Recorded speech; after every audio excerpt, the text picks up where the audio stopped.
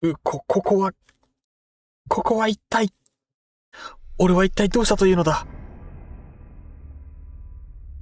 ハローワールド、こんにちは。ここは一体、りゅうきさんこんばんはいらっしゃいませ。ありがとうございます。本日も配信やっていきます。ノーマンズスカイでございます。よろしくお願いいたします。ありがとうございます。ちょっとベターな異世界転生風のオープニングで始めさせていただきました。今日はですね、共同探索やっていこうと思います。ただいまからスタートですね。では、星に降り立ちましょう。よろしくお願いいたします。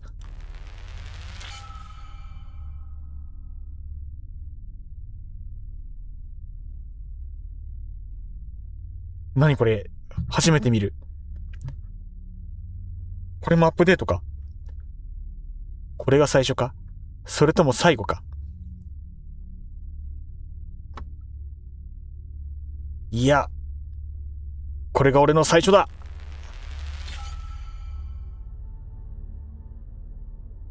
なんか、知らん要素だ。慶太郎さん、こんばんはいらっしゃいませ。ありがとうございます。本日、共同探索スウォーム、耐久配信でね、クリアまで一気に駆け抜けていきますので、今日も一つよろしくお願いいたします。土曜日なんでね、もう時間はね、朝まで自由ですんでね、制約ございませんのでガンガンやっていきます。これはなんだ？質問に答えていけばいいんだな。最初、最後、断片化されている。魂の公式。あなたは自分を何だと思っている？トラベラーでしょ。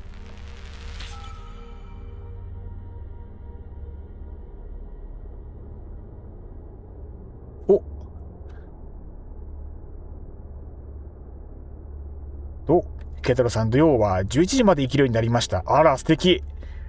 じゃあ11時までにいいとこまでは行きたいですね。いいところまで行きたいところ。どこまで行けんだろうな。それは真実の一部。だがあなたは断片化している。シナリオ、あなたは眠っている。何の夢を見ている？なんだこれは。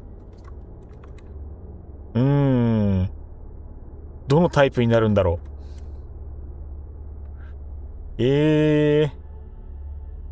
飛行かな。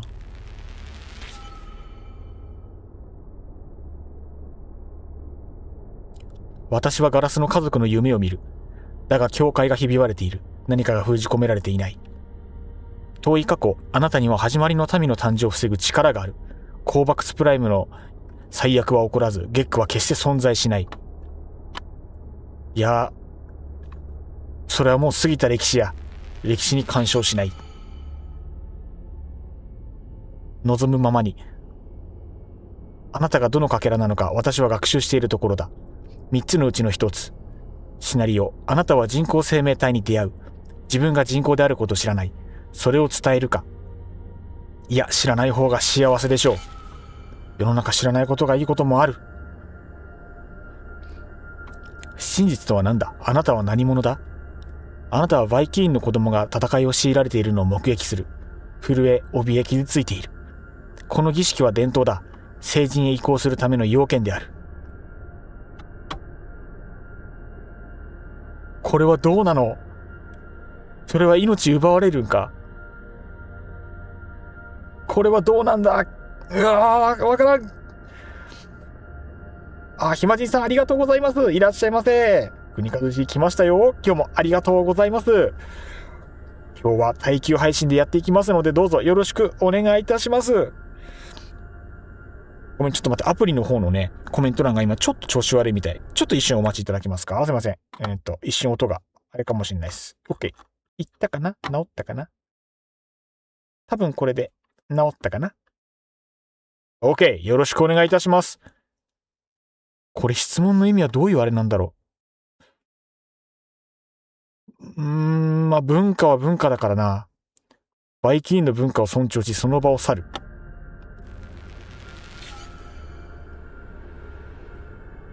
いやー、悩ましいな。何かが逃げ出した。助けてくれ。助けが必要だ。最後に2つの質問。貧しい若い労働階級月句がわずかな賃金で長時間働いている。その月句は裕福な監督から盗みを働いたところを見つかった。あなたは報告するか。おい、第3とか第4の選択肢くれよ。もうちょっとなんかうまいやり方あるって。マジか。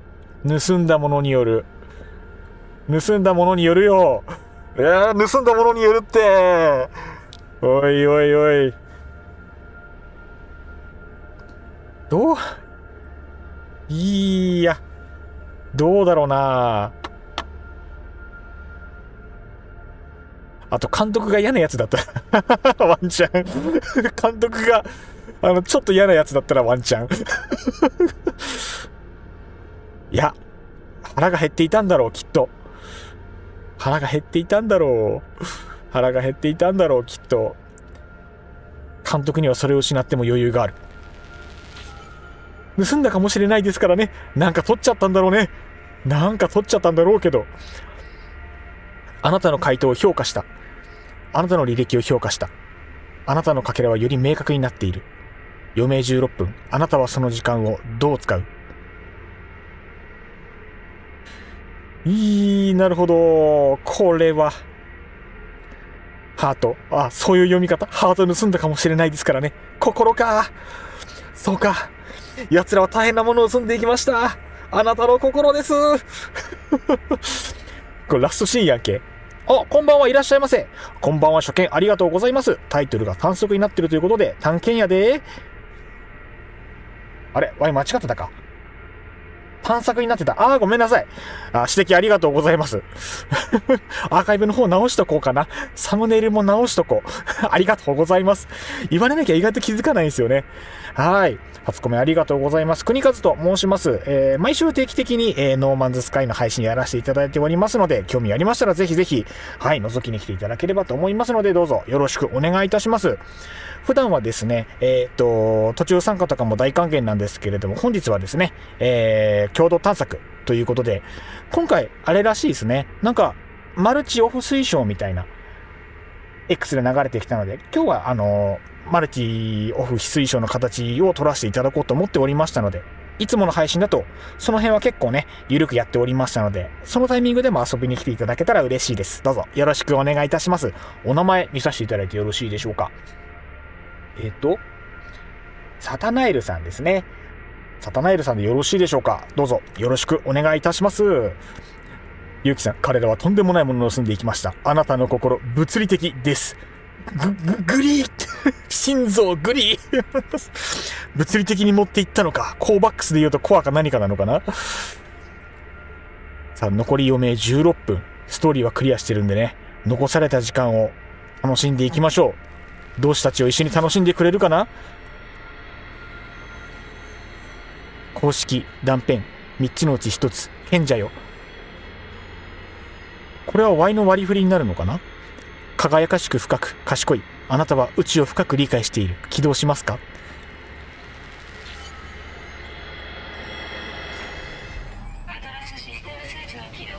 おはよう世界、グッモーニングは始まったところでね、いつものエネルギーをチャージしていこうと思います。長丁場なんでね、手元にありますのはレッドブル、いつもの、私の好物パワープルエディション巨峰フレーバーでございますので、じゃあこちら開けさせていただきます。 ASMR タイム、これも恒例でございます。いやー、いい音。いただきます。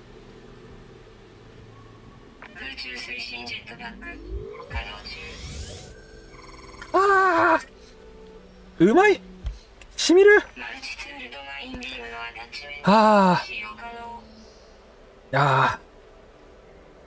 さて、翼を授かったところでやってまいりましょう。共同探索22スオムでございます。いやー、久しぶりの共同探索。なんか頭がいつもと違う。お前その頭どうした。あらあらあらあら、ちょっといつもと風合いが違うじゃないの。なんだろう、メインデータの方の自分の姿ほとんど変えてないからね、ちょっと新鮮だな。ではやっていきましょうか。盗んでも余裕がある。盗んでも余裕があるからね。ハートのってことさてさて、ほう、賢者ですか。ふむふむ。なんかまあできるだけネタバレ踏まないように今日まで過ごしてきたんですけど、なんか派閥分かれるみたいな話がありましたよね。これが多分その派閥ですよね。なんか変わるんかな。フリマ冒頭のところはね、いつものテンプレートといいますか、順当にやっていきましょう。読めるもの読んでって、まだ何種類か読めるものあるんじゃないか。とりあえずまあちょこっと読んだら、なんか星の情勢あんまりよく読まなかったな。やっぱ授かってる場合じゃなかったレッドブル飲んでる場合じゃなかったな。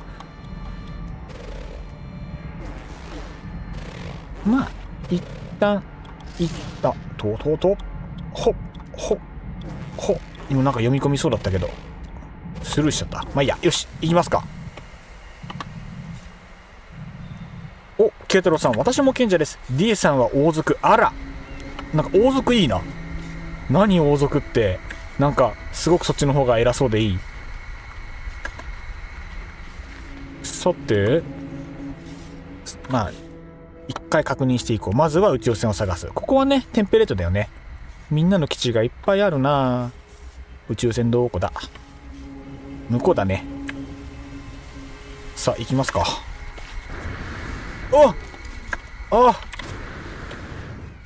ターボが、ブースターが、やばい、普段の動きでやろうと思ったら全然飛べん。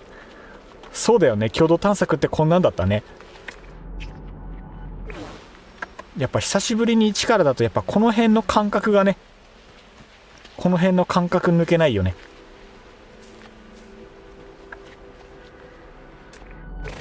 あと読んでないものがあればちょくちょく読んでいきたいね。君は背中に光る何かがついている。頭が怖い。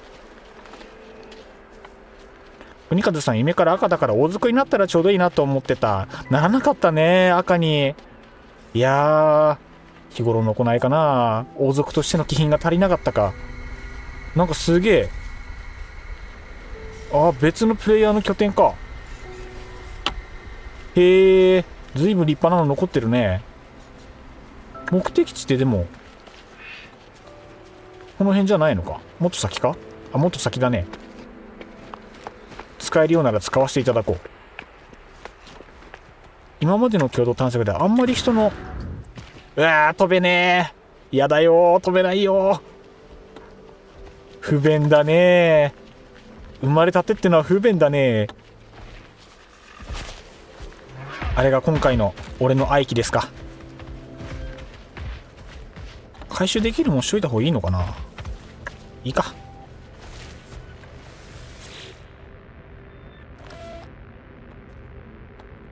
シナリオイテレーション、境界分離に失敗した可能性、船体は無人。ください。とにもかくにも足が必要です。 OK。 とりあえず船の状態を確認しましょうか。ハイパーファルコンいいね、名前がかっこいい。パイロットの署名ってなんだ。気がつくと見知らぬ惑星で一人、装備もなく危険な状況にいた。この宇宙船にはぼんやりとした記憶がある。以前のかすかな感覚だが、何かが変わっている。私が変わっている。頭の形違うからね。変わってるっちゃ変わってるが、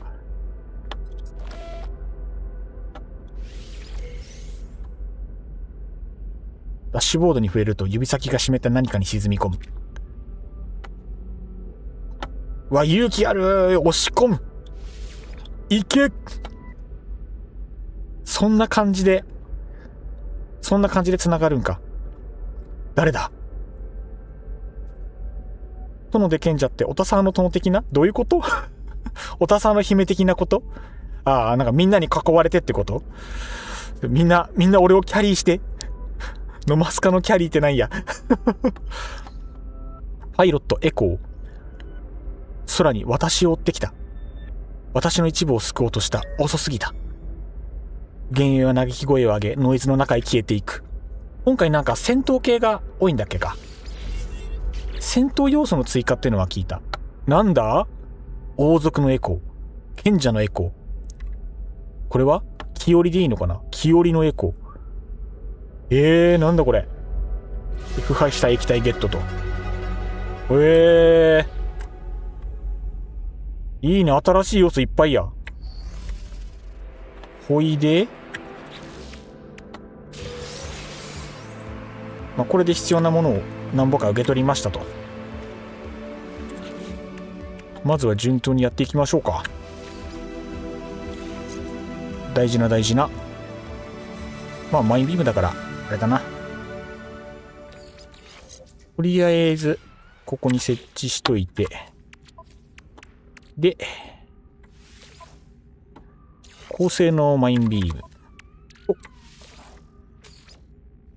手袋 OK。 いやー、とりあえずちょっと軽く整理して、なんかこれって効果あるっけか。いや、端に寄せとこう。 OK。 とりあえずこれで多少はマシなのでは。よし、じゃあ参りましょうか。何ないっつったっけ。まずはこれを、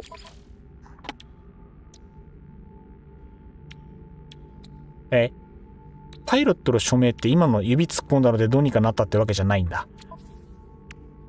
取り間必要なものを周りから集めて、なんちゃらかんちゃらしなきゃならないと。冒頭のこれ省略できないかな省略できないかな。元も子もないこと言うとなんとかならんかな。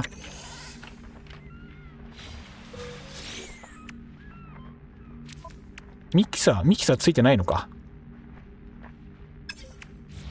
そっか、最初だから本当に何もないんだ。わあ、感覚が。材料持っていきましょうか。いや、今日はね、ノーマルチで行くのでね。今日はノーマルチで行きますよ。共同探索に関してはね、今までも基本的にノーマルチでやってたので、今日はそのスタンスで行きますんでね、よろしくお願いいたします。国和が右往左往する姿をね、ニヤニヤしながら生温かい目で見ていただけると、はい、ありがたいのでよろしくお願いいたします。今日はね、そういう楽しみ方でお願いできればなと思ってましたんでね。えらい、ありがとう。やるときはね、やる男だからね。飛べねえ。飛べないよ、心折れそう。あ、やべ、これ未確認じゃん。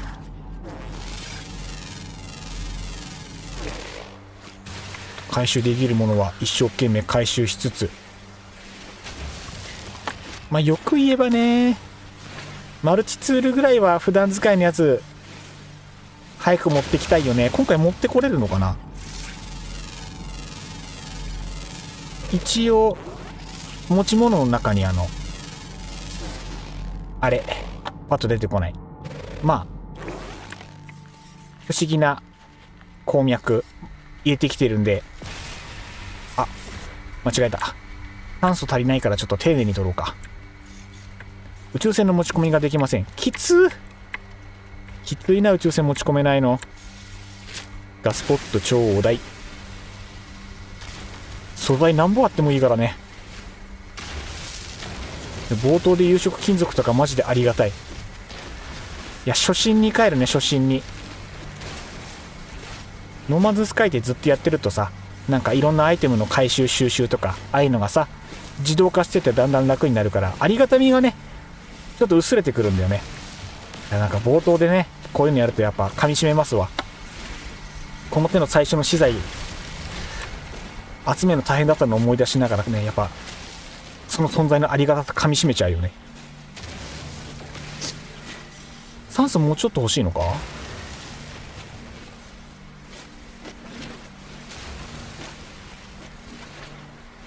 マルチツールが頑張れない。マルチツールが頑張れない。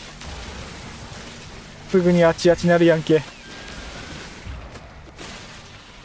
ちなみにラディアントシャード終わっちゃっても大丈夫なんかね。銅とスターバルブはカタログから、銀はカタログまたは洞窟の岩からと思います。ありがとう。やっぱ教えてもらえると助かる。忘れてるからね。そうか、銀は取れるんだ。今回のこの星は銀取れるんだね。ありがてえ。洞窟に銀ない星もあるからね。これ未確認じゃん。宇宙船持ち込みできねえのきっちりな。まあ戦闘をね、新たな戦闘要素を楽しむための共同探索だとは思ってるんで、楽しめる用のセッティングの船があてがわれるのかな。今回の探索の新しい相棒がきっと戦闘の役に立ってくれるでしょう。いつものね、我が愛機アズミナブルチャンピオンはちょっとお休みしていただいて、なんだかんだね、このアイテムこうやってポチポチ集めるのも好きだから、なんか時間忘れてやっちゃうよね。何が何個必要とか忘れちゃった。とりあえず船戻るか。飛べないよ。これ飛べないっていうかさ、アップデートでもしかして変わった？なんかもうちょっと前言ってた気がするけど、アップデートで挙動変わったのか。なんか前に飛ばなくなったね。あれ、こんなもんだっけか。アップデからやってないからな。ピュアフェライト全然足らんが。変わってないです。気のせいか。気のせいだったか。機密シールってどうやって作るっけか。濃縮炭素か。濃縮炭素も必要だし、いろいろ必要だね。金属プレート何個いるっつったっけ。とりあえず濃炭、濃縮炭素、濃縮炭素。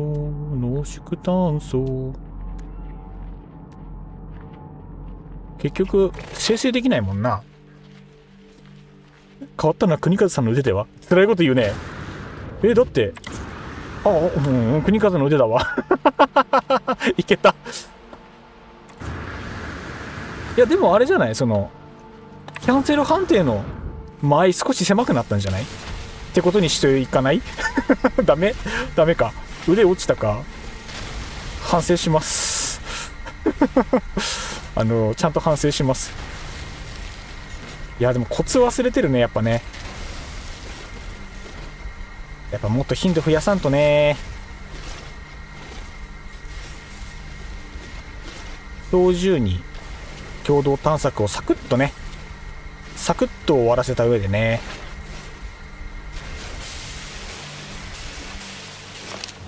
バグって音消えたぞ。ああ、音戻ってきたぞ。一瞬バグったね。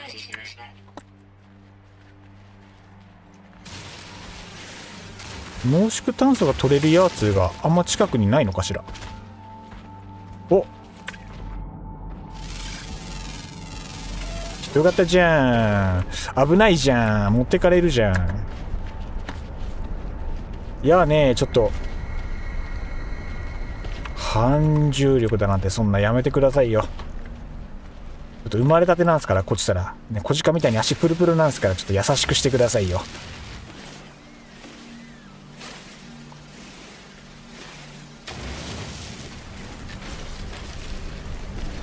ああ嫌かも。ああ嫌かも。それ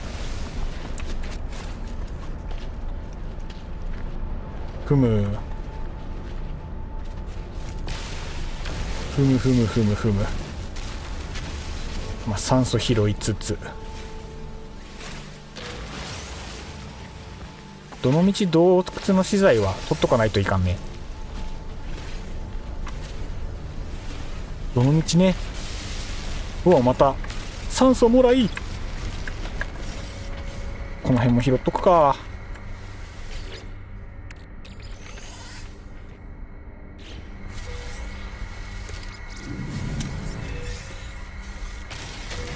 二水素だ。二水素だ。あ、やばい、持ってかれる。持ってかれる。ああ、持ってかれた。痛いです。着地が下手です。あれ、ノーマンズスカイってこんな過酷なゲームだったっけか。おかしいな。発展したらもっと楽勝なゲームなはずなんだけど。ダメだ、世界が俺に優しくない。これ使えばいいのか。ちょっと他の探索者さんのこの辺をありがたく使わせてもらおうかしら。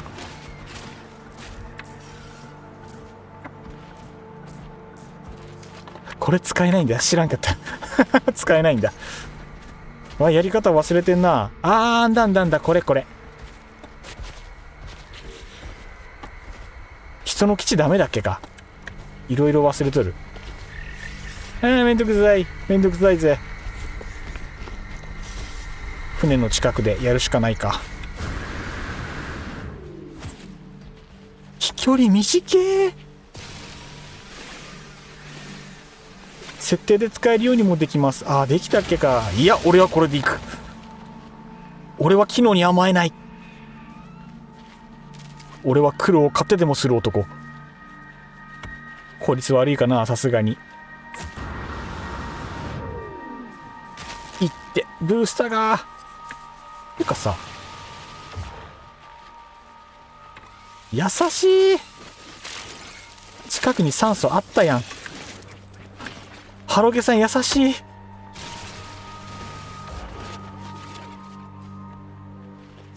基地主の設定の方、自分で基地の持ち主主張できるんだ。そういうことなんだ。金属プレートあればでもできるや。いや、順当に行こうぜ。順当に行くついでにこの辺も開放していこうぜ。金属プレートを個数だけでいいか。節約していこう。久しぶりだな、節約するの。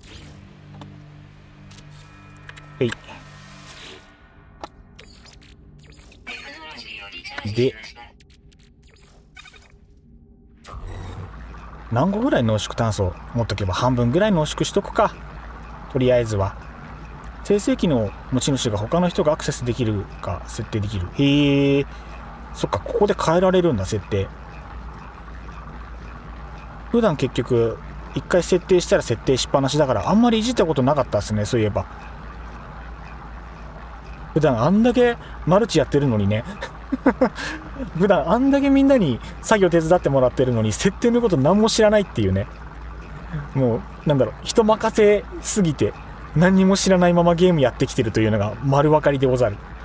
ほらまだね、初心者だからまだ初心者だから許してくれメンスね、まだねトラベラーとして若いから、まだね第二宇宙入ったばっかりで拠点第一宇宙にあるからね、ビギナーだから、まだニュービーだからさ。一旦こんだけあれば足りるかしら。一旦これで良いことにしておくんなまし。で機密シールか。機密シールこさえて、今回の船緑なんだね。めっちゃ緑だね、今回の船ね。あんまり緑乗ったことなかったけど、これはこれでかっこいいね。で、二水素ゼリーでしょ。二水素ゼリーでしょ。九段のこのパイロットの証明ってのが、もう一回船乗った方がええんか。これだね。へえ。よし、回収しといて。間違った。真ん中だ。はい。乗りますか。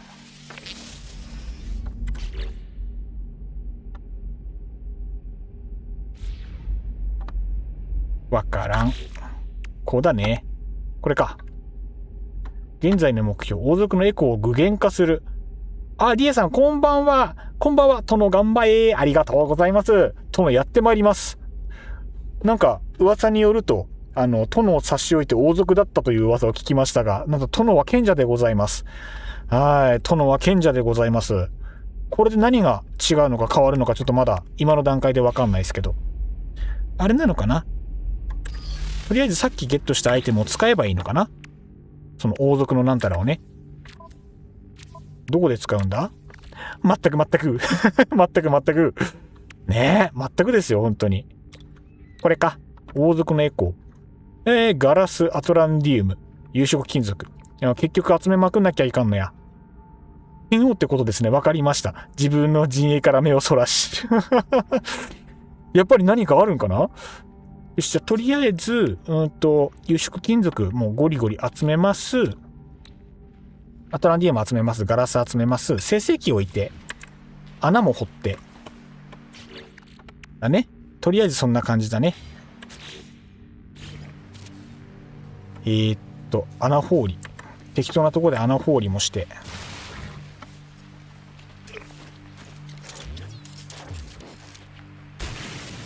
ほらほらほらほらほら。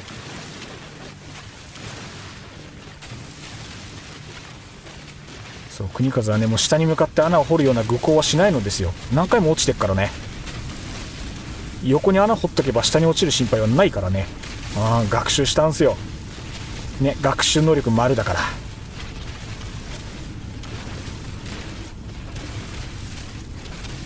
シリケットパウダー何個でガラスだっけか忘れちゃったな。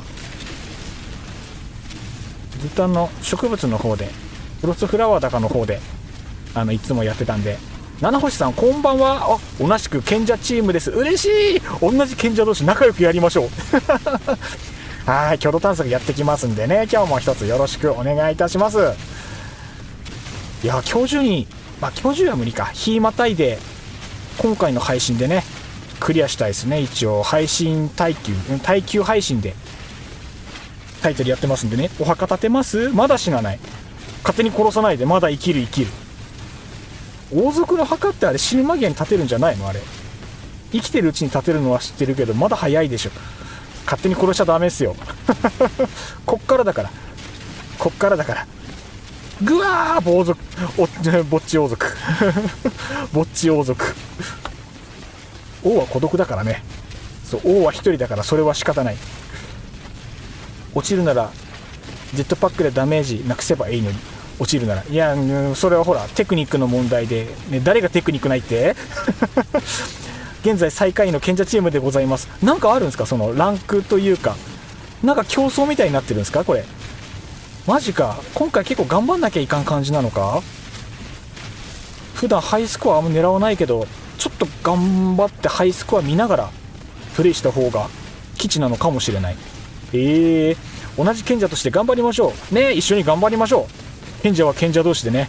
我々賢者チームの力の見せ所っすよ。燃料減少結構いっぱい取れたから、まあこんなもんでいいかな。 OK、 十分でしょう。お楽しみ、お楽しみ。どんな感じになるかな。言ってない言ってない言ってない言ってない、そこまで言ってないかさてさあ、ガラス作ってちょうだいな。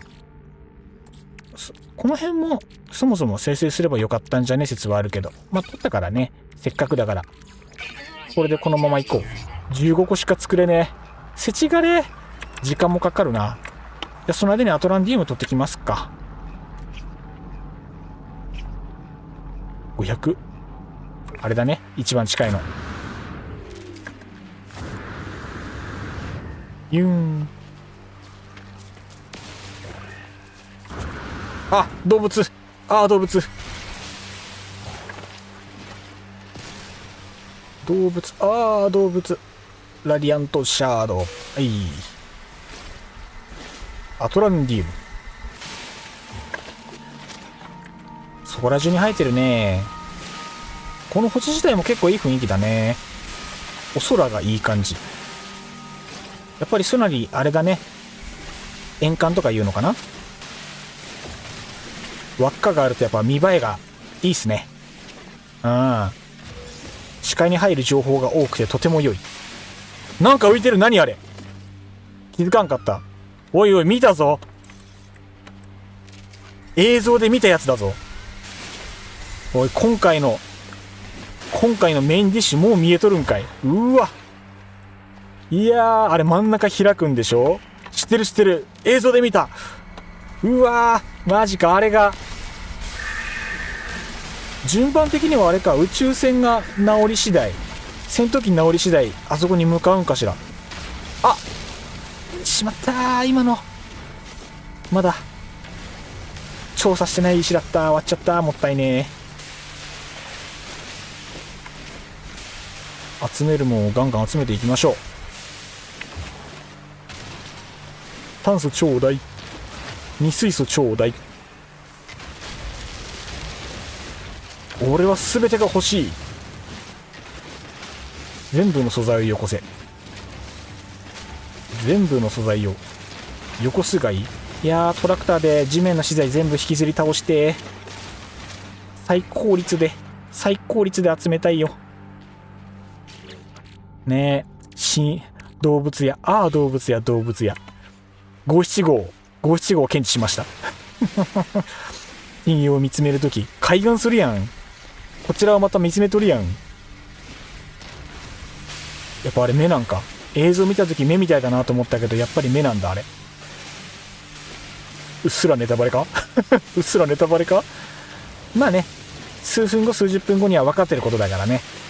どれどれ、ちょっと心の準備をしながらね。で実際に物理的な準備もしながらね。有色金属がとにかく足りんよね。有色金属どうこうしようと思ったら銅がないとダメだもんね。あ、そっか、銅探せばいいのか。派閥の競争はスプラトゥーンのフェスみたいな感じですね。なんかだからコメントというか X で見た気がしますね。そう。そして国和スプラトゥーンやってなくて、まあ陣取り的なやつですかね。そうするとなのかな。フェスがわからない。スプラトゥーンは陣取りのイメージがあるんですけど、フェスっていうとまたなんか違うのかしら。どうなんだろう。欲しいイコール正義でございます。そう思うかフランソワ。ははは。俺こそが正義だ。違うか。全部欲しい。有色金属が欲しい。素直に銅探すか。あるでしょ。流れ的に銅はどっかに、ほらね、近いじゃん。しかも142メートル近いでございますね。はっは。さあジャンプナウ。横移動がとにかく下手になったな。やっぱ感覚変わったぞ。読み込みが読み込みのタイミングが後ろになった気がする。気のせいかな。やっぱり感覚違う気がするぞ。あれ取りすぎた？あ、取りすぎたな。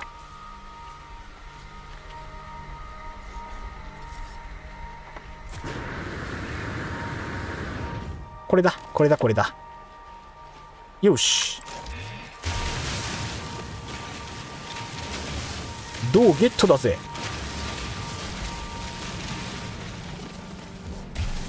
基地邪魔だな、あれ。いやーね、基地邪魔じゃないの、ちょっと。いやーねー、これ。困ったわねー。うわー、基地邪魔だな。なるほどね。なるほど、なるほど。野松家の新たな浮気先、ファクトリオです。なんだ、また浮気してるんすか。浮気の民ですか、あなたも。いやーね、みんな、新しいゲームにどんどん浮気しちゃって、まあ、新しいゲームどんどん出てくるからね、流行に置いてかれるのもまあまあ大変だからね。あ、スキャンするの忘れてた。ダメだ、スキャン忘れちゃうな。普段適当なのがバレちゃう。適当なのバレちゃうって。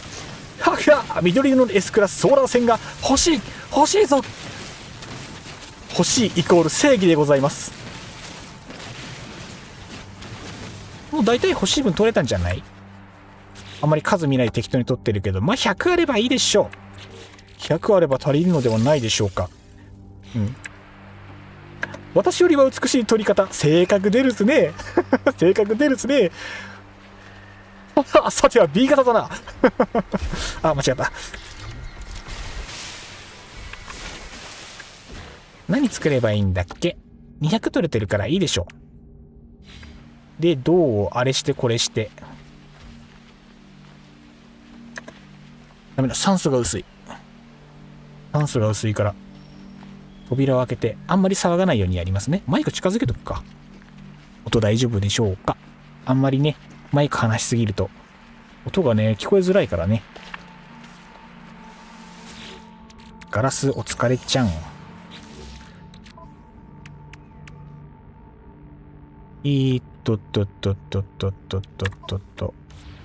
なんだっけ。あとは有色金属だけだね。ので、あ、ほんと懐かしいな、この感じ。全部やっちゃっていいか。どうせ取ろうと思えばすぐ取れるし。の間に、ちょっと洞窟見てこようか。なんか洞窟あった気したけど。これ違うか？そっちか、洞窟。今のうちに、三重水素台の、あ、これ俺が掘った穴だ。落ちるのとは別の弊害があったな。この最初のもどかしさがたまらなく楽しい。それはわかる。それは非常にわかる。これぞノーマル。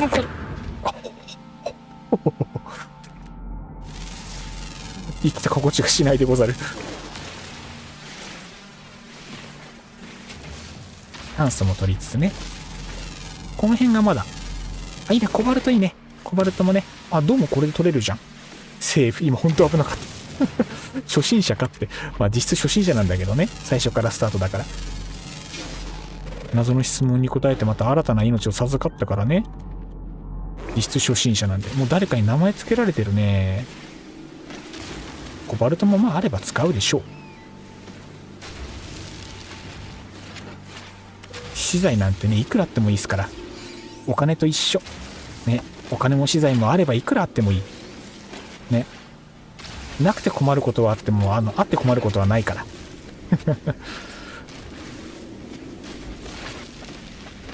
やっぱね、金と資源を持つものが世界ですよ。ここは。うん。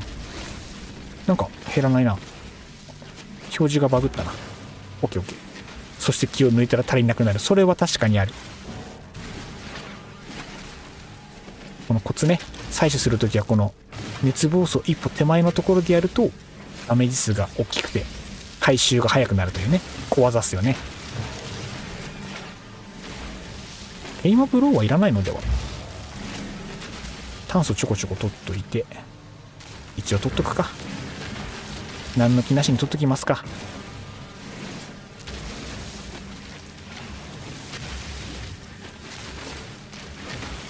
まあ必要な分大体取れたか。まあちょっと欲張ってもうちょい取っとこうか。あ、マジ？ケ太郎さん11時じゃなくて10時だったっぽい。あ、もう時間制限があと15分で。早いなあ。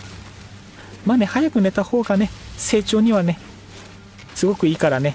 成長ホルモン出るのはやっぱり10時ぐらいから寝てから。何時だっけ？ 10 時から2時3時だっけか。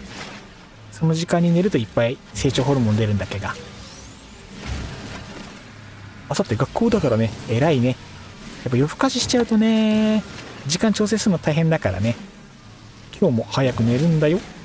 見てほしい気持ちはあるが、生活大事だからね。今日もいい夢見れるといいね。のマスカナプレートも来てるし、気分は上々なのでは。結構取ったけど、どうだろう。まだ取った方がいいか。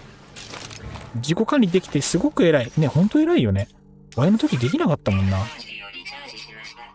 やマジで偉いと思うよ。おじさんは誇らしいぜ。そう。ワイが若い頃の鉄を踏まずに健全に生活している若者を見ると、おじさんは誇らしいぜ。国数何様、殿様。オッケー。有色金属足りない説あるけど大丈夫か。60個とか言わなかったっけさっき。シンプル足りないかも。まだ銅あるもんね。ケイタラさん、えへん。いいじゃないか。お、やったぜ。制作。素晴らしい。これ1個制作したってことは、次なんか、違う色のやつも作んなきゃいけないやつでしょ？次は、こいつか？スターバルブを集めろってこと？結局有色金属いっぱい使うじゃん。どのみち銅は生成しまくった方が良さそうだね。まだまだ使うぞ、銅。いってらっしゃい。まだ足んない。スターバルブが欲しいので、どこだ？まだ発見してない動物もおるな。で、スターバルブってこれじゃなかったっけ？あ、あれだあれだ。まだ見てないやつ。動物スキャン。動物スキャン。動物スキャン。いなくなった。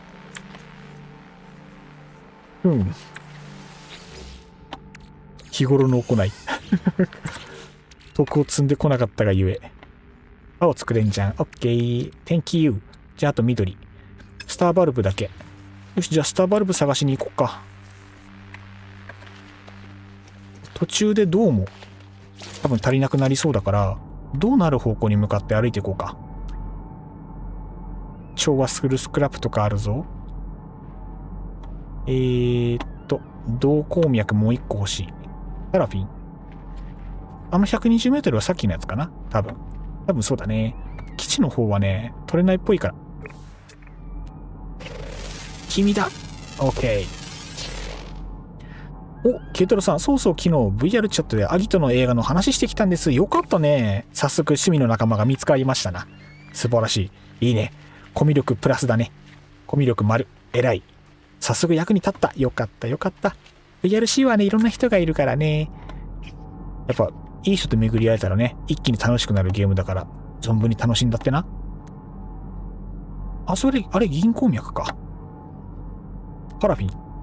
あれこれまずいぞ。さっきの基地に銅鉱脈かかってるから、あそこ以外の銅探さなきゃいかん。反対行こうか。ないわね。もう。基地が多分基地ないかな。じゃあ、追加の銅を探しつつ、スターバルブ探しつつ。これは時間かかりそうですね。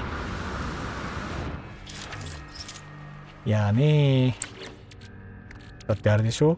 マローバルブ関係ないもんね。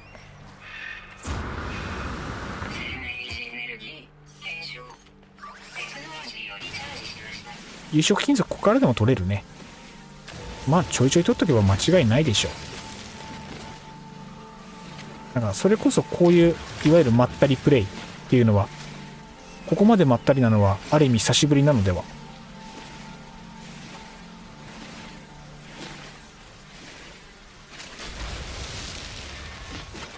懐かしいの。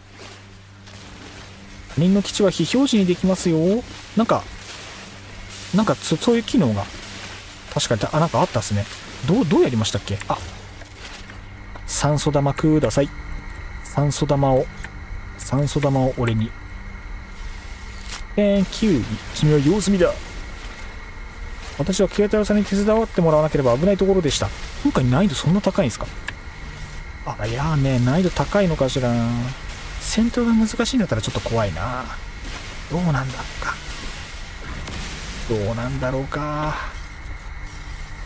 さて、こっから見たときに、いる。奴らがいるよ。スターバルブだけちょっと探しよう。困るね。これで見れるっけか。スターバルブ見れないよね。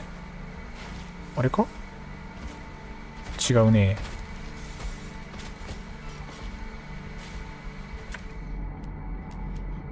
いますね、装置がね。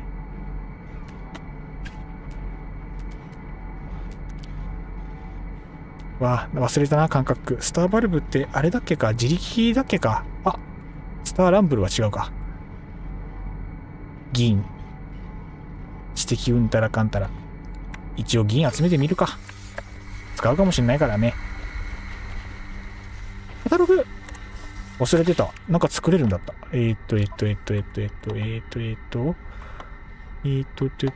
素材とアイテムの、ピュアフェイライトじゃなくて、エキゾ植物。スターバルブ。この機能実は初めて使ったかも。初めて使ったかもしんねみやびダンスさん、こんばんは。今日もありがとうございます。いらっしゃいませ。本日もノーマンズスカイやってまいりますのでよろしくお願いいたします。スターブランブルを取るとスターバルブになりますよ。じゃあ、あれで正解なんですね。ありがとうございます。完全に忘れてるよ。あれ、ちょっと待って。今、スキャンしたはずなのに出てない。鉱脈に合わしちゃったから表示されないのかしら。ミスりまくっている。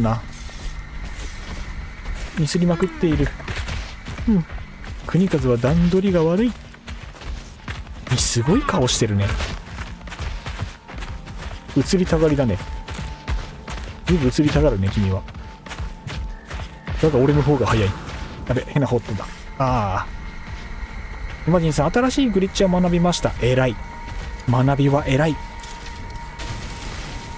いいっすね。新しい学びをたくさん得られるゲームっすね、ノーマンズスカイは。最近、七星さんがまたなんか、椅子に、座れない椅子を座れるようにするグリッチをなんか、公開してましたよね。あれいいなと思って見てました。あれは建築にめちゃめちゃ生きるんで僕も真似したいですね。逆にあれですよね、なぜか椅子って呼ばれてるのに座れない建築パーツがいっぱいあるじゃないですか。あれが座れるようになったらやっぱ嬉しいですよね。拡大縮小グリッチだったと思ったんですけど、あれも真似できるようになりたいですね。グリッチはね、国数まだ全然手つけてないジャンルなんで覚えていきたいところ。リエさんすごいな、ノマスカテクニック勢ね。やっぱテクニックいっぱい持ってるとね、遊びの幅がどんどん広がりますからね。なんか回すことしかできないチアさんあれね、あれだけ本当に謎なんですよね。なんで座れなくしたのかな。本当にね、納得いかない。あれに関しては長年の課題が解決しました。いや、よかった。本当に素晴らしい。いや、あれは本当に課題っすもんね。全プレイヤー、全アノマリ、我々全員の長年の悩みっすよ。ちょっと待ってね。じゃあもう一回探しますか。なんだこれ。そうか。ターゲットこれで出してるからこれでいけるんだ。そう。見た目いいのに座れないチアさん。あれ本当に謎仕様だと思う。どっかのアップデートで家具とかの仕様もちょっと変えてほしいですよね。みんな要望はしてるんだろうけど。ブレッドノートの長官が座ってる隣の椅子か。あれ同じデザインでしたっけか。この子背中光るんだね。これかわいいな。変な挙動してる。また後でね。暇が合えばまた会おうね。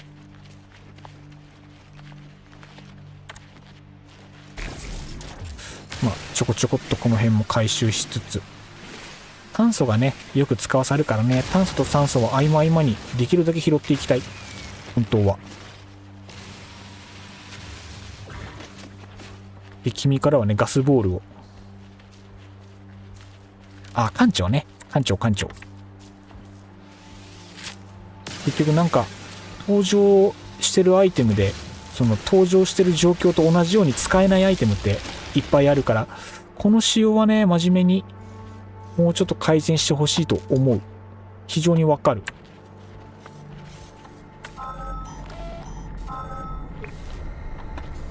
はあ、助けて。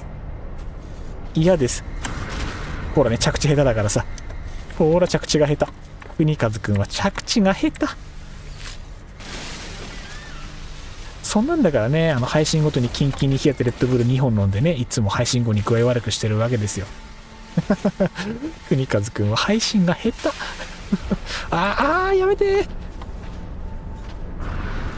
ナイス着地。こんなもんよ。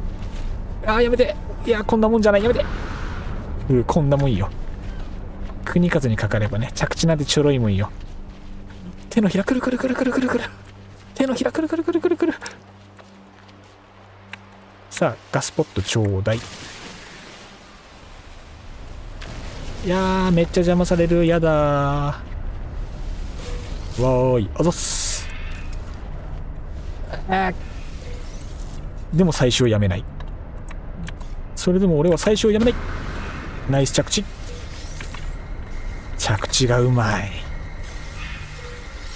やべ、このさ、他のオブジェクトにかぶって妨害植物がしれっと生えてんのやめてほしい。これかぶんないようにできないのかな。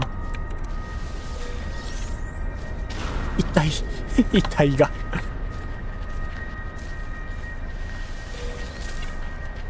取れる分全部取りたいな。でもこれやだな。それてくんないかな。早くそれてくれたら嬉しいな。アイテム増殖グリッチ優秀すぎるいいな、便利だな。どうなんだろう、アイテム増殖グリッチはやっぱり無法なのかしら。あんまり使った記憶がない。そう、これこの埋まり方。あ、痛い。あ、やられた。これでガスポットの取れる範疇ギリギリだったら OK じゃないのか。それに何度叩かれたことかね。ほんと許されませんわ。本当に許されませんわ。これ今取り終わったやつか。こいつがまだだね。これでほぼほぼなのでは。ほぼほぼでございます。取りました。一かけらも残さねえ。全部没収だ。俺は全てが欲しい。はは。よし、二水素ちょこっと取って戻るか。なんぼあってもいいからね。二水素なんてなんぼあってもいいから。一生使うから、こんなん。回収。有色金属もね、生成器を重ねておくだけでアイテムが倍に。この簡単さ、無法だな。随分無法なグリッチですね。大変じゃん、そんなの。すげえな、この世界のバグ。アトラスくんよ、カニ不足だぜ。いいのかい、こんなバグ残しちゃって。俺たちは自由に生きるぜ、アトラスくんよ。さあ、船に戻ろう。ワイの船に戻ろう。なんか知らぬアイコンがあるが、まあ一旦スルーでよかろうめ。途中で酸素拾ったぐらいにして戻りましょうべ。アンドゥトロワ4回。はい。アンドゥトロワの次の4つ目の言い方がわからん。なんだっけ。ER 算数とかで4まで数えられるけど、アンドゥトロワはあれなのか、もう321的な順番でそれ以上ほとんど使わんからパッと出てこない。また今度配信に参加できたら実際にスケールグリッチを見せます。よろしくお願いいたします。また会場の椅子を座れるようにしてほしいです。ぜひぜひよろしくお願いいたします。国数はね、もう頼れるところは、ね、人にバンバン頼るっていうのをね、最近覚えたんで、バンバン頼っていこうと思います。いっぱい助けてください。よろしくお願いいたします。アン、ドゥ、トロワ、クワトロ。クワトロでいいのか。なんだろう、どれがどの言語かね、やっぱパッと分かんなくなっちゃうっていうね、この学のなさがね出ちゃうわけですよ。悲しいから学のなさがこういうところで露呈するわけですよ。外国語ダメ、全然ダメ。英語0点。そもそも英語か、それすらも怪しい。外国語はね苦手なわけですよ。ソジウムちょうだい。ダメだ、くるっと回ると宇宙船の方向が分かんなくなる。やっぱり感覚があれだな。前ってギリギリでも全然飛んだ気がしたんだけど、少しワンテンポ置かないとトランスリードができなくなってるな。なんだかのグラビティのボールってこれ集めた方がいいんですかね。あれなんだっけ、パラフィンか。取っちゃえ。ダメだね、取っちゃダメだったね。何やってんだか。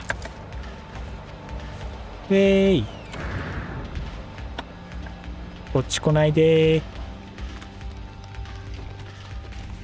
この辺取っとこう。まあ多分バレないでしょう、ここにいれば。あれ、なんか秒数の変化がおかしいな。演出、いや、おりますがな、後ろになんか攻撃してこないね。痛い全然してくるか。やめてよ勘違いも甚だしい。いつも通りじゃん君。なんだよ、絶好調じゃん、いつも通りじゃないか。ちょっとやめてもらえます、こういうの。荒事は嫌いなんですよ。やべ。今の貧弱装備でそれはまずい。今回はナノマシン結構使ったな。やっぱ使ったんですね。一応ね、ナノマシンは用意はしてきてあるんで、8000ぐらいは持ってきてるんで、まあ宇宙に飛び出したらそいつを回収してナノマシンを使えるようにして、わ、もやしさんいらっしゃいませ、こんばんは。今日もノーマンズスカイ、今日は耐久配信でね、多分朝までやるんじゃないのかしら。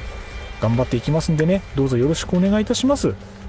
今ね、安易な動きから敵に追われて今てんやわんやでございます。なんちゅ初心者ムーブ、下手くそすぎるノーマンズスカイが下手なアノマリー。なんとまあ、ケンタロウさん、私は寝ます。S クラス緑ソーラー線を手に入れたからです。あ、目的完了したのね。ケンタロウさん、今日もありがとうございました。ゆっくりお休みくださいね。体調管理してね。しっかり夜寝て成長ホルモンバシバシ出して背バキバキに伸ばしてもらって元気に過ごしたってくださいな。残りはねアーカイブで見ていただけたらと思うのでね、多分またね7時間8時間9時間とかの長い配信になると思うので、全部は無理して見なくても大丈夫だからね、見れる範囲で楽しんでもらえればと思いますのでよろしくお願いいたします。じゃあ、ケイタロウさん、おやすみなさい。お疲れ様でした。じゃあ、ケイタロウさん、いい夢見ろよ。ありがとうございました。いや、ほんといつもありがとうございます。じゃあね、国数、無傷で無事に帰ってきたので、無傷とは、はてな。生成しようかね、いろいろ。でも、もう生成しなくても足りるか。バルブだけだよね。これだ。OK。よし、これで3つ、必要なアイテム取れましたな。アイテムケースがね、全然足りない。全然足りんよ。ついでにこれもインストールしとこうか。OK。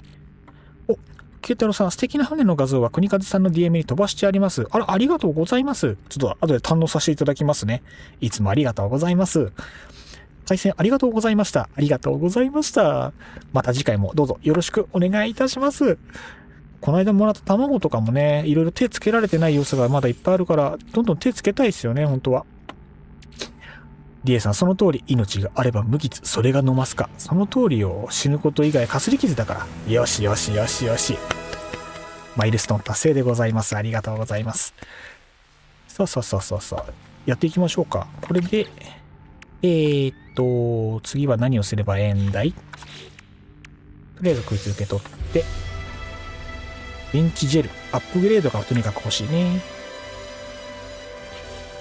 とりあえずアップグレードをね、インストールしていきましょう。とりあえずね。すげえ大事。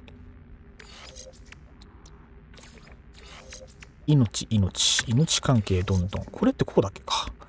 忘れたな。どこで効果出るか忘れちゃった。で、これもだね。いいね。一気に伸びるね。いいね。一気に伸びますね。あ、一瞬で快適になったのでは。OK。さあ、やってまいりますか。絶対最高に快適。間違いない。空を自由に飛べるって素晴らしいんだね。うわ、二つあるやん。神。どうしようかな。戦闘関係重要とは言われたけど、まあでも、一回じゃあ、どうしよう。こことここでしょ？絶妙に離れてんだよな。絶妙に離れてる。ここだって、あれでしょ？いや、違うな。これでいいか。とりあえずね。移動重視でやっていこうと思います。シールドってなんか今シナジーあるっけか。なさそうだね。いや、適当にこの辺置いとこう。OK。じゃあ次のお仕事は、かけらをパイロットエコーに渡す。ということは、乗れと。パイロットエコー、さっきと姿違くない？パイロットエコーで名前じゃないのか。私は、なんだ？あなたは3つのかけらの1つ。境界は、私は間違っていた。未練、再生されたガラスの天体。必要なのは、機関、背部へ。かけらあげます。それは私だ。私の。急になんか、所有権主張してきたな。なんかさっき俺が生成したような気がしたんだけどな。なんかちょっとなんかもやっとする部分が。何が起こったのか尋ねる。この抽選は私の証明を使い、残りは、何の情報も得られませんでした。何の情報も得られませんでした。悲しすぎる。OK、パイロットの署名。パイロットエコーは今ゲットしたみたいなので、あとはモーダイト。モーダイトなんだっけ？うんちだっけか。違う、うんちじゃないな。モーダイトは、とりあえず、その辺の獣、かっさばけば、手に入るんだっけか。さて、じゃあ、これは何ない？トラベラーソウルの最後にちらつく炎。これもしかして新しい設定じゃない？トラベラーソウルって。なんか本編とかストーリーにも絡んできそうだね。これは断片化されていないトラベラーエコーであり、王族、賢者、気折りでいいのかな？気折りのかけらを等しく備えている。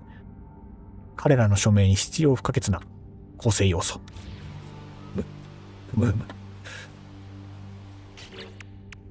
とりあえず報酬をいただきます。ボルトキャスターユニットと弾丸いただきました。わ、戦闘の予感もう始まるんか、バトルが。いやーね、戦闘は苦手よ。戦闘は苦手だよ。まあとりあえずもう台とか、有色金属結局足りないのと、カーボンナノチューブが欲しいと。ナノチューブはもう先作っちゃおうか。とりあえずね。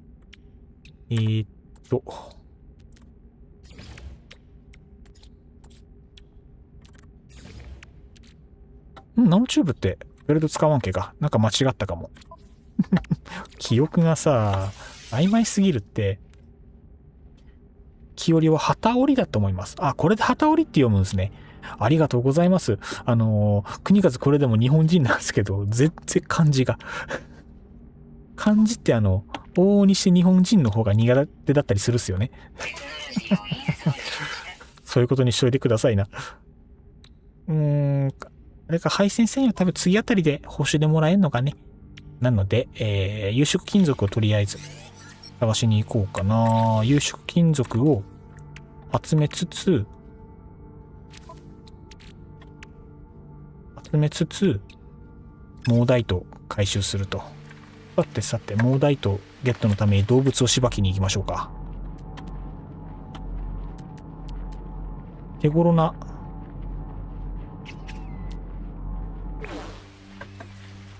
俺の目の前に来たら運の尽きよ、そりゃ。悪く思うなよ。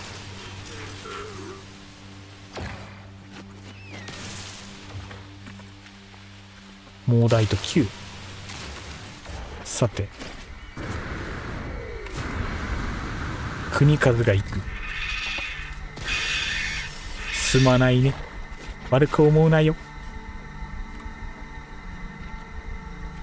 最小限にしたいんだけど何個必要って言ったっけ。あんまりたくさん同行するのは気分は良くないが、そもそもアイテムが多すぎて、処理がめんどくさいことになってる。これ多分使わん。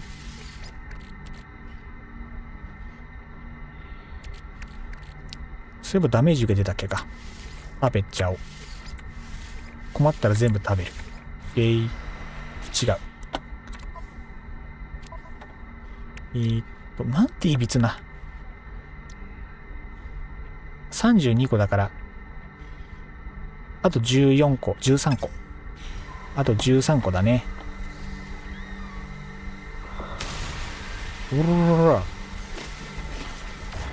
距離なんか関係ねえ。俺の視界に入ったが最後だ。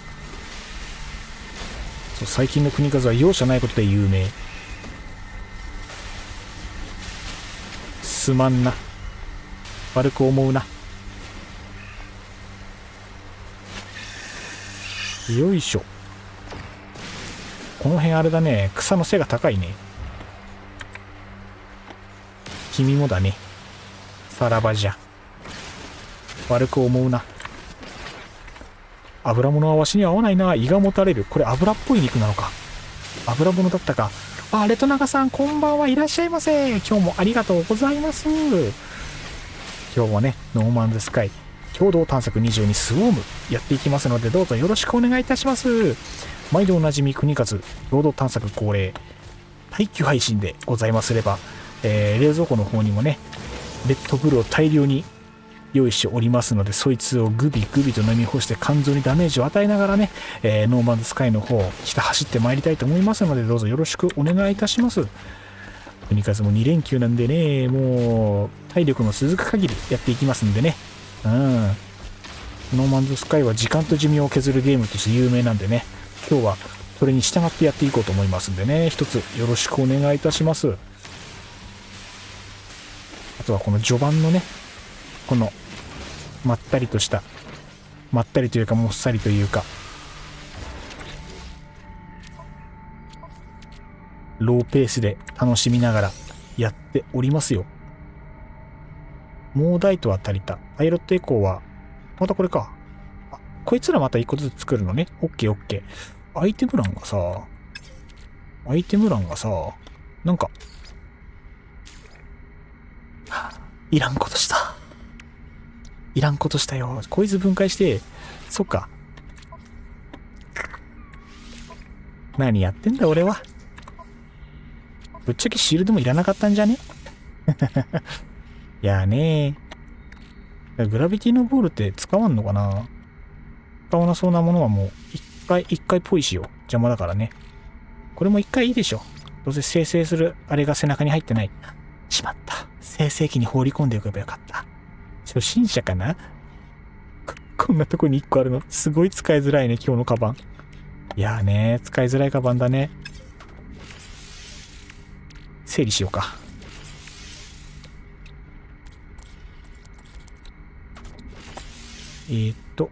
これを作りたいけど、パイロットエコーを作るために、こいつと、有色金属が足りない。めんどくさい。銅をまた集めなきゃいけない。さあ、どうしましょう。銅だけに。なんつってね。早く進めろってな。国数早く進めようぜ。見たことない動物おるから、そっち見ながら銅集め行こうか。さっき基地消せるって。山名基地は消せるというお話もありましたな。そいつを消した方が早い説は確かにある。ちょっと負けた気はするが、時にはね、大人な国数は負けを認めて素直に最短ルートで行くっていうのも全然ありっちゃあり。あれかな、まだ読んでない生き物。蝶々とコウモリを足して割ったような生き物がおった。君もじゃん。でかい。でんぷんを消化できない。目も可愛いな。でんぷん消化できないとお芋さん食べれないね。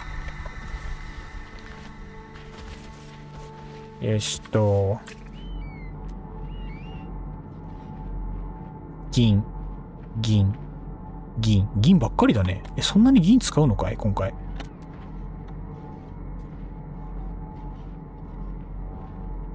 ラディアントシャード、埋蔵品、その他他。基地消すか。さっきのドアあれだもんね。あそこは基地に被ってるから、あの基地をじゃあ売買してもらって、残りの銅をかっさらいましょう。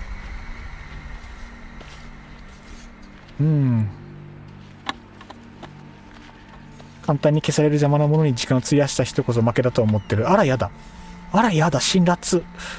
じゃあ負けないもんね。国数は勝ちに行く。俺は勝ちを取りに行く。どっこいしょ一。飛びます。やっぱりブースターが伸びると楽。一気に楽になるね。ねえ、こんな立派な基地作ってね。銅像まで建てちゃって。いいな。知らんポスターがまだ貼ってある。こういうの見るとね、自分がまだノーマンズスカイ、全然、プレイ深度が浅いんだなって。ポスターおしゃれだね。ずいぶん凝った内装だね。いい拠点だね、ここ。ちょっと今度参考にしたいな、こういう構造。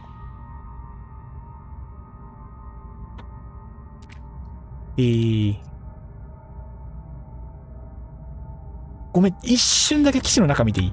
申し訳ない。ちょっと建築の参考にしたい。建築大好きだからね。こういう区分すれば確かに分かりやすいのか。みんなあれなのかな、この建物の外側に向ける人の方が多いのかな、こういうのって。今欲しいものあるかな。お金が19,000ユニット。ソーラーが買えるとマイクロプロセッサーが買える。プラズマも買える。あとは大丈夫そうだね。必要になったら。でも結局消すから関係ないのか。消したらこれ使えないけど、消さないと進まないんでね。みんなやっぱ姿にはこだわりあるんやな。ここで着替えたいんやね。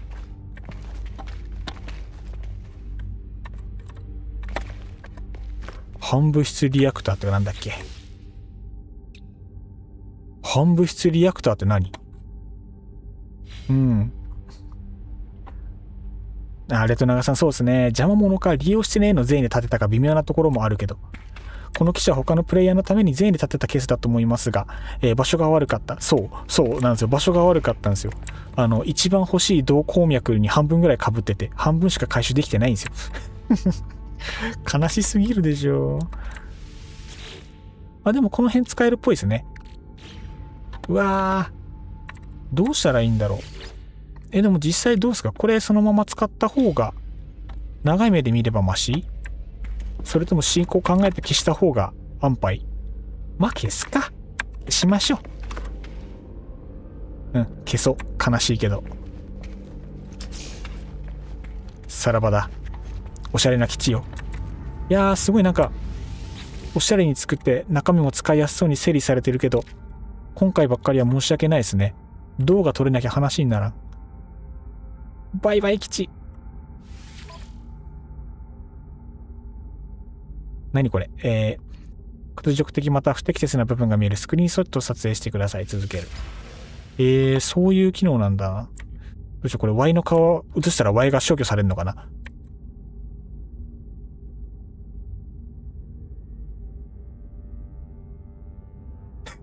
あれこれ、あれなんだ。確認なしでそのまま行っちゃうんだ。これ間違ったかも。これでいいのかな。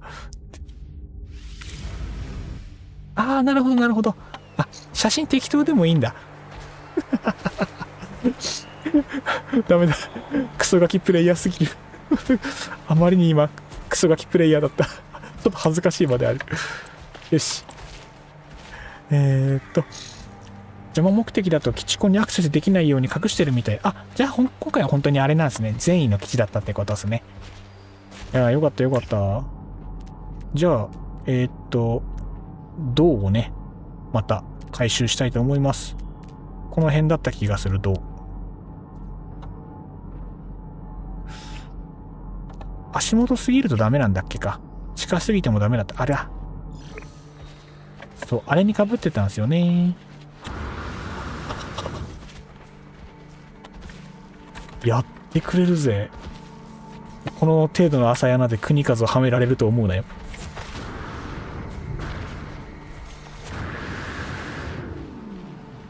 意外とちょびっとだったね、どう足りるかなこれ。全然足りないのでは、もしかしたら。頼む、足りてくれ。頼む頼む。いや、意外と、意外とまだある。いいぞいいぞいいぞ。いいぞいいぞ。良いぞ良いぞ。潤沢だね、いいね。さあ、もっと資材を送れ。だいたい取り終わっちゃったか。この辺は取りこぼしだね。B 型。B 型。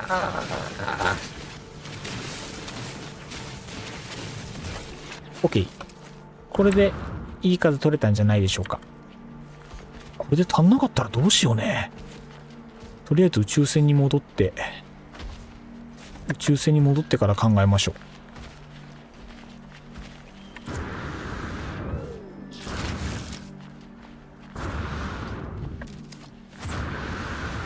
本当にブースターが下手くそになったな。悲しいな。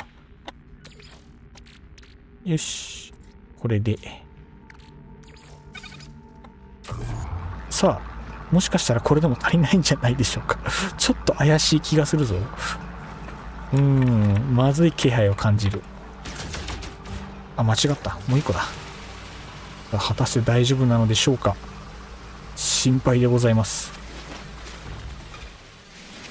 マジで足んない説あるな。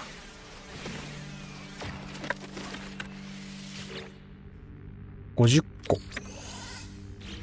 で、50個で、緑作ったから、青と赤が欲しいと。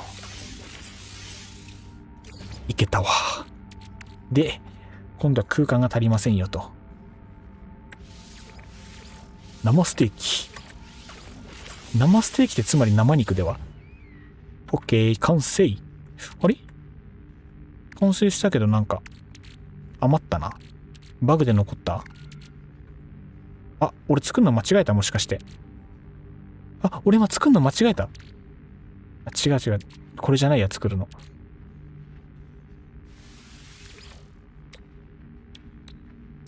パイロットの署名じゃなくてこれだ。パイロットエコーだ。作んなきゃいけないの。そうだよね。OK。よしよしよし。で、これで、報酬をゲットしまして、回収データ20個。何に使うんだこれ。なんか解放するんけ。やっぱ過去の共同探索とはなんかちょっと違う感じですね。宇宙船アンロックして修理。早く修理したいぜ。ここれででも修理のパーツは揃ったのでは。お待たせ。修理だよ。OK。修理ができまして、いやー、アイテムボックスめちゃめちゃ圧迫するね。すごい圧迫するじゃん。基地コンピューターどっかで使うんだね、この感じだと。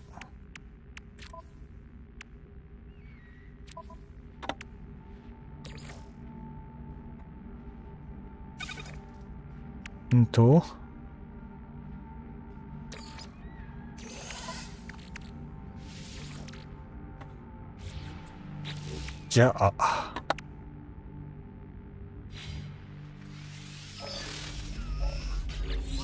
OK。私の宇宙船は静かで穏やかだ。修理が完了し、パイロット証明が登録された。登録されたことでダッシュボードからエラーは消えている。エコーの痕跡はない。すべてが懐かしく感じられる。まるでこの宇宙船は最初から私だけが操縦してきたかのようだ。お、メッセージがあるようです。出た。こいつがガラスのハイブ。目開いてるよ。怖っ。ロスト。プロトコル指向性なし。境界失敗。はい。わあ。英語は読めない。探索トラベラー指定個体。嘘を探されてる？発見。国数。嘘。僕たち初対面ですよね。嘘でしょ？なんかやったかな？どうにかコミュニケーターを切る。心臓が激しく鼓動している。ワイモだよ。それは鼓動するよ。知らん人にいきなり因縁つけられたんでしょ？嫌すぎるって。今のは何だったのだろう。本当にそう。お空のあいつだよね。OK。信号を受信しました。ので、一回降りて、こいつは一応持ってこうか。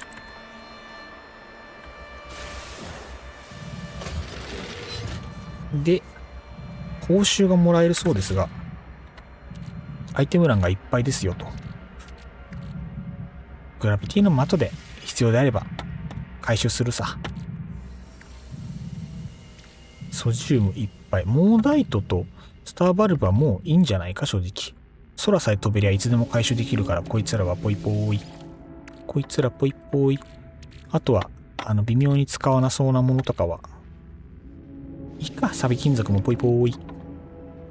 微妙に使わなそうなものは宇宙船に放り込んでしまおうか。アトランディウムもまあ一応宇宙船に放り込んどいていいでしょう。何個空いた？ 1、2、3、4、5、6マス空いたから、6マスありゃ十分でしょう。OK。6マス空いたんで、報酬受け取って、ここでインフラナイフアクセルユニットもらえるんやね。さあ、宇宙戦闘が始まります、皆さん。宇宙船強化しましょう。インストール。2つ。2つないと耐えらんないってことなんかな。普通に怖いな。そして、インフラナイフ。軽く戦闘練習した方がいいのかな。で、こいつも宇宙船に放り込んでおいて、必要なもんはこんなもんか。とりあえず。お、水分補給しますね。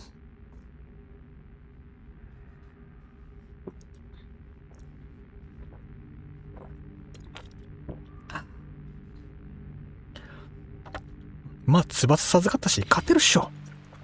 白メガネさん、こんばんは。ありがとうございます。今日もノーマンズスカイやってまいります。今日は共同探索でございます。共同探索22スウォーム。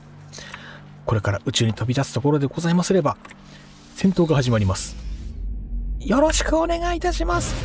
耐久配信ですんでね、一気にクリアまで突っ走っていきますんで、よろしくお願いいたします。これがインフラナイフ。ロケットランチャー、フォトンキャノン。とりあえずインフラナイフでいいんじゃないか。あんま使い慣れてないけどね。こいつがそう、こいつがガラスのハイブ。未確認の敵のスウォームが接近中。敵の名前がまんまスウォームが。なんか来た。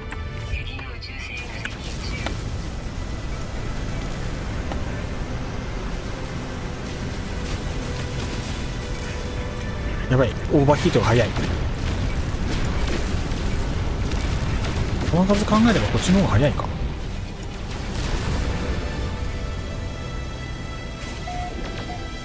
画面から消えた。いや、画面から消えんのマジやめてほしいな。当たんねえぞ。なるほど。歩道が変わったな、随分。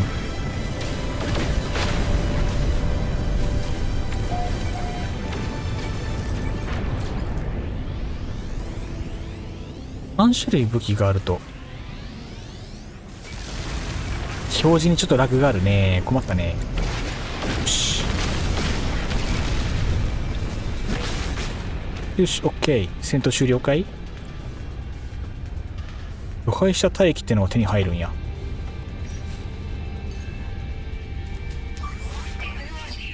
なるほどね。こういう感じか。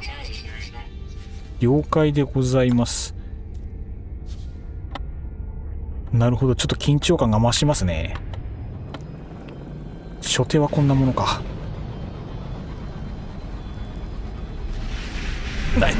やだやだ、怖い怖い。やめて。何今の何。おい、やめてくれって何を言ってるんだね。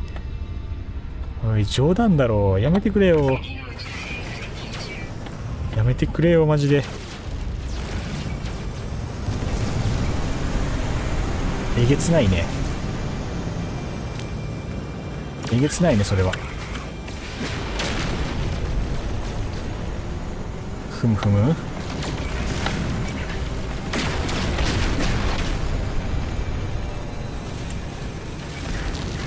さあ、これでどんな問題。これでどんな問題。狙い的にはこっちの方が楽なのかもしれないけど、使い慣れてるのはやっぱこっちだな。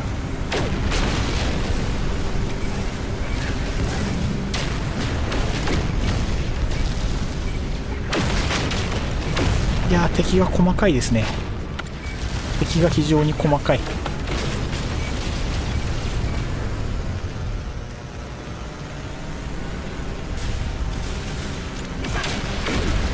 敵が非常に細かい。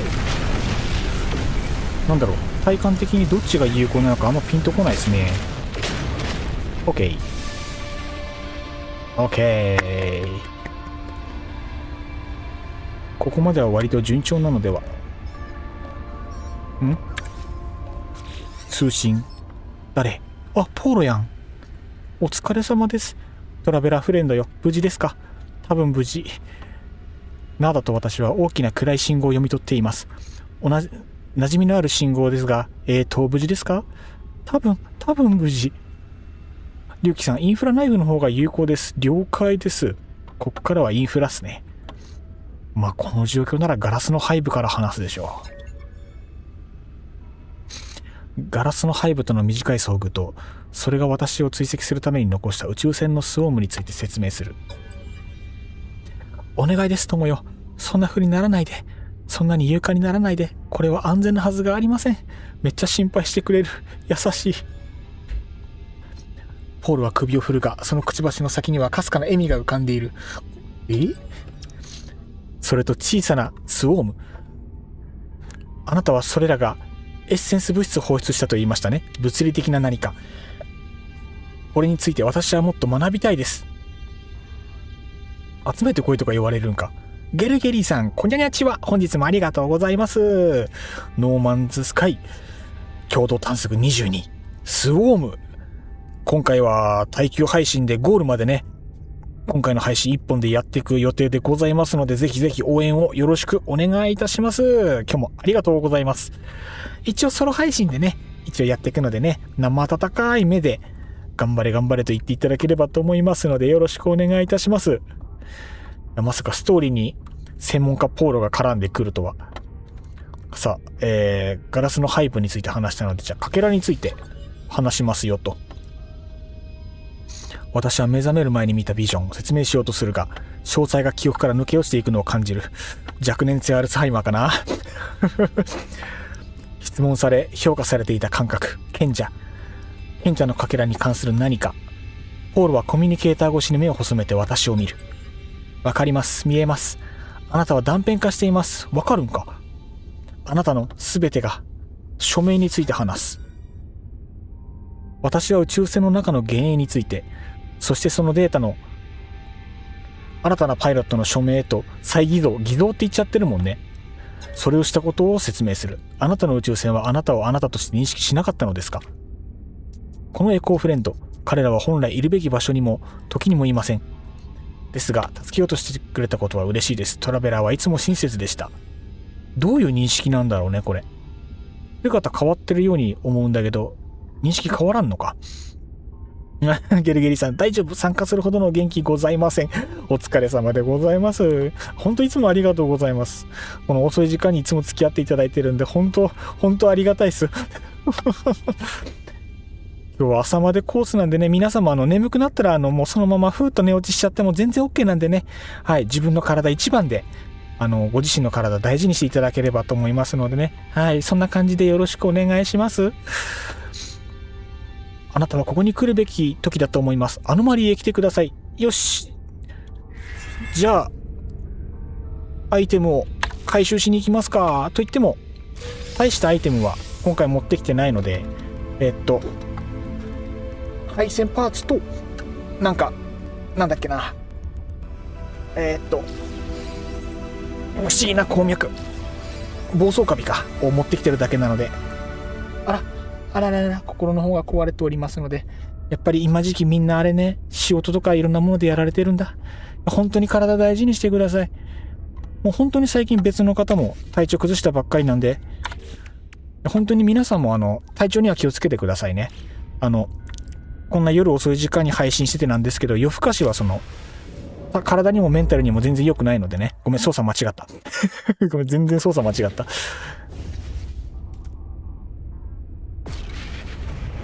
お腹いっぱい溜めて、お風呂で体を芯まで温めて、で、ぐっすり6時間なり8時間なり睡眠をとるっていうのがね、メンタルとかの回復には一番効果的ですんでね、調子悪い方はぜひぜひ休むことを優先にしていただければと思いますので、はい、付き合えるとこまで付き合っていただければね、国風はもうそれで十分ニコニコなのでね、よろしくお願いいたします。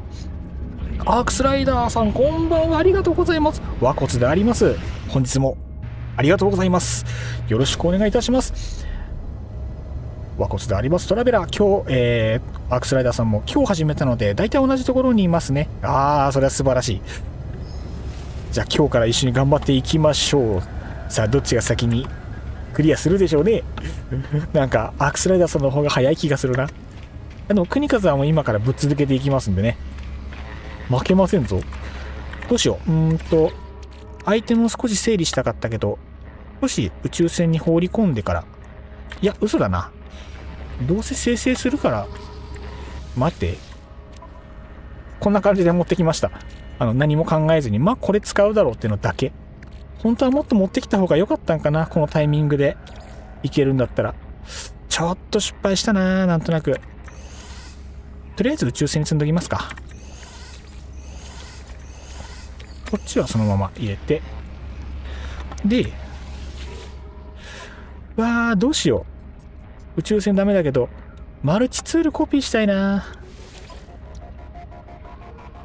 2200ナノマシンでいけるから、こいつコピーしたら話早い気するんだけど、ただあれか、強すぎると、いや武器切り替えていけるからいいのか。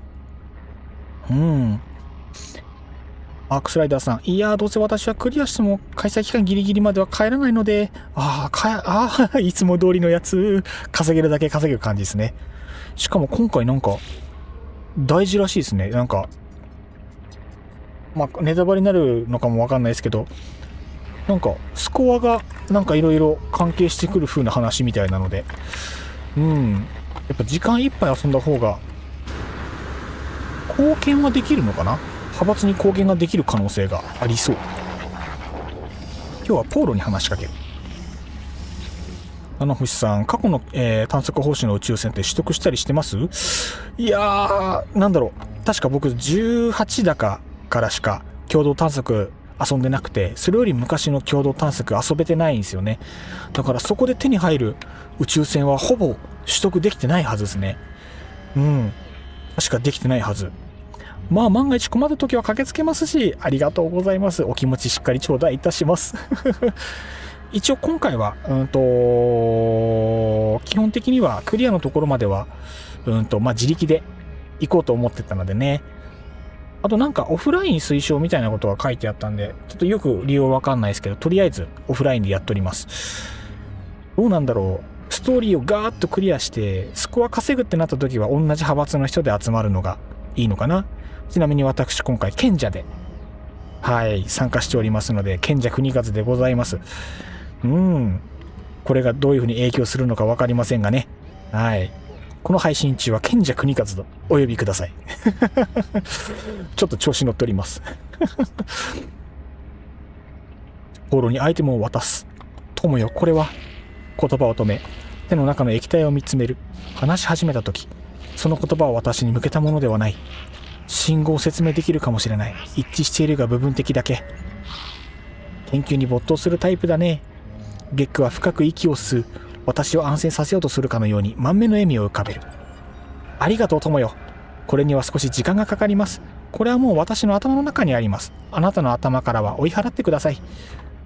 結局スウォームは何だったんだい。私たちもスウォームの証拠を見ました。このスウォーマーって呼ぶのね。こいつらは数が多い使い捨てです。使い捨てなんだね。ゆうきさん、オフライン推奨の理由は、一つの場所に人が集まりすぎてむっちゃラグいから。なるほどね。アップデート初日プレイの体験談。やばかったんだ今じゃあ割と解決してるっちゃ解決してるんですかね。戦闘の関係で複数人プレイ推奨っていうのも一緒に見たんで、結局どっちなのっていうのはありつつ、あれなのかな、特定の仲間で集まれんならワンチャンなのかもしれないけど、安定重視かな。重くなるとしんどいしな。このスワーマたちは数が多い使い捨てです。だと私はそのうち一つの信号を最後まで追跡しました。わざと残したんやね。その墜落地点からさらに答えが得られるかもしれません。断片化ってなんなんや結局。おっと、これは賢者様でしたか。では敵ということでよろしいか。何アークスライダーさんが敵だと。恐ろしすぎるぜ。戦う場面が出てくるのか。みんなオラに力を分けてくれ。水銀統合コンパニオンから過去の報酬アイテムを受け取れるので、宇宙船があれば結構有利なんです。あれって確かクリアしたやつだけですよね。18より前だと確か、下手すると獲得できなかったと思うんで、一回やっぱまた年末年始のとこでまとめてクリアしないといけないんですよね。やっとけばよかった。最初の知らなかったんですよね。だからタイミング失敗しちゃったから、18より前、1から17まで、17やったっけ。でもそのぐらいは確か全部ノータッチなはずですね。FPS15 まで下がるとか、人とセンチネルいすぎ。いや、FPS15 えぐい。それほぼガクガクでは。FPS だったらまともに遊べないレベルですよ。初見さんこんばんはいらっしゃいませ。ありがとうございます。どうも、賢者その2か3です。よしよし、賢者が揃ってきた。ありがとうございます。いいぞ、賢者が増えていく。みんな仲間だ。肩組んでいこうぜ。お名前の方よろしいでしょうか。お名前読み方は何とお呼びすればいいでしょうか。横文字苦手なんです。すいません。教えていただけたら嬉しいです。私は持ち込みアイテムで初回からエコー探査機使って船とマルチツールをやってますね。慣れてらっしゃる。これはベテラントラベラーで間違いないですね。クーシーと申します。クーシーさん、ありがとうございます。国和と申します。雑多配信者やっておりまして、ゲームはノーマンズスカイの方をメインでやらせていただいております。それ以外だと雑談配信とかね、毎週定期的にやってましたんで、お気軽に遊びに来ていただければと思いますので、よろしくお願いいたします。今日はサムネイルにうっすら書いてるんですけれども、耐久配信でございます。共同探索22、スウォーム、こちらをね、クリアのところまで、ほぼ完走のところまで一気にやっていこうと思いますので、長丁場でございます。皆様お覚悟の方はよろしいかお覚悟皆様よろしいか。朝まで飛ばしていきますよ。まだ今日はね、レッドブル1本目なんでまだまだ。あ、違う。日中に1本飲んでるや。今日もう2本目なんでね、これで目がん決まりでいこうと思いますので、よろしくお願いいたします。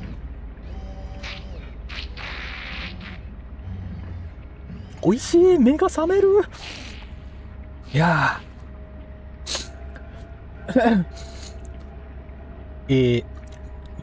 復刻は基本的にその年の探索の復刻がメインなので、昔々の探検はなかなか大量には復刻されないんですよね。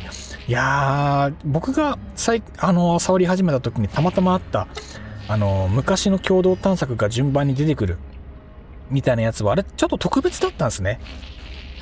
いやー、特別だったが、やっぱあの時にやっとかなかったの後悔勝つな。いやー、だいぶしんどい。フーシーさん慣れてると思うでしょ。1ヶ月ほど前に飲ませか始めた新規トラベラーです。素晴らしい。ようこそノーマンズスカイの世界へ。いやー、嬉しいですね。こうやって人口が増えるのは。僕もまだペーペーですけれどもね。コメント欄の方には熟練トラベラーの方々がね、大先輩が皆様集まっていらっしゃいますので、いろいろアドバイスを聞きながら、新しい知見を教わりながらやっていく配信でございますので、一緒にいろんなね、技とか覚えられたらね、楽しいと思いますんでね、ぜひぜひまた、次回の配信も今回もね、たっぷり楽しんでいただければと思いますので、よろしくお願いします。はい。ちなみにですね、国数の配信、マジで超長丁場なので、眠くなったら、普通に眠いって言って落ちて大丈夫ですからね。そこは気にしなくて大丈夫ですので、ご自身のタイミングでぜひよろしくお願いいたします。はい。普段から3時間4時間平気でやったりするので、多分今日8時間9時間行くんじゃないですか。はい。夜更かしっていいですよね。いや、夜更かしはいいよ。楽しいよ。うん。夜更かしの歌歌っちゃう。本当に。うん。年末の共同復刻、探索復刻、今年は何が来るかな、楽しみ。ねえ、楽しみですね。いや、本当にやってなかったのがまた来てくれれば本当に嬉しい。うん。ね、そのうちスッと消えてるか、寝落ちしてます。大丈夫です。逆にいつもね、本当に申し訳ないって思いながらやってるんでね、みんな眠いところいつも最後までみんな付き合ってくださるんで、はい。ちょっとじゃあ、クシさんのお名前の方、アプリの方でね、すみません、カタカナで入力させてください。すいません。よろしくお願いいたします。横文字がね、致命的なので、見やすい感じで入れさせていただきます。OK。これで読みやすくなったでしょ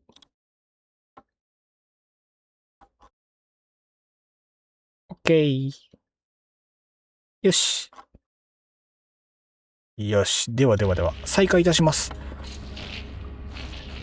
今回の共同探索は、やってみればわかります。もうクリアしてるんですね。さすが。早い。さあ、追いつけるかな。今日の1回でいいとこいけるかな。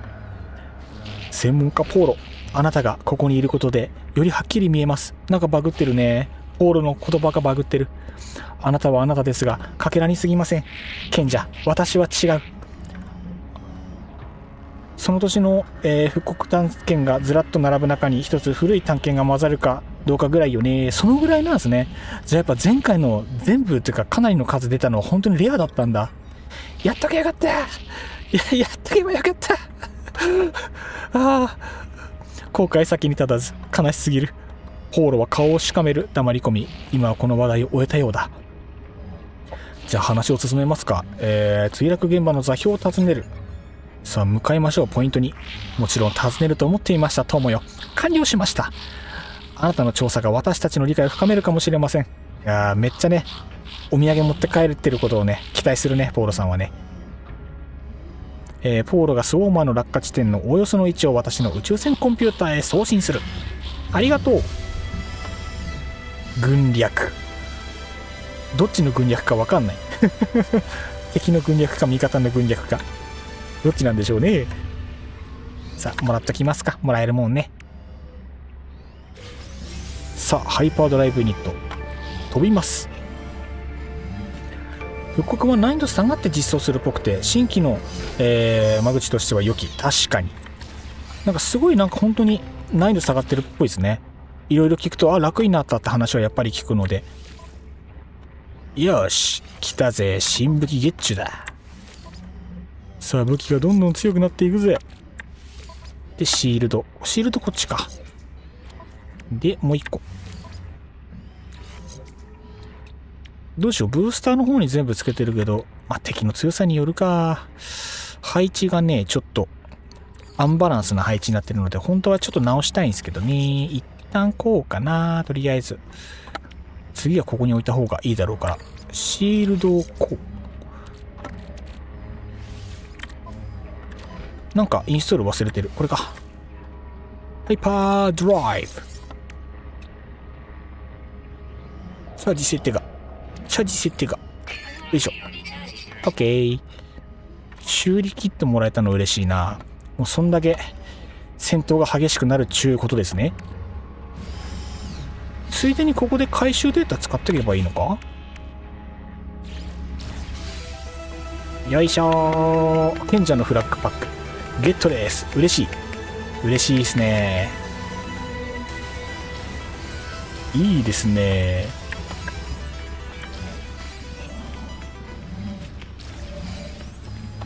ついでに解放できるものがあるなら解放していきたいところ。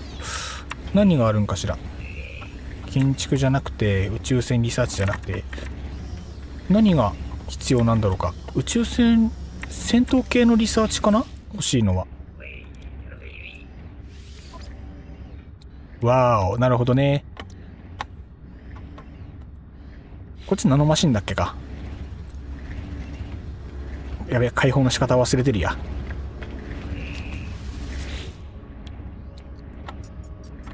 全部ナノマシンだっけか。そうか、全部ナノマシンだっけか。もう一回解放できるのん悲しすぎるここは本当に引き継いでほしい。だからこれでナノマシンいっぱい使うんですね。悲しいの。そうか。こっちもかい。こっちもだね。一回戦闘やって確認してみるっすか。足りないもの後からちょっと追っかける方が良いかもしれない。しかも持ってるやつ、これ持ってないのか。なんかグラビティのコイル使ってるシーンがなんかあった気がしたけど、でも後半は報酬でもらえるのか。白メガネさん、まだ共同探索やってないので勉強にさせてもらいます。了解です。じゃああれですね、勉強これしてもらうってことはあまり無様な姿を見せるわけには参りませんな。ちょっと気合い入れて頑張んないと。もうナノマシンは私コピーグリッチしちゃったやってますね。グリッチバシバシ利用しておりますな。とりあえず暴走カビを使える状態にしてあれが欲しいな。カバンで生成できる形にし楽したいけど、今できるっけか。今見てくればよかった。それができたら楽だな。移動しながら全部解放できたら楽ちん。ワイの悪癖、そういう風な感じでやりたくなっちゃう。もう一度開けるの最高にだるい派でした。多分この感じだとだるそうな感じあるんですよね。今解放できる？これできるじゃん。解放お願いします。嬉しい。1個開くだけでも本当に嬉しい。新たな力ちょうだい。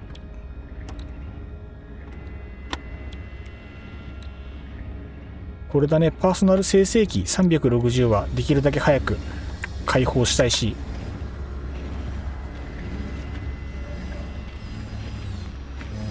ここどんなテンポでやってたっけ。やばい、思い出しながらだ。やばい。とりあえず進めてるうちに解放しつつだね。とりあえずね、パーソナル生成器以外は報酬が出揃ってからテクノロジー解放すると無駄がないかも。了解です。とりあえずじゃあこのストーリーをガンガン進めて、とりあえず話全部落ち着かしてからここは触った方がいいですね。了解でございます。やっぱ共同探索終わってから平日仕事終わったらまた続きガンガンやる形の方がいいんだな。スコアに貢献したいですからね、できれば。さてちょっと待ってね。フェーズがこうなんで、今回、今気づいた、フェーズ少ない。フェーズ3までの最終フェーズだ。へえ、短くなったんだ。気づかなんだ。ランデブーポイントに向かう。了解です。ほら、行きましょうか。ギャラクシーマップ、飛びます。飛べよ。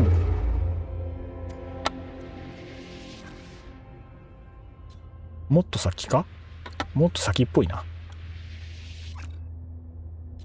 へへへ。飛べねえ。宇宙船が弱々である。まあいいや。スーツのスロット解放しながら行きますかね、順番に。待って、この星の、もったいないことした。この星で枠解放するの忘れた。もったいないことした。戦闘アンロックはやめていただきたい。ちょっとここに立ち寄ったらもう一回先のとこ戻ります。枠解放しないのもったいなさすぎる。さすがに忘れてるね、いろいろ。いやーねー、初心者だねー。運転下手だねー。わ、BGM 熱ー。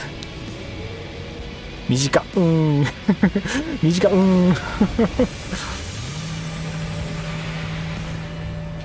よしよしよしよしよし。思い出しながらになっちゃうけどやっていきますか。この辺もね、そうそう、こんなルーチンあったあった。解放。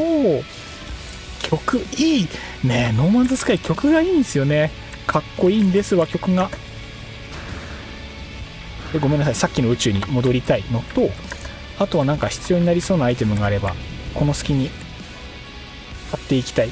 忘れ物はないかな。指差し故障。よし。もうさすがいろいろ忘れ物をしてる雰囲気はありつつ、配線繊維はさっき40個ゲットしたので多分大丈夫。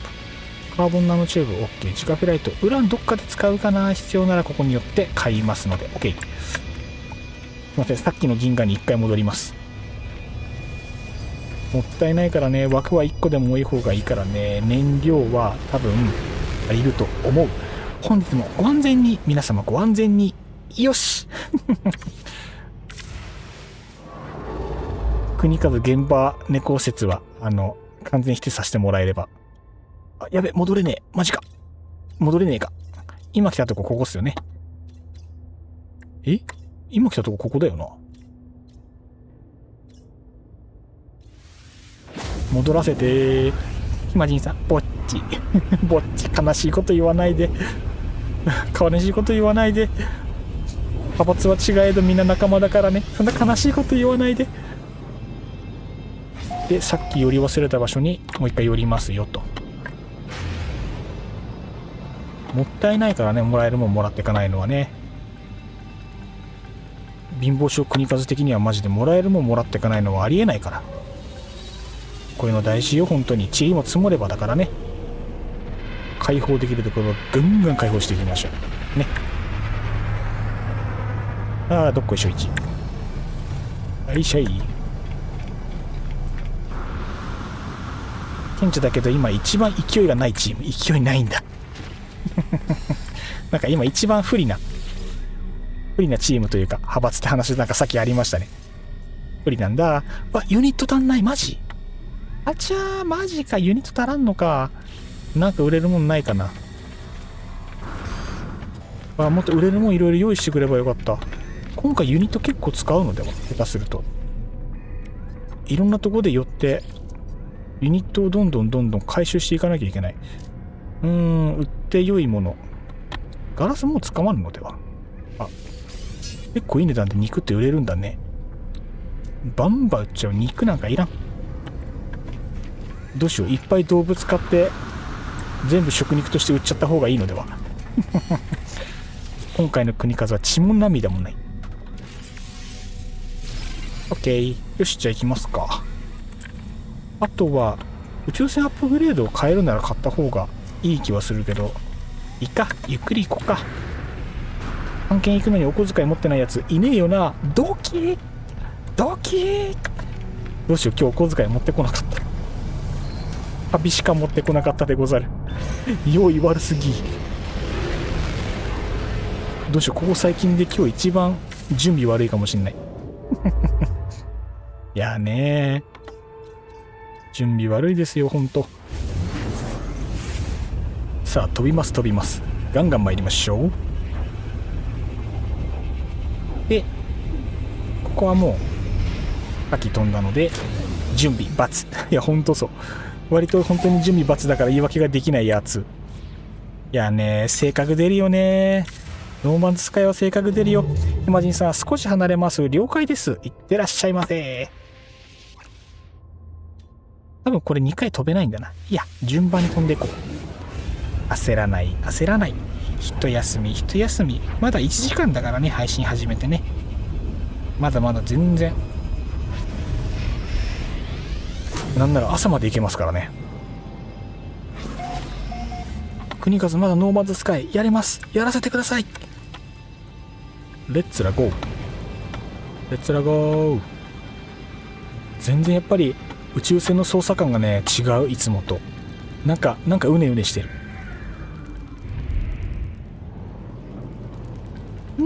タバコ吸ってきます。ヤニチャージ大事。パスパしてきて。いっぱいチャージしないとね大事ですからね。まあ別に何も持ち込まなくてもクリアできる難易度調整のはずなので間違ってはいない。間違ってはいない。大丈夫、間違ってはいない。国数攻略組ではないから多分大丈夫なはず。操作性不足、まだまだアップデートが必要でござる。よいしょ。開放分のお金は足りてない。足りてない。金がない。そう、国数は貧乏なのである。またなんか売ろう。またなんか回収できそうなアイテムちょこっと売って垂らそうね。アイテム売って垂らそうね。ただし快適さに大きく影響する。その通り。切なすぎる。切ない。有色金属まだ使うかな。マイクロプロセッサー1個で売っても値段足んないし。なんかみんなあれだね、大した値段ならないね。コバルトが数が多いから比較的半分ぐらい売っちゃうか、とりあえず。ちなみにアノマリーでも X 枠開放できます。1箇所、さっき1箇所開放できたやつですかね。1個開放したから多分あれ足りるのかな。とりあえず740個5万売っとけば良いのでは。売却 OK。 今の分はこれで足りるので、次の星に行った時に何ぼ要求されるんだ。コルベット作れるのはきつい。ついなくなって気づくコルベットの便利さ。やっぱコルベット便利っすからね。コルベットに慣れちゃうとなんだろう、探索の仕方とかが昔に戻るから、そこは異常に不便に感じるやもしれない。なんか、一番初期成形の近くの成形でイカ船見つかったそうですね。今回結構惑星が熱いのか。今回結構熱い星がいっぱいなのかもしれん。なんかやっぱり前からある要素に関してはどんどん難易度が下がっていってるというか、初心者がどんどん参入しやすいようにやっぱ配慮がなされてるような感じはあるですね。いいじゃないですか。新規勢がどんどん増えてますよ。最近なんか他の人のノーマンズスカイの配信誰やってるかなと思って見た時に、やっぱり新しく始めた方とか復活した方みたいなのもポロポロ配信していらっしゃる方いるみたいですからね。やっぱりこういうイベントごとがあるとね、だんだん復帰してくる方が増えてくれるんで、やっぱ嬉しいですね。嬉しい、楽しいでございますよ。コルベット内製で貨物船を早く進めたくなります。大事。大事。いや、効率化ね。とはいえあれなんですよ、メインデータの方で貨物船の方のなんだろう、育成というか整備が全然進んでなくて、だからまだ全然便利な状態になってないんですよね。本当は時間作って貨物船の方もなんかどんどんいじっていかないといけないですけどね。あら、さてアノマリでアイテムも回収したし、ギア上げていきますか。やばい、置いてかれる。絶対アークさんの方が早いですよ。絶対早い。やべ、置いてかれちゃう。頑張れ頑張る。負けないぞ。ここアイテム何買えるんだろう。一応確認してこう。置いてけぼっち置いてけぼっち切ない。対戦繊維買える。たっけえな、値段が。こんな値段したっけか。フェライト買えるし、マグノゴールドとか使うんかな。大手っこ買えればあとなんとかなる。塩素もあるから未惑星なくてもいろいろあるのでは良いかも。後々でかいのと戦闘するならドレッドノードと遭遇したい。その方が確かに有利ですね。まず金策ですな。ほんとそう、本当にそうです。金策がね、もうボロボロ。アンモニアも何も全部取れるな。なお本体はシールド3枚に全環境シールドと、動作モジュールフル装備になりました。はい、いや、さすが慣れてる。相変わらず慣れてますな。早いな。もう勝負諦めた方が良さそうな気がする。勝てる気が全くしない。国数はね、国数のペースで遊んでいきます。これはね、しゃあない。これはね、とりあえずクリアだけ目指してまっすぐ行こうかと思うんでね、それでやっていきますよ。とりあえずね、順調に進めていきましょう。今回ね、フェーズが少ないからストーリー自体はサクッと多分終われるんだろうなとは思いつつ、よいしょ。またいろんな人の基地が立ってるね。近くにね、変なとこかぶってなきゃいいな。目指してる場所こっちなんよね。大気圏突入。急転直下だ。ヤッホー。クリア重視で何をおっしゃいますか。テクノロジー持ち込み枠8枠あったじゃろう。にやり、さすがフルに活用している。さすがベテラン。本当はこれを参考にしなければいけないところ。準備不足。段取り8部とはこのこと。やっぱね、勝負はもう準備の段階から始まってるわけですよ。ではこの辺でクリア重視で良いかと。装備充実させる時間は後からたっぷり取れます。先にね、流れを全部組んで土台を作ってからね、本気の攻略に移るべき。重て処理が入ってる。本当だ、重たい。ここが重い。まさにその通り。一回着地した方がいいかな。なんかいいところで着地したいな。この辺でいいかな。この穴なんだ。着地。戦闘あるのでとりあえずインフラナイフの X ランク厳選で神引きしました。おめでとうございます。ついてますな。持ってますね。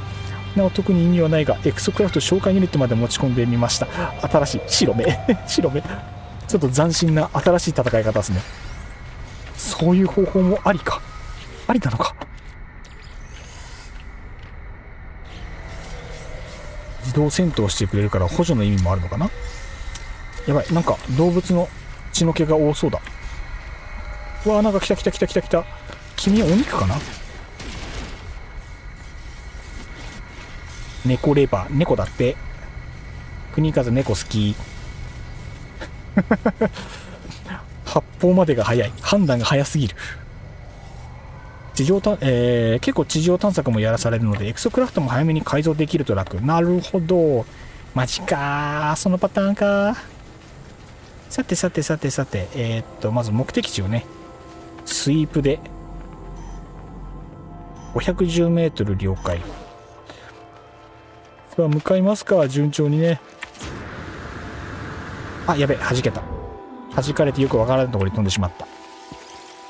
いやーねー、判断が早い。身がね引くまでが軽すぎる。クレード危ねえ。植物嫌いや。植物嫌いやで。このゲームのせいで植物嫌いになりそう。歩きながらこっちか。 400m 長いね。結構距離が長いでございますよ。よ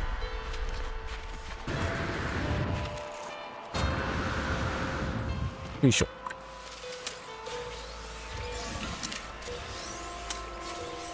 よしと、今思うとやっぱこの辺のボックスってやっぱ初期すごいありがたいんですよね。全然気にしたことなかったけど最近ゲームに慣れてたから。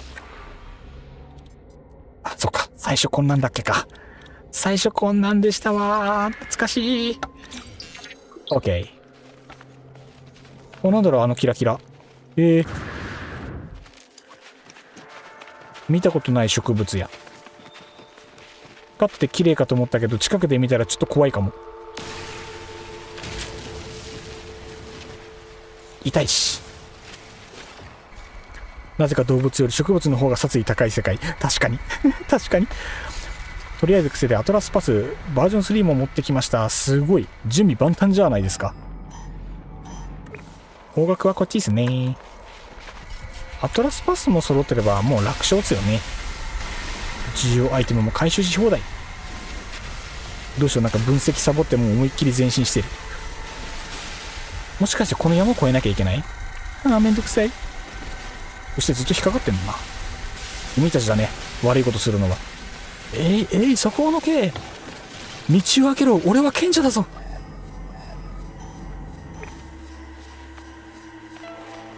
登んのめんどくさいな。穴開けようかな。もうどっちが早いんだろう、穴開けるのと。まあとりあえず登っとくか。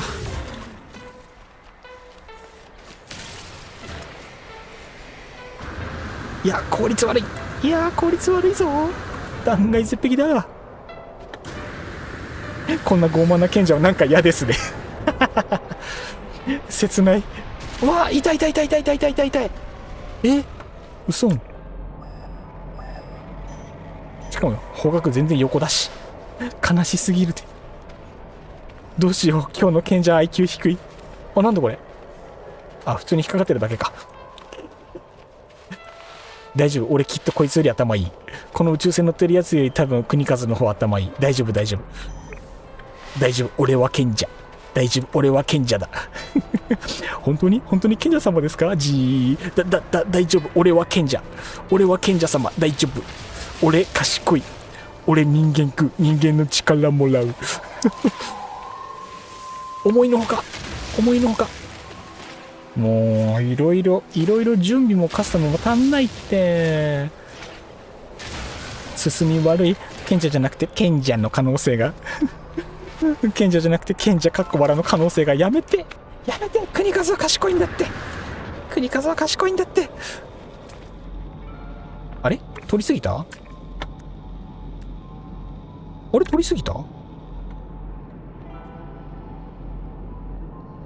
こいつか。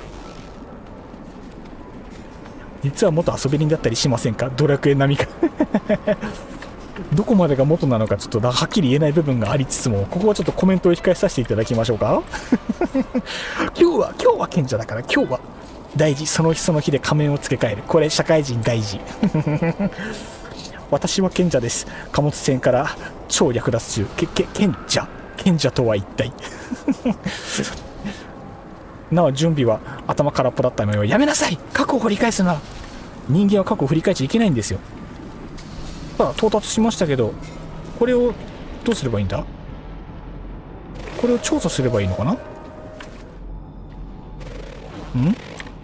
違う、これか。到着したけど、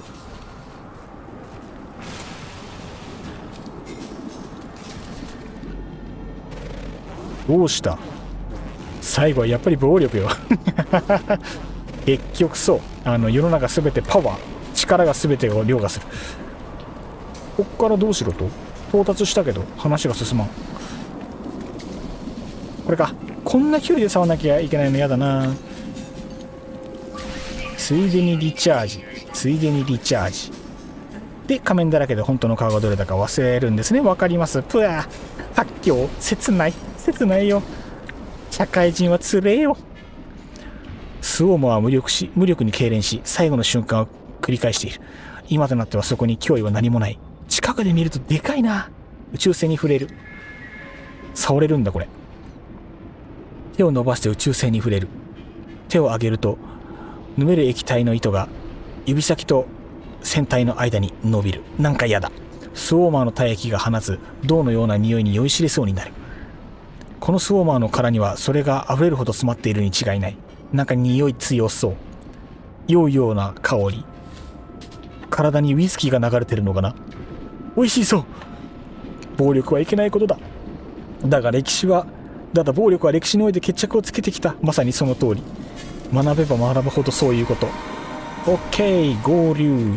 あ、ひまじんさん戻りました。お帰りなさい。お待ちしておりました。今一つ進んだところですね、ちょうど。なんか報酬もろたので、報酬を受け取ります。お、来た。グラビティのコイルユニットここで来ましたね。グラビティのコイル使うんか。はい、まあじゃあインストールしますか。インストール。枠足りるかこれ。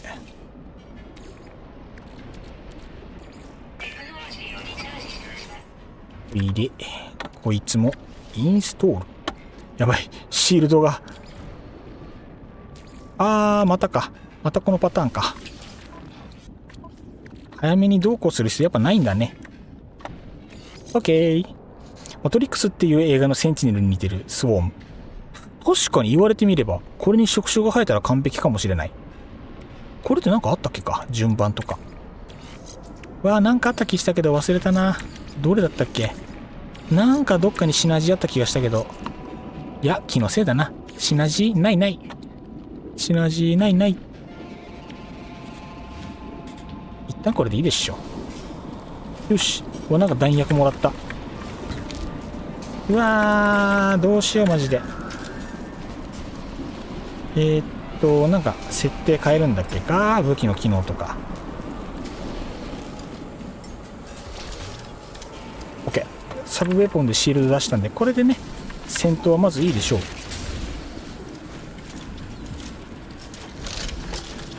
ボルトキャスターこうで、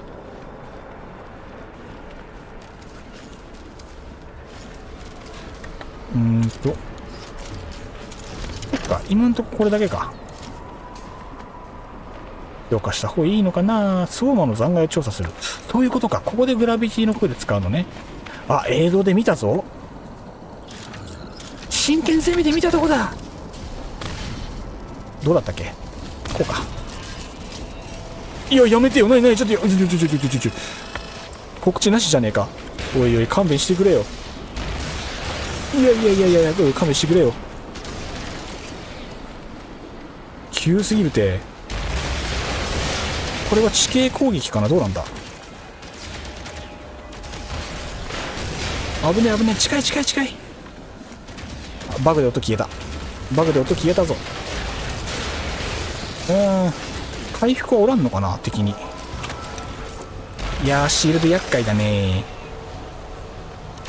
背後のあいつを最初に倒したいな、できれば。これは非常にまずい。嘘死んだ。嘘でしょ。思ったよりダメージでかくないか。クソがーアークスライダーさんいいですね。よし。とりあえず17000ナノマシンを確保と。早いなー。スウォームの攻撃、シールド貫通してくる罠ひどすぎでしょ。嘘でしょ。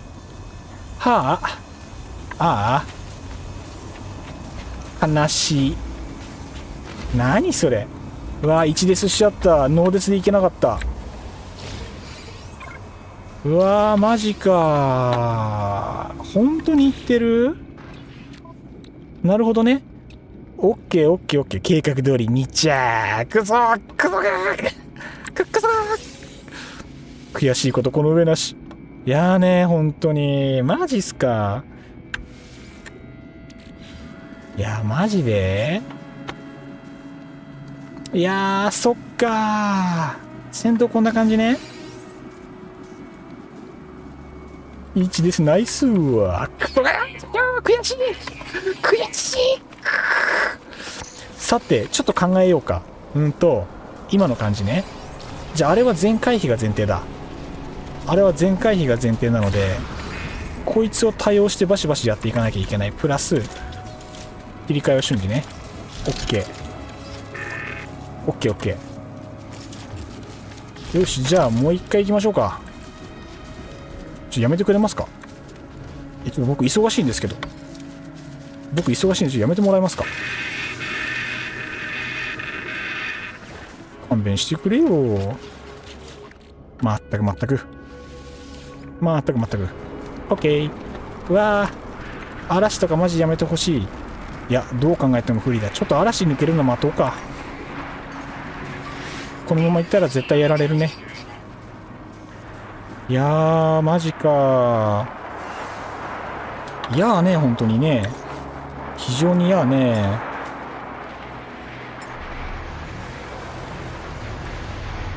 わ、久しぶりにやられたね。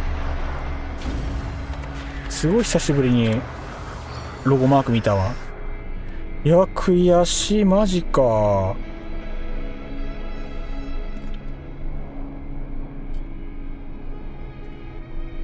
そうなっちゃうか。どうしようね。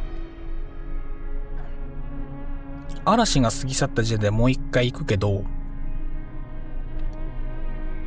戦闘始まってから宇宙船乗ったらまたあれかな。また宇宙船のスウォームが出てくるのかな。それはさすがに握手も握手か。頑張るしかないか。シールドで気張ったのがそもそも間違いだったからね。ブーストキャンセルで奥まで間抜けて飛んで背後から撃ちまくるを行ったり来たり繰り返すのが早そうな気がしなくもない。そもそもダメージ取んないの厳しいな。明らかにダメージがしんどい気がする。戦闘ってこんなんだっけが。元データどうやってだっけ。やっぱりでもあれなのかな、今までのセンチネルと比べればやっぱり歯応えはあるのかしらね、こうやって見ると。勝てそうになかったらマルチツールコピーですかね。今回あれなんですよ、探索用のマルチツール設定してきちゃったから、なんかダブリアーとかなんかよくわかんない探索範囲だけ強化してるやつを間違って持ってきたから全然戦闘向きじゃないんですよね。完全に失敗しました。戦闘多いって言われて、だからそっち設定してくればよかったのに。下準備がボロッボロ。もう下準備がね、もうバツ通り越してペケ、デカペケ、もうひどい状態。嵐去ったかな。よし、第2ラウンドいきますか。いけるかな。うまいことやりたいけどな。いや、怖い。さあ行きましょう。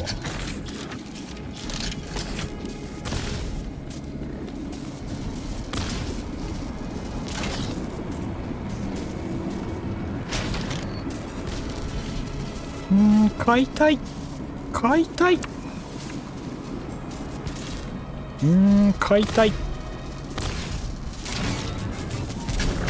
OK で、やめて。やめて。やめて。やめて。下手くそすぎる。戦闘が下手くそ。戦闘が下手くそ。戦闘が下手くそすぎる。死ぬ。違う。死ぬ。死ぬ。戦闘が下手くそ。戦闘が下手くそ。やめて。死ぬ。戦闘下手くそ。戦闘下手くそだよ。うわ、今までどうやって戦ってたっけ。戦い方忘れた。戦い方忘れてる。まずい。戦い方忘れてるって。死ぬ。やめて。死ぬ。やめてくれ。乗る。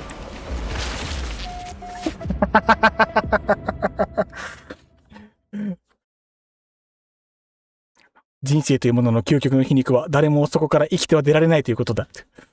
もう2回ぐらい脱出してるけど大丈夫か。もう世代2スウォームによるし、どうする。でも乱立するで、このダイヤモンド型が。どうする。ここ一体全部これになるよ、このままだと。待って、戦闘の仕方忘れてる。どうやったっけ。やばいどうしよう。いつから逃げられると錯覚していた。でもヒリヒリした展開の方が見てる方は面白い。やってる方は切ないよ。いやーダメだね。ちょっと武器強化しに行こうか。OK、了解した。じゃあね、あれだよ、三段みたいなやつにしてたよ。そもそも武器これじゃ太刀打ちできないから、ショットガンに持ち帰ってこようか。そのためにですね、ちょっと順番を。マルチツール S ランクでしたよね。あれいや、初期のやつはそのままでは、多分。C ランクですね。C ランクですね。持ってこれるやつですか？持ってくれるやつは一応 S ランクなはずですね、確か。悲しいよい。悲しいよい、悲しいよい。いやーね、本当にもう。まったく嫌になっちゃうわ。コピーできるやつ。そうですね。コピーできるやつは S ですね。切ないの。だから今回はみんなあれなんだ。ちゃんとガチガチに強化して攻略できるように準備していくんだ。国風人の話聞かないから。X モジュールガチャ100個パックを持ち込んだ私にナノバシン不足はなかった。さすがすぎる。タバコスパー。これで十分強いと思いますよ。じゃあやっぱ S に変えた方がいいんですかね。今回どうなんですかね。 S に変えた時に敵の強化がどのぐらい強くなっちゃうのか、そこがちょっと不安ではあるんですけど、まあ今のまんまよりはマシなのかな。とりあえず外せるの1回外して、やっぱり武器のセット内容を吟味してから挑むのが正解っぽい気しますね。今の状態ならとりあえず近接用に調整した方が間違いない感じですかね。宇宙船が邪魔でスキャンができない。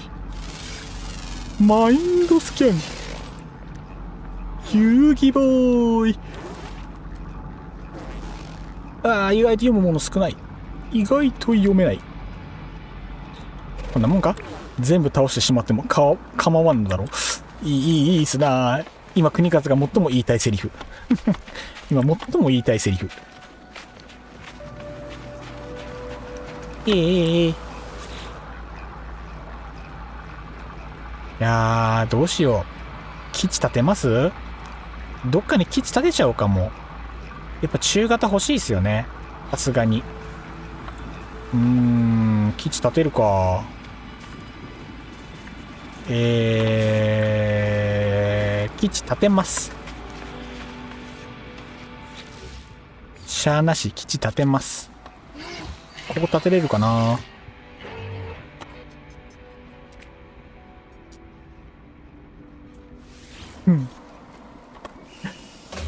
自分の星に帰りたい。自分の星に帰りたい。どいつもこいつも乱立させすぎなんだよ。ここイベント場所だからダメか。いやーね、本当にもう段取り悪いんだから、本当にちょっとまったりこの辺のアイテム回収しますか。いいんだよ、ゆっくりで。焦らなくても時間はいっぱいあるから。土曜日の夜だもん。まだ土曜日だもん。余裕震え声。どうなるんだろうね。マジで戦闘で。ちなみに皆さんは初期の戦闘どうでした？この初期装備でいけました？そもそもやっぱりみんな多少は強化してから挑んだ感じですかね。国風こんな感じでしたけど、さすがに下手だなって自分では思いつつ、にしたって不器用すぎたか。さすがにちょっと恥をさらしてしまったな。一トラベラーとしてさっきの戦闘はないでしょう。国風くんよい。どうなんだい、さっきのは。トラベラーとしてどう思うんだい。師匠たちが見たらどう思うんだい。さっきの戦闘はなってない。ちゃんとしてませんね。これまだ読んでないやつ。 OK。 七星さん、私は、コピーマルチツールでした。やはり用意された武器が正解。無理はせずちゃんと強い武器を持っていくのが正解。この場所はラグ石敵多すぎるしで何が何だか分からず5デスしました。やっぱりみんなここでは苦戦してるのね。やっぱり1デス2デスぐらいはしゃあないもんなのかな。でもラグありでって話ですもんね。ラグがなければきっともっと簡単に攻略できてたのかもしれない。まあこれはノマスカの戦闘難易度の上がり方を理解しないと難しいところ。確かその武器スロットとか武器のランクとかなんかあの辺ちょっと関係してるんですよね。やっぱり厳選した武器、これもまだ読んでないや。読んじゃおう。武器セット厳選しなきゃいけないですね。一応前に教わったのがあるんで、その教わったのベースに洗練して持っていかないとちょっと厳しい感じやな。また読んでないものがあった気がする。読んでたわ。大丈夫だったわ。これまで読んでなかった。マインドスキャン。あなたの手札が見えます。モガナイト。モガミモガ。アンハハイト。言ったな。あははん。言ったな。一体何？いや、許しませんわ。しかもお前、攻撃方法前足かよ。噛まれたと思って後ろふって振り返ったらめっちゃ前足で引っかいてたな。これ壊したら来るかもしかして。今来られたら勝てへんで。中途半端に強化してると逆に苦戦しやすいのはノマスカあるあるだね。そうですね。それが怖いんですよね。だから厳選して絞って必要なのもだけをビシッと最大まで強化するのが多分ベストですよね。ちょっとこの場所を覚えておいて宇宙方々回って必要なセットをちょっと集めてきますか。いやーこれ失敗したな。やっぱりこれは事前準備あるのとないので全然進捗変わりそうな感じですね。この感じだと。地面の赤いの何？ただのエフェクトか？なんか赤いふよふよしたのが地面を歩いていく。こんなエフェクトあるんだ。いいな。次見つける星なんかこのエフェクトあったらすごい可愛くていいですね。良きじゃないの？見たことないエフェクトまだあるな。何なんだろうこの地面の赤いやつ。これ好きだな。新しい出会いが無限に広がる。これがノーマンズスカイ。神ゲーですわ。ずっとやってられるっすね、本当に。濃縮炭素が手に入るのはありがたい。何張ってもいいからね。できたらカンストするぐらいまで本当は持っておきたいけど、まあそこは事前準備の足りなさがね。ここは事前準備が物言うところだから、これは仕方ない。未探索がちらっと見えた。どれだ？なんか未探索のアイテムが。もう吹き飛ばしちゃったかな。最初の星で結局動物のスキャンを終わらすの忘れてたっすね。もったいねえことしたな。これだ。未確認植物。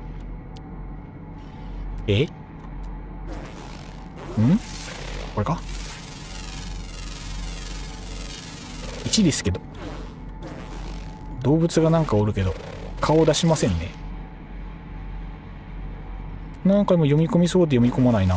これだ。9。大根やん。めちゃめちゃ大根だったね。やばい。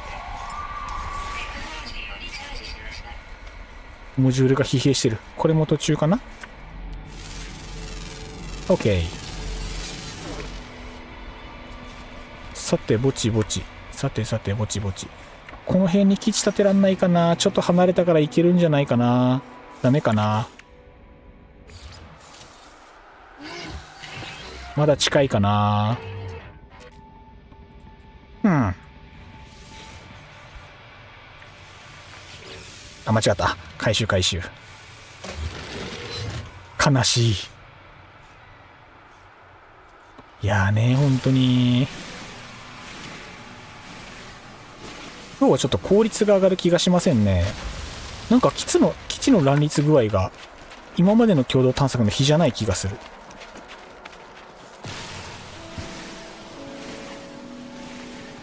パトランディウム。あそこに建物あるね。あれ、交易所だっけか。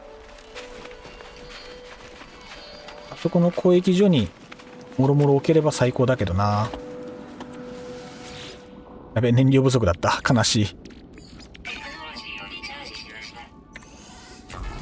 段取り悪し、基地を削除してみては。ああ、そっか、余計な基地消して回りますか。余計なものを全て排除だ。最寄りの基地は飛行生物スキャンだ。謎の生物スキャンだ。最寄りの基地が7時間、全然遠いな。こっちか。こっち側に基地あればそいつが邪魔してるのか。あれか。14時間。いや絶対遠いな。あ、アズラさんこんばんは。いらっしゃいませ。ありがとうございます。探検どうだった？今まさにね探検してる最中でございますよ。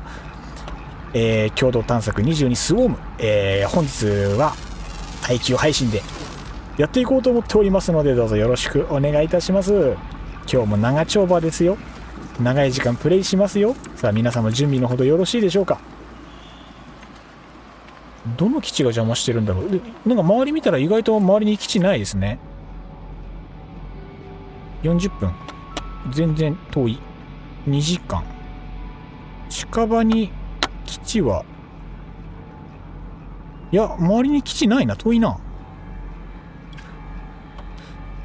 意外と基地じゃないのか。単純にこのイベントのポイントが近いだけか。あの辺とかクイックメニューから通報できますぜ。通報したいですね。これって遠距離からでも通報できるんですかね。近くの基地を消せば範囲大丈夫かなと思うんですけど、みんな遠いところにある基地が全然近くにない。そっち側かな、あるとしたら。じゃあ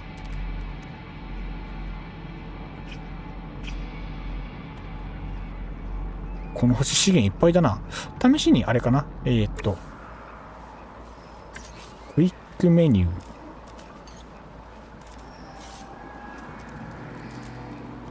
クイックメニューの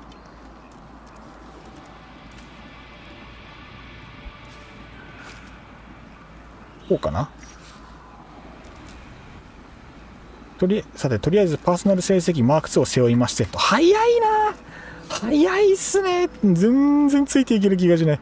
早すぎるて。みんな早すぎるて。近くまで行かないとダメっぽいですね。のでとりあえず場所移るか。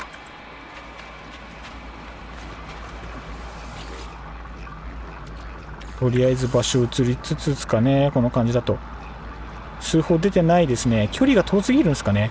いや本当に近くにないんですよね。交易所行ってみるか。とりあえず交易所に遊びに行きます。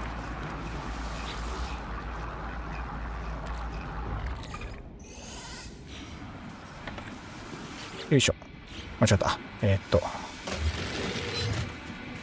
さて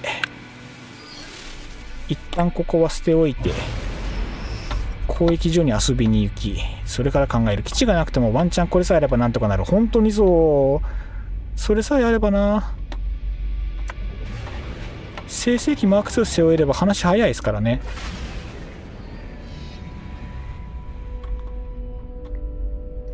オーライオーライ。なんかめっちゃゲックの頭が。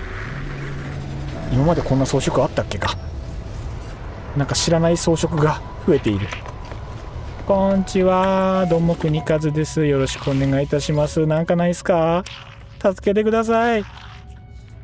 助けてください。もうボロボロなんです。ランクが足りなくて何も買えん。何が必要今。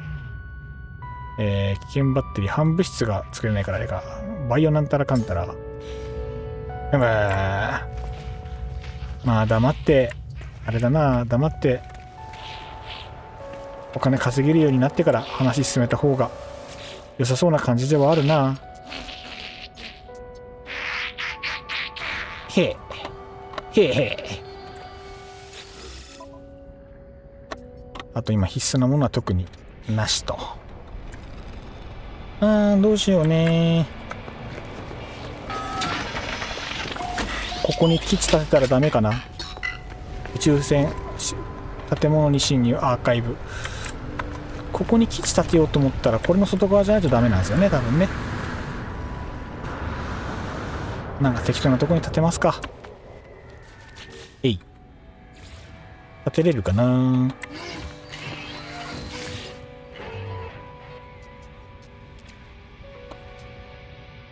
へへ。どの距離がダメなんだよ。困ったもんだよ。あれか ?7 時間。遠いな。逆にあれか。直接、どっかの基地の場所まで行って、そいつを消すことによって、そいつを消せば、そこの一帯は新しい基地を建てても大丈夫。という考え方もできる。森の基地寄るか。ちょっと遠くなっちゃうな。そして持ってきたエンジンも有色金属で増殖させてと。これで有色には困らんな。効率がさすが。効率が素晴らしい。荷物の配分完璧ですね。さて、一番近い基地を消去して、見た感じあの辺かな。あの建物なんだろう。これ基地かな。あ、基地っぽい。じゃあこいつ消しましょう。消す対象は君に決めた。すまないね。君には立ち退いてもらおう。金属を食す国和さん、いただきます。ゴチになります。もらえるものはもらっていく。おいしいおいしい。おいしいおいしい。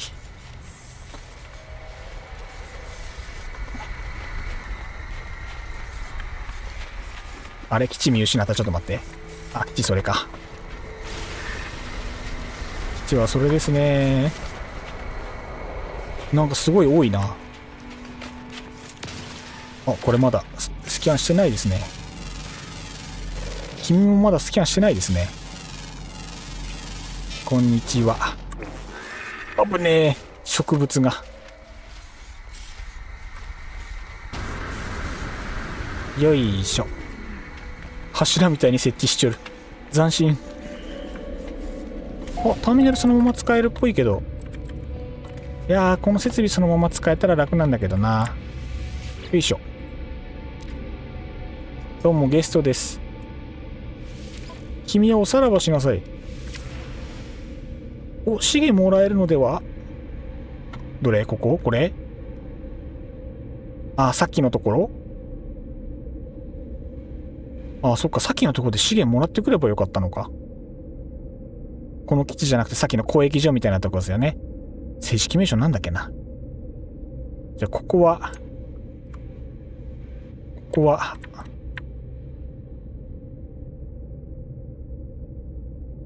はい、チーズ。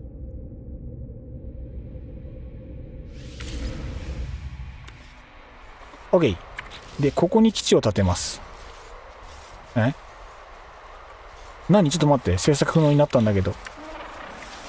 一体何君たち。なんでそんな好戦的なん？やめてよ。もう殺すしかなくなっちゃったよ。ごちそうさまです。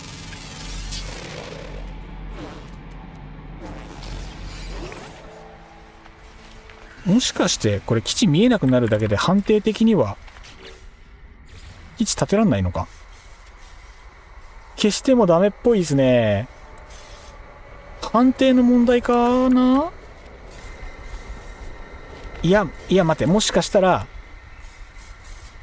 これダメなのかな。物は試しですよ。一回宇宙船乗ってセーブして一回タイトル戻ってもう一回読み込んでみて、ダメだったら多分ダメなんだと思う。一回タイトル戻ります。でジュース飲みます。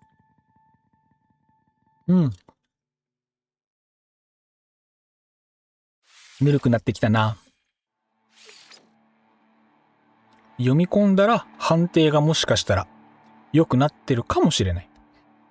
今のとこに基地建てらんないってなると、ちょっと話変わってくる。ちょっと話変わってきちゃうな。下手すると、わざわざ他の星に行って建てなきゃいけないとかいう鬼畜仕様になる可能性が出てくる。よし、基地設置する。俺は基地を設置するぞ、ジョジョ。売り終了。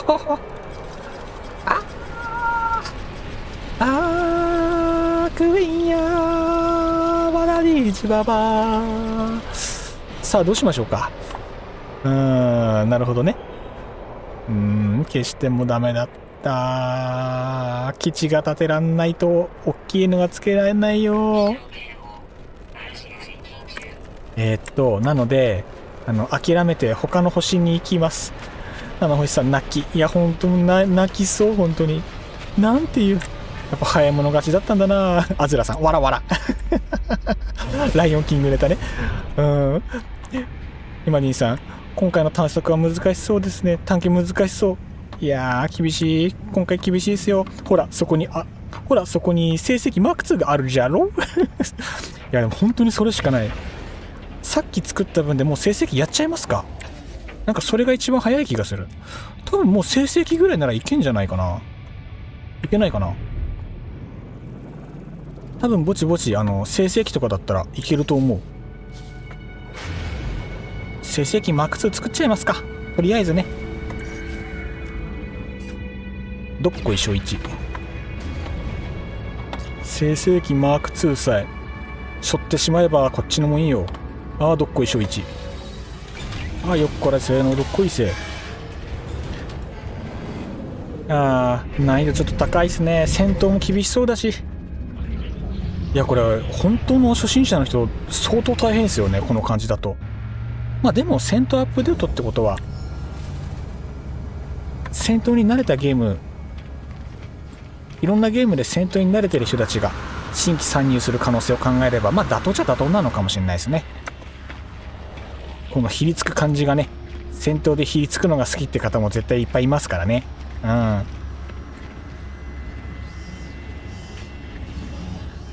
後ろ後ろにデウテ、後ろデウテリウムあったよ。それを拾ってもっと先移動するかどう。いやー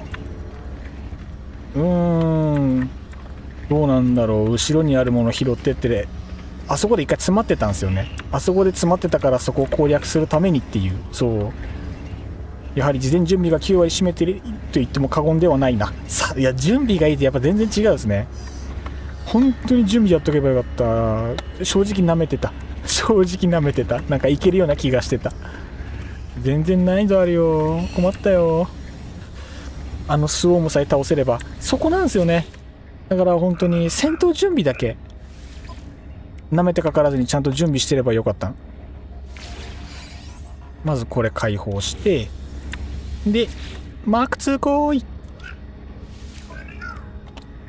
足りないが足りませんけど。なんだよ足りないじゃないか。やってんな国数。準備不足。もうちょっと粘ってあげてればよかったのに。段取り悪いね。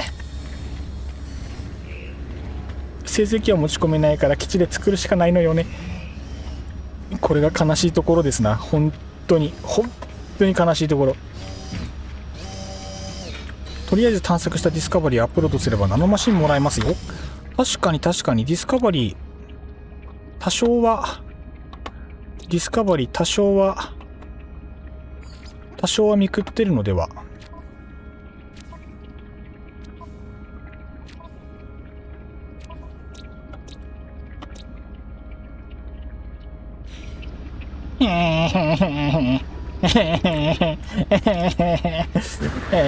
星降りる。貨物船入手してると便利ですよ。やっぱりどっかでゲットしないとよくないですね。とにかく準備。これもしかして進めるための前段取りがめちゃめちゃかかる共同探索ですかね。これ見る限りだと。いやー今回しんどいぞ。いや、もうその星は厳しいから、なんか同じ星系の適当な近くの星に、上矢印のアイコンです。今どれの話ですか？貨物船？とりあえず基地を建ててしまった方が良いのではと思ってる節がある。ほら、あそこにもほら、基地建ててる人いるじゃないですか。多分国風と一緒で。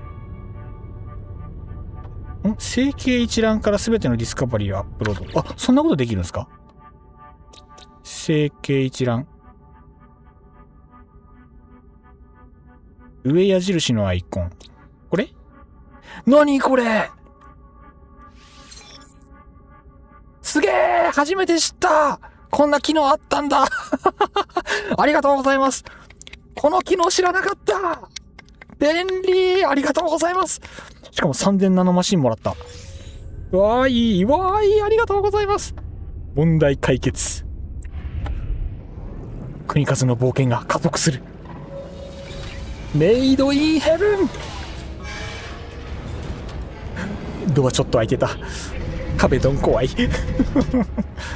新規トラベラーかな？白目。新規トラベラーだよ、黒目新規トラベラーだよ、国数は。国数はまだピチピチの新規トラベラーですからね。まだまだ300時間もプレイしてない本当のニュービーですから。あれですよね、なんか最初に教えていただいたんですけど、1000時間を超えてから脱初心者を名乗るんでしたっけ、このゲームはまだまだ半分もいってないんでね。遠いっすよ、まだ遠い。まだまだビギナーですからね、国数はね。まだ触ってない要素いっぱいあるっすからね、これでもね。よーし、解放！ありがとうございます。どのみち量子コンピューターとか解放しなきゃいけないんですけどね。ついでに他に開けないとまずいもの何かあるかしら。こっちは大丈夫か。とりあえずこの辺のダメージ云々とか、こういうのはバシバシ解放した方がいいのかしら。ちょっと優先順位を考える。いや、武器解放しよっか。戦闘だからね。これ違う、宇宙船じゃねえや。君じゃないです、ごめんね。こっちこっち。力が欲しいか。欲しい！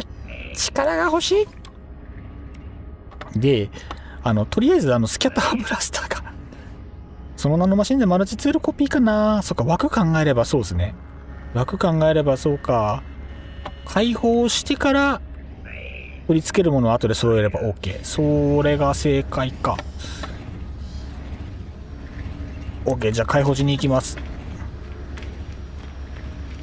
武器解放だ。武器解放せよ。1500とかで足りた気がする。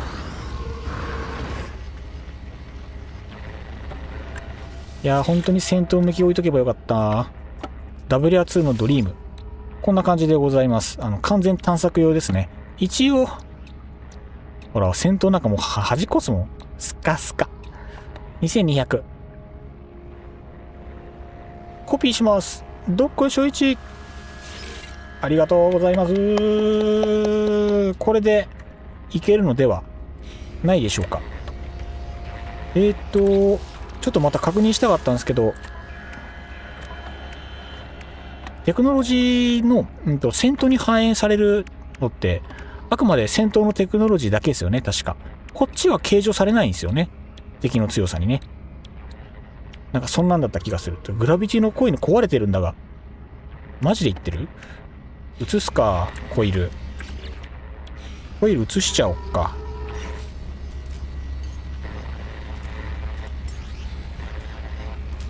どうせ、こっち持ち帰ったらもう使わんし。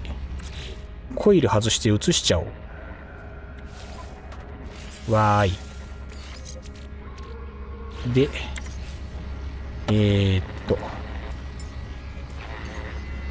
こいつ移して、なんかの時に壊れてから直してなかったんですよね。違う、修理じゃないって。不器用め。なんか壊れてるし。いやーね、もう、やらなきゃいけないことがいっぱい。君は分解します。倍茶。で、さっき外したのをこいつにインストール。よろしくね。よろしくね。よしよしよし。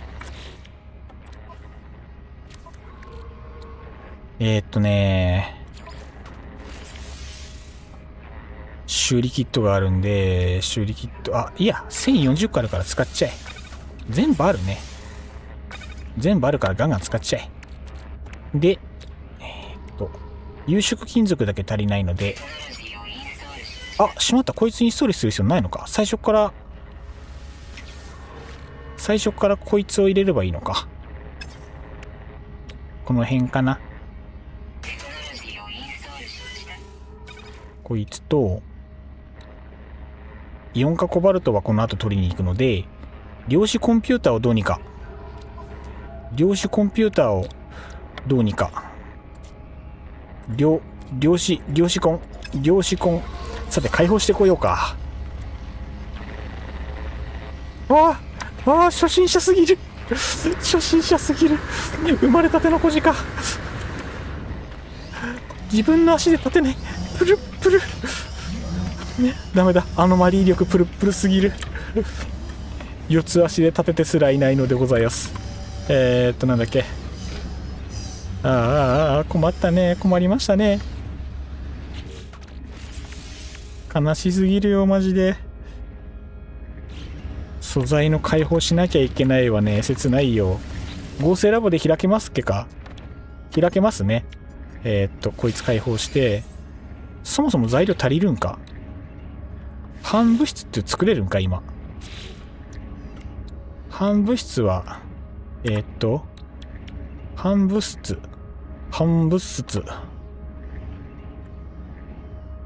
反物質。作れるっけか。アークスライダーさん、私もマルチツールコピーして武器も万端整ったぜ。さすが。早い。本当に早い。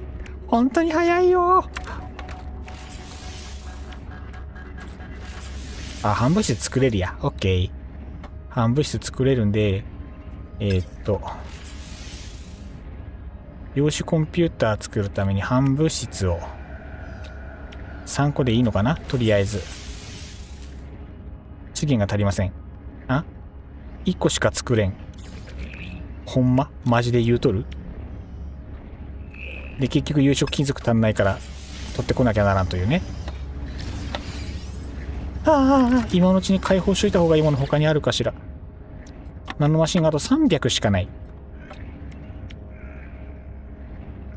あるかないかは別として無理やな。よし。地上に降ります。位置を作ります。生成器を作ります。で、準備を整えます。で、お金を貯めて、生物とかいろいろスキャンしながらね。そして歴史は繰り返す。そういうことでございますよ。切ないの。今日耐久話いけるか？明日のお昼ぐらいまでかかるんじゃないこれ。YouTube の配信の連続上限って12時間でしたっけ？ 12 時間までですよね、確か。までだから、とりあえず、ニールアルファの方の生物とかのスキャンを全部終わらせて、まだ多分全部スキャン終わってないはずだから、全部終わらせて、それでまたナノマシンゲットして、で、隣の惑星行って、基地立てて、で、そこでもうスキャンして。ってやればまた3000ぐらいナノマシン稼げるでしょう。あれ？ここ海惑星だっけか。私はそのマルチツールでスウォームに勝てるに1票。本当にいけます？自信ないな。いけるのかな。次枠の準備もしておくかい？その方がいいのかな。何の準備もしてないから。この場合どうしたらいいんだろう。なんかちょうどいい大地に降り立ちたいけど、大地を踏みしめてなんか目覚めていきたいところだけど、星間違った。全然違う星来た。もしかして。全然違う星来たかも。不器用だね。しかも海惑星だし、ここは探索しづらいからやめよう。国数部屋の暑さで頭やられてない？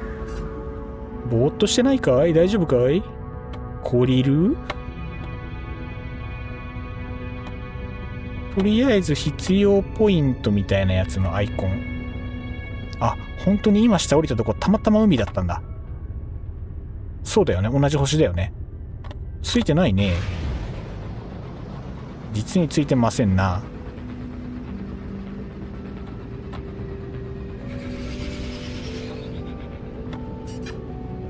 適当着地、この辺でいいかな。あそこにも基地あるね。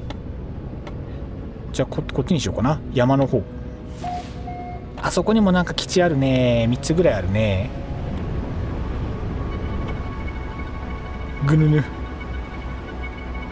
ぐぬぬ。ちょうどいいとこに降り立ちたい。あの辺とかいいんじゃない？この辺いいかな。この辺に着地したい。あの辺でいいか。目立つし。オライオライ。どうもー、国方でーす。この場所がいいかどうかわからないけど、ここに基地を建てましょう。とりあえず。今度こそ行けるかな。基地さえ立ちはどうにかなる。よし、来た。やっと来たぜ。ああ、ずいぶん離れた場所に基地建てちまったな。悲しいぜ。とりあえずこの星の生き物を探索しましょう。動物の種類多いな。こんなにいっぱいあるんや。で、銅も取れるので、銅も回収しながらね。さて、何から行くべきかな。とりあえず基地が建ったから、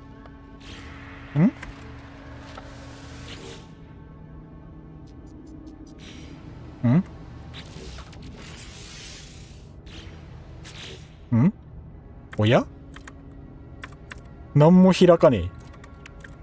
そうか、全部上で解放してこないと話進まんのか。きつくね？そうか。生成器もさっきのところで回収してきた方が良かったんだ。もう効率の悪いことよ。この上ないぜ。そいや。よし、じゃあ銅探しに行きましょう。銅どこだい？近くに銅はありますか？ OK。銅鉱脈発見。国数行きます。いつから何でも作れると錯覚していたニヤリ。やられた。アイゼンアイゼン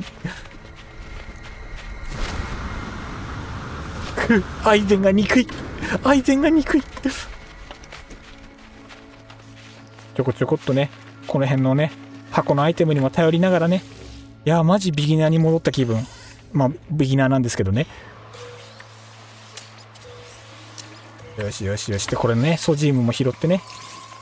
懐かしさすごいな、なんか。飛べよ。ああ、武器がまた切り替わっている。ついでに回収していく。そう、ついでに。あれもこれもついでに回収していくのだ。パーソナル生成器マーク1も活用おすすめします。本当にそう、早く作りたい。そう、そのためのどうすら足りないんですよ。そのパーソナル成績マーク 1？ マーク1とマーク2って同時に作れるんでしたっけか？成績ダブル付け OK？ マジでこれダメでした。マーク2から作ります。量子コンピューターさえ作れれば OK ですもんね。夕食イオン化コバルトとどちらかしかダメです。にやりダブルでいけたらよかったのに。もっとアノマリに優しくてもいいと思うんだ。マイクロプロセッサー買えるし、金がねえのか。買えねえんだ。貧乏つらいよ。金が欲しい。お金を巡ってくれ。有色金属さえ作れば割とこっちのもの半物質は作れるし、マイクロプロセッサーも確か作れる。すべては有色金属なので、すべては銅ですね。どれどれどれどれ。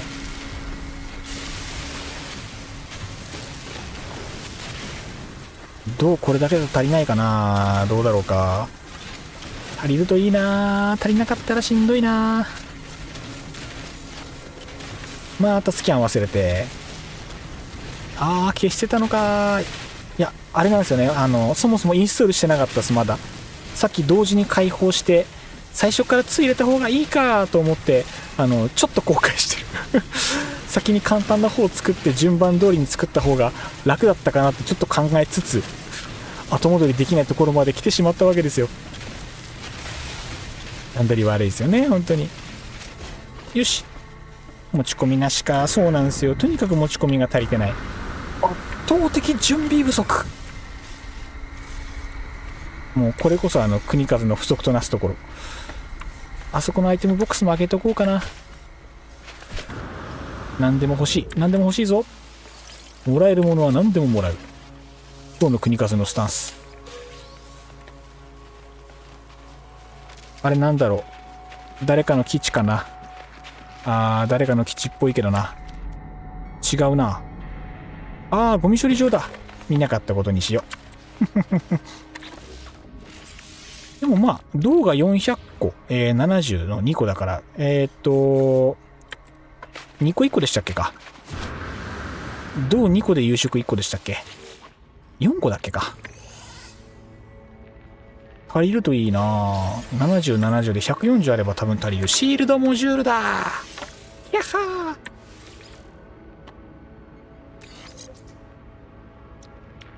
れ3個までだっけか。これ3個までか。主体力33。これナノマシンに変えればよかった。そっか、4個じゃない、3個までだ。何勘違いしてるんだ。もったいな。ソジウムに変えるか。変えちゃえ。ナノマシンの会社他のとこでやるし。ことごとく段取りが悪い。部屋暑くてやっぱり頭回ってないんじゃないのかしら。いやね。他にスキャンできるものはあるかな。動物とか。多分地下の動物はまだスキャンしてないのと、空の動物がまだいるのかな。いや、本当にあれもこれも持ち込みしてればよかった。本当に。圧倒的に持ち込みが足りてない。おかしいな。職人タイプの人間のはずなんだけど、段取り8部が1ミリもできてない。段取り1部ぐらい。ギリナノマシン持ってたのが偉いぐらいで、本当に何もない。何もない男国数。痛いが。なんでみんな君らさ、そんな好戦的なの？もう殺すしかなくなっちゃったよ。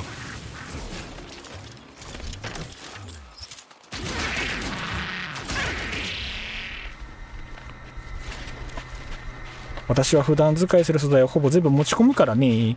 多分その方が正解なんでしょうね、この感じだと。絶対その方が効率いいと思う。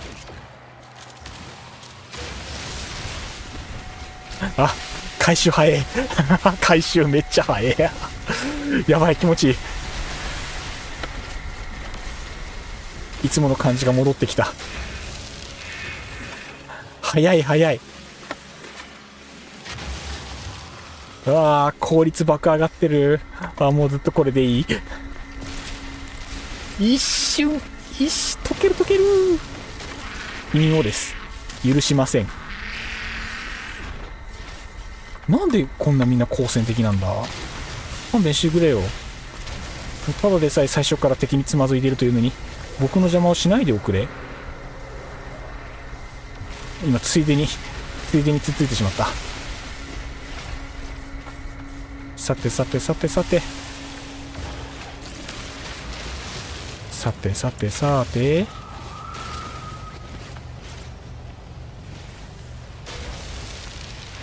この辺をちょこちょこと。洞窟入んないとダメか。洞窟入んないとそろそろ。そろそろ厳しいかもしれん。あ、忘れてた。皆さんごめんなさい。もしかしたらまたチャットの設定を間違っておりました。もしかすると僕誰かのコメント飛ばしてないですかね。トップチャットだとコメント自動で弾かれる時があるんですよね。ごめんなさい。1分ください。ちょっとコメントの確認をさせてください。申し訳ありません。もしかしたらコメント何か飛ばしてしまってるかもしれない。コメント全部読むのが国数スタイルなので、本当に飛ばしてたらごめんなさい。頭空っぽって煽られたところからちょっと遡りつつ、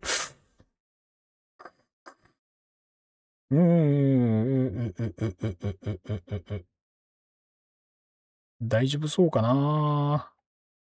先日の配信でもね、間違ってコメントこれで飛ばしてしまって、はい、ちょっと見ていただいている方にちょっと嫌な気持ちにさせてしまったところがあったので、本当にすいません。ちょっとそれがないようにね、確認させていただきます。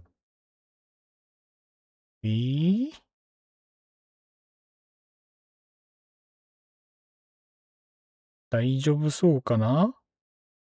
大丈夫そうだと思います。きっと大丈夫。では、再開いたします。どっこいしょういち。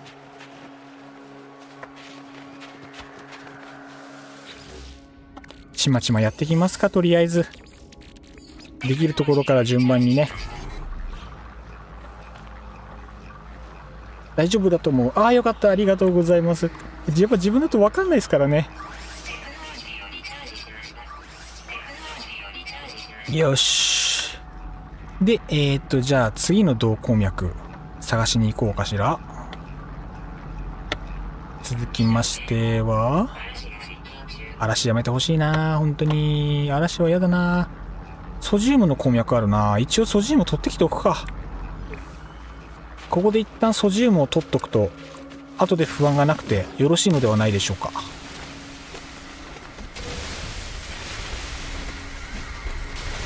なんか今ミスキャンのものが一瞬あったような気したけど、普通にスルーしちゃった。ああ、またミスキャン。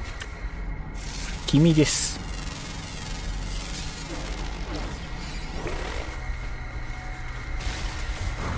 飛ぶ。でも普段からこれつけっぱで歩いた方が安心なんでしょうけどね。それやっちゃうとそれはそれでしんどいから、300メートルこの状態で走るのは少ししんどいか。ただまあこれで間違って動物殴りそうだけど、まあ何もしなくても襲ってくるから変わらんでしょう。あとは穴に落ちないように気をつけながらね。あとは余計なもの壊してセンティネルが元気にならないように気をつけながら行きましょう。こっちか。通り道に意外とアイテムが少ないんよな。残念ながらね。ちょこちょこアイテムを回収していきます。この床張ってる光綺麗なんだけどな。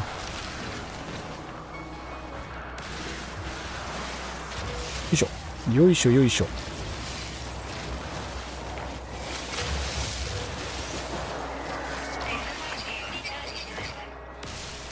この辺の石もか。やったー、ソジウムだーい。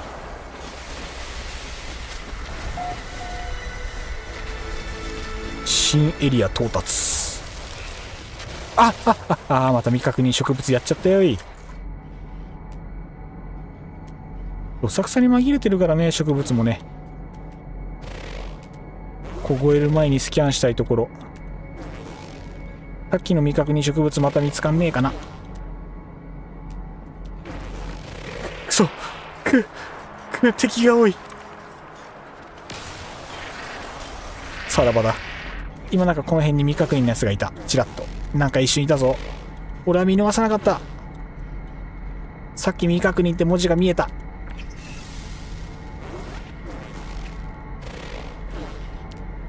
寒さのせいで画面が見づらくなっている。助けて助けてくれ。過酷だよ。自然は過酷だよ。これか。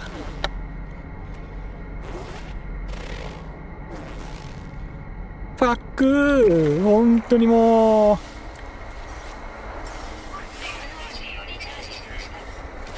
痛いが泣きたい。もう泣きたいよ。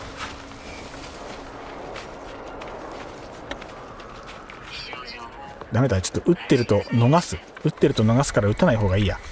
打たずに行こう。マイナス100度だからね。ほんまや、道理で寒いと思った。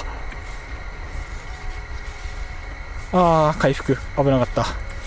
ちょっと飯食おう。飯、お肉あった気がする。1234567回復くれでいいか。でこの辺も解放できるうちに解放しといて、アイテムはねで軽く整理しといて、一旦これでいらないものはもう一回捨てて、邪魔だからね一回捨てて、もう大体もいらんでしょう。使うって言われるまで持たない。これもよし。鉱脈こっちか。通り過ぎてたか。ミスキャンのアイテム。ああ、来たソジウム。お待たせしました。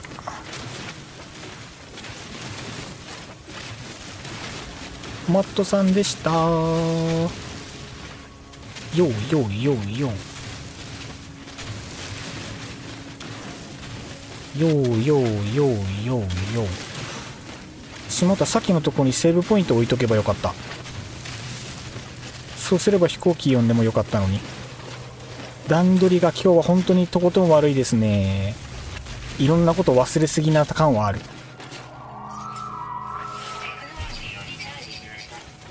どんどんじゃらじゃらどんじゃらじゃ、どんどんじゃらじゃらどんどんじゃらじゃらどんじゃら。ふいと一旦 OK。 さて続きましては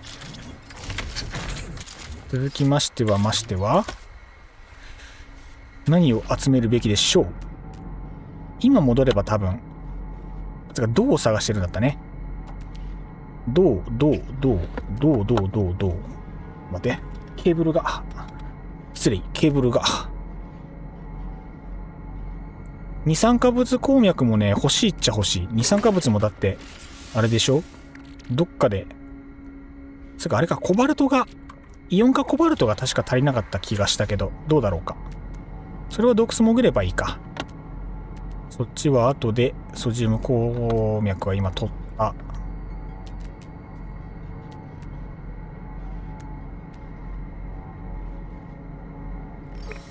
銅鉱脈レッツゴ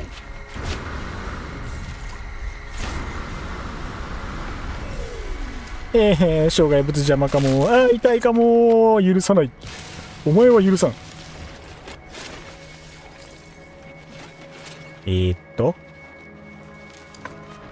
これ今取ったところか。これ今取ったところだね。ここ以外の銅鉱脈を探さなきゃいけないですよと。どう足んなくね？本当に言うてる？それほんまに言うとんの？飛べってか。別のとこ行けってか。いいでしょうよ。別のとこ一気やりましょうよ。そしたらね。じゃあ別に今決めたところにそこ拠点に決める必要ないな。とにかく銅が足りない。とにかく銅が足りないので、お茶を濁しながらナノマシン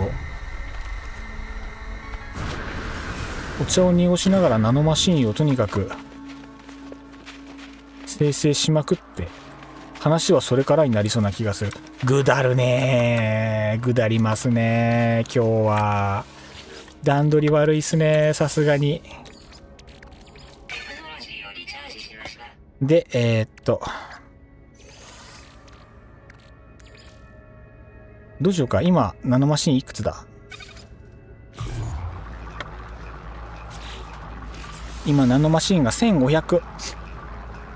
上で解放できなかったものは今なら解放できるけど、今もう一押しやりながら、結局動物とかのスキャンがほとんど進んでないんですよね。水中か。他どれで地上にいないわけだ。水中に3体、地中に3体、水中4体だね。じゃあ海に行きましょう。ちょっと地下巡ったら、その次は海中に行きましょう。君はもうスキャン済みかい？スキャン済みだね。君に用はない。さらばだお肉。猫レバー。大丈夫大丈夫。国勝猫派だから。おお、全部スキャンで3250ナノマシン。美味しいですよね。ここはね、美味しいから頑張りたい。できれば。美味しいからできれば頑張りたい。どっかの表示にコバルトってないかな。ちらっとコバルト映ってくれたら嬉しいな。目視できる範囲に洞窟が見当たらない。いやー、厳しいですよ、ほんと。本当に厳しい。着地するとこ間違ったな。あ、セーブポイント置こう。忘れないうちにね。セーブポイント9が。セーブポイント9が。他のとこからセーブポイントがめてくればよかったが。あれか、建築調査ユニット。こいつを設置して、忘れてた。こんなのありましたな。そうだよね。最初これで、どんどん作れるものを増やしていくんだよね。忘れてた。懐かしい。やりますか。これとかね。完全に忘れてた。あったあった、こんなの。だから最初に20個配られるんだね。信号ブースターいらんかったか。あと必要なものは、あれこんなもんだっけか。あとは壁と床と天井は正直欲しい。壁、床、天井。回収データももしかして意外と必要？今日過酷だな。過酷そうだ。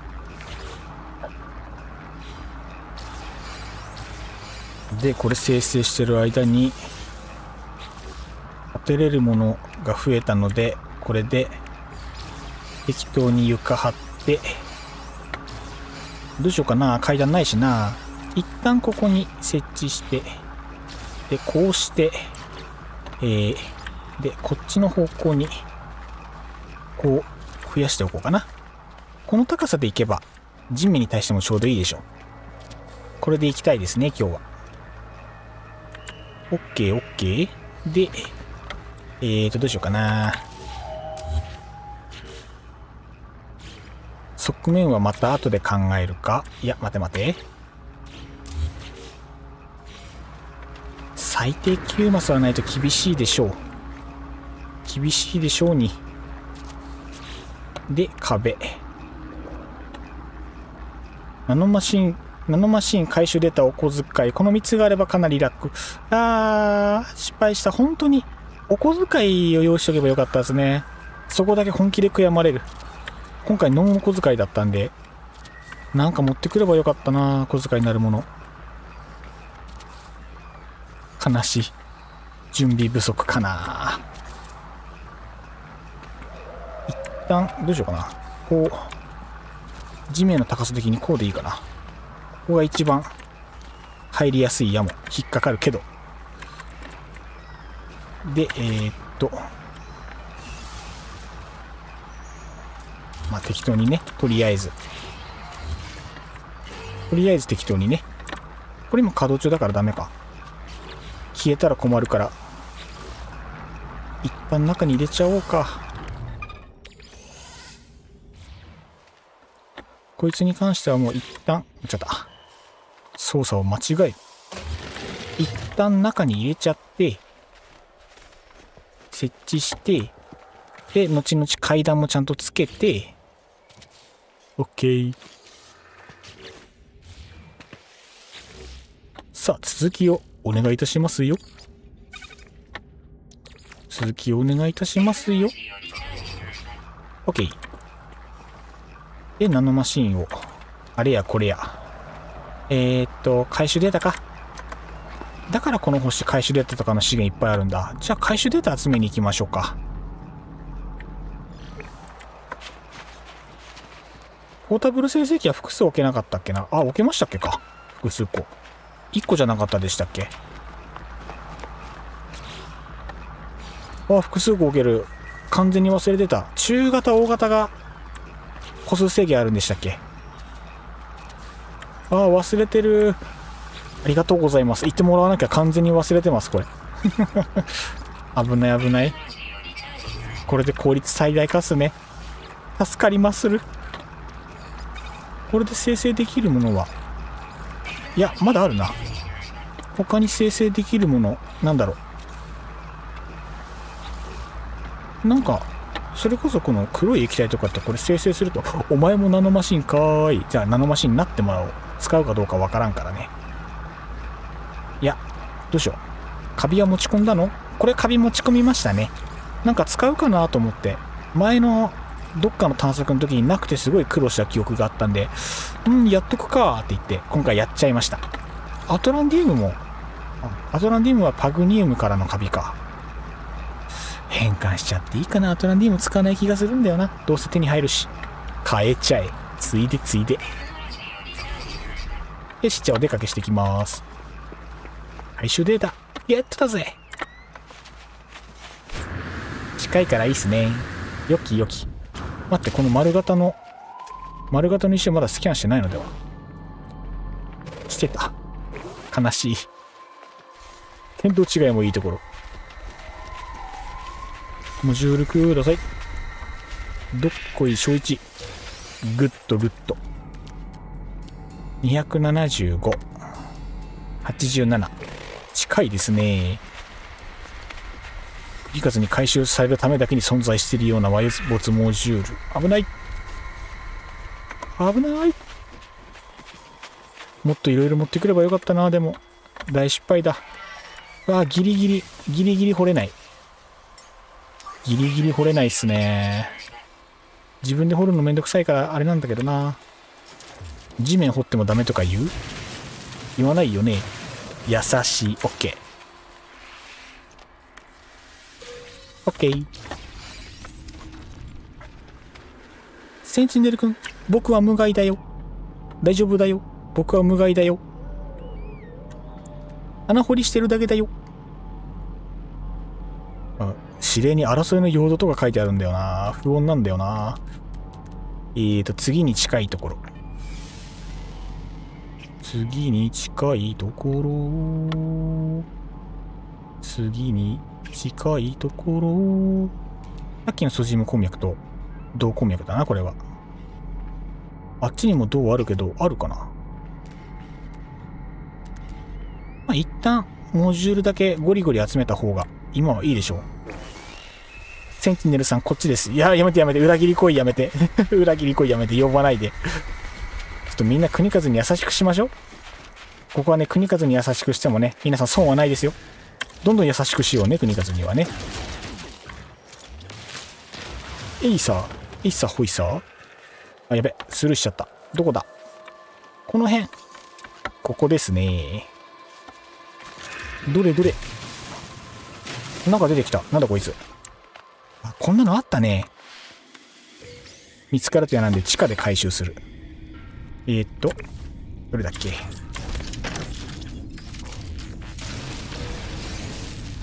光放つ鉱物ゲット。なんかゲット。あざっす。ジオデサイトいらなかったのでは。これお小遣いか。後で売ろう。15万ユニットだ。やったー。ほりほり、僕は無害な採掘中のトラベラーだよ。ほりほり。その通り。よろしくね。僕は無害なトラベラー。みんな仲良くしてね。これ回収済み。なんかもう一個ぐらい近くじゃねえか。300メートルとかあったから、この距離だと200メートルぐらいのところにもう一個モジュールが埋まってるんじゃないかな。つうか小遣い稼ぎだったらあれか、回収コンテナ掘り返して売っ払ってもいいのか。あれが339メーター。こっちにもっと近いのないかな。あそこの銅まだじゃない？あそこの銅まだな気がする。220。うわー、わかんねえ。とりあえず順番に行くか。110のところ見て。いや、なんかちゃんとトラベラーしてる気がする、今日。いやー、懐かしさ感じる。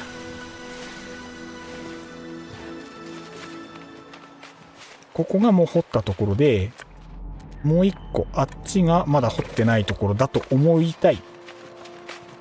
どうなんかいくらあってもいいですからね。頼む。どうあってくれ。頼む、どう近くにあってくれ。オーケー。ありがたさマークス。いいよいいよ。その調子。嬉しきこと。嬉しきことこの上なし。いやー、神の巡りに感謝。感謝感謝でございます。もう普段ね、神棚なんか拝まないけどね、今日はおみきあげちゃう。今日はありがたいから、もうおみきいっぱいあげちゃう。ジョッキであげちゃう。よしよしよし。オッケー。どう嬉しい。未確認植物どれだ？これか。嬉しい。こんなもんかな、未確認は。もうちょっと見ておきたいけどね。もうちょっと見ておきたいけどね。あら。アークスライダーさん仕方ない。じゃあ一ついいことを思い出させてあげよう、トラベラー。何ですか？多分ね、基礎中の基礎をね、国数大幅に忘れてると思うので、あれもこれも多分スポ抜けてんですよね。多分、それあったってめちゃめちゃ声出しそう。さあ、あそこにも銅ある。950。遠いな。回収コンテナ600。遠いな。コルベットのパーツが入った回収コンテナ。高額で売れることを覚えているかね？それですな。実に欲しい。しかもパーツが複数手に入ればものすごい値段がつく。優先的に行きますか？やっちゃいますか？そもそもあそこなんかあるし、あれも行こうかな。こいつは楽しくなってきやがった。800。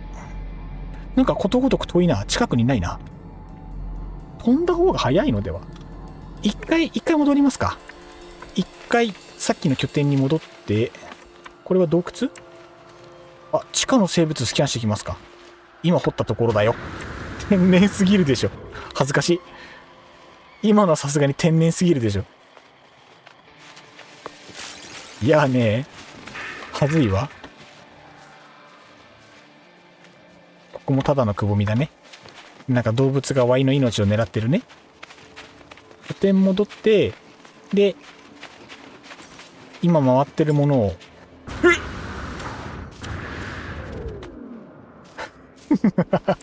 許されませんわ。誰だ穴掘ったやつ。許されませんわ。もう散らかしたら片付けろって親に教わんなかったんか。恥ずかしい。親の顔が見てみたい。ちょっと母ちゃんに電話しようかな。宇宙船とこ戻ろう。で、回収できるものを回収して、コルベットパーツをまた集めに行って、集めたパーツ売っ払ってお小遣いにして、ゴリゴリ進めよう。私は青色星系にでも寄ってくるか。まあゆっくり来たまえトラベラー。もう相当先に行ってる。未確認ですよ。ありがとうございます。嬉しいぜ。わりかし順調なのでは。せっかく拠点の近くに水辺もあるし、これ調べてなかった。ラッキー。もらえるものはみんなもらっていこう。よきよきのよきよき。よきよきのよき。よきよきのよき。さて。階段ないの不便だな。階段を設置したいところ。ちゃい。大量。ありがたきかな。ありがたきかな。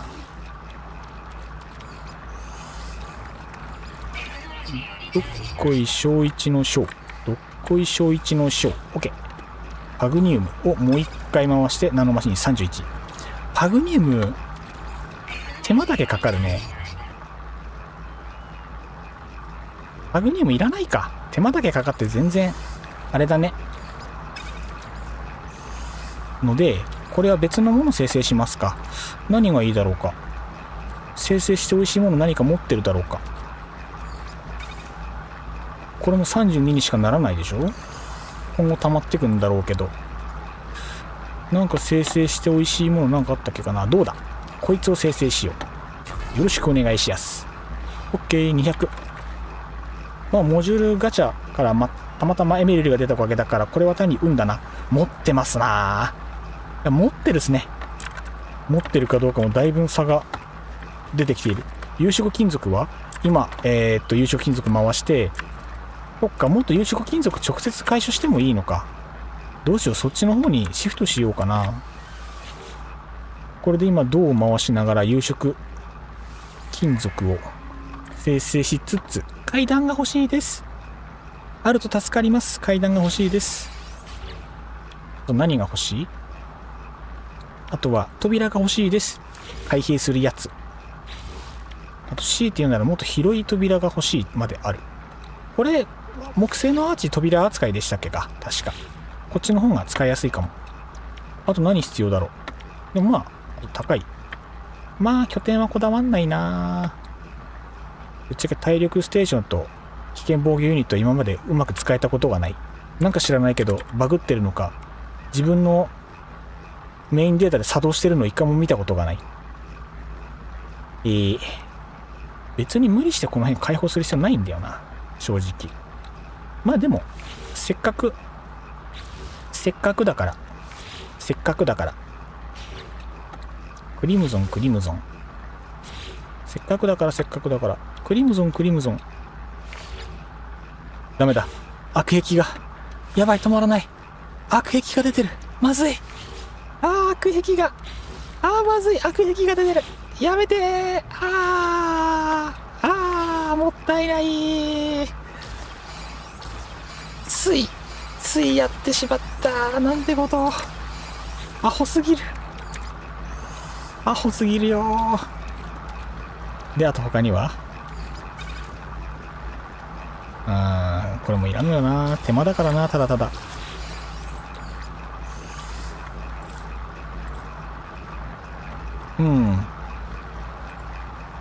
別に早急に欲しいものはないか。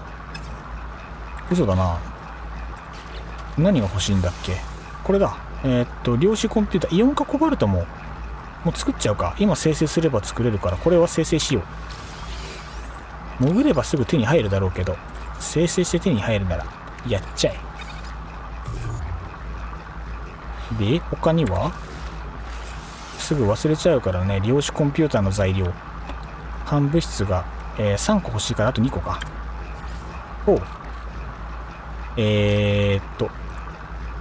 作れるんじゃね。マイクロプロセッサーの数が足りない。マイクロプロセッサーがあと2個欲しい。 OK。 これで作れるのでは。もしかして量子コンピューター3ついけましたわ。あとはもうコバルトだけですわ。素晴らしい。いいぞ。足りましたわ。嬉しい。解決。よし。いいぞ。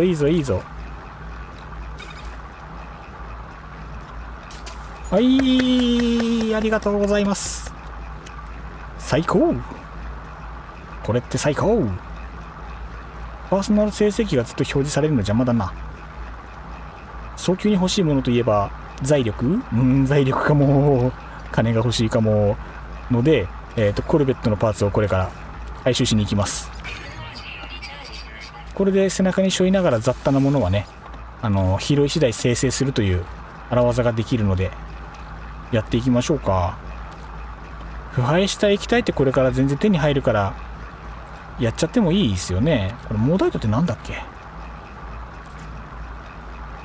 まあいいか。歩きながら考えよう。これは。歩きながら考えよ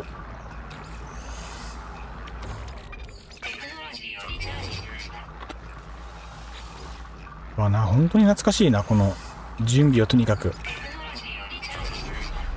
準備に時間かける感じ。懐かしい懐かしい。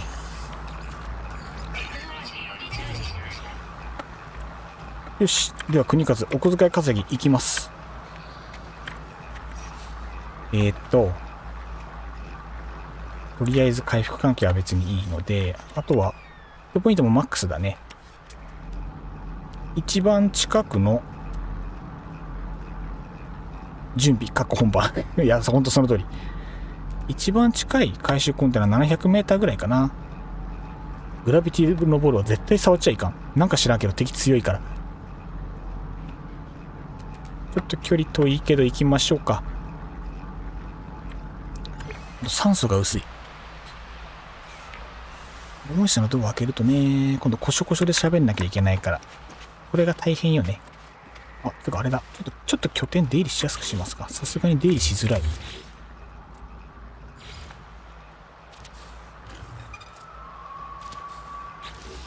で、一応ゲート。建物判定さえつけば何でもいいからね。扉はこれで。で、屋根つけて屋根。どうしよう。いらんことしたくなる。いらんことしたくなるよ。いらんことしたくなるよ。いつものやつだよ。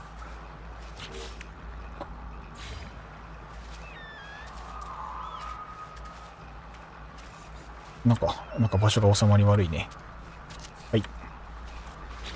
全然今じゃないよ。全然今じゃないよ。良い子は真似をしないでね。全然今じゃないからね。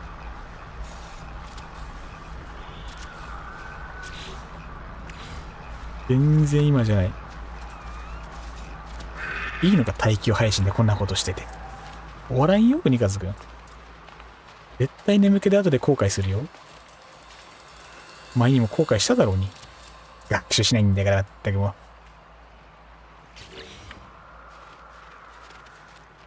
あとは反対側も出入りしやすいようにここにも階段つけちゃうか。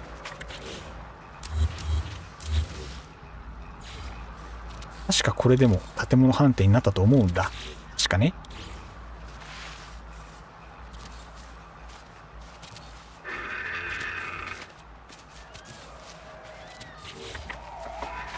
どうだ。めっちゃお外ですね。めっちゃ外ですね。すいませんでした。これじゃ建物の中の判定にならないんだ。寒いんだ。ちょっと待ってね。もうちょっと頑張ってくれ。いや、3枚とも扉にしちゃえ。全部階段にしたし。見栄えいいのさ、いいのさ。あ、オッケーオッケ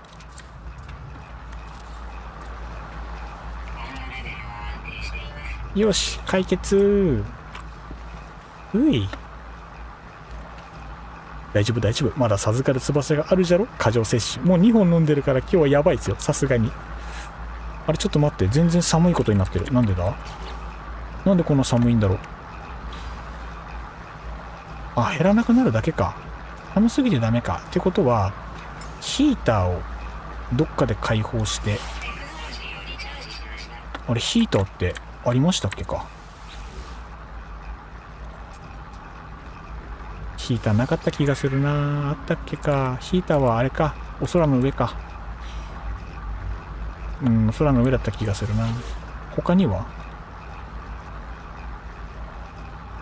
行き貨物船でも行きますか。行った方がいい説がある。それちょっと話が変わってくるかもしれない。行き貨物船もありよりのあり。発電機そもそも置いてない。ソーラーパネルと、あ、金がないからダメか。まあ、どのみちいろいろ安定してからじゃないとちょっと無謀ですね。了解了解。ハクハク。とりあえず目的地向かいますか。レッツラゴー。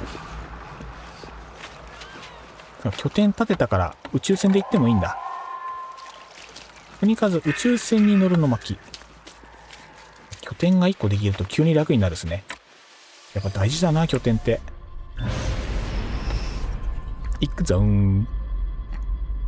もしかしてインフラナイフで上からつっついても回収できるのでは。こうして、こうして、これで回収できる。あ、できるんだ、回収。いけ、いけいけいけいけいけ。いや、回収できてないぞ、これ。ヒーターご所望ですか？一気貨物船耐久かな？やめてやめて。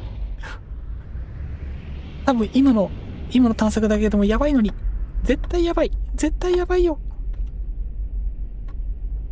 さっきの場所見失った。あ、これダメ？もしかして。コルベットじゃないとダメか。わあ、そっか。待って、しかも着地できないんだけど。またね、この地面の生成が終わってないから着地できない系のバグね。オーライ。オーライ。オーライ。着地させて。お願い。お願い。バグしないで。バグらないで。着地させて。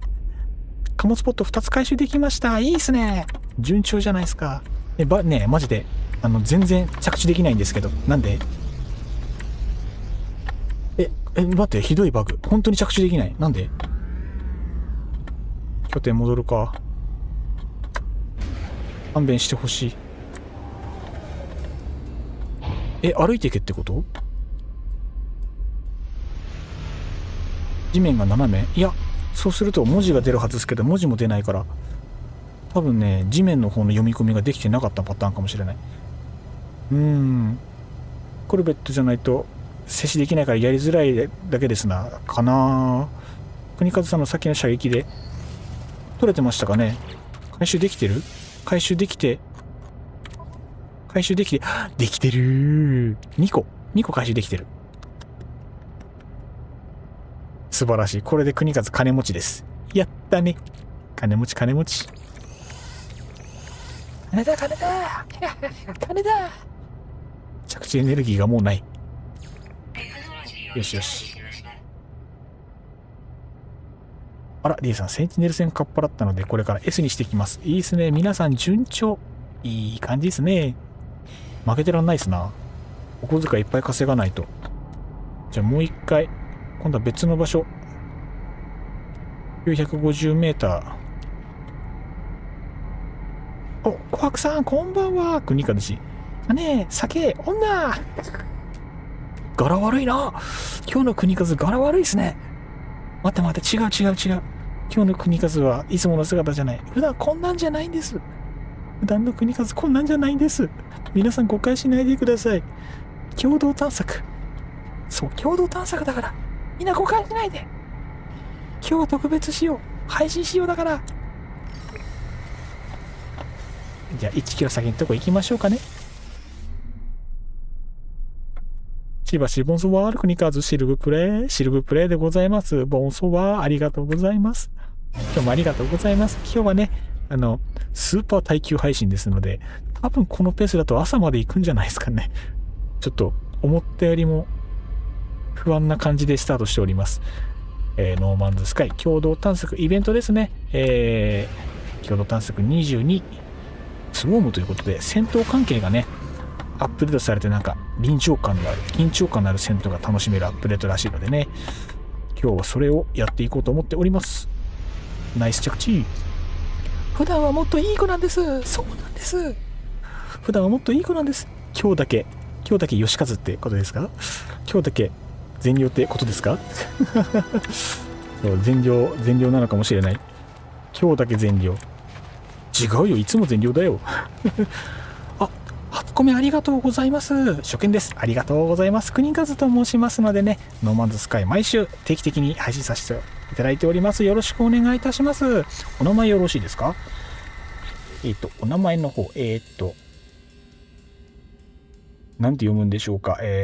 下の名前、桐尾さんでよろしいですかね。霊長寺桐尾さんですかね。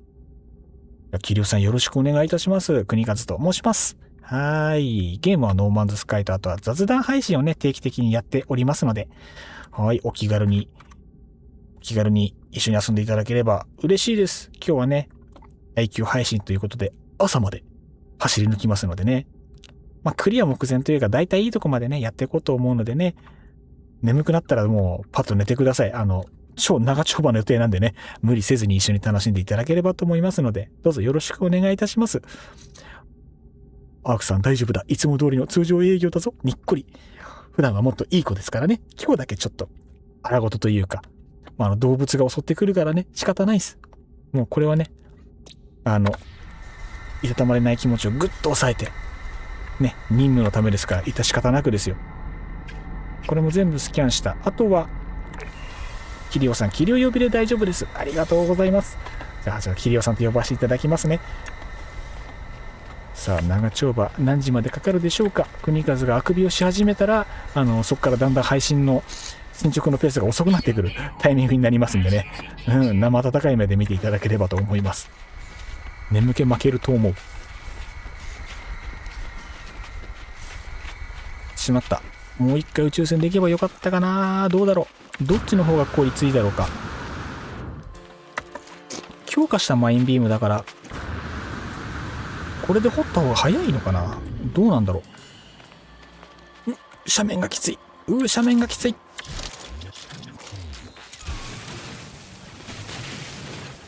どっこいしょい。よっこいせーい。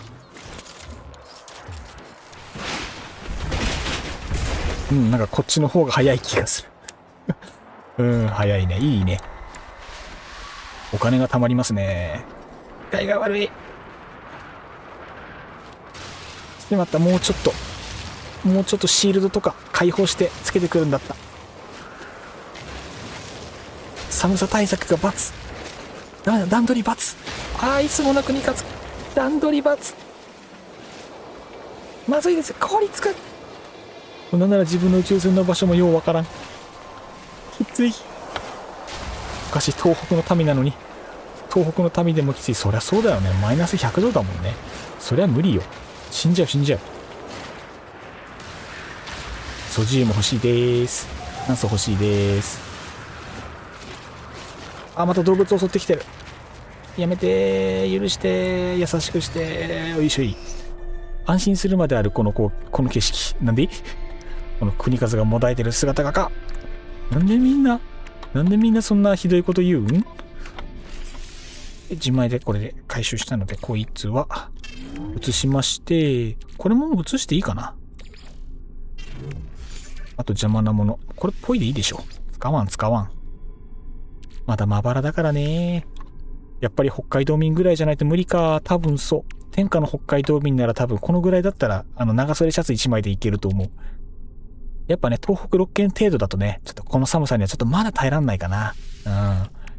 ちょっと厳しいまである。アイテムこれでよろしいか。あれ？さっきのとこ1個しか出なかった？アンラッキー？まあいいでしょう。これなんかめんどくさいな。ちょっと画面1個消しときたい。なくてもいいんだけど。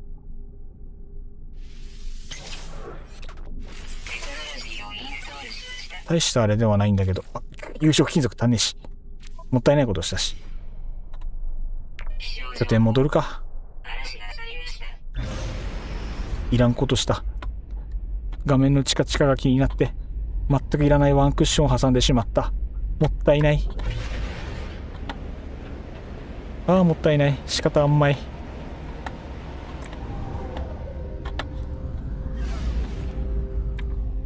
オーライ、着地どうぞ。オッケー。そろそろ生成器も落ち着いている頃でしょう。この辺をね。これもちょうど終わりですな。持ってきた分は全部かな。もっとたくさん持ってくればよかったな。これ全然まだ足りないのでは。8000個じゃ足んなかったな。もっと1万とか2万とか持ってくるべきだったか。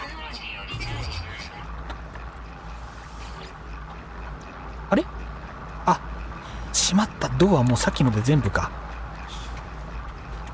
マジで銅足らん。こうして国風の夜はあっという間に更けていくのであった。屋根上が開いてるから冷えるのでは。あれ？嘘ん。屋根上が欠陥住宅すぎる。本当だ。屋根上入ってる。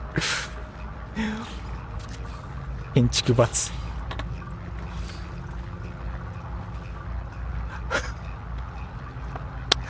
あったかーい。あったかーい。屋根って大事。みんなの家には屋根ありますか？屋根があるとね、家ってあったかいんですよ。みんなしてた？みんなこれで一つ賢くなったね。国数バカすぎる。やべ。これはひどい、ちょっと。みんな。キリオさん、わらわら。リエさん、まさかの。まさかの。ほら、どうした？みんな、笑えよ。こんな国数を笑ってくれよ、みんな。ひどすぎ、マジで。ああ。劇的ビフォーアフター。なんか寒いな。隙間風か？上見て屋根なし。切なすぎる。なんてことをしてくれたのでしょう。ちゃんちゃんちゃんちゃんちゃんちゃんちゃんちゃんちゃんちゃんちゃん。建築の巧みすぎるって。ひどいひどい。いやー、センスがどうこうっていう問題じゃない。不注意。現場猫すぎる。あまりにも現場猫すぎる。ひどいね。あんまりだね。どうしようか。お金稼ぎも必要だけど、ナノマシンも今7500でしょ。で、この星の動物全部月中するとちょうど1万ぐらいになるんで、動物スキャンしよっか。あとね、動物がね、あと6種類、7種類かな。で、水中に4種類と地中に3種類だから、多分地中はね、すぐに攻略できると思う。目の前に水あるから水中行きますかね。水行こう、水。過剰摂取で脳が焼かれたか。いやー、本当にそうかも。焼かれちゃった説ある。ありよりのあり。この家は寒さに悩まされていた匠の手により屋根が追加され、暖かい部屋となった。匠ポンコツすぎるでしょう。悪い意味で名の知れた匠だったのかもしれない。父はすぐに終わる。そう思った時が私にもありました。嫌なフラグ立てないで。嫌なフラグ立てないで。お願い。優しくして。1種類。2種類。あ、やべ。あ、いた。よし。いけ、いけ、頼む。スキャン。マインドスキャン。オッケー。動物3種類オッケー。よし。ここまで順調では。水中の葉っぱ。水中の葉っぱで未発見のものはありませんか？あ、なんかいる。なんだあれ。あれ地中の動物っぽい。でもなんかスキャンできる。え？あ、そっか、水中のレアだ。イカじゃん。イカだ、イカだ。すげえ。建材のチェック。送り主がチェックしてるだろうし、とりあえずよし！あるあるすぎる。現場猫すぎる。解像度が高いですな、現場猫の。30分ぐらいかけて地下のラスト1種が見つからなかった私が通りますね。実績あり。実績ありか。怖くなってきたが、ちょっと。この階層まだ見てないのでは？下手すると。見たかな？この階層は見ているね。これ関係ないのか。お魚見たし。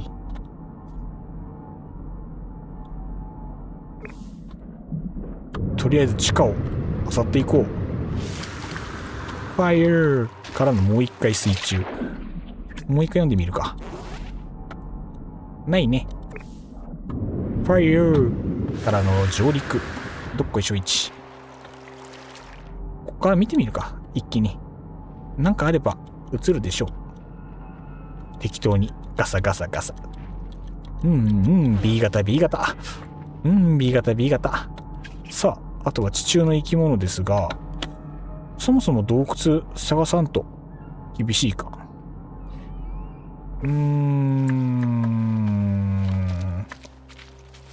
まあ飛行機で低空飛行が早いか。低空飛行士で探そうか。埋没モジュールを拾って、待って。調和するスクラップもおるし、回収コンテナ5分。一旦大丈夫。一旦大丈夫です。順番に行きます。避けるよー、避けるよー。これってなんかあるんだっけか。あんまりこれ回数やってないから。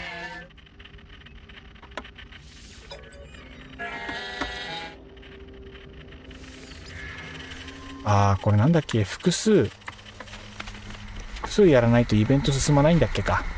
今じゃないね。今じゃないですね。と、アトラスパスそういえば作ってなかった。後で考えないとな。文字拾えるか。あ、ファファファファファファファファファファ。はい、シャイシャイシャイシャイ。神罰。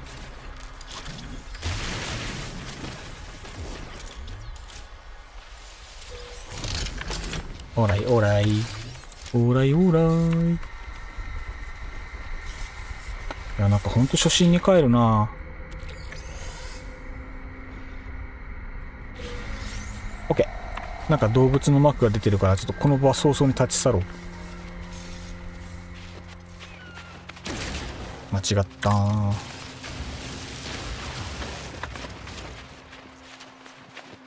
いろいろほったくりながら、いろいろ回収しながら、じわじわと進みながら、そもそも洞窟を見つけられなかったらめんどくさいまである。めんどくさいまであるぞ。さあ、洞窟が見つかるんでしょうか。洞窟が見つかるんでしょうか。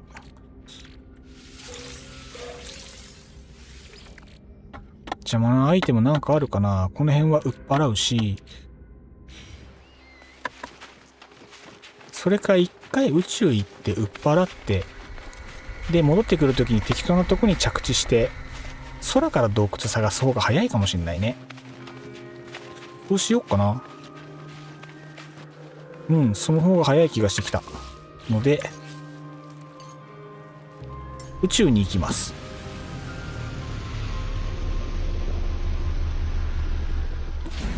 うん。なんでやめてやめて。追ってこないで。追ってこないで。やめて。追ってこないで。ああ、しまった。有色金属とかどう忘れてた。ごめんね。あれもこれもってなると、いろいろ忘れちゃうわ。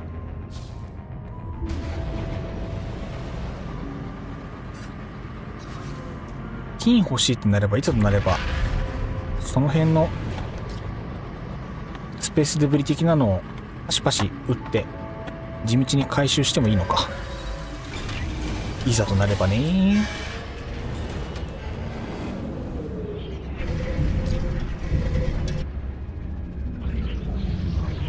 動きづらいから近くの星ポロポロ回ってアイテムスロット、背中のアイテムスロットを頑張って開いていくのも一つありかしら。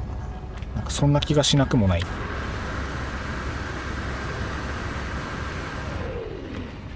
へいへいへいへい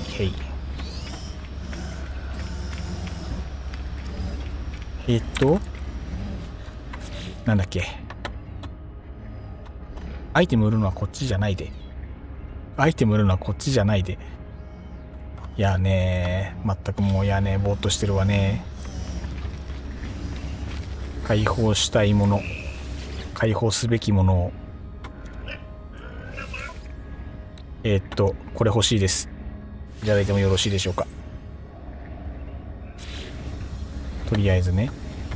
ここで開くよりも普通に買った方が早いのでは。どっちがお得なんだ。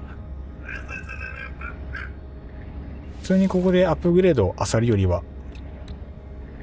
栄養摂取装置いる？何がいるんだい今だと。高度なジャンプシステムは別になくてもいい。ウォータージェット効率、これはなんかあった方が便利な気がする。ナノマシン7000。いいか、取っちゃうか。悩んだら取ろう。あと Y。あと Y。あと何が必要なんだい？宇宙戦闘後ほど。あれか、エクソクラフトも解放した方が早いって言ってましたっけか。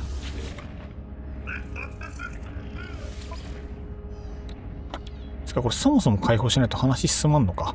その時に何かが多分一緒に解放されるんだな。じゃあ後でいいや。で武器、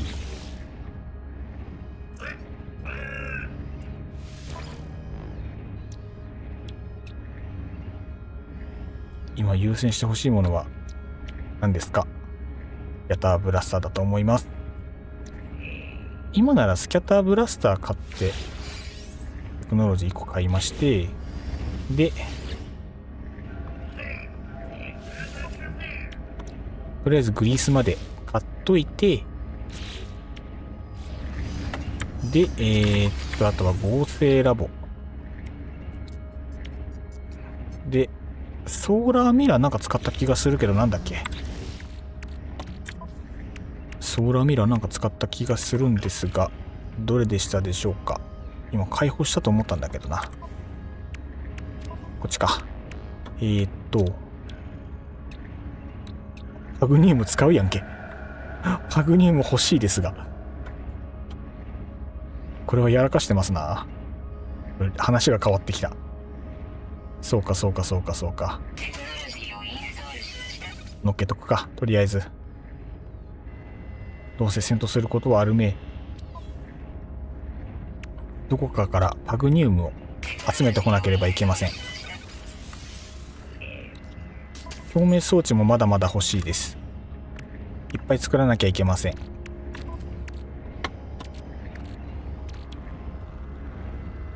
有色金属もちょこっと欲しいです。なぜか不足しています。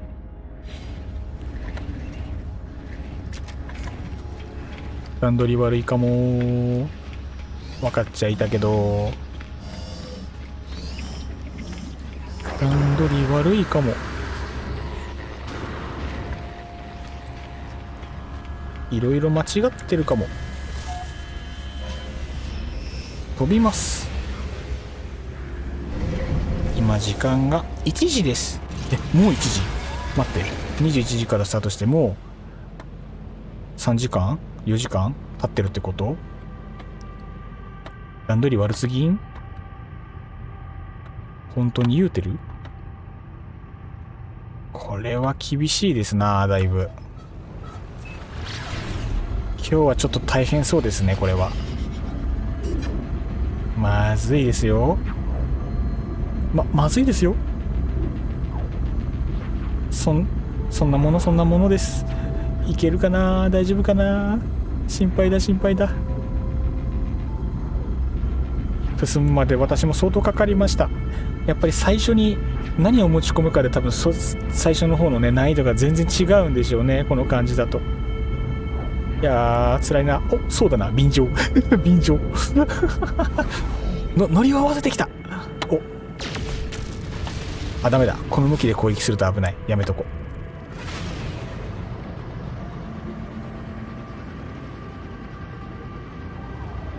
う。よいしょ。グリッドな。今日始めたとは言ったが、私は始める前に結構準備やってたからな。やっぱ準備大事っすよね。本当に段取りって大事なんですよ。段取りやってなかったことによって今日のこの下り具合ね。配信者こそ段取りしなきゃダメでしょってね。ぐだっちゃいかんって。ただでさえね、普通にやってても時間食うゲームなのにね、ぐだっちゃ大変だって。いやいっせい、なんかシェイシェイシェイシェイシェイシェイシェイ。ここってまだだっけか。訪問済みだ。アイテム買ってください。あ、売るとこここじゃねえか。あ、ここじゃねえや、間違った、下だ。よいしょ。とりあえずテクノロジー枠もアイテム枠も全部埋まる程度には持ち込んでるからな。やっぱ大事ですね。でもスムーズに行こうと思ったらそうなるんですよね、本当はね。今必要なものはカーボンナノチューブとマイクロプロセッサーとかだけど、私は共同探索用のストックで倉庫一つ使っております。すげえ準備万端すぎる。完璧ですね。準備が完璧だ。すげえな。スタンプありがとうございます。ハートとか笑顔がいっぱい飛んでて嬉しいですな。余計なものは全部売っちゃいましょうね、この辺はね。ポイポイ。レバーもいいでしょ。どうせ動物はいくらでも狩れるですからね。自動でサイトも使わん。バイバイ。アトランディウムもいらない。バイバイ。あとはサビキンもいらない。バイバイ。で、なんかパグニウムを使うらしい。グラビティのボールもいらない。バイバイ。一旦こんなもんでしょう。一旦こんなもんだけども、ハートありがとうございます。めちゃめちゃハートが飛んでる。すごいすごい。ハート飛びまくっちゃう。嬉しい。ハートを押してもらうとですね、YouTube の方のチャット欄と、あとはワンコメのアプリの方でね、ものすごいハートがいっぱい飛ぶのでね、すごい画面がなんか、明るくなってすごいいい感じになります。ありがとうございます。コバルト足りてたっけか？足りてるね。あと何がない？あ、ごめん、被ってました。ごめんなさい。とりあえず売れるもん売っ払ったので、船になんか乗ってるっけか？あ、こいつを売っ払わないと忘れていた。じゃあ、売っ払っちゃおうかね。売っ払っちゃおうかね。すべてのアイテムのとこになかったから、船から降ろさなきゃダメ？船から降ろさないとダメか。売る場所間違ってる？もしかして。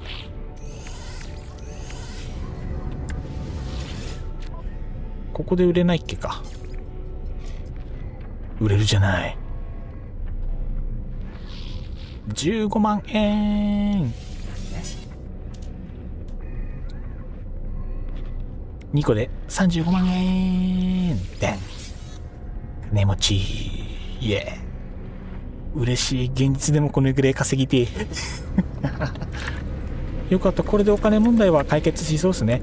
どうしよう。ついでにどのアイテムケースの中身を売るか切り替えられるんだぞ。これってだってスーツ、待って、スーツ、宇宙船、ほんまやなんで忘れてたんだろう。なんかいろいろ記憶飛んでる。ごめんなさい。なんか久しぶりすぎて記憶がいろいろ飛んでる気がする。ポンコツ。実際まあ国数ポンコツだからね。27,500円のこいつをごっそり購入しても今何本あるんだ？ 198 万あるので、この辺はもうごっそり買い放題ですね。嬉しい。マイクロプロセッサー何個か買っとこう。10個ぐらい買っとこう。 OK。 おいで。どうしようかな。有色金属とか他の星で買えるんじゃないかね。ダメか。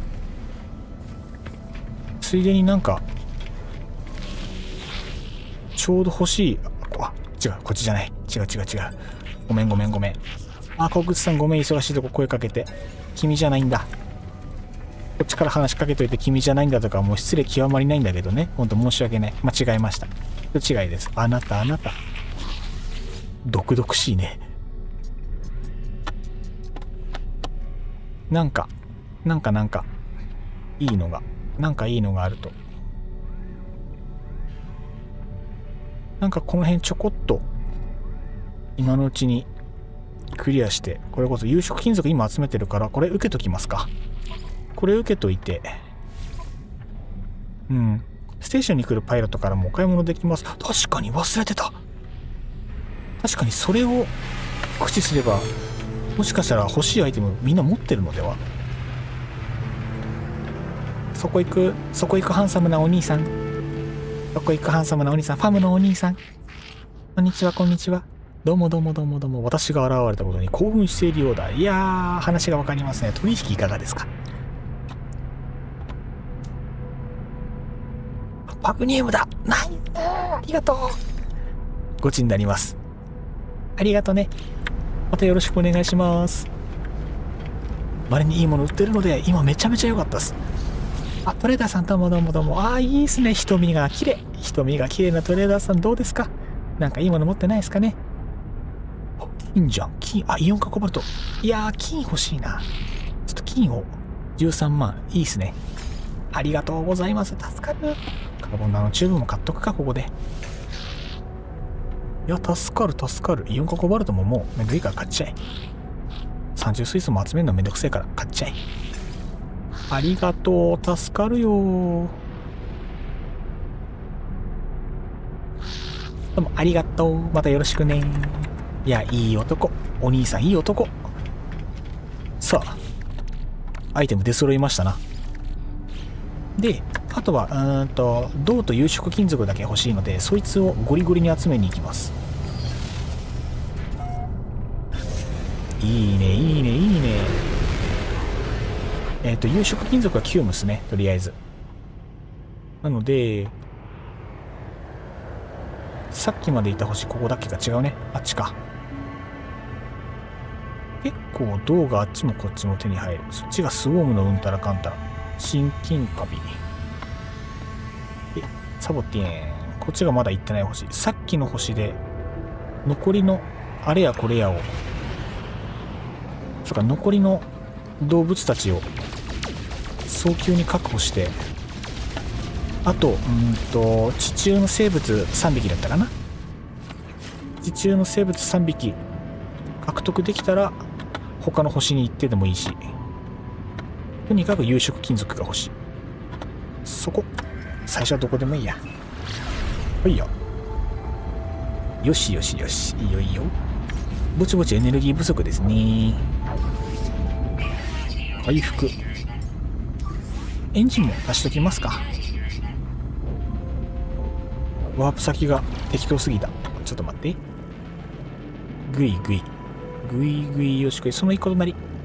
それじゃないけどまあいいや。オッケー。とりあえず近所に行きましょう。なんだか知らない土地を車でドライブするときもね、とりあえずだいたい近くにピン刺しとけば、ね、最後の詰めは適当に迷っても大丈夫みたいな、そんなスタンスでね。ほらいいだろ。危ね、通り過ぎるとこだった。距離いまいちだった。もうちょっと行けたでしょ。ほらい。どうしようかな。一旦この辺に降りますか。適当なとこに降りれば動鉱脈の一つや二つあるでしょう。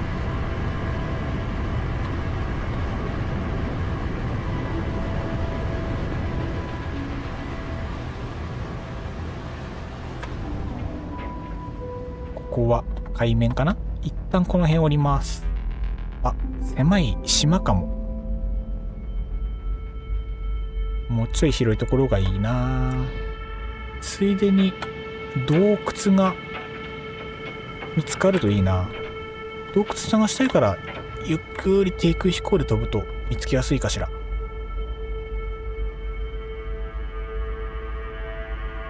目視で見れるかな。もうちょっと視界が開けてればね楽なんだけど、これは仕方ないね。これ穴か。鉱脈かな。なんだろう。ちょうどいい鉱脈だったら嬉しい。で、拾えるアイテム拾っといてください。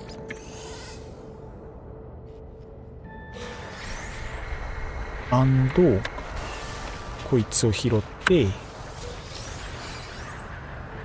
なおかつこの小脇の鉱脈を。埋没モジュール近いね。この辺いっぱいあるね。銅鉱脈600。そこより近いところ今ちらっとあった気がしたんだけど。どうした？痛い。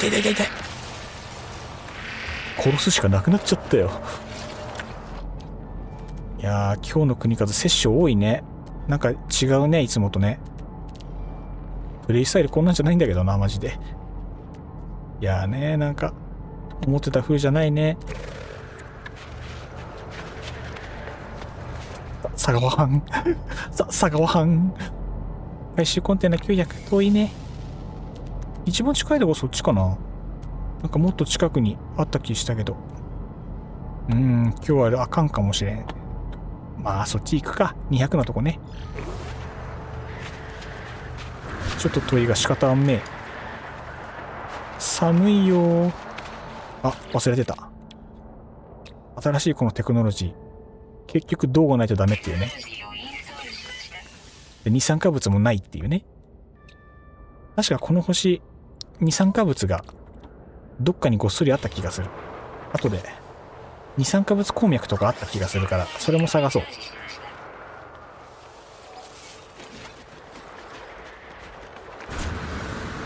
探さなきゃいけないものがいっぱい出てくるね。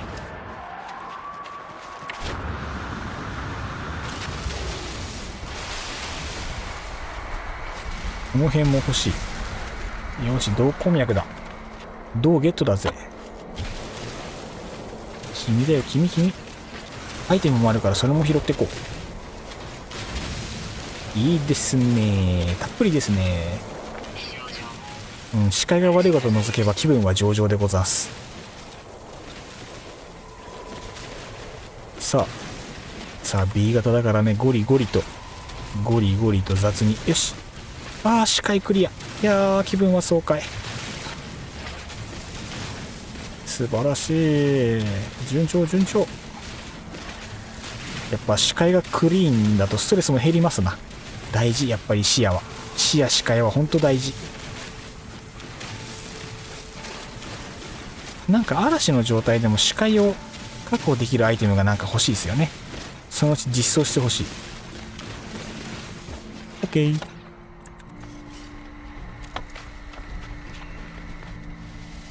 OK。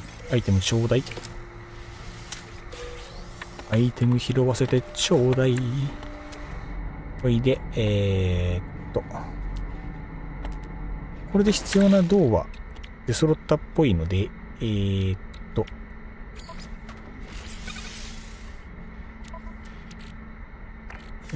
銅はもうちょっと欲しいかな。有色金属まだまだ足んなくなりそうなので、銅もうちょっと拾いたい。279。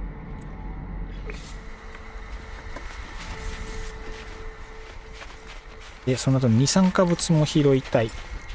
あれもこれも拾いたい。全部欲しい。全部欲しい。欲しいは正義だ。違うか。間違った。全然装備間違った。へいドン。へいドン。側面なんだな。目的地は側面なんだな。引っかかってるんだな。欲しいイコール正義です。そうだろう、フランソワ。俺は銅が欲しい。上から行きたい。上から木邪魔だから木は先に取りたい。これも邪魔だから次に取っちゃう。で、銅を回収いたす。銅を回収いたす。なんぼあってもいいからね。銅はなんぼあってもいいからね。本当あれなのかな、もっとなんだろうな、採掘機みたいなのも開放してどっしり腰据えてやった方がいいのかな。どうなんだろう。まあどっしり腰を据えるにも事前準備は必要なんだろうから、そこを失敗した時点で少し厳しい話ではあるけれども、理想としてはね。なんか今真下にも一瞬見えたな。なんだ、なんか見えたけど気のせいか。スキャナー頑張れ。なんか下に見えたぞ。スキャナーリチャージ。なんかいるぞ下に。あれなんだ、真下になんかおる。ちょっと待ってね。ってことは、ここ地下あるぞ。ってことは地下の動物も漁れるのでは。オッケーオッケー。ラッキー。この辺の側面から穴掘ってみよう。ワンチャン地下あるで。この辺かな。もっと深いところか。ここだ。よし。運がいいぞ。俺は運がいい。いやマジで運いいぞ。これはどうか。なんだ、もうラッキー。どうだ、嬉しい。上と下まばらに入ることもあるんだね。ナイス。これはラッキーだね。自分で言うのもなんだけど見逃さなかったの偉いな。よく気づいたな今の。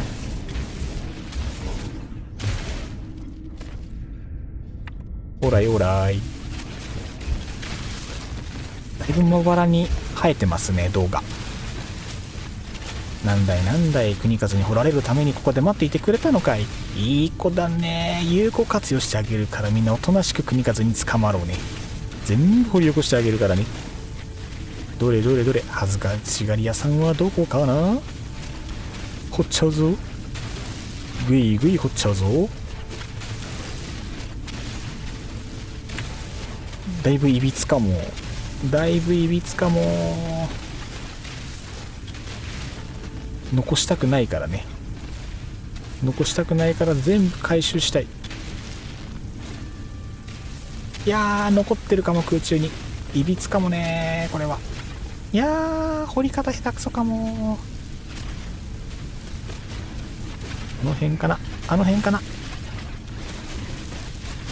どうしても空中残るんだよね。採掘センス三角。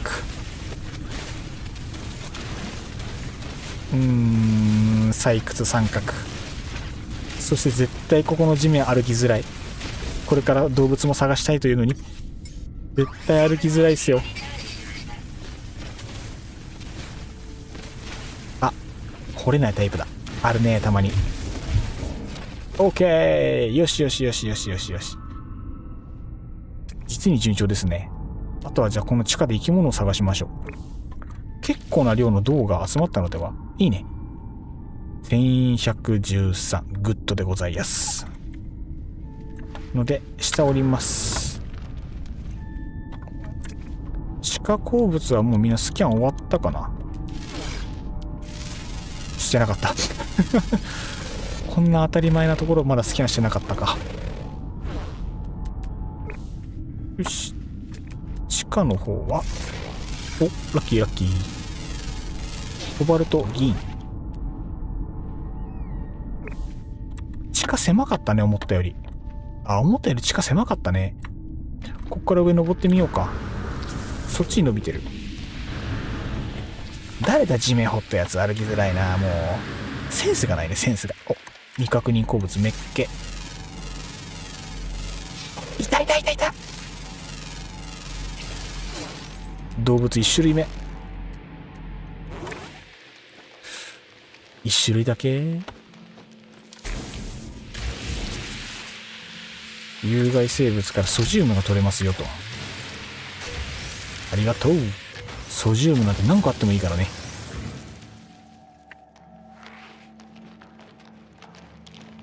あと Y。あと Y。なんか見たことないものないかな。見たことないものないかな。お、これは植物。いいね。こんなもんか。動物の反応もないかな。やばい。確かに動物かかりそうだな、これ。動物かかりそうだよ。どれ、面でも拝んでやるか。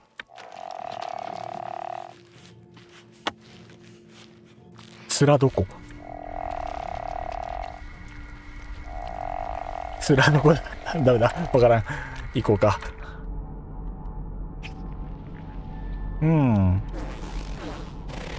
いや、こんなもんか。これは動物かかりそうですね。これはまずいですよ。まあ仕方ねえか、こればっかりは。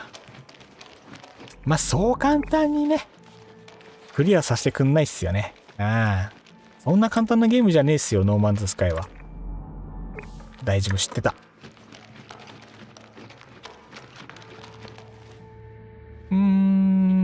一回出るか。こっちも特に多くないでしょ。一回出ますか。ここの洞窟は。あ、やめて。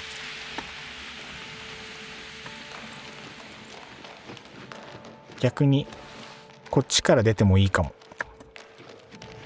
入ったところとは別のとこから出て。こっち行き止まりだっけか。いや、横穴あるね。痛いんですがやめていただけますか。毒攻撃なんて卑怯だと思いませんか。許さんぞ。まだいる。あ、いいね、1個だね。毒が苦しい。マジで勘弁してほしい。よし、あの方で出るか。困ったらあのホテ出りゃいいのさ。ちょっとアイテム回収したぐらいにしてね。もらえるもんはもらっていく。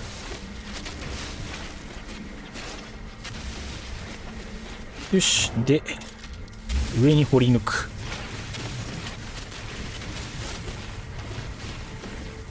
銅はゲットしたし、あ、忘れてた。わ、今生成できる。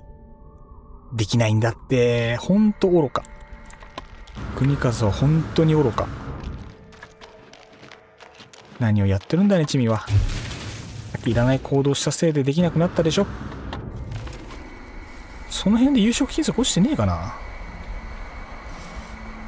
この星は有色直じゃないのか。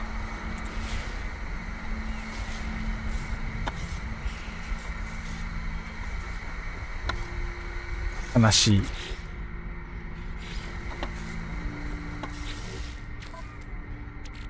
金属プレートこさえてあれやこれや。金属プレートこさえてあれやこれや。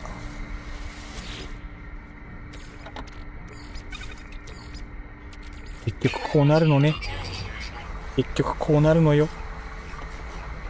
でやってるうちに有色金属が手に入るので、その間にちょっと周りをこじこじして、ちょっと周りこじこじして炭素とか集めようね。なんたって射程がこうだからね。回収速度もこうだからね。でついでにスキャンしてないものがあればスキャンしたぐらいにして。でも植物ってほぼスキャンしたのでは。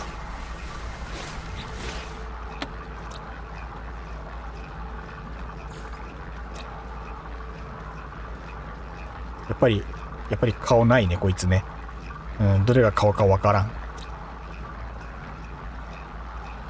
あとは地中に2匹、特殊が2匹、常に活動だからいつでも探せる。となればあとは運ですね。あとは運だけですね。ちなみに、ダメだね。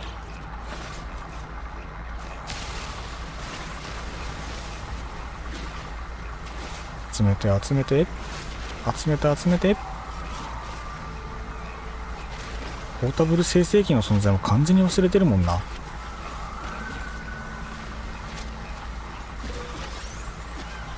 こうやって定期的に初心に帰るのは大事なんだなとか思いつつ、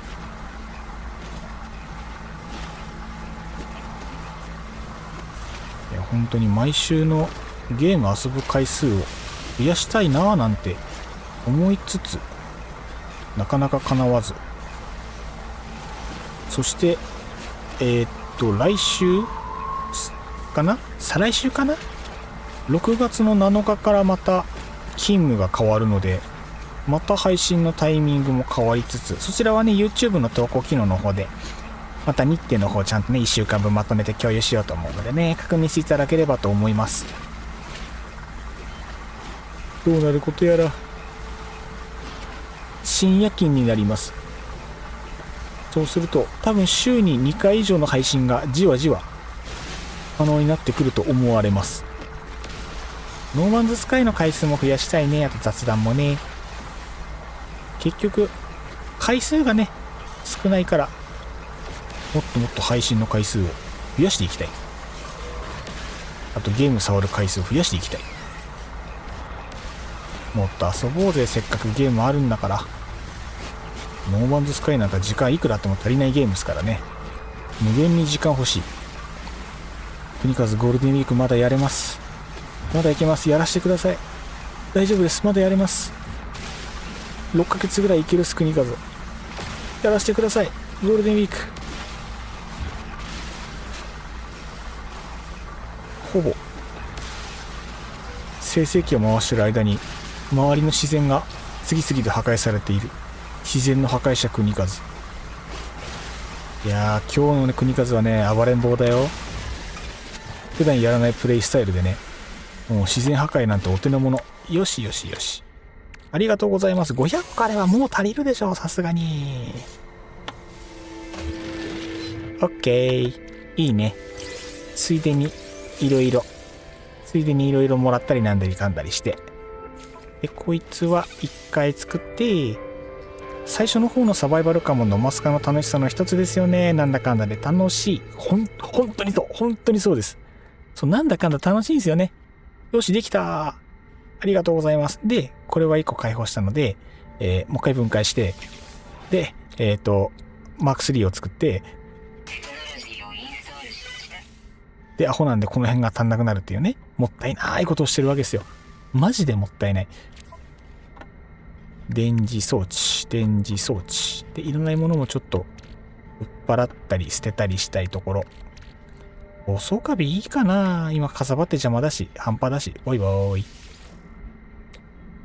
で、共鳴装置がジカフェライトが欲しいのと、あとは、なんだっけ。よいしょ。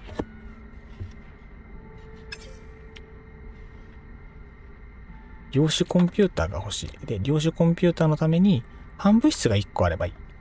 反物質。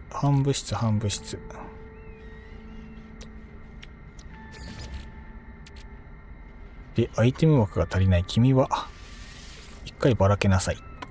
量子コンピューター。で、量子コンピューターが足りたので、放り込んで、働かざる者旅するべからず、働くのじゃトラベラー。本当にそうなんですよね。なんも言えん。なんもいいよ。働きたくないでござる。働きたくないでござる。労働から解放されてよ。おらよ。働きたくねえんだ。ドラえもん、働きたくないよ。ジカフェライト40個。これ生成で作れるっけか。今、フェライトが、ピュアフェライトがあるから、こいつでジカフェライト確か生成できたっけか。どうだったっけ。さて、ドリ。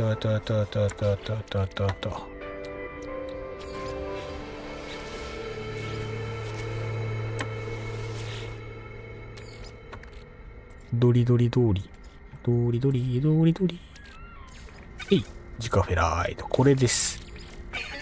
ピュアフェライト生成、ジカフェライト、これです。いいですね。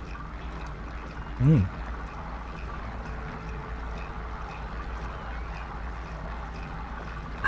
ジュース飲み終わっちゃった。さて、問題は、ここからです。ここからで、もう、レッドブルを2本飲んでるので、このまま3本目を飲むと、具合悪くして多分乾燥までいけなくなるんですよね。かといって、何もないと眠くなると。なんか、お茶作ってた気がする。冷蔵庫に冷たいお茶を作ってた気がするから、なんかジョッキで持ってこようかな。あとは、なんか、冷蔵庫にすごい数のノープが、なんか8本ぐらいノープあるんですけど、あれを処理するのもワンチャン。あれはあれで具合悪くなるんですよね。なんであんなに無駄にたくさん買っちゃったんだろう。物事を深く考えない。もうシンプルに生きるスタンスで完全に失敗したノープ。前になんか勢いとノリで24本入りの箱買って2本ぐらい飲んだところでいらなかったなーってことに気づいて、そっからちっくり減らしてなんとか半分以上消費したんですけど、もう苦しい。飲めば飲むほど体の調子が悪くなるのがわかる。アホすぎるよ。多分コーラより体に悪いと思う。あれに関してはもう十分かな。とりあえず OK でございます。こっちか。何個って言ったっけ。いつも忘れちゃう。2個ね。2個。OK。素晴らしい。ベリベリグッドでございます。あとは、パグニウムが欲しいんですよね。さて、このパグニウムをどうやって回収するか。戦いたくねえ。嫌だ、戦闘したくないな。さっきボッコボコにされたばっかりだしな。で、あとは、問題はマルチツールの方。こいつか。パグニウム200個はさっき買ったから足りてるので、こいつを解放。素晴らしい。ありがとうございます。さて、これで、スキャッターが使えるようになりましたので、このスキャッターを中心に、こいつを強化していって、戦闘戦えるようにしていきたいと思います。今、テクノロジーのスーパーチャージャーのところを少し配置換えして調整しますか。で、ありがたいことにスーパーチャージャーがここ2つ縦に並んでるので、ここにね、スキャッターを設置して威力をね、最大限まで上げていこうと思います。どうしようかな。マインビームはそのまま欲しいから。まあ今日はね、分析範囲、やっぱ使い分けたかったな。まあいいでしょう。もったいないけどね。戦闘用にもう早速切り替えて、それを中心に強化していく。間違った。もったいないことした。違う。移動です。あなた方は移動です。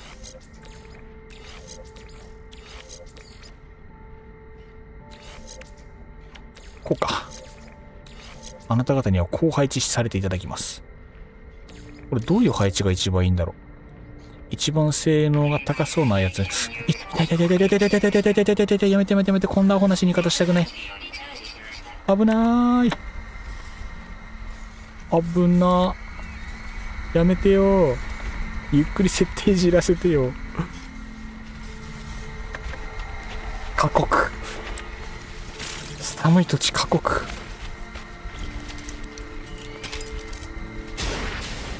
早いね。素晴らしい。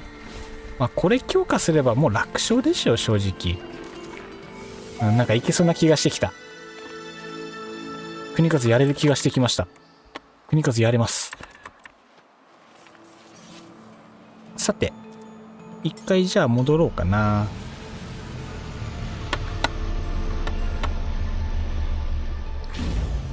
今ナノマシンが6600あるから、まあもうこのまま買いに行ってもいいんじゃないか、正直。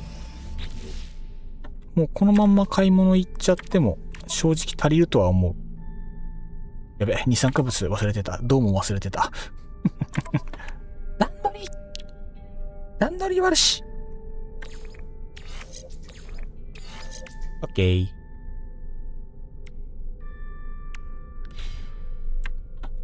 ゴーレッツゴー。こんだけナノマシンあれば今欲しいものは買えるでしょうし、有色金属のミッションもクリアしたので、こいつもクリアして報酬もらって、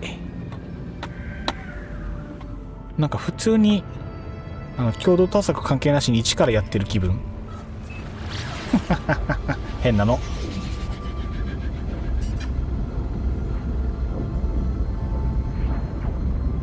はい。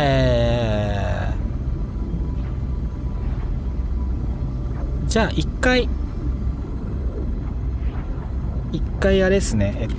方角がずれてる、やっぱり。よいしょ。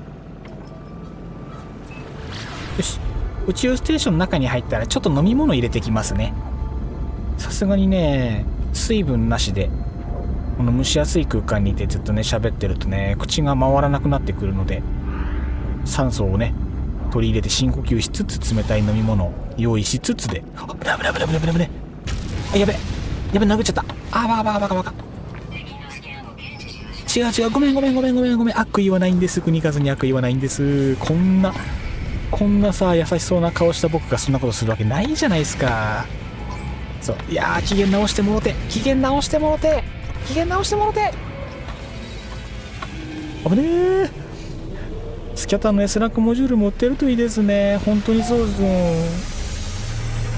S ランクがね、3つ揃ってくれれば難易度一気に変わりますからね。よし。というわけで、じゃあちょっと国和、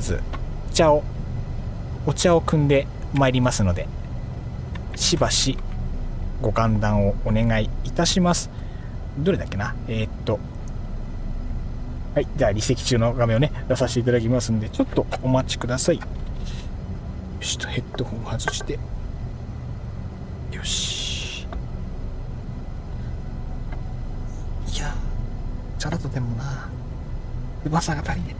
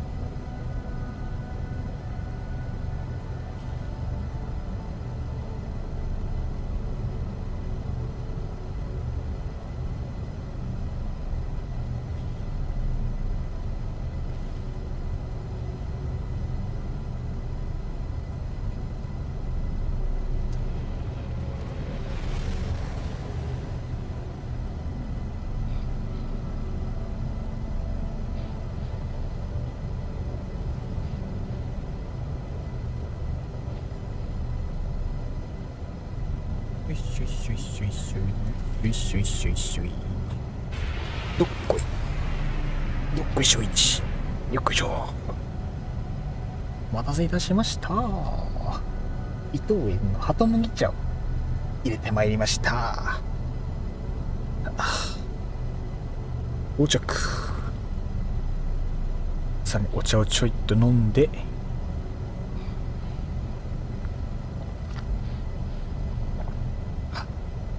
では再開いたします。よっこいしょ。参ります。ミッションこなしてきたよ。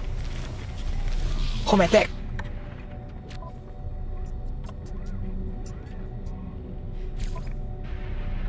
あれ待って、有色金属250個集める。どっかに置いてこなきゃいかんのか。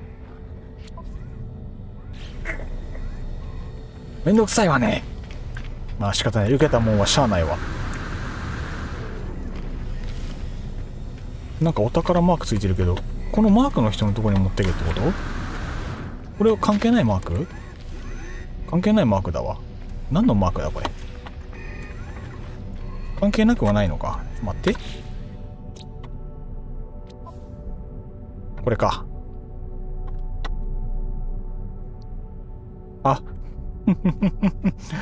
もうちゃんと文章読まないんだから全然進まんね。テクノロジー買いますか。絶不調ですね。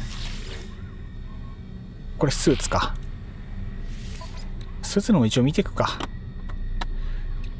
動作モジュール。今そっちのモジュールで欲しいのある？ B、A、A、S が2つあれば正直最高。S が2つあればそっちに切り替えたい所存ではある。スキャターの S ないですか？こんにちは。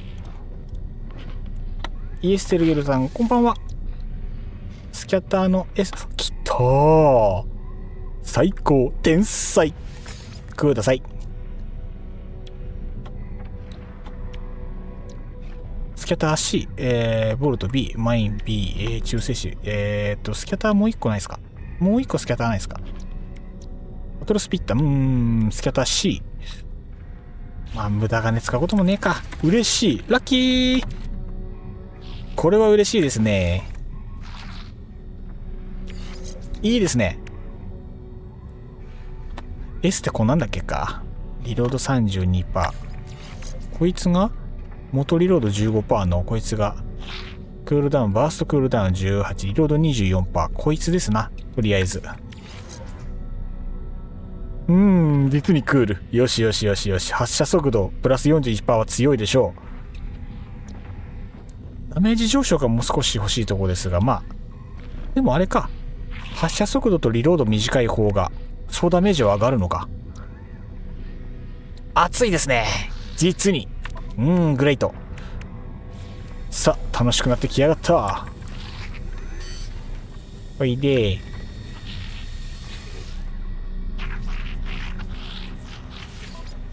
あとアップグレードモジュール欲しいのは動作モジュールですよと。これください。 OK。 弾丸攻力1万超えました。素晴らしい素晴らしいです。ありがとうございます。グレートですよこいつは。これも勝ったでしょう。勝った第3部完どうしよう。有毒モジュールとかこの辺のモジュールも本当はインストールしておきたいところだけど、もう枠がないので寒さ対策あれば本当はいいんですけどね。あ、こんばんは初見です。初見さんありがとうございます。コメントありがとうございます。ノーマンズスカイやらせてもらってます国和と申します。今日は共同探索22やらせていただいております。今どのぐらいだっけかな。一番最初のスウォームとの戦闘、地上戦一発目ボッコボコにされたので今ね準備をしてるところでございます。準備で何時間かかってんだろう。2時間ぐらいかかってます？もしかして。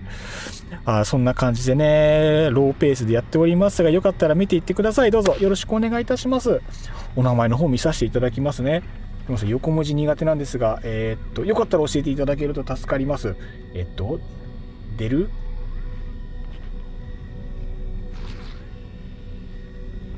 デルタラブさんでよろしかったでしょうか。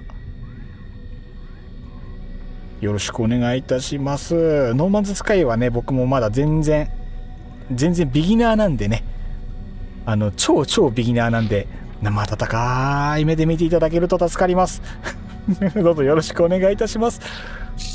D さん、私も最初の時は助けてもらわなければ危なかった。いや、最初のね、戦闘見てみればやっぱ難易度高いですよ。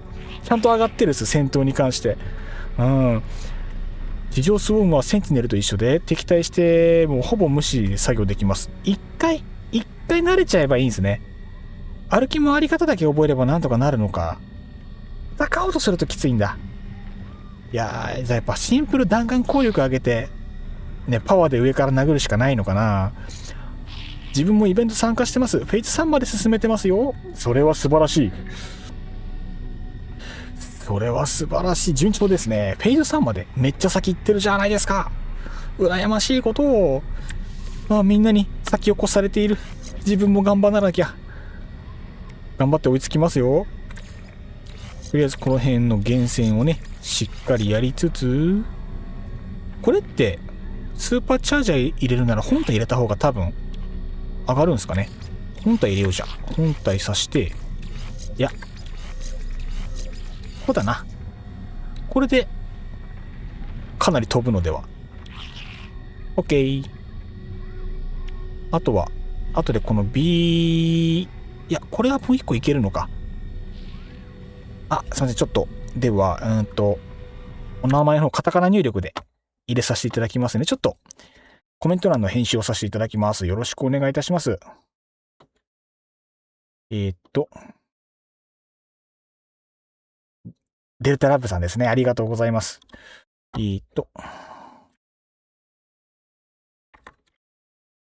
デルタさんとお呼びしても大丈夫でしょうか。希望の呼び方あれば教えていただければそちらでお名前呼ばせていただきます。はい、よろしくお願いいたします。よし、一旦これで。はい。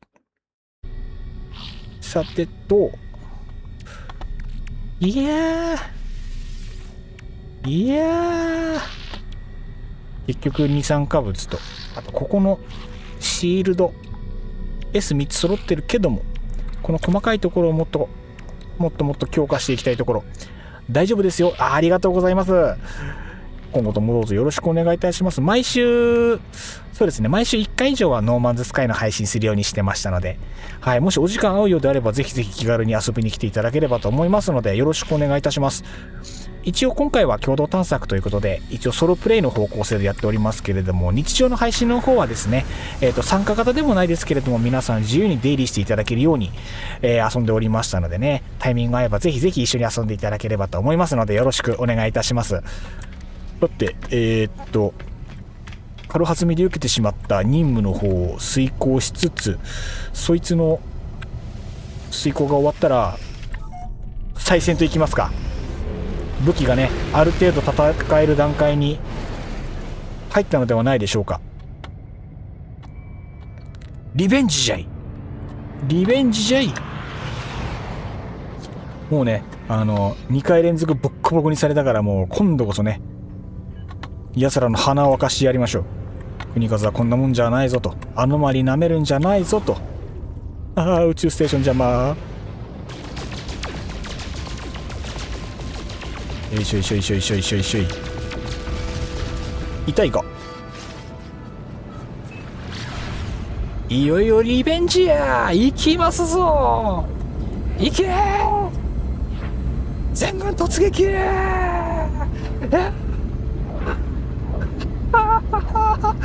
ぶちのめせ。ミッション前に進めろ。し初戦で2回ボコボコ。あれさ、絶対初心者の心に来てるって。勝ち込みじゃー勝ち込みじゃー。任務をクリアして勝ち込みして、宇宙ステーション戻って気持ちよく報酬受け取って次に行きましょう。共に続けー。わしに続けー。オーライオーライオーライオーライ、物品を届けましょう。オーライ、着地。お茶飲みます、お茶飲みます。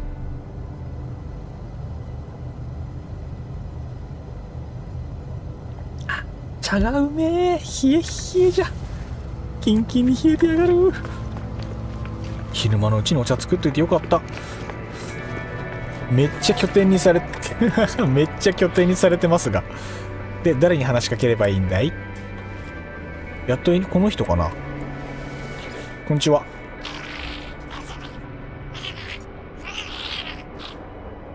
この人じゃないかも。話聞いてもらえなかったかも。こっちかな。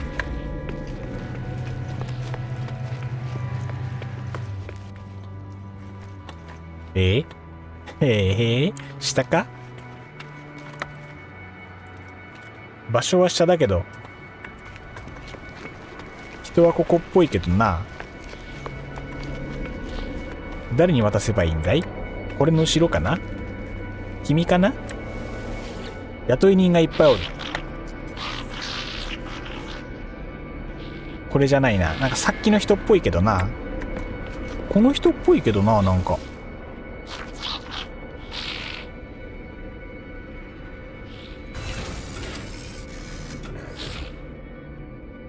なんだこれ。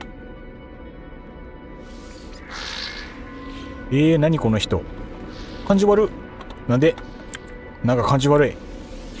こっちか。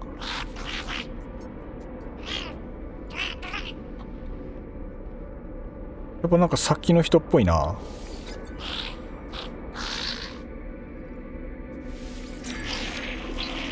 なんか話が進まなそうな気配がある。ちょっとやばいぞ。どうしてどうして？あ、違う。アイテム使っちゃったからないのか。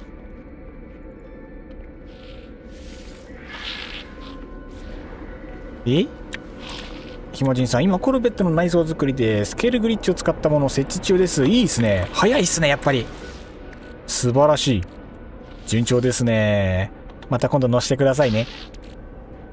いやー、有色金属あるぞ。何が不満だというのかね、君。とりあえず全員に話しかけてみるか。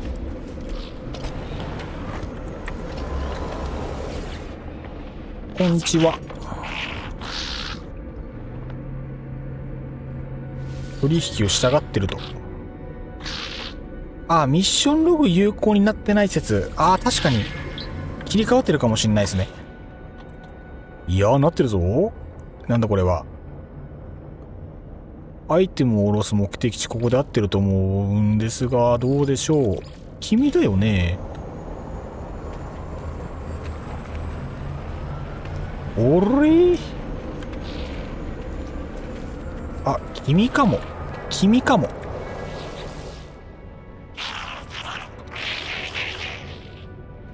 いやー、違うぞ。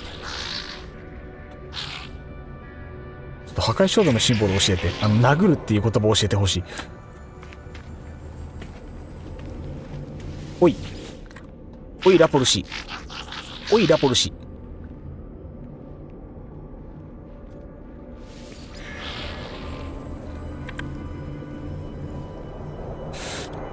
この空間で武器出すにはどうしたらいいですか？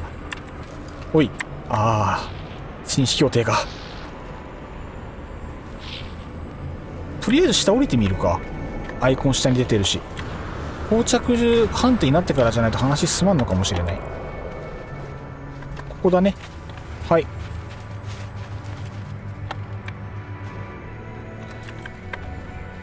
一旦別のログに切り替えてもう一回選択するとか。了解です。ちょっとやってみます。もしかしたらちょっとバグってんのかもしれないですね。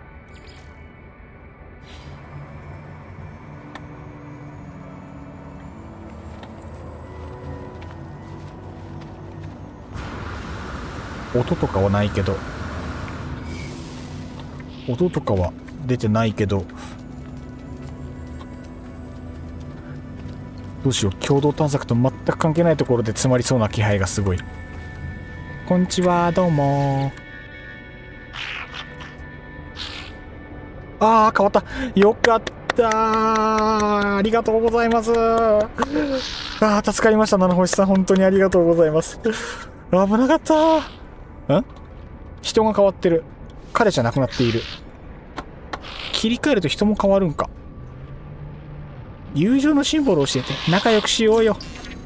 手助けをする。優しいね。手助け大事だよね。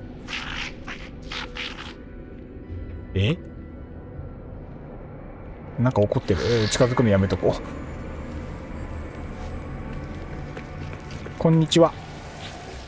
こんにちは。違う。俺、さっきの人、進んだと思ったけど、ちょっとなんか違うのか？君かね？誰も受け取ってくれない。どうして？顔か。これ目が怖いのか。カエル食べそうな目してるか。これがダメなんか。どうしてミ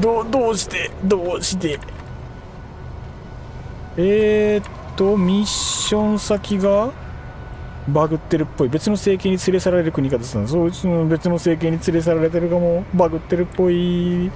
どうしよう。一回飛びます。困ったら一回離れます。で、ギューン。一回離れます。グリッド見ます。そしてアイコンがあそこに出てます。あそこにマークが出てます。じゃああそこに従います。もう一回着地。ここだ。皆さんはじめまして、国和です。取引に来ました。こんにちは、ゲックの皆さん。はじめまして。今初めて来ましたよ。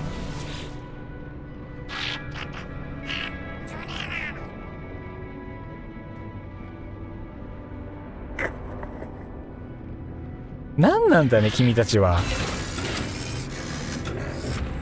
話しかけてない人、あとこの人ぐらいだけど。あと、君にも話しかけてなかったか。あ、君じゃない？もしかして。労働階級ゲック。スペルミング君。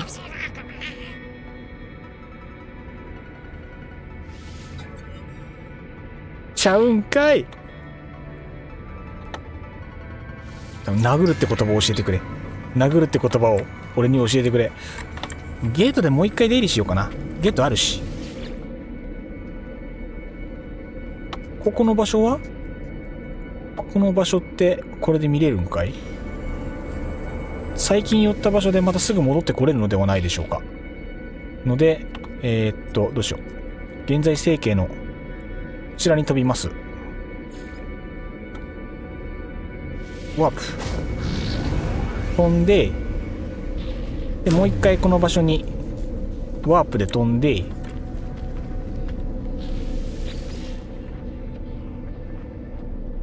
最近のこれかな。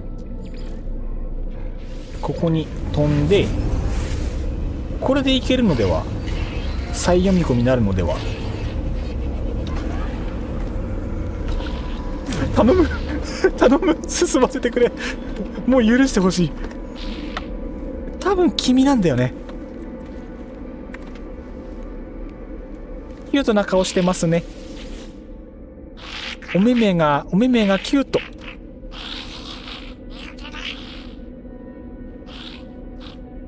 ファークピーン。入り直そうか。ダメだね。ちょっとこれはよろしくないね。もう一回飛んで、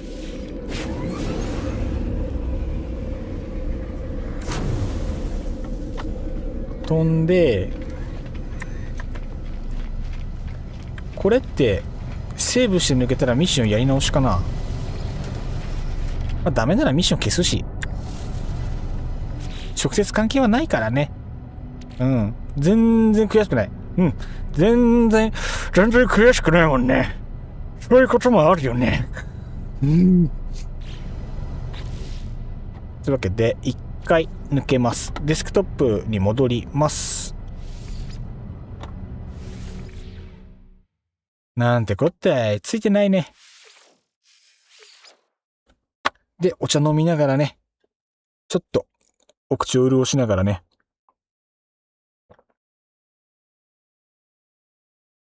ふえ。バグってるミッション間違ってる？多分バグだと思う。まあ、有色金属は集まったし、そう、結局クリアはしちゃってるんで、もう、クリアできないならできないでも、まあ別にいいかなって感じではあるんですよね。よし。これで、読み込みどうだ？このまま行きますか？それとも一回張り替えますか？張り替えようか。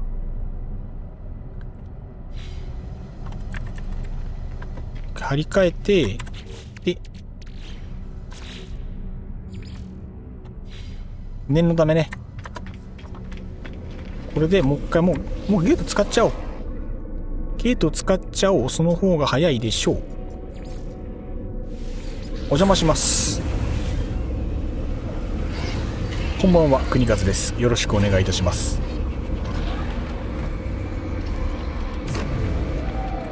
はいしゃい。どうも。どうもどうも。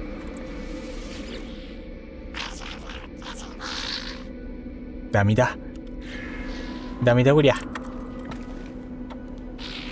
ダメだこりゃ。あかん。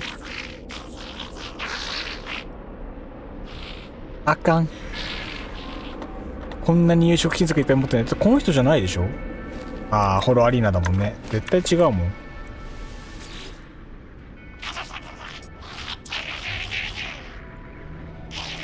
ああ、ダメだ。もしかしてまだ見てない人いる？ああ、誰かの基地にされてるみたいです。それでバグってるのかも。ありえる。余計なものを設置してくれちゃっても、なんだかな。かといって消すのめんどくさいしな。ああ、報酬諦めますか。なんだな、もったいねえことしたな。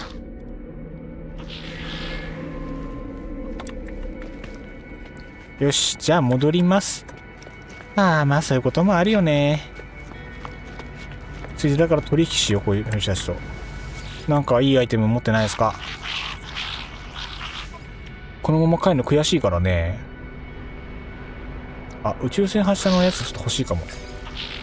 なんか使い切ってるかもしれない。割と使っちゃってないかも。行かないでー、俺と取引してー。寂しいじゃん。そんな。その逃げるみたいにさ、飛んでったら悲しいじゃん。お兄さんお兄さん取引しましょう。ほらトレーダーさん。なんかいいアイテム持ってないですか？2つ買わしてください。欲しいものなど特にないかな。OK。Thank you。Thank you。You're welcome。やっぱ一人で会話完結してしまった。で、戻ります。今 Y が行くべき場所はこれか。いやー、勝てるかな。勝ちたいけどな。こいつはもうミッション放棄します。気を取り直して突撃じゃー。俺ドア閉めてるよな。防音室のドアがちょっと開いてるけど、まあ大丈夫かな。盛んでないからきっと大丈夫。さてさてさてさて行きましょうか。場所は示されているでしょう。 Y の宇宙船どっちだっけ？ Y の船下か。あ、下じゃねえ、そっちだ。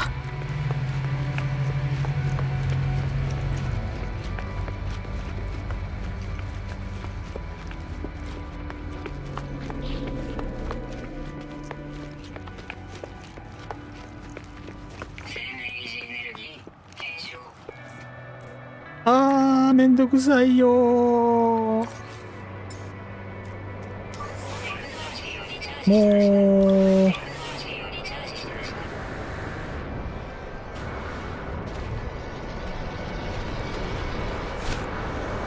よし行くぞー、飛べー、飛べよー。行くぜ。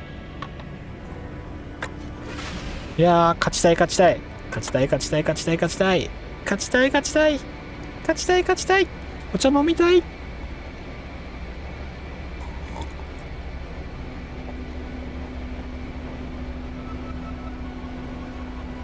おいしいおいしいおいしい、あと麦茶おいしいおいしい。勝ちたい勝ちたい。距離遠いのでは。16分長いね。宇宙から行こうね。宇宙から行きましょうね。いや、これで勝てなかったらさすがに落ち込みますぞ。おーらいおらいおらいおらいおらい、よいしょ。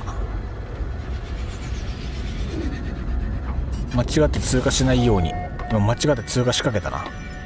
いい場所。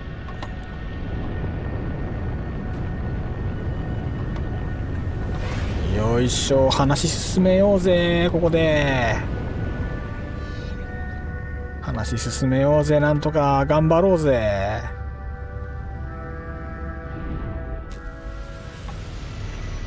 頼むぜ頼むぜ。装備確認。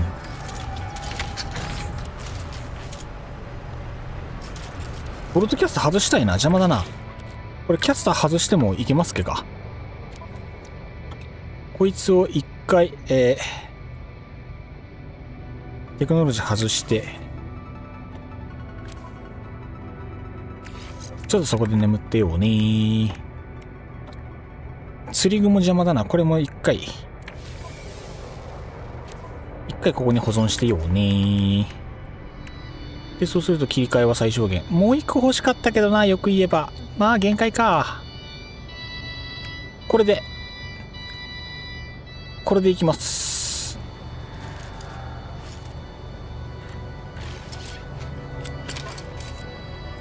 よし。ああ、緊張する。なんかすげえ緊張する。なんでだろう。グラビティのスキャター OK。 行きましょう。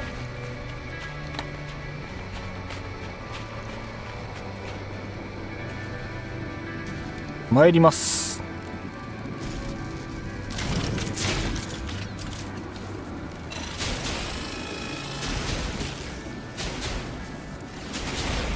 オケロ。あ、下手くそ。あー、下手くそ下手くそ下手くそ。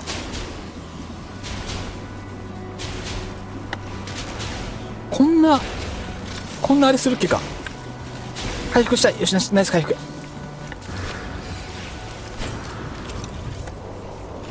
あー、リロードが多い。ナイスナイス。回復したいんだけど回復ができないんだけど。どこ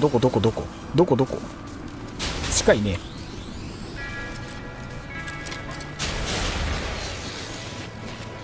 勝利。なんかまだアイコン2つ出てるけど。まだアイコン出てるけど。あ、これか。まだバラせってこと？もしかして1回でいいじゃん。1回でいいじゃん。本気で言ってる？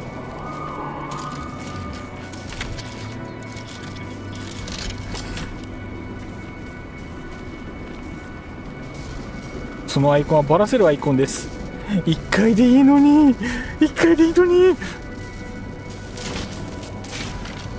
ああ、1回で戦闘1回で終わってる。ああ、よかったー。もうダメかと思った。オッケー。ちょっと待って、もう壁ドンされたかな。ドア閉めよう。残念。ああ、ここドア閉めると暑いんだよな。ああ、よかったよかった。あとはこんなもんかしら。酔いしれるような香りが風に乗って漂ってくる。解体された残骸を調査する。進んだ。あー、進んだ。なんとか、ありがとうございます。なんとか来ました、ここまで。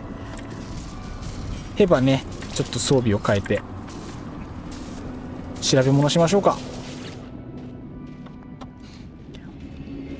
金属の体液がスウォーマーの内部を流れている。ほつれた配線や非常灯の上を緩やかに洗い流し、その匂いが鼻と肺を塞いでいく。匂いは圧倒的。現実が揺らぎ沈み込み、一瞬見えるものは全てクリムゾンだけになる。抵抗する。無駄。クリムゾンが強く迫ってくる。呼んでいる。無駄らしいっす。ああ、よかったー。ああ、なんとか汽車の中まで全て引っこ抜いてあげましょう。グリグリ。なんとか抗ってなんとか進みました。ありがとうございます。いやー、怖え。戦闘多いな。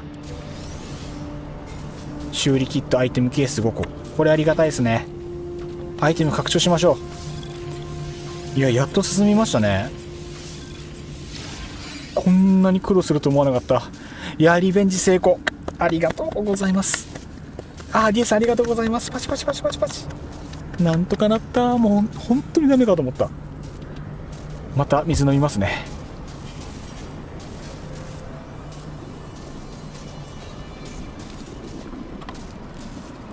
危ねえ危ねえ。いやー、大苦戦した。じゃあ進みましょうか。出た。アトラスを探す。出ましたね。あ、腐敗者帯域やっぱ少し使うのか。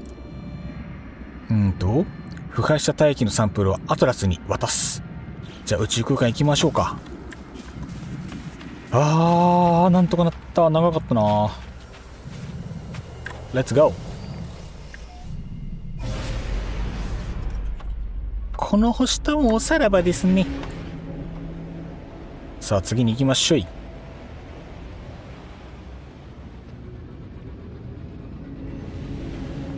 ちょっと換気扇回しますね。さすがにちょっと換気扇を回して空気をどうにかしないと。ちょっとノイズ走るかもしれないですけど、ご容赦ください。これで少しは変わるかな。変わってほしいな、少しでも。では続きに参ります。待って、燃料不足なんだけど。やだよもう、やだよも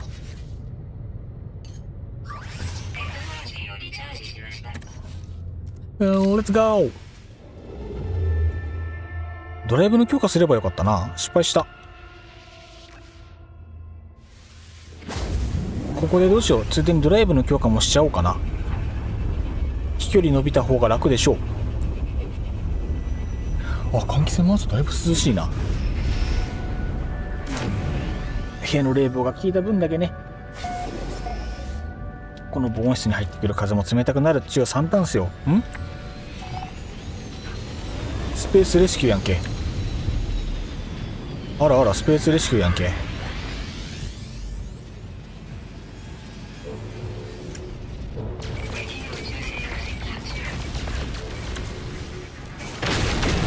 ッケー。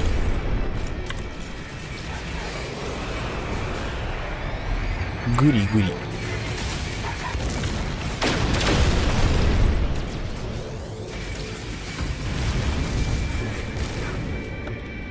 すぐにオーバーヒートしちゃうからね。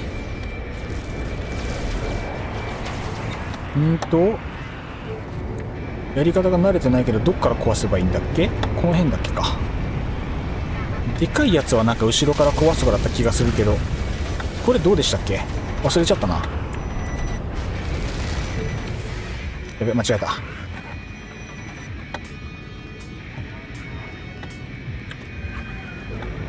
スペースレスキューあんま慣れてないんですよね。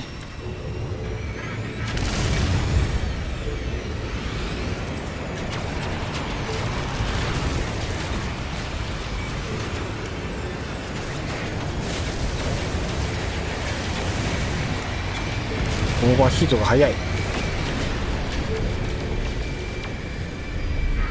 宇宙船すれば全然強化してなかったな。失敗した。これは失敗。強化しておくべきだったか。オーバーヒートすると使いにくいな。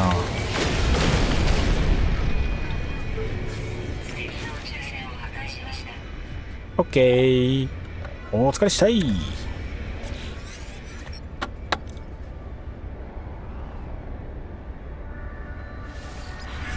よし、じゃあ報酬をもらいましょう。貨物船ゲットチャンス、やってまいりました。チャンス。あ、そういえばリロードしたからさっきのステーションでもう一個スキャターのモジュール買いますね。あー、そっか、リロードするとそんなことになるんですね。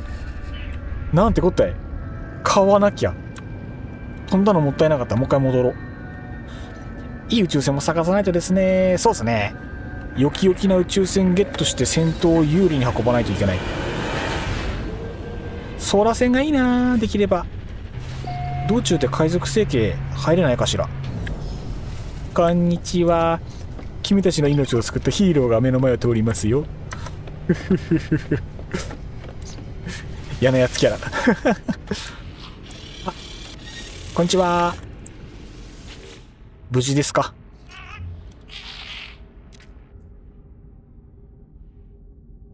さあ、貨物船がどったらもんでしょう。 A ランクやんけ。わあ素敵。自分のデータに持って帰りたい。ください。やったー、 A ランクついてるっすね。ありがとうございます。十分でしょ A ランク。厳選しないし。いやー素晴らしいね。グッドグッド。いい日だね司令官さん。本当にそう、マジでいい日。何が足りないって？あ、なんかあったな。何するんだっけこれ、忘れちゃった。なんかあった。うわー懐かしい。あったこれ。十分。いや本当に十分ですね。本データでも A ランクは持ってないんで、これはかなりついてますね。あら、内装おしゃれ。あ、最初からグラビティのボールあるやんけ。ちょっとリッチだな。おい、なんかリッチやん。A ランクって最初からこんなんあるん？いいな、ここに住む。いいな、ここに住む。なんだ、おしゃれやんけ。どうしようかね。そうすると、何が必要かな？ここに生活環境が本当は欲しいが、ちょっと足りないか。艦隊式室、こいつが1個欲しいか？今ならどこに艦隊式室作れる？あんまり離れるとめんどくさいんだよな。あんまり離れるとめんどくさいので、ここでいいか。オッケー。よくやった。偉いぞ。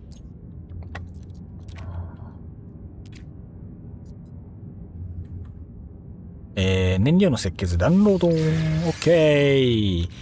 話が進む。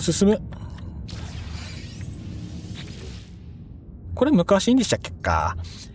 ひもじんさん、2隻目の山形型コルベットに、強制転送グリッチを組み込んでいます。これできたらめちゃめちゃ熱いですよね。転送グリッチね、うまく入れたら最高なんですよね。今のうちにグラビティのは回収して売っ払っちゃいますか。これなんか真ん中にボタンなかったし。素晴らしい。最初からついてんの熱いな。熱いな、最初からついてんの。嬉しい。それでにここで売買できるようになったら最高だな。あとは、アップグレードは今ないので、これね、アップグレードないんで、この辺はいらない。転送装置は欲しいけど、ないので、この辺も、フリゲートモジュールないので、強いて言うならテレポートチャンバー欲しいですよね。せめて1個はどっかで、回収したいところ、グラビティの植物でお金がもり欲しい。お金が欲しい。じゃあとりあえずちょっとお散歩に行っててもらおうかしらね。じゃあ計画をお願いいたします。しまった。何が得意か見なかったな。ゲックは何が得意なんだ。でもとりあえず星1のところに派遣しとくのが正解か。これが適当っすね。階級 B ランクだから話早いんだ。ありがてえ。今この子しかいないですもんね。それでは、行ってらっしゃいませ。よろしくお願いいたします。1時間足らずで行って帰ってくるみたい。優秀だね。40分って書いてあったか？待って、船長と艦隊指揮官と話す。艦隊指揮室で接触する。そうだったね。1回目だからチュートリアルみたいになるんだ。ありがてえ。司令官と話すよ。黄色い服がスタイリッシュですね。46分で戻ってこれます。いいっすね。船を検査もできるんだ。あ、検査なんかできるんだ。調査船バッチリですね。画像出てこないけど。オッケー。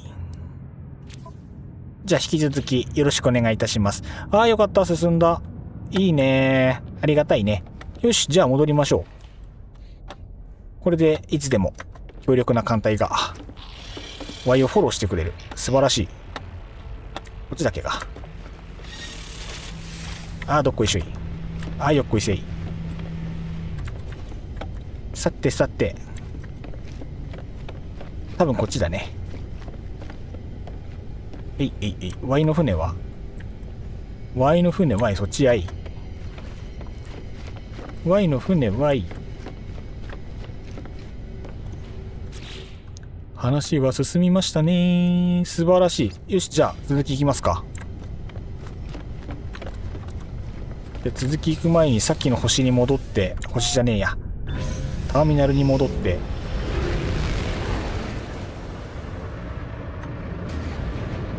グッと。素晴らしい。とりあえずこの成形のターミナル、ソーラー線だ。いいな、欲しいな、ソーラー線。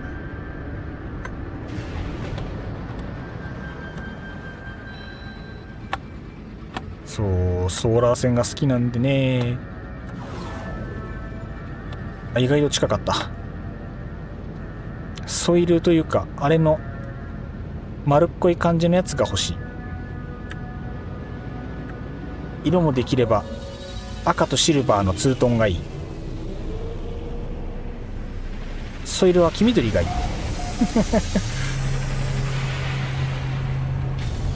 こんちゃどうも。よし OK。 アップグレード。あざっす。S ランク女性見つけた時のためにお金持っておかないとですね。確かにお金用意しとかないと油断はできませんからな。ついでにここでもスキャッターがないか見てみますか。ちゃっかりあればラッキー。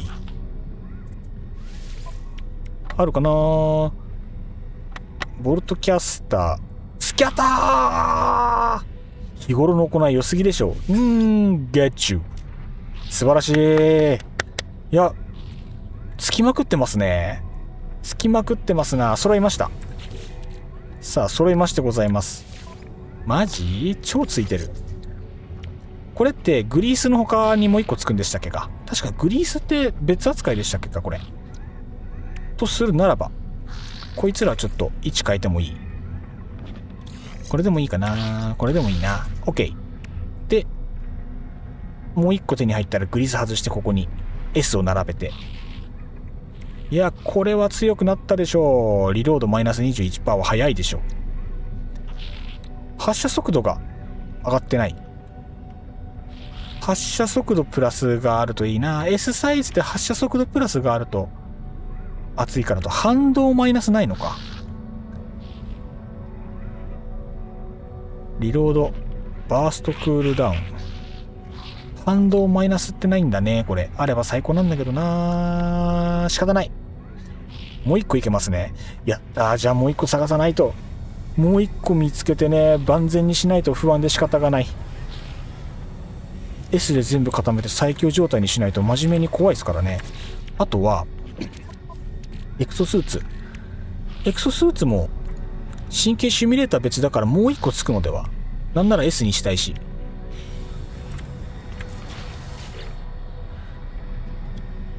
なんかいい感じのないですか？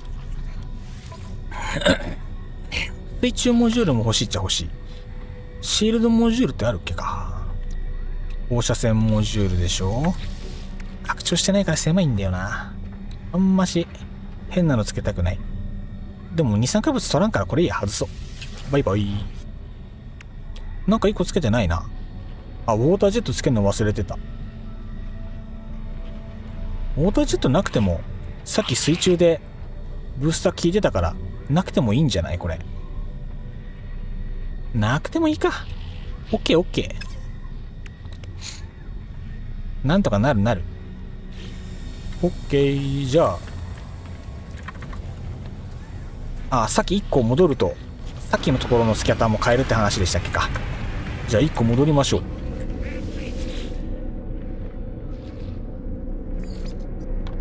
最近のランデブーポイント1のここにここかな。ここか。まあいいや、とりあえず行こう。とりあえず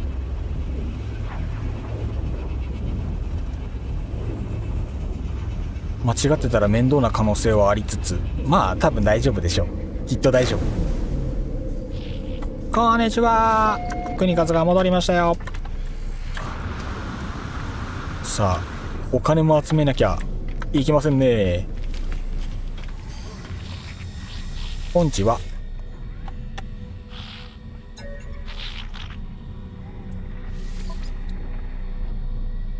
あ、動作モジュールも、そっか、もう一個買えるんだ。ありがとう。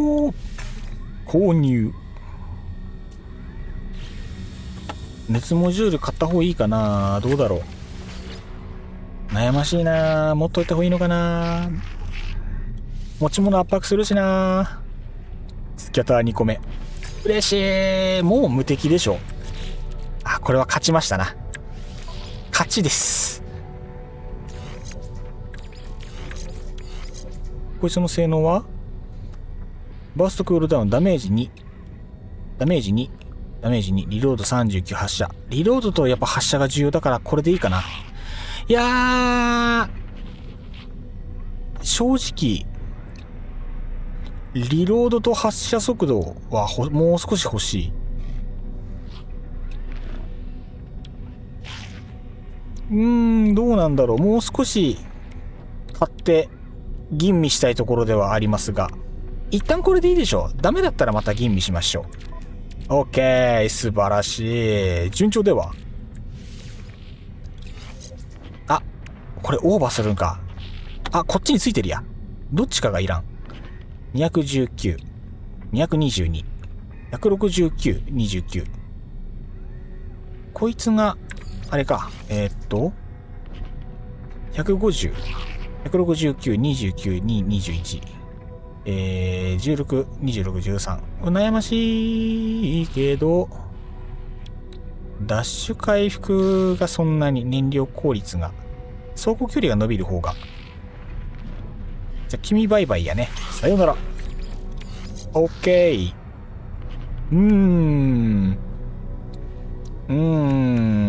素晴らしい。非常にグッドです。いいでしょう。あとはこの辺の生命維持システムもついでに S にした方が楽なのではとは思いつつ、あとはなんだろうな、必要なもの。宇宙戦闘もしかしたらまだあると思うので、この辺も強化した方がいいですよね。できれば。シールドもだけど、あとはドライブ強化したい。ワープ距離をもう少し伸ばして楽をしたいので、その辺が欲しいです。こんにちは。なんかいいのください。アップグレードモジュール。インフラナイフだ。強化しよう。OK。で、発射エンジンモジュールも一応乗っけとこうかな。シールドモジュール A。かさばるから一旦スルーで。で、発射エンジン。これで発射コスト低減と素晴らしい。あとはインフラナイフ、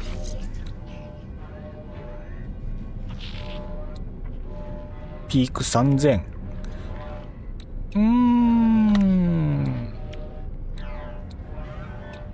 っちにはスーパーチャージないんだもんね。まあどの道あれか。どうしよう、フォトンキャノン。いやでもないと困るのか、フォトンキャノンは。インフラナイフ1本に絞った方が本当は楽なんでしょうけど、ダメージ 5%、 3熱が足りない。3熱をもっと増やしてからどうこうしたい。これだともう1個つくの、もう2個か、もう2個つくので、あとここも拡張したい。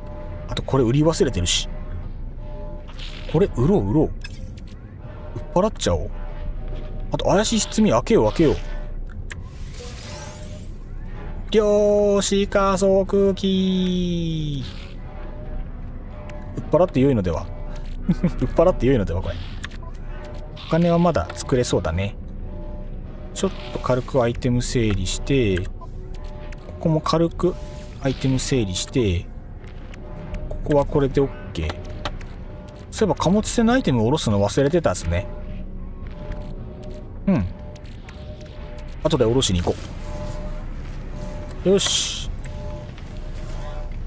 さてとパーツ売って、じゃあお金稼ぎしますか。少し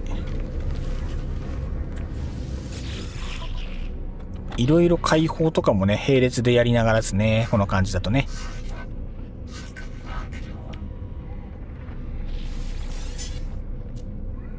アトランディウムいらねえんじゃね。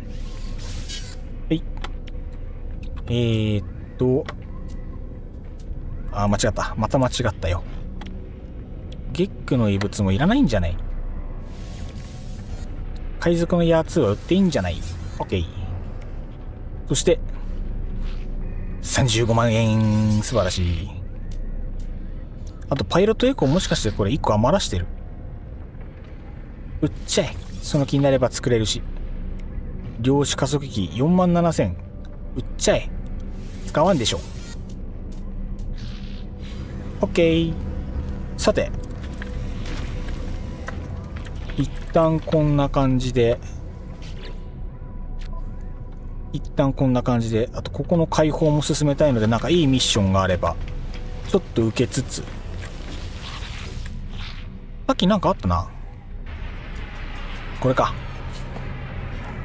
くしゃみ出そう。失礼しました。お茶飲みます。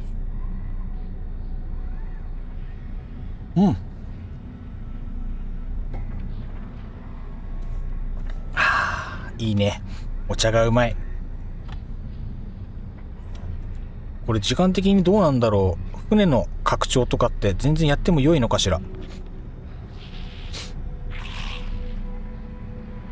どうせいっぱいになるだろうけど、まあ進めた方がいいか。進めた方が報酬でどの道いろいろもらえるんだろうし、行きますか。気を急ぎましょう。船のブースター結局つけるの忘れた。次の星でいいのがあればそいつを装備しましょう。いってらっしゃい。さっきもやったな、燃料不足。しかもこれゲートで行った方が早いのでは。いや、いいか。面倒だな。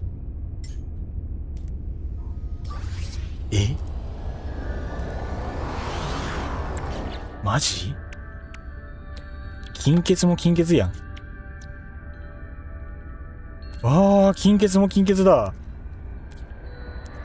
まずいですよ。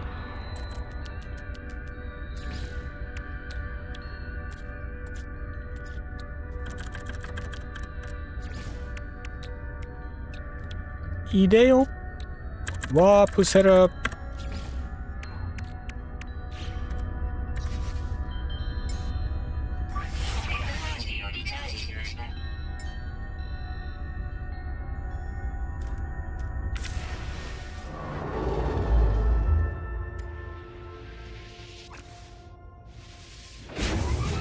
ああ、いろいろもったいない。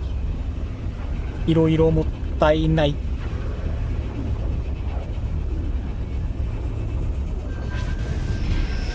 ああ、もう2時40分。3時が近づいている。もしかしてもう頭回っていないのでは。まずいですよ。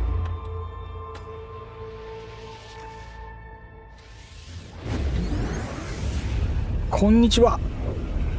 こんにちは。判断力が鈍る前に少しでも前へ。頼む。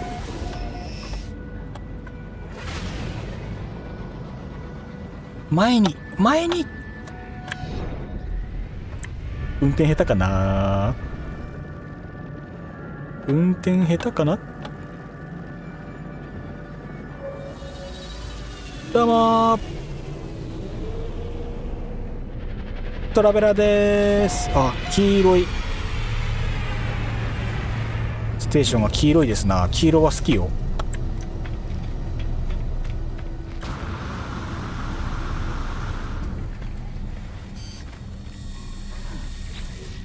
どうしよう、先に金稼ぎした方がもしかしたらいいのかもしれない。ユニットはあるからとりあえず解放はできますよと。あとは今欲しいもの、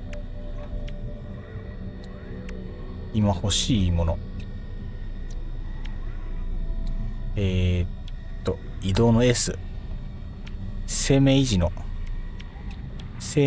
S、 シールドの S、 インフラナイフの S。 どれ？こんにちは。商品見せてください。生命維持これください。いや、7マシンでも意外と足んないぞ。動作モジュール S これください。ザース。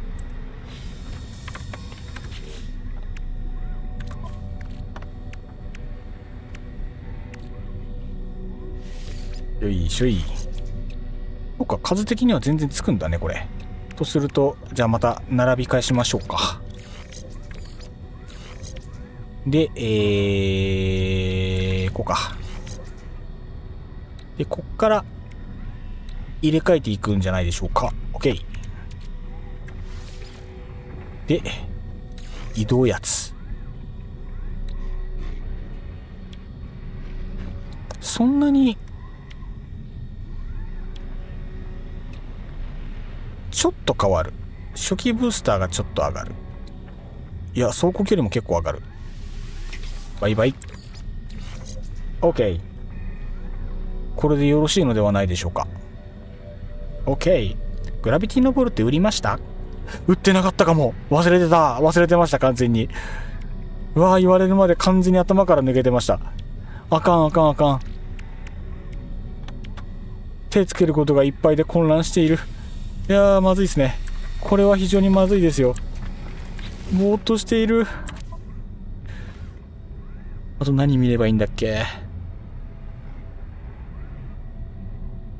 とりあえずスキャターに関してはでも揃ってるから、スキャターはでもいいんだ。スキャターは良い。あ、まだだ。国風はまだ前。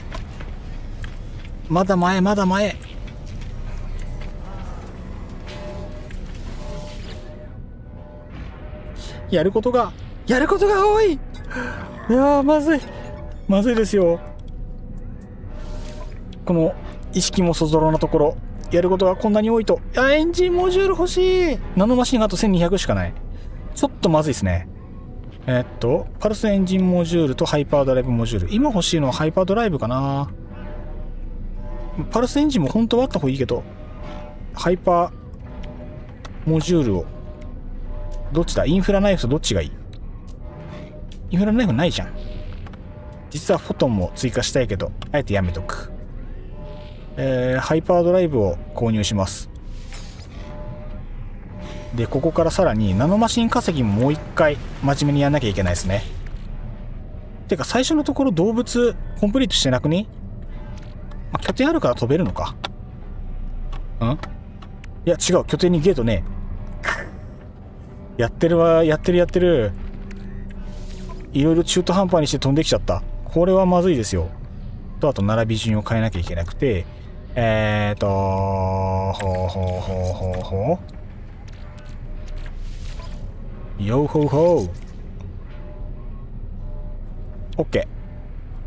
飛べる距離が伸びたので、これで多少マシでは。ここ広げないと話にならん。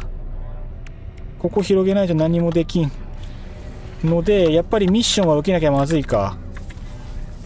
じゃあ一旦ここでお小遣いを稼い、ランデブーポイント行ってからの方がいいか。いや困ったね。全然困った。一歩通行ですが拠点には飛べますよ。飛んだ方がいいですかね。飛んだ方がいいんだろうな、この状況だとな。ゲートはそっか、増やして金も作ったから、よし飛びます。違う。やばい意識が。頼む、持ってくれ。まだゴール遠いて。あとここなんかいいの売ってないですか。プラズマフェライト、これソーラーミラーちょっと欲しいけど、アイテム欄が圧迫されるから、銅も欲しいけど圧迫されるから、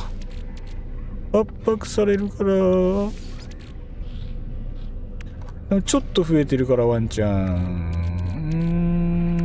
有色金属あるしいいか。圧迫しないで開けてる方がきっと。配線いらなかったな。の方がきっといいはず。ソーラーミラーなんかで使った気がするけど。お疲れでは無理しないで。ありがとうございます。ただもう取り返しのつかない失敗が1個あって、サムネイルとタイトルに耐久配信ってもうつけちゃってるもんだから、もうどうしようもないんですよ。よし、じゃあ戻りましょうか。ランデブーポイント1に戻って、自分の基地、これですね、こいつに戻って行ってきます。行ってこい。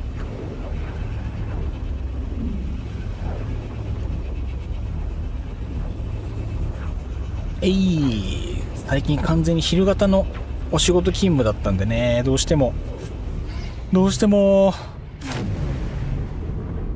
生活リズムがゲートつけて、資源が足りません。金属プレートがないので、金属プレート1枚ポチリといたしまして、君に決めた。金属プレート4枚やんけ。何をやってるんじゃい。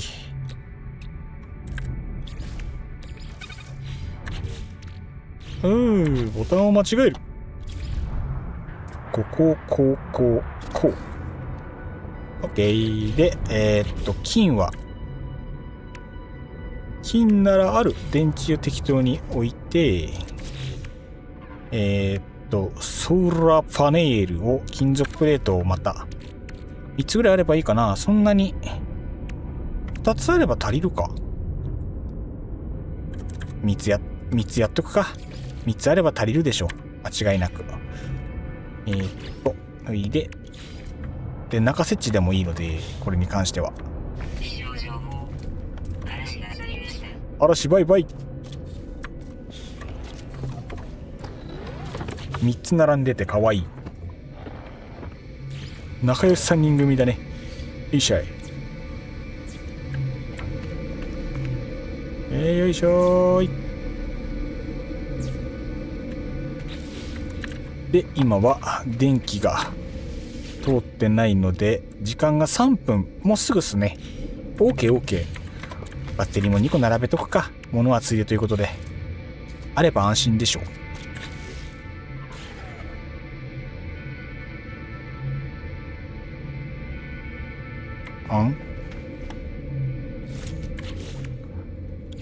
これは設置をミスっている。ちょっと気に食わない。 B 型なのに気になる。几帳面じゃないのに。 OK。 まあ大体これで事足りるでしょう。ワイヤー気になるけど、まあ許してくださいな。でじゃあ引き続きここで生き物を、動物を探しますよと。いきますか。海中生物を探してまいります。目的地は海。俺はフィールド魔法海を発動。ここにいるのでは。さっきいなかったもんな。広いとこ見てみるか。ちょっと上行ってもっと広い範囲のところを探してみますか。いいしゃい、あらじゃい。海は広いな。ついでに金目のものを拾うのじゃ。了解でありやす。了解であります、親瓶。金目のもの、金。お金はいくらあってもいい。何本あっても困らない。そういえば水上着陸のモジュール入れてなかったな。まあ適当な小島に降りればよいか。オーライオーライ。軍団。この角度になるとね、もう絶対着地できない。多分なんか再現性のあるバグなんだろうな、こうやって見ると。特定の姿勢になると、もうそこから着地のモーションに入るのが全然遅くなる。この辺で着地してほしい。 OK。 偉い。よしよしよし。ではなんか動物おるな。強くなったね。いいですね。順調順調。さて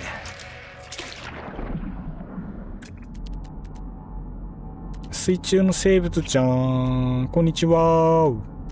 新画を探しに来たよ。君たちアイドルに興味ない？こういうもんなんだけど。僕こういうもんなんだけど。君たちアイドルに興味ない？2枚買い。普通に攻撃でいいんだっけ？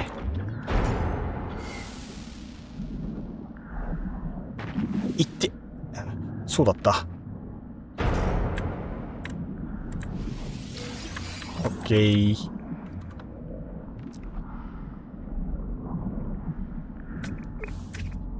さてさてさてさて。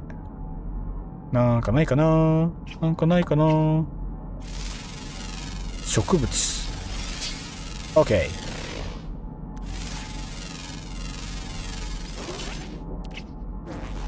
この辺がまだいろいろとスキャンできてないものが転がっているんじゃないかな。最近2枚貝普通に近づいて真珠を奪えることに気づきました。あれ開けなくてもいいんすか？マジっすか？なんて楽な。試してみよ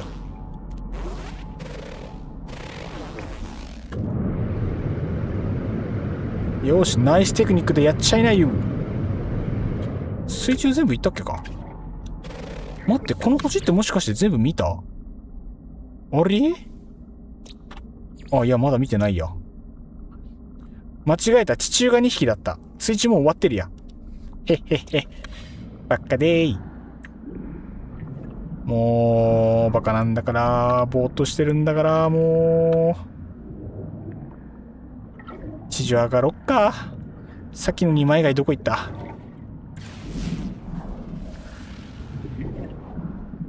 あれなんだ？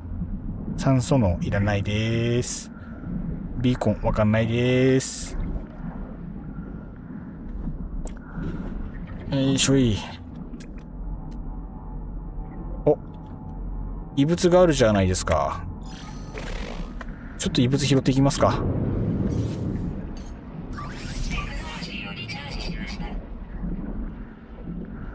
これ直接拾えたっけか。よいしょよいしょよいしょ。どこだ？違った。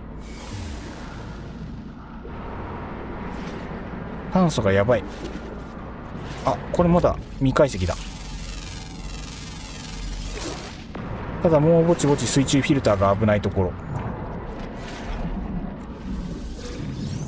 OK Thank you。 超深海の核あんまりかも。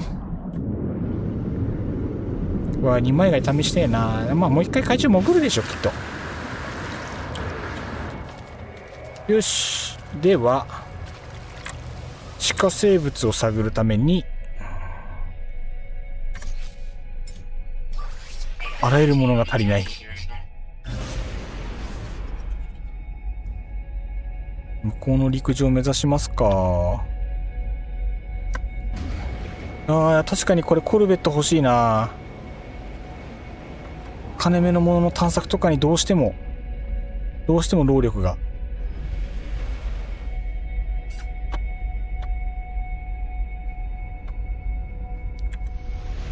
よいしょ。やばい、やることが多くて優先順位が分かんなくなってきた。ごちゃごちゃだ。とにかくお金を稼ぐのがいいんだろうか。悩ましいところ。海中をどうこうする用事が今1個なくなってしまったので、優先順位をまた変えなければならん。うわー、こんなのある。こんなのありますよ。お客さんどうします？一応拾ってく？一応小遣いっちゃ小遣いだけれども。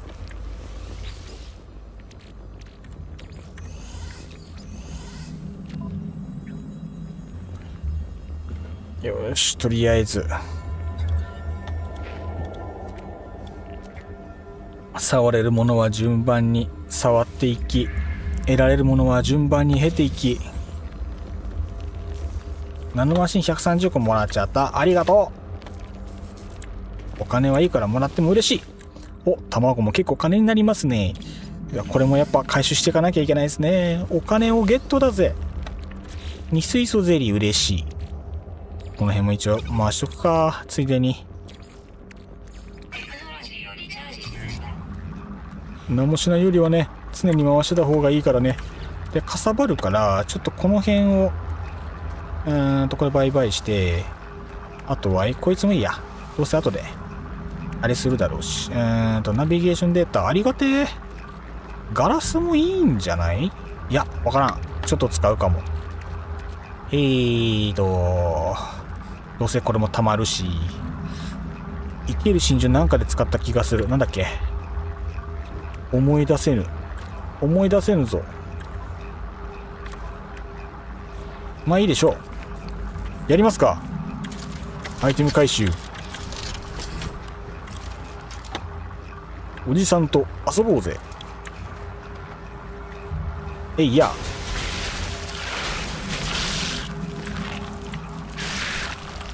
あれ、ボタンが回収ができない。ちょっと待って、なぜか回収ができない。なんか回収が、消えた。なんで消えたの？なんで消えた？回収できたのかな。なんだろう、今なんで消えた？バグかな。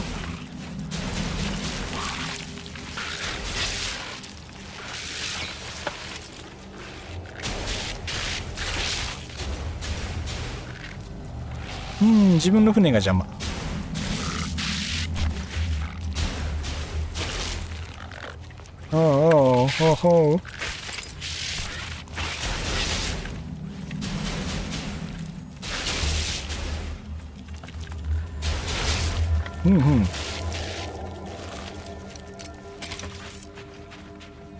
もしかして今回収できてる？できてない？回収できてないですね。今消えましたね。消えたー。なんで？これがアークか？違うね。これはアークじゃないね。一個一個確実にやるしかないな、そうなってくると。了解した。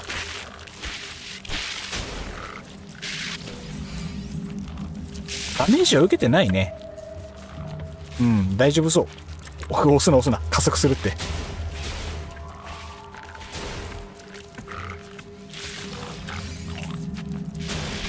痛い。ちょっともう拾わせてほしい。沈むっぽいから拾わせてほしい。オッケー。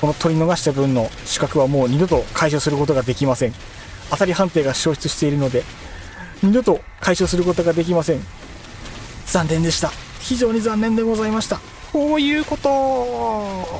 これB 型でよかった。でもモヤモヤする。よしと。じゃあさあ動物はいずこ。お、回収コンテナ近くだね。じゃあこれもちょっとマークしつつ、動物の影はないかな。いや本当に動物が影も形もないんですよね。グラビティのなんか危なくて触れないし。ここだと反対側かな。まあ穴あげた方が早歩くか。山越えした方が早いか。アイテムめっけ。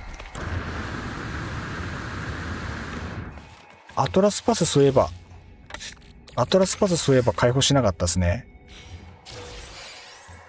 うまい銅ステーキ定食大町。おいしいもう資源のすべてが美味しい。やみ感謝。一部の人に怒られるネタ。美味しい。やみ感謝。懐かしい。すげえ懐かしい。足元まで資源たっぷり。待って、なんだね。殺すしかなくなっちゃうよ。まったくもう死にたがりめ。よし。アイテム拾っちゃうぞ。拾っちゃう。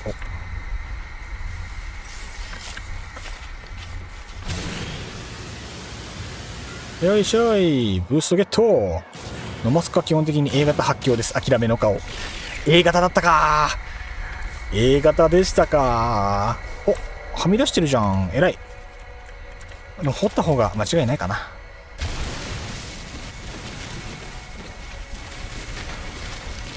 これもよくなんかいろんな形あるっすね。こうやって見ると。おもろい形しとる。君面白いね。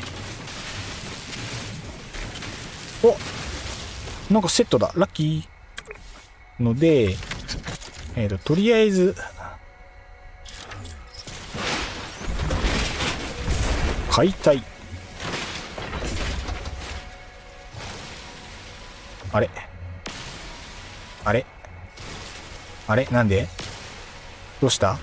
おいどうした。何のバグだい。そういうこと。頼むよ。アイテムケースちゃん頼むよ。この動物関係ほんと邪魔。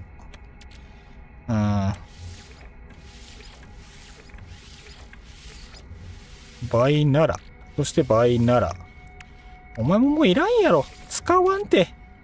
塩素もいらんて。塩もええて。さらばじゃ。お主もええ。めくりはどうにかなるけど、お前もいらん。もう。めんどくさいのでいらないっす。効率悪いものは全部ぽい。もったいないって一生思うけど。お、やったー。ジャイロスコープお金です。ありがとうございます。痛い。君たちはさ、何のために攻撃をしてくるんだい。待って、なんか未確認の何かがあった。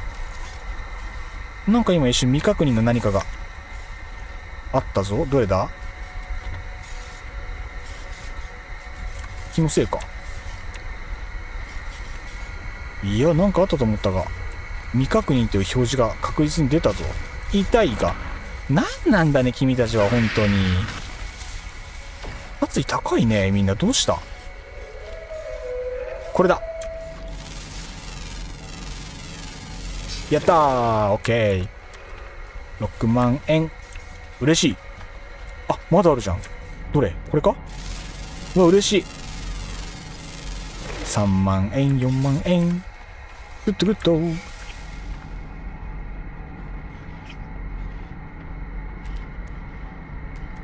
いや困ったな。いや金稼ぎやっぱり一番効率いいのは今のところだとやっぱコルベットパーツなんでしょうね。この感じだと。寒い。寒い寒い。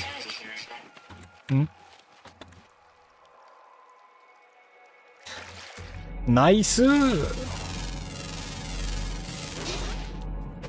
まだ何個かないかな。同じ形のちょっと違うやつないかな、この中に。君とか、あ、お、いたじゃん、ラッキー。ついてるね。しかもここ2水槽めっちゃ取れるやん。だいぶ肩が凝ってまいりましたが。あ、待って、今こいつもだ。どれだ？今どれかが未検索だった。一瞬だけチラッと映るのないやね。もっと自己主張してくれよ。いいんだよ、もっと自己主張しても。いいんだよ、もっと尖ってこうぜ。君たち形は尖ってるんだからさ。もっと前出てこう。もっと自己主張してさ。もっと、許しません。だからもう殺すしかなくなっちゃうんだって。そうやって来るとさ、やめてよ。忙しいんだよ、こっちだって。これだ。ナイスナイス。あー、嬉しい。ベリーグッドだね。あとはもう地下生物なんですが。あ、まだなんかある。どれだ？何かがかかった。どれだ？これだ。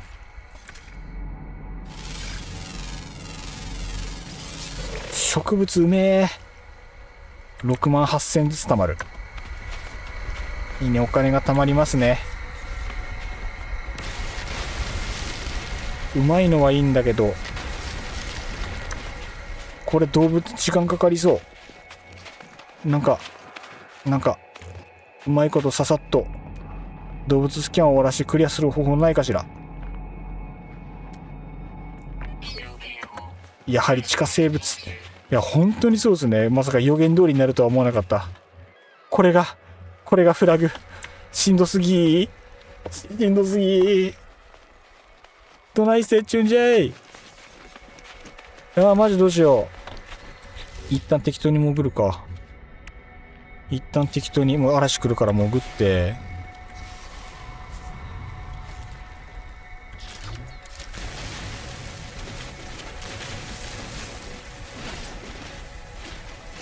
オッケー。で、一回、地下からスキャンかけて、こっちか。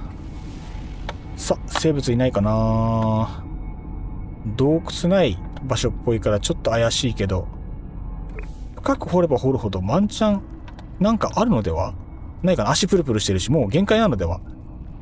中の人も今ずいぶん足プルプルだったよ。今度は俺もちゃんと素材集めるだけのつもりだったのによ。おとなしくしてたら見逃してやると約束したもんな。なのになんでこんな真似すんの。攻撃されたらお前のこと助けてやれないよ。もう殺すしかなくなっちゃったよ。首をかしげながら。地面マックスです。頼むよマジで。いやー、地面これ以上ないです。ここマジで頼む。なんとかなってくれ。もう生き物殺すのはもういい。もう目いっぱいだよ。もうやだよ。坂尾さんなりたくないよ。もう CV 鶴見さん、佐川藩。皆さん今フェーズ3の段階で止まってるのですが、集計ポイントって何でしょうか。なんででしょうか。なんでだろう。やっぱりでもあれですよね、多分みんな派閥が、僕の推測ですけどあれですか、やっぱり派閥で一番得点のいい派閥に何か追加報酬があるとか、そんなうまい話が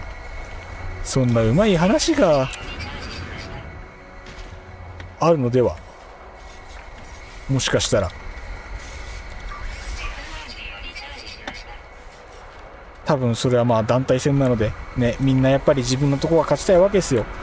で今回私はね、国数はね賢者なんでね、圧倒的不利なわけですよ。相当がっちり稼がないといけない。後ろからずっと追ってくるんだけど、なんか獣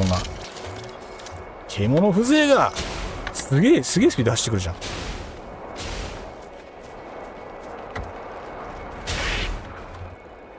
まったくもうこんな視界悪いところで追ってこないでよ。頼むって。お靴とお靴探したいな。お靴とお靴探したいな。なんか危険植物めちゃめちゃ多いな、この星。そもそも動物がスポーンしない可能性が出てくるやつ。ああ、なるほど。ありがとうございます。団体戦みんなで頑張りましょうね。みんなで頑張りましょう。みんなで賢者を勝たせよう。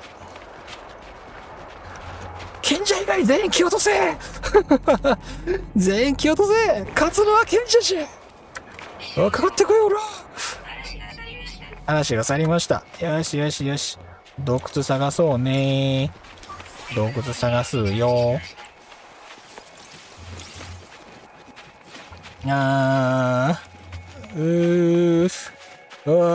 洞窟。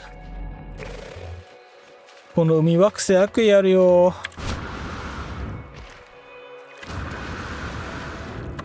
困ったな、マジで。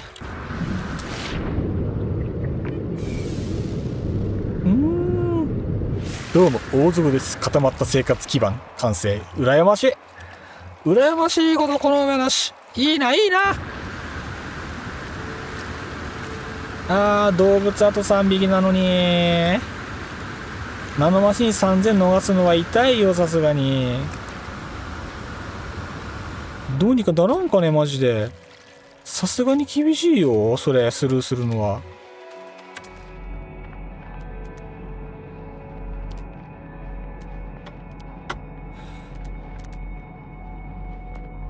マジで何も映らん、映る気しない。いや、困ったな。すごい効率上がんなそう。ラディアントシャードってなんかあれありましたっけか。あ、これナノマシンか。ナノマシンの時価稼ぎができるのかな。襲われないならそれが吉。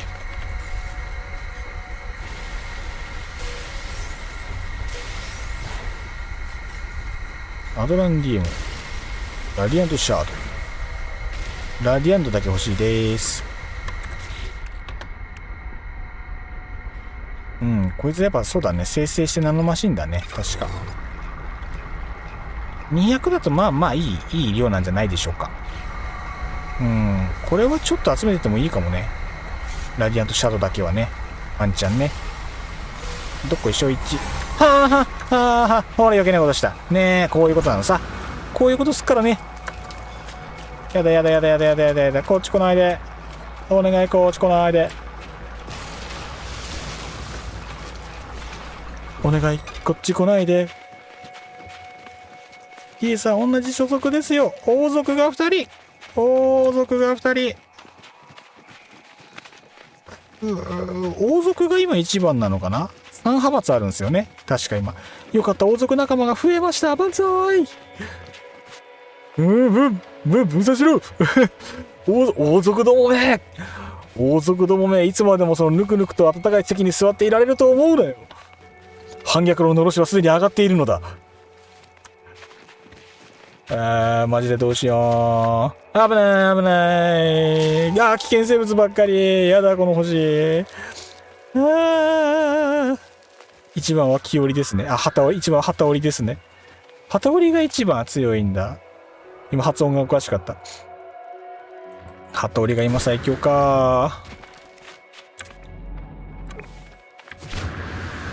旗織り最強最強最強。旗織り最強と言いなさい。旗織り最強。よくわかんない隙間はこれ地下洞窟かな。ここから入っちゃうか。海中判定だから結構厳しいのかな。この場合海扱いなのか地下扱いなのか。まあ海か。まあ海扱いでしょう。一応探っとくか、念のために。多分ないとは思うが。酸素供給かの任せて。まだ探してんのか、ワイのこと。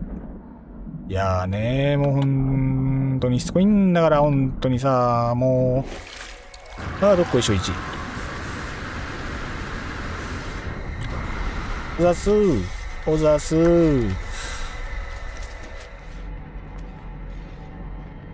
また動物攻撃的だね、なんか。とあることに君襲ってくるじゃん。かさばるんだよな、動物のこういうのが。やねえ。嫌ですね。いや、マジで見つかる気しない。何これ。そしてなんでこんなに動物殺意高いの？あんまり経験ない、こんな殺意動物高いの。危ねえ。勘弁してくれ、ほんまに。かさばるしさ。やめてよ、本当に。リエさんといつか遊んでみたいですね、汗。やばい、戦力が固まってしまった。まずい。敵の絆を強固にしてしまったが。ぐぬぬ。賢者にあるまじき愚行。いや、本当に、これ地下、そもそもここの星地下ありますちょっとまた場所移りますか。ちょっと厳しいですな、このままだと。いらっしゃい。もちろん主さんともね、嬉しいこと言ってくれる。お前だって何も出ませんよ。まったくもう、今度基地に遊びに来てね。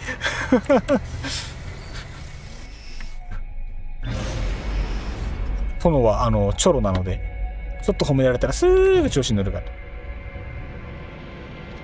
殿って書くとルビンとこにチョロって書かされる。こっちの山のふもととかに行けばワンチャンいい地下広がってるんじゃないかな。広がってないかな。ダメかな。おらい、この辺。おらい、山の斜面。山って意外とでも洞窟ないか。そのメイン基地、どえらいですよ。ハードル上げないで。ハードル上げないで。ダメですよ、ハードル上げちゃ。ここはハードルをグッと下げて来てもらった時に、わーっとびっくりしてもらえるようにね。してもらった方がいいですよ。チョロカズさん、チョロカズは意外とかも。あんまり否定ができない。ちょろいとこは否定できないですよね。これがね、困ったことに。実際ちょろいから、結構何でも信じちゃうから。ね、悪癖。何でも信じるから。褒められたらすぐ天狗になっちゃうんだからね。よくない、本当に。また着地できないしさ。こんなんばっか、本当に。障害物多いな、この星。地上歩けってか。地上頑張って歩けってか、これ。しまったー。でもうね、ハードル上がってしまったっすからね。まあ、そうですよ。デルタさん遊びに来てくださいね。自分の作った拠点でみんなで、集まってみんなでわちゃわちゃするので、ぜひぜひ、一緒に遊んでいただけたら嬉しいんでね。よろしくお願いしますね。いいとこ来たんじゃない？これ脇に洞窟もあるパターンなんじゃないのこれは。よし。ちょっといい感じだぞ。どっこいしょ1。この辺あさって、こんにちは。もらっていきます。46ナノマシン。しけてやがる。しえい。突撃隣の晩ご飯。こんにちはーす。ことごとくしけてやがる。んで、デバイスももらって、なんかいいの出ないかな。なんかいいの出てほしいな。ナノマシン、素晴らしい。そういえば基地制作の視点で地底見ることができると教わりまして、めちゃめちゃ便利じゃないですか。ちょっと待ってね。ということは基地制作の画面に持ってかなきゃいけないのか。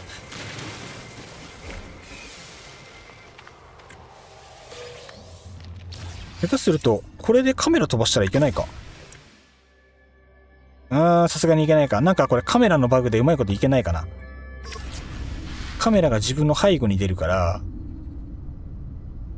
この状態でちょっと待ってね。これじゃないな。この状態で、ちょっと待ってね。この状態で、あ、これワンチャンいけるのでは？これでカメラ飛ばせばワンチャン。こうして、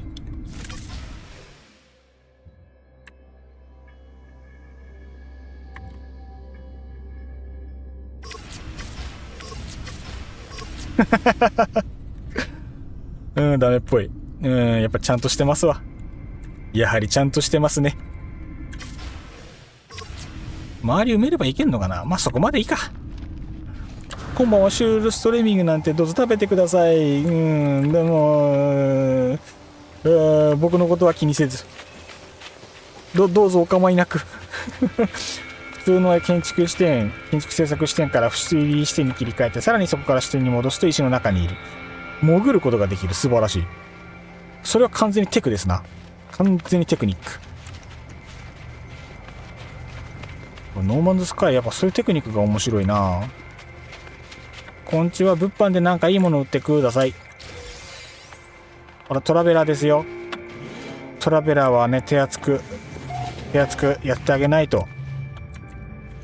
なんかちょうだい。救難信号が発信されたが反応がなかったようだ。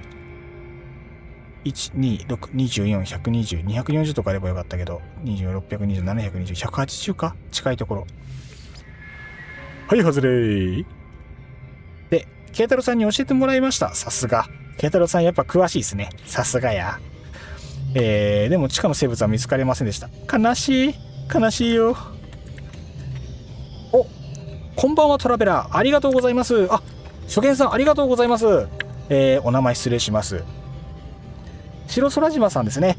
コメントいただきありがとうございます。ご視聴いただきありがとうございます。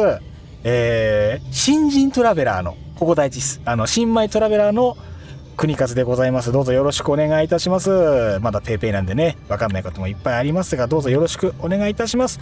共同探索22、スウォーム、耐久配信でゴール目指してやっておりますので、今日は、長丁場でございます。ご自身の体力、眠気と相談していただいて、楽しんでいただければと、お付き合いいただければと思いますので、どうぞよろしくお願いいたします。もう皆さんも順調にね、共同探索終わってる方もいたりとか。お、宇宙船ハンター。あ、宇宙船ハンターの方ですか？いろんな専門家さんいらっしゃいますからね。ユニット上げる。何がいいんだろうこれ。やばい、文章あんまりちゃんと見なかった。パッドに触れたら怒られそうな気がする。なんかユニット欲しそうな感じがする。ユニット上げる。感激してる。やったー。ブレイズジャベリン。やったー。多分今回使わない。ありがとう。気持ちを大事に受け取りましょう。白空島さん、自分も2年かそこらくらいの新米トラベラーですな。仲間ですねと言っていいのかどうか。なんだろう、思ったよりワイの方が新米だった感じ。先輩いろいろよろしくお願いします。先輩。あ、宇宙船ハンター僕のことでした。ハンティングできませんでした。センスバツ。宇宙船ハンティングセンスバツ。いけなかったよ。クイズに正解していれば。こういうとこ外すんですよね、本当に。日頃の行いがね、徳が詰めてないからね、どうしてもこういうとこで外しちゃうんですよね。泣ける。徳の少なさがバシバシ裏目に出ておる。あ、しまった。そっちにそうか。宇宙船止める場所あるや。もったいないよ、また宇宙船呼びつけるのは。直接行こうぜ。アイテム拾いながらね。数字クイズね、正解率はなんか上げる何かテクニックがあればいいのに、なんとなく数字の羅列が近いものを選べばねいいのかなと思ったんですけど、さっきなかったっすもんね、近いのがね。ブラック系で徳の負債が言わないの。今日初見さんいっぱいいるんだから。内緒ブラック系の話は。見なきゃバレないんだから。言わなきゃバレないんだから。内緒。いいとこに着地したいな。運転が下手。国和くんは運転が下手。数列を使うとこでもう数列を使うことでチャンスがつかめるのかもしれない。いやここでいろいろ発掘するの時間かかるんだよな。お金になるもの出ることはあるんでしょうが時間かかるんだよなこれな。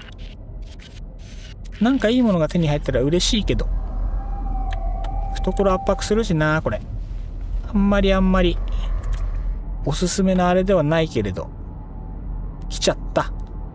来ちゃった。どうしよう。ここスルーした方がいいかな。あんまり割がいい気がしない。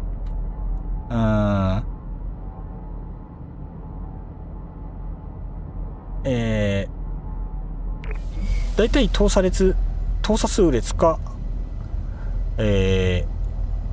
等比数列か階段数列なのでわからん。難しい。自分集計ポイントで止まってるので終わってない感じですね。待機してる状態。みんな待っててくれてるんだ。どうしよう。今ここ降り立ったけど見なかったことにしようかな。黙ってコルベットパー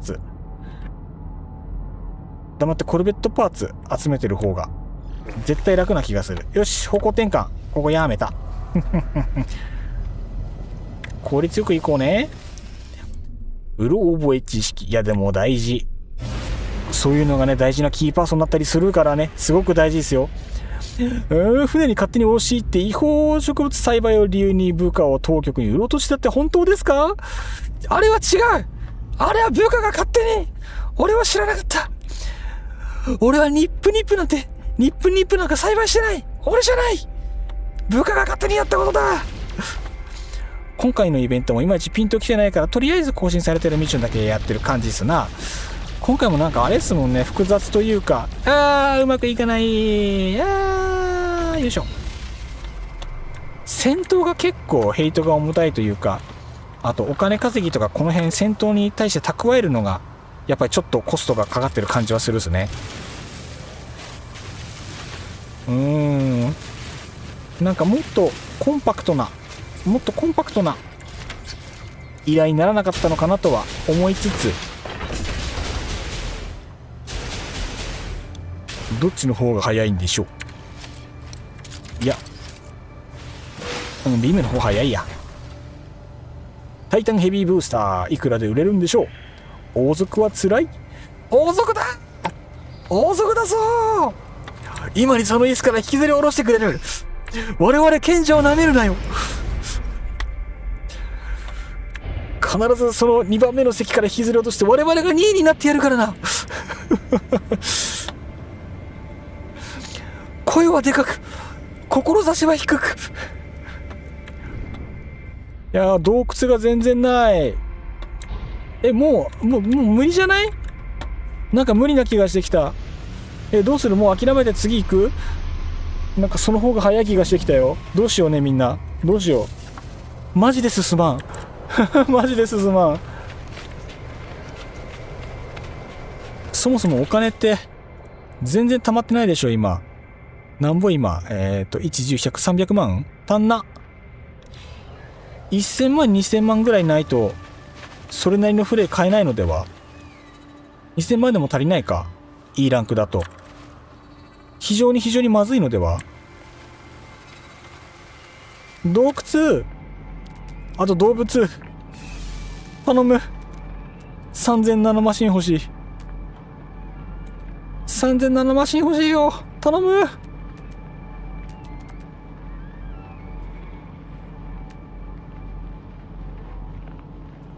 どうしても必要でしたらナノマシンの方は暴走カビで工面できますがもうそれしかないか。それしかないのか。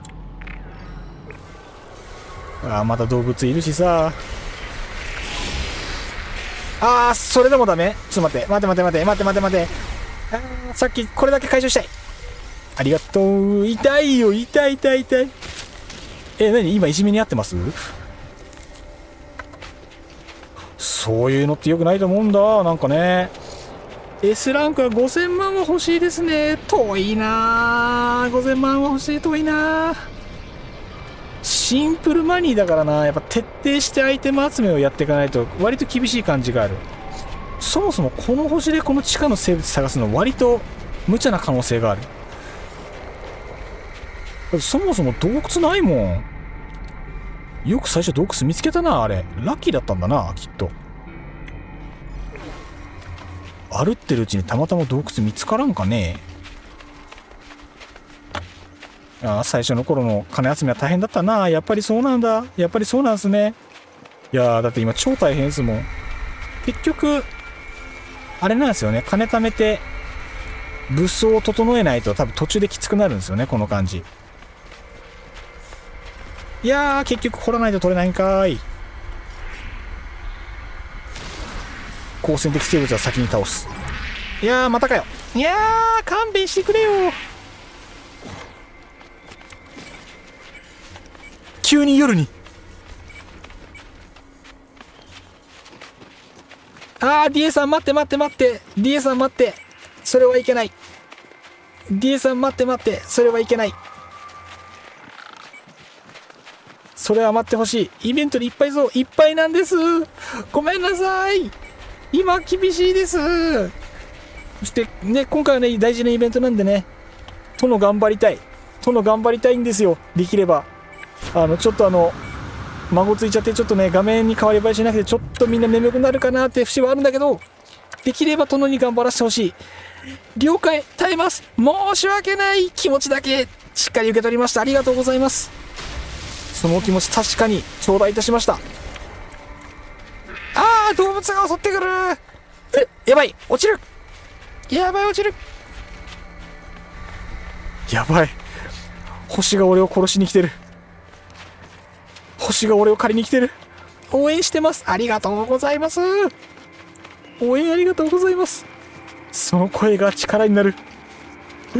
その声が力になりますぞ。やんべ、マジできつい。動物探しがきつい。なんでこんなんなんなんでこんなんなん、ほんま。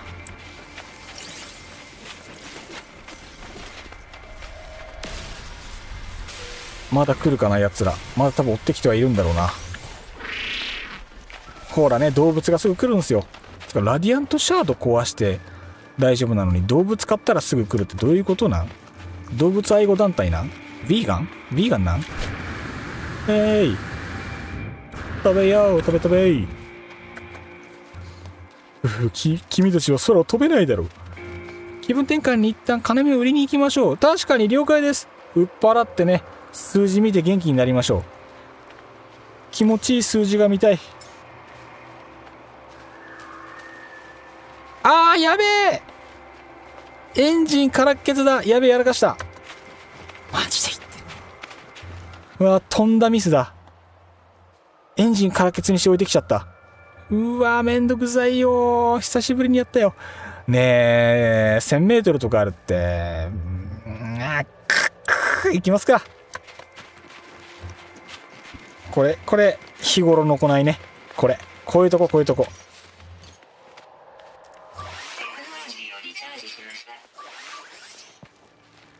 もう疲れたよ。特に首が。マジで洞窟ないっすね、この星。わかるでしょ。大事なんすよ。気分転換も大事だし。いや、本当に洞窟出てこないし、ほら、また動物が追ってくるから、もう嫌だ。本当にもう、心折りに来てるでしょ。なんでこの人間のこの精神耐久度を試すような女ね。嫌なことですわ、本当にもう。飛べよ、飛べ。また時計引っかかる。やだー。頼む、もっとスムーズに行かしてくれ、メンス。たまによくやる。大事っすよね。モチベーション維持マジ大事。船が遠いよ。船遠いし、障害物多いし。マジでどうなってんねん、この星。マジで勘弁してくれ。銅拾いたいけど、もう正直疲れた。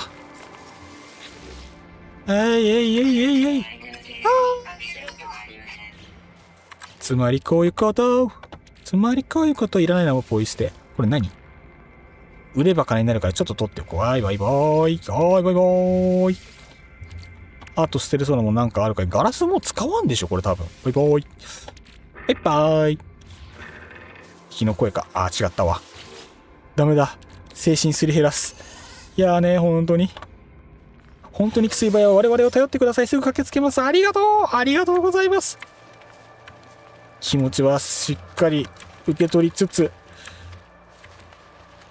やっぱり自分で苦労して経験を積まないと、先輩としてでかい背中を後輩に見せることができない。俺は背中のでけえ男になりたい。後輩たちにでかい背中を俺は見せるんだ。今じゃ1マス圧迫してても燃料類はストックするようにしている。偉い。やっぱ事前準備大事ですからね。これもまた段取り8分ってやつですな。ラディアントシャードペン。うわ、また敵対してきてる。お前を撃つ。もう殺すしかなくなっちゃったよ。宇宙船どっち？こっち。君も許さん。なんかあんな。ゴミです。関係ないです。さらばだ。サラダバー。ここには有効的な生物もいたんだ。一応痛い。どこが。そもそも植物か。勘違い。じゃあ違うか。ほなちゃうか。本格的に洞窟ないっすよ。マジでどうなってんのこれ。これ。あー、これなんかの食材だっけか。いいや、食材は。関係ない。と思いたい。1キロ投げ、マジで。洞窟だ。よし、動物探すぞ。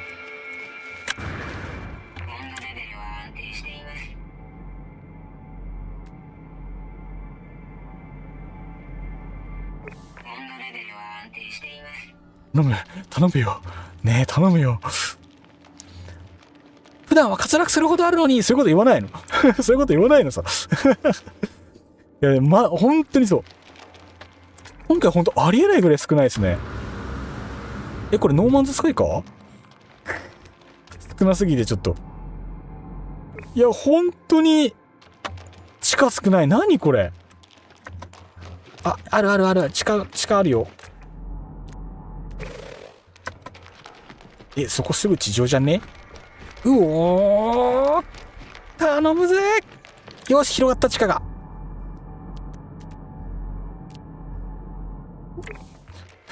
生命の息吹感じないって。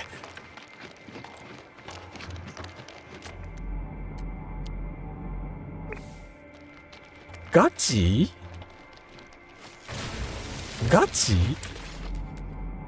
これここで待ってたらなんかいつの間にか生物湧くとかない？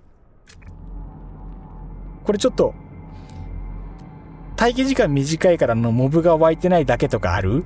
ないどっかの住居地とか巡ればある程度は確率が上がるかもしれん。いや、あれなんですよ。もう地上とかの生き物、水中の生き物も全部終わってて、あと地下の生き物だけなんですよ。湧くこともあります。ちょっと待とうか。さすがにね、首とかがあちこち疲れたから、ちょっと一休みもしたいし、ちょっと一瞬待とう。お前は許さん。おららららららららららららら、この俺を出し抜けると思うなよ。ヒレットこの壁の色に混ざりやがって。絶対許さないんだから。確かプレイヤーの範囲でポップ判定してるんでしたっけ？なんかそんな感じがしたっす。未確認鉱物だ。ラッキー。日頃の行いよし。ゴメラナイト。ゴメラでないと。いいよ、その調子。もっと俺を甘やかしてくれ。たまに住居脇に洞窟があるところがあってね、そこだと出やすかったりする。なんですって？じゃあ住居を探しましょう。ありがとうございます。超有力情報。行くぜ、お金だー。お金の祭りだ、わっしょいわっしょい。お金祭りだ、わっしょいわっしょい。ズドドンドン。やばい。いろいろ来ている。来てます。なんかあるな。なんだあれ。宇宙船引っかかってる。障害物多すぎるて。マジで。障害物多すぎるて。建物探したいですな。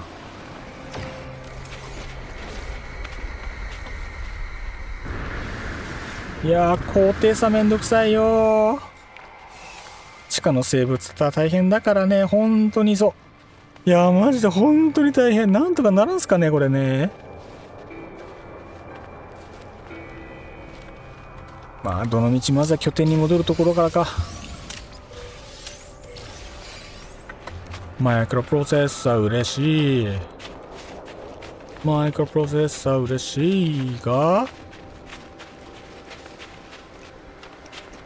テレテレテレテレレレテテレレレテテテレテレテンレレレテレテレレレレテレレテテレテテレレ。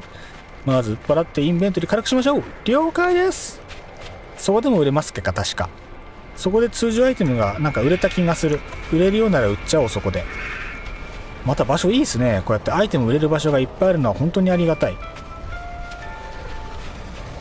ここになら船呼べるのでは。あ、いや、あれか。やっぱ適当に基地作ってゲート設置して。武将聖書に飛ぶのが最速な気はする。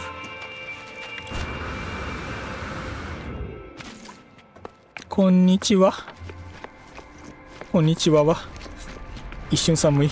アイテム売りたいよ。アイテム買ってください。お願いします。さあ、何が高く売れるかな。プロペラモジュール35,000円。よっしゃ。星によっては地下4階、地下4種、地下3種とかもあったし。地下3種のところにも巡り合いたい。レバーバイバイ。レバーがね、意外と値段する。わ、リアクター強。75万円。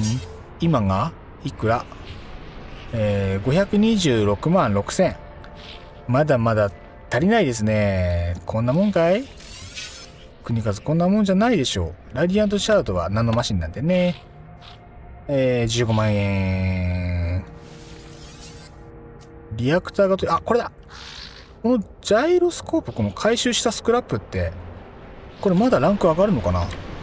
これって、なんかここでランク上げたりとかってあるじゃないですか。あ、異物じゃないから違うのか。同等以上の。あ、異物じゃないから違うや。うん。間違えた。上も同じでしょ。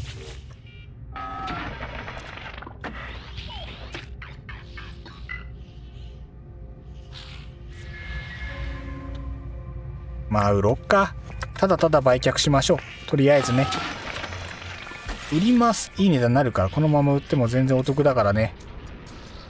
売り得。マイナスだけどね。これいくら ?51 万円。素晴らしい。ありがたや。貨物リンク3万5千円。リアクターが当たりなんですね。リアクターばっかり手に入ると最強最高。ラディアントシャードは生成して、ナノマシン入ってるじゃん。グッド。偉いよ、すごく。まだ売れるのあるやん。OK。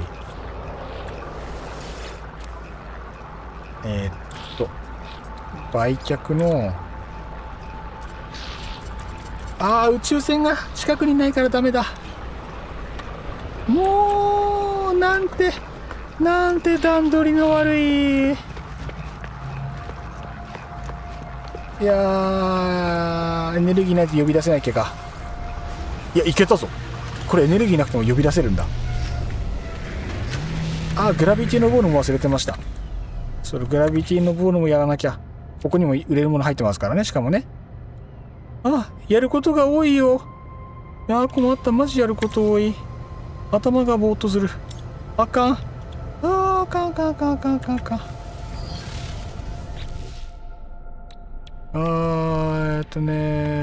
これか。発射コスト 20% 程度じゃ全然ダメか。やっぱ貨物船欲しいな。絶対その方がすごいんだよな。貨物船じゃなかった、間違えた。ソーラー船か。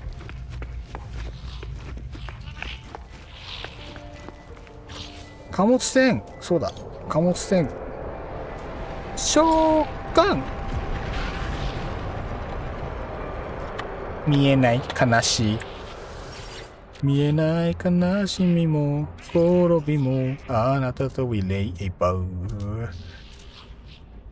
もう大とバイバイ。回収データもちょこっとかさばってきたか。少しどっかで消費したいところだな。タイタンヘビー級ブースター1400万円。熱い。結構溜まったのだよ実は。1800じゃないか。100か。あとコアも売らなきゃ。今が800。868万。1000万でも遠い。9万。75万。真珠もいいかなんか使えそうな気したけど。案外お金になる食材。いいっすね。海賊成形で運が良ければかっこいいのが S でいたりするしね、ソーラー線。そうなんすよ。それが欲しい。順調そう？なんとも。あんまりかもしれないです。今んとこ。ちゃんと引っかかってる感じがする。下準備がね、全然順調じゃない感じはしてる。全然手こまねいてる。ナノマシン3000を追って、この星の動物をコンプリートしようとしてるんですけど、全然動物が見つからない。お金稼ぎも中途半端なペースになっちゃって、すごいいまいち。しまった。貨物船の分売るの忘れてた。売却の、スーツ宇宙船。貨物船は別か。違う。貨物船アンテナ積んでないからダメじゃん。まだアンテナ積んでないからアイテムのやり取りできないんだ。地上からだと。めんどくさいっす。取りに行くか。冷気が。切ないよ。いやー、調子悪。全然、ペースが上がらないですな。全然ペース上がらん。どうしましょうね。困りましたね。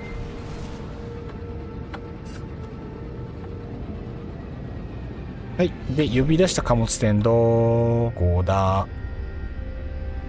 あれか。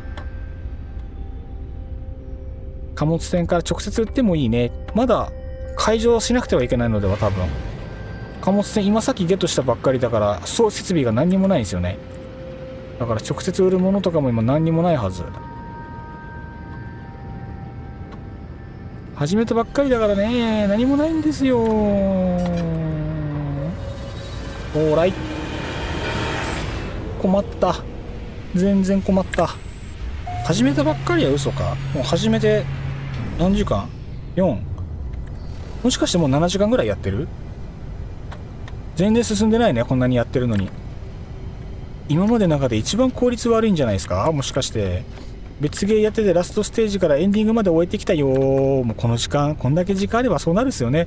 フリーゲートモジュール集めから遠いよ。もう無理だって。無理だよそんな。そういえばあれか、お使いがもう終わってる頃かね。40分でお使い終わるって言ってたもんね。もうとっくの昔に終わってるよ。貿易ターミナルは設置できたような。本当ですか？設置しよう。設置しないともったいない。ユニットコーバックスのからジオデサイト。いまいちすぎ。いまいちがすぎる。どうしろと。よし。じゃあ。これか。銀河貿易室。やったー。設置できる。嬉しい。ありがとうございます。じゃあ設置します。ボン。嬉しい。よし、ここで売買ができるぞ、みんな。ありがとうございます。スーツ宇宙船貨物船。嬉しい。ふむ。いやー、本当に申し訳ない。いろいろ、初心者だって。グラビティのボール46万円。コバックスのカラーも使わんでしょ。ジオデサイトも12万円。売るでしょ。一旦こんなもんかな。オッケー。もしかして時間経ちすぎてもう生えてるのでは？まだだね、さすがに。どのぐらいだろう、入るまでに。あと30分で入るで。時間かけすぎて。おー、楽々バイバイ。素晴らしい。DA さん、正直私も幸運なければフェーズ進めるのに10時間以上かかってただろうな。そのぐらいかかるっすかね、今回のは。とにかく、下準備なしで突入すると、こっちに来てからの準備にすんごい時間がかかる。うわぁ、舐めてた。舐めてたよ、今回の共同探索を。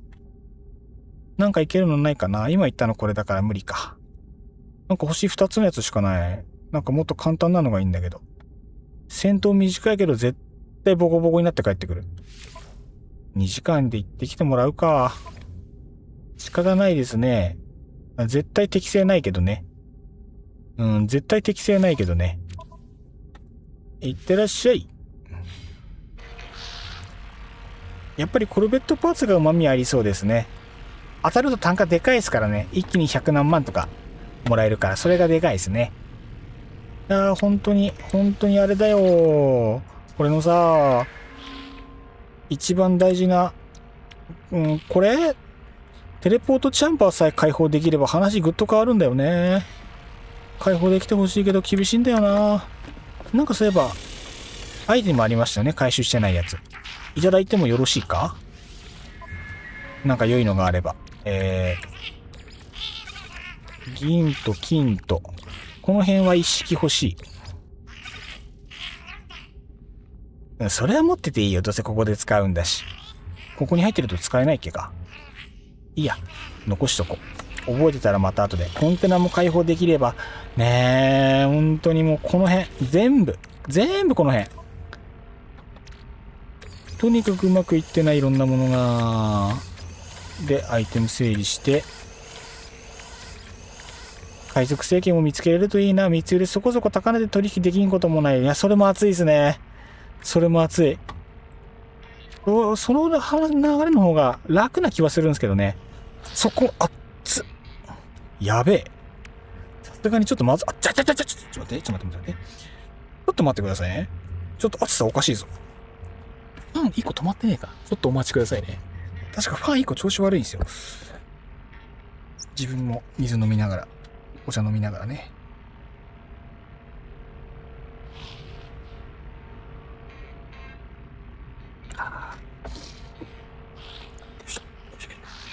どっこいしょ。ちょっと待って、マジで。ちょっと一瞬二席扱いにしますね。ファンが回ってるけど、単純にパソコンの発熱がやばいことになってる。あっち、やっぱりこれ目玉焼き焼けるって。いやー、ダメか。いやー、すいません。ちょっと対策を今からいたします。ごめんなさい。ちょっと一瞬離れますね。ちょっと用意してまた戻ります。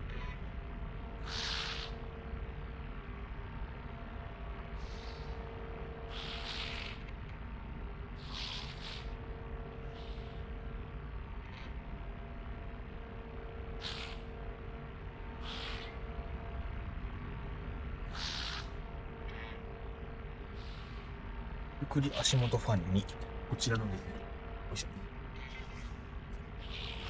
保冷剤を設置いたしまして、こうだな。こう設置いたしまして、で、こいつの電源を、これだけだ。電源は、これも抜いていいな。こいつの電源もいらんから抜いて、これ抜いて、どっちだっけだ。もう4時じゃん。全然ゴール見えないっちゃ。大変やで。熱中症ガチで気をつけてね。ありがとうございます。やはりニップが大事なところ。ここにかけて、防音室なんですよ。ただ、機密性が良すぎて環境能力のバランスがうまくいってなくて、こもるんですよね。めちゃめちゃにこもるんですよ。で、保冷剤と手作りファンでお茶を濁す設計ではあるんですけど、よし、一旦いいかな。で、保冷剤がすごい勢いでバキバキ解凍されていく。ファン回した瞬間に。これはやばいのでは結構。やばそうだな。耐熱をここですればワンチャンマシになるか。足元じゃなくて、これをパソコン本体に向けるか。多分そのうちこれパソコン落ちるや。こうだね。パンをこうして、冷たい風がパソコンに直接かかる。おいおい、天才か？よし。自分で自分を褒めていくスタイル。ついでに飲み物持ってきますね。その飲み物が切れるんで、補充してきます。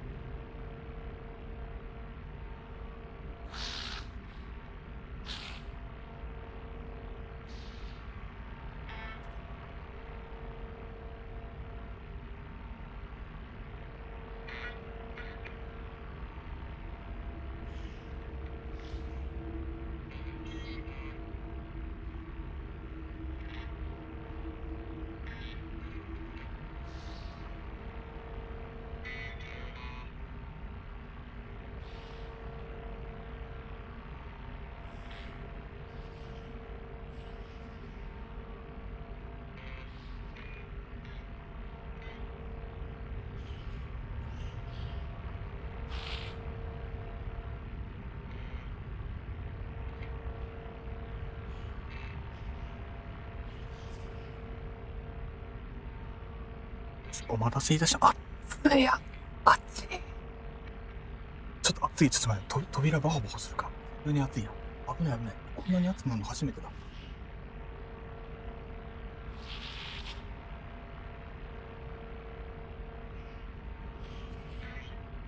風どうだ？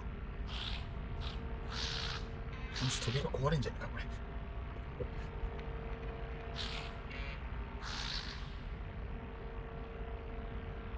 よし。マシかも。わかんない。マシかも。大変お待たせいたしました。岡えり31歳。よいしょ。大変お待たせいたしました。よいしょい。そして、ドリンクですが、禁断の3本目。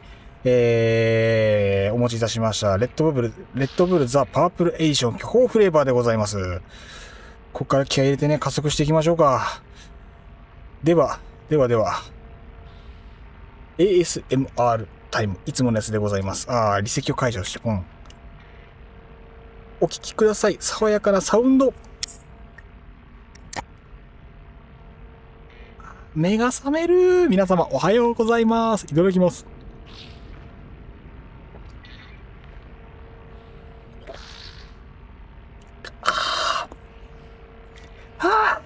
危ねえ。危ねえ。命の削れる音がする。こちらはお初ウイスキーで、KP でございます。KP。皆さん、ヒュー。目がバキバキに冴えてゆく。待て。よし、OK。ケーブルが、ヘッドフォンのケーブルが、どっかでぐるって回ってるな。これか。OK。では、続きを参ります。やべ、どこまでいけるべな。よし、行きましょう。あとこれか。売りたいものもありつつ、振り際今、お使いに出したので、必要なものは回収して、で、回収したアイテムを今軽く整理して、あとはこの辺だな。この辺をもっと開放したい。せめてもう一行は欲しいところ。何から手をつけるべきかというところ。実際の戦闘も少しきついもの。実際海賊生家で海賊行為してるのが一番稼ぎ早い気はする。そんな気はしてる。海賊生家探しながら星渡るか。とりあえず先に進んだ方が話早い気がする。先に進みましょう。完全ナノマシン諦めます。時にはこういう決断も大事。私は先に進みます。行きましょう。一回全部なんとかしてから、ストーリー進めてから考えるは吉。私は今そう考えました。悔しい、マジで。マジであそこまで集めて諦めるのマジで悔しい。うわー、いいよいいよ、もう前に進む決断をしたんだから、そのままガンガン飛ばしていこうぜ。作戦変更、ガンガン行こうぜ。それもあり。ありがとうございます。さあバンバン行きましょうぜ。あ、まだいける。お、やっぱ強化したからね、一回で飛べる。素晴らしい。非常にお、パンダさんこんばん。にゃー、お疲れ様でごぜやす。いや、来てくれると信じてましたぜ。今ね、3000ナノマシン、諦めて動物あと3体スキャンで3000ナノマシンを獲得できたんですけれども、それを捨てて諦めて先に進んでいるところでございます。もうね、奥歯ギチギチに噛み締めながら今一歩進んだところでございます。見事な決断ありがとうございます。やっぱね、決断大事ですからね。エナドリをガンガン行こうぜ。死んじゃうけどエナドリ美味しい。今起きたパンダさんおはよう。健康的だね。ねえ、この時間に起きるのは健康的だよ。朝の爽やかな空気を吸いたくなるね。素晴らしい。こんばんはというよりももはやおはようございます。確かに、いや本当にそう。4時だもん、朝だよ。スペースアノマリーの右側の人に話すとナノマシン少しもらえたような、なんかあったっすね。なんかあった。なんだっけ。最初こんなんだったね。演出かっこいいの。演出がどんな感じですか。まだ多分あんまり進んでないんじゃないかなと思いつつ、正直あんまり進めてない気はしてる。これなんか言語学習もポイント入るんでしたっけか、確か。夜の28時だが、間違ってない。確かに今はそうかも。夜の28時かも。切ないよ。こんなになる予定じゃなかったのに。マジで今日の昼までかかりそう。そもそも配信の収録時間超えるでしょこれ、このペース。12時間の山超えちゃうってやばいよ。多分これ1回配信切ったら寝るで俺。これやばいっすよ。そういえば週1で壱岐貨物船のももらえましたっけ。そんなにもらえるんですか。なんかすごいなんかアノマリー優遇措置、アノマリー優遇が熱い。手厚いね。賢者ですか。よくわかりましたね。賢者でございますよ。これどっか見てわかるとこあるんですかね。よくわかったですね。賢者でございます。国和似合うでしょ賢者。ほら国和ってほら賢者っぽいじゃん。ごめんなんでもない。ごめんなんでもないや、忘れて。まだまだ楽しめるどん。寿命を削ってな。ゲームは寿命を削って楽しむもの。古事記にもそう書いてある。全部取れたかな。全部取れたかも。色、宇宙船の色で分かっちゃうんだこれ。めっちゃ緑だもんね。ボディカラーが所属で変わるんです。知らなかった。そうなのか。分かりやす。そうか、自身もめっちゃ緑だ。これそういう色分けだったんだ。あんま考えてなかった。お調べもワープセル。今めっちゃ嬉しい。ワープセル無限に欲しい。ネクサスルギルアブド。命を削って楽しむのは開発者に対する絶対の礼儀。まさにそう。アトラスは何も言わない。インターフェースの球体が巨大な心臓のように脈打っている。何も言わない。ねぎらいの言葉はねえのか。もうこっちとら何時間も7時間ぐらいやってんだぞ。ねぎらいの一言ぐらいよこせアトラス。16分じゃねえんだよ。16の腐敗した体液7時間分くれてやるよ。私は王族だ。お前もか。王族絶対倒すパンチ。王族絶対倒すパンチ。上から拳を振り落とす。王族増えてきましたね、わら。許さんぞ。誰かこっちの所属に移ってきてよ。寂しいよ、みんな。みんな王族なの寂しいって。なんか3人ぐらいしかいないんじゃないですか、今ここで。賢者グループ。4人いた？うわぁ、壊滅的な機関不全。壊れてんだ、設定上。閉じ込め不能、反復不能。一瞬私はアトラスと繋がっているように感じる。まるでそれが私のあらゆる部分を見ているかのように。まるでこの不可知の存在と私がどこかで同じ存在であるかのように。いやあ、最下位の賢者だ。わらわらわら、悲しいよ。勝ちてえよ。その瞬間は短い。だが私は一つの知識の種を残される。ガラスの配備が来る。いやー、ボス戦の香り。ロード・オブ・ザ・リングの会議レベルで王族集まるのくさ、確かに。規模感おかしい。席を埋める周りずらっと全員王族みたいな感じ。レベリーかな。これ売ってくんの忘れた。ベレズ・ジャベにこれいらないのに。300ナノマシンになったのに。まあいいか、忘れずに後で行こう。やべえ、やっぱ寝ないと具合悪くなるんだな、人間って。だんだん危うくなってきた。報酬もらい。やったぜー、ありがとう。今なんかアイテム被ったな。インフラナイフモジュール、さっき一生懸命買ってたな。あひゃーとか言っちゃった。もうろれつ回んなくてあひゃひゃ言ってる。何これ、旧リゾネーターって。もうリゾネーターあるんじゃね？ないわ。結局枠足んない。マジ？枠足んないじゃん。枠増やすやつ欲しかったじゃん。宇宙船の枠は早急に増やさなきゃいけないですね。意識がそぞろ。判断ブレる。さて、もうこの場でいじれるとこはいじっちゃいましょうか。そんなことない？インフラの B モジュールですね。B か。指輪作らなきゃ。指輪とかいろいろ欲しい。こんばんは。佐藤さん、こんばんは。いらっしゃいませ。ありがとうございます。よかった。今日はですね、耐久配信やっておりました。もうかれこれ。7時間ぐらいですかね。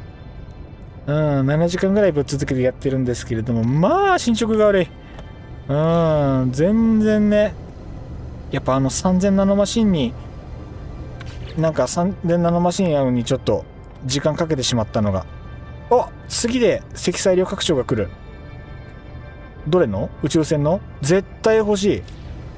さっさと進めよう。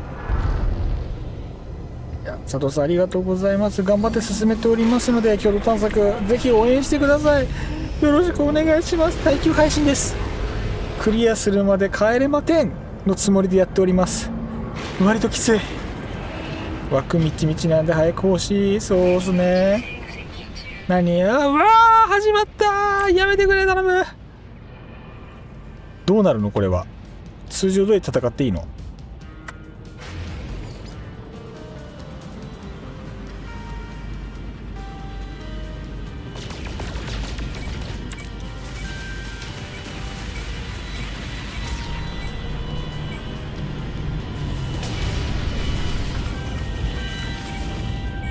ダメージゼロ。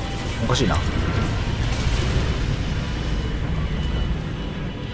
ここか。危ね。これ食らったらまずいのでは。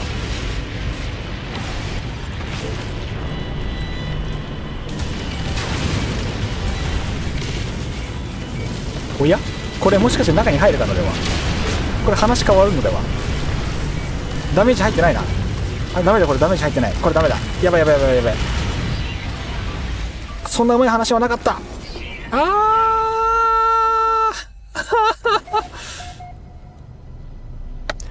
やばい。めっちゃ戦いにくい。ソーラー戦はそうだよな。もうちょっと止まるもんな。クリープ現象みたいにいつの間にか前に進んで全然なのはきついし。マジ？これ負けイベなんですね。負けイベなんだ。負けイベならよかった。だからダメージ入ってないのか。マジ。うわバラさん7分ですね。何が7分なんだろう。ちょっと今コメントがあれかもしれない。群れが来た。これが新作のスターフォックスか。主人公弱すぎ。あれ私の時と違うな。どれが正解。これシンプル死ではシンプル死亡なんか負けイベだからかあれが出ないですね。果たして負けイベなのであればこれで正解。アイテムちゃんとあります？ありますね。アイテム全部残ってる。どういうこと？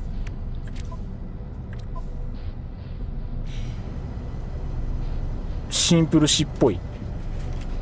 あれでも死んだ割にアイテムが宇宙で死ぬとこうなるのか。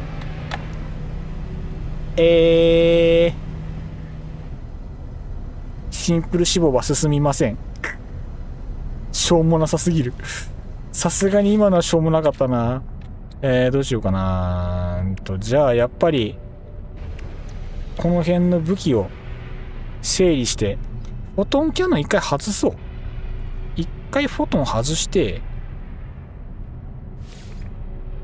空間を整理してで必要な装備をちゃんと装備して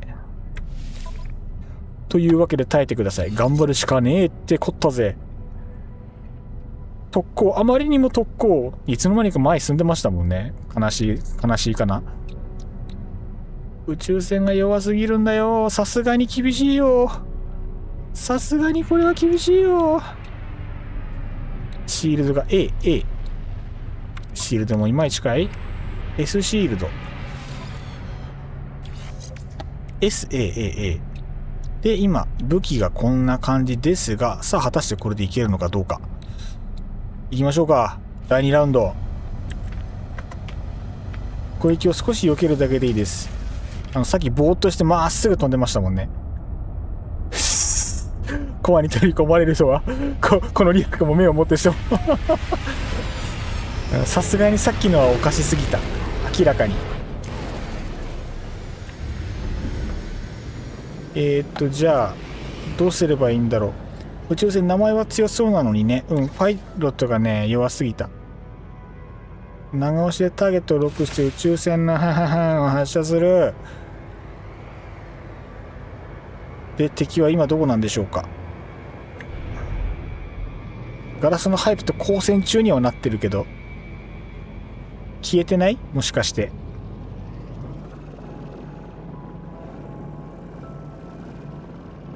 消えてない？どこからになるんだろう。スティンガーの信号検知発射まで10。一応いることになってるな。C を検知イテレーションリセット。進みましたね処理が。アイテムケースを回収するには死亡地点に戻る。死亡するとインストールしたテクノロジーが破損する可能性あり。でも何にも破損してないんだよな。どういう判定なんだろう。死に方が特殊すぎてなんか処理がおかしくなってる可能性がある。アトラスインターフェースが破壊された。なんか買ったっぽい。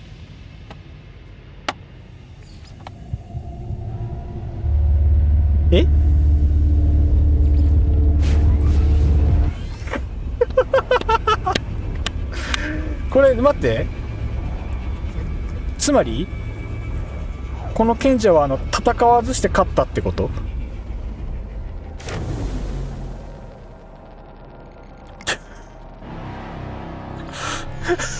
違う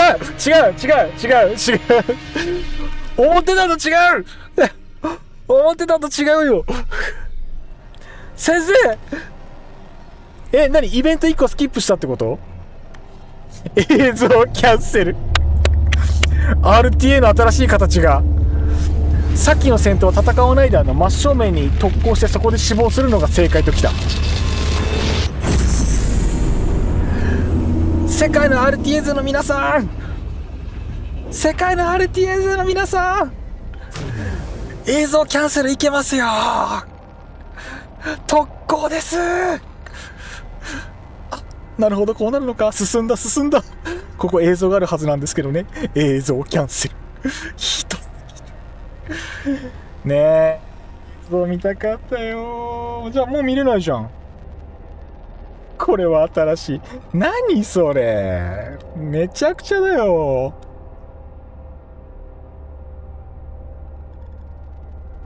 はあ。翼授かるのはいいよ。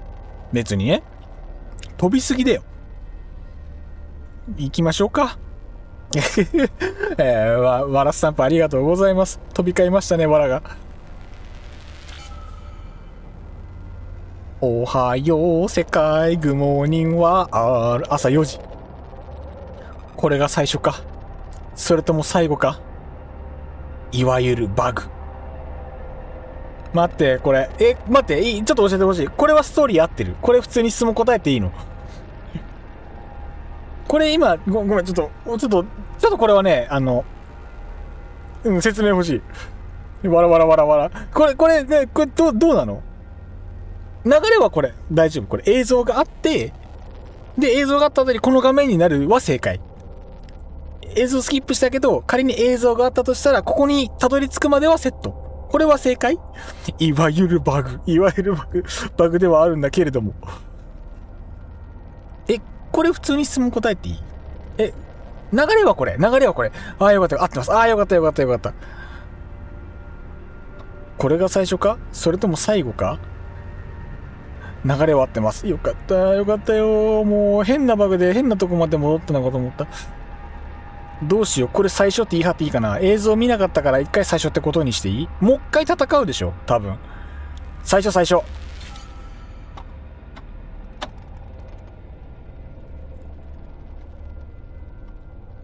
違う。怒られたんですけど、嘘ついたら。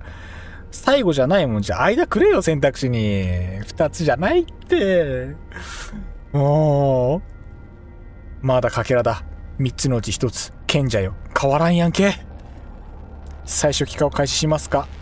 はい、お願いします。いや、もういっそ最初からでもいいよ。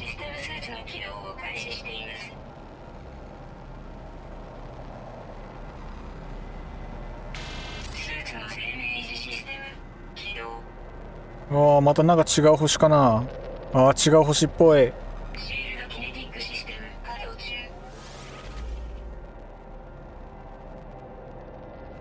お、なんだ？あ、基地が近い。また離れなきゃいけないのか。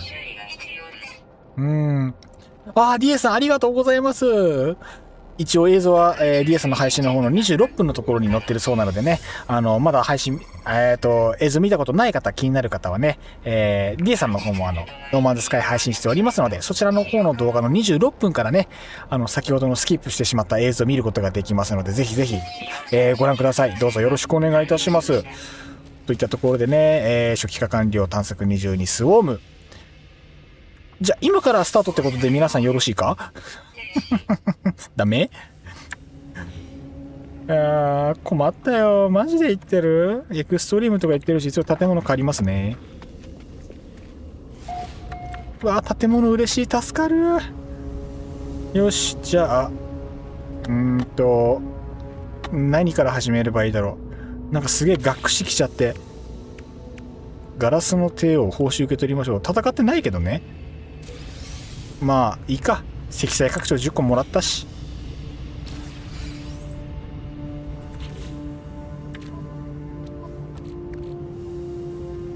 あれか。宇宙ステーション行って、あれしなきゃいけないですね。これで報酬もらえますね。全然納得できないよ。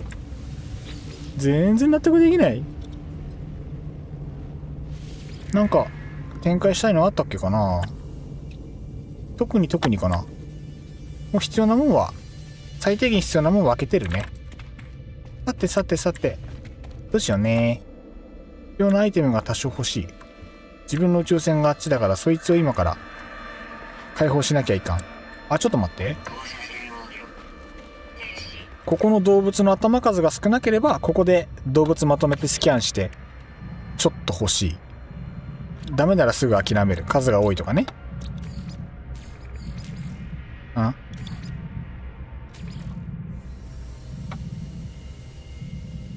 拡張を乗り換えた後に使った方がいいかなと個人的には思います。確かに。それは確かに。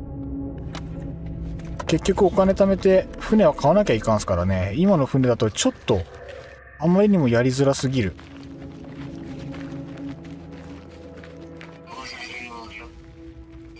放射線防御が厳しいよ。もうダメだ。ちょっとスキャン後でいいですか。さすがに疲れた。もうとりあえず船行こう。もう疲れた。とりあえずやること1個に絞ろう。やること絞りながら行きましょう。とりあえず。きついきつい。よしよしよしよしよしよし。船ちゃんカモン。やめてー。お願い、もう許してー。これ以上いじめないで。もう今メンタル来てるから。乗り換え前に使ってしまった私、今必死にミッションこなして稼いでます。つらいよ。やっぱこういうのって罠ありますからね。どういうつもりでこれが設計されてるかっていうのをやってみないと分かんないですからね。難しいところですよ本当に。いや、放射性スーパーセルが接近中。マジで勘弁してくれ。スーパーセル嫌だよ。足元に引っかかんないで。痛いするよ。避けてね。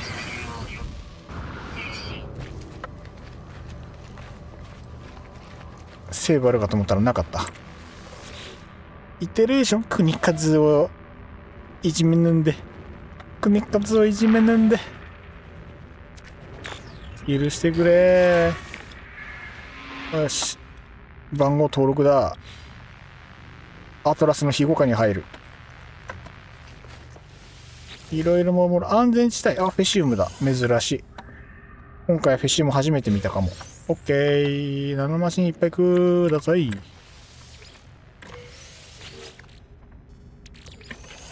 半端ないらないものは全部捨てる。疲れるからね。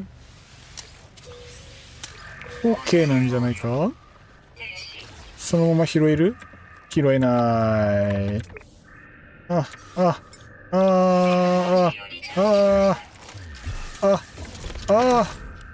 編集ができない。なんてことだ。吉邪魔、マジで。安全地帯なのにうまく進まん。あなたは再生した。どうやらそのようで。あなたは戻らねばならない。背部へ戻るも何も急に飛ばされたんですが。言葉の意味を問う。どういう意味？反応はない。もう背部はいないのよ。なんかもうそのまま飛べるっぽい。そのまま飛べるっぽい。なんて親切設計。アムロ行きます。飛べよ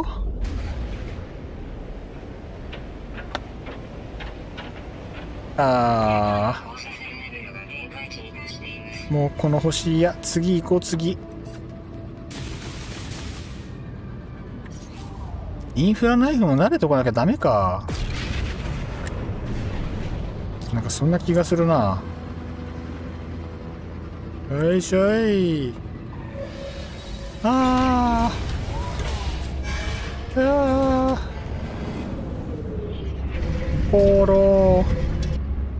ポロ愚痴っていいかい。ポロ聞いてよ俺の愚痴。マジアリティエンティーノタランティーノなんだけど、ろれつ回んなくて噛んだんだけど、もうあかんよ。ポロ助けてくれ。もう俺の代わりに戦ってくれ。5、それはまだここにあるのですね。信号は消えていません。パターンはまだ暗いままです。ガラスについて説明しよう。俺見てないけど。私はハイブとの対峙中に起きたことを説明しようとする。ポールの顔に不安のシワが寄る。この話は怖いです。トラベラフレンドよ。何もかも正しくありません。このハイパーは本来あるべき場所にありません。あなたはあなたの全てではありません。などと私は予測しようとしてきました。ただ待って心配するだけでは不十分です。私は建設を始めました。何を建設してるの？プリズマティックコアを見ましたね。どれ？どこ？映像見てないからわかんないよ。プリズマティックコアってどこ？あの目のとこでいいのかな。それ絶対映像で見るとこでしょ。私たちの家の入り口のそばに。それ何、そこにあんの？後でもう一回見てみるわ。あれはスウォームが群れている場所の鏡です。そしてそれ以上になることを願っています。どういうこと？わかるように説明してくれ。映像見なくてもわかるように説明してくれ。言葉が出ない。そんなことより聞いてくれ。ポーロよ。ガビッガビの合成音声。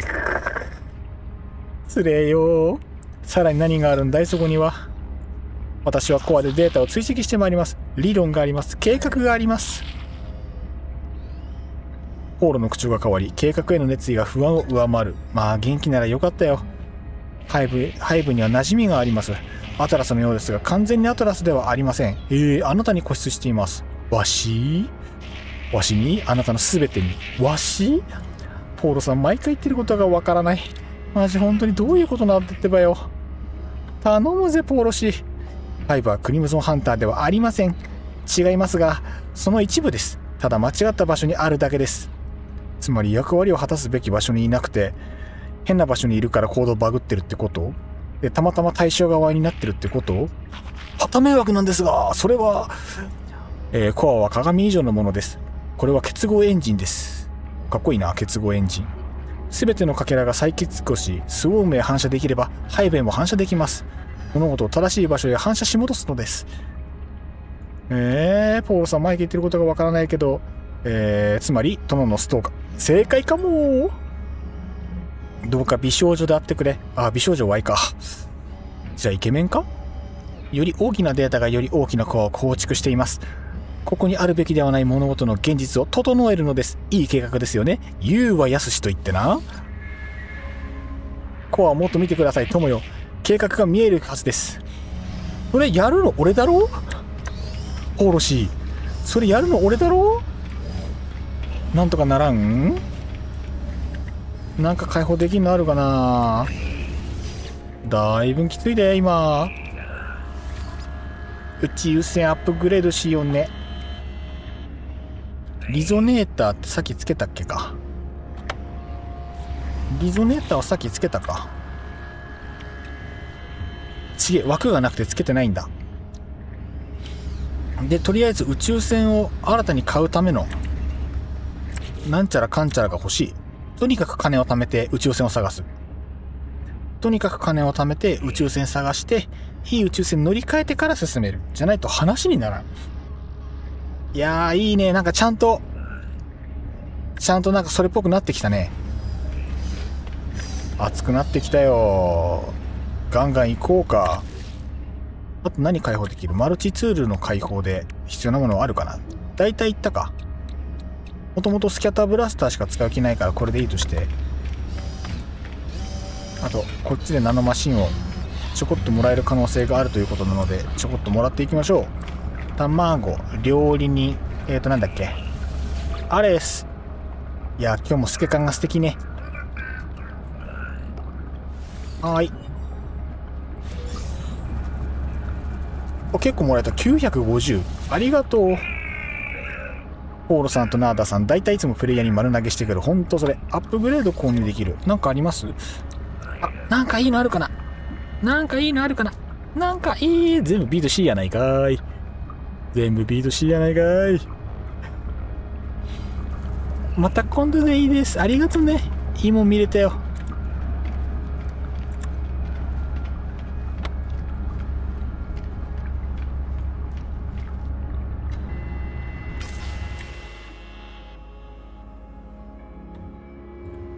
カメラこれ以上いかんのや。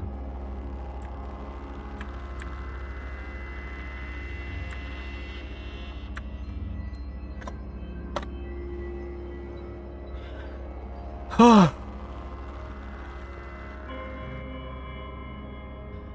やっべえ、疲れた。やっべえ。久しぶりのガチ耐久配信で結構来てる。あれおかしいな。1年で体力落ちた？やばいよ。あとはヘリオスさんからもナノマシンもらいましたっけ？確かもらえた気がするですね。ヘリオスさんからもちょこっともらっていきますか。うんあ割とやばい。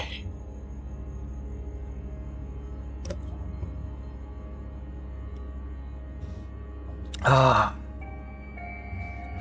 一区切りみたいな空気感出してきましたからね。ああ、出てました？ちょっと空気感出てましたか？どうしようかな。今4時半。皆さん、朝ごはんとか、皆さん朝ごはんとかって何時ぐらいに食べてます？どうですか？お腹空かないですか皆さん？どうでしょう？待って、今、時間が、いや、でも待って。もう一回ちょっと冷静に考えよう。今、単形の流れでいくと全然遠いけど。液体パン美味しい。液体パンって何？フェーズ全然遠い。ダメだ。区切り全然悪い。待って、今ポーロに体験語ったからこれクリアじゃないの？あ、鳩サブレーポリポリ。みんな中食ってるね。待って、俺順番間違ったかも。今これ押さずにポーロに語ったから。もう一回か。嘘。朝ごはん実はそんなに遠くない。区切りはもうすぐです。区切りたい。ナノマシンこっちもらわないと。そしてポーロにもう一回話さないと。お若い方。若いのかな？データあげる。さすがになんか食べるかな？その方がいいかもしんないです。食事大事ですからね。ナノマシンもらった。嬉しい。130ありがとう。ちょびっとだけど嬉しいよ。いや、この気持ちが嬉しいんだ。その一つ前がクリアされてる。おい、本当っすか？ドリほんまや。1万ナノマシン熱ー。問題解決やん。そうか。これ受け取ってないから表示されてないとかか？いや、そんなことはなかった気がするな。いや、1万ナノマシン嬉しいな。話が一気に進むのでは。結局ポーロに話は語らなきゃいかん。これもう一回語りいける？聞いてくれる？ポーロ。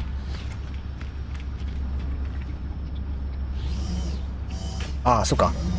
話を聞いてコアのところまで行って話完結か。オッケー。これか君。どこで見ればいいの？ここでいいの？ネオンっぽいね。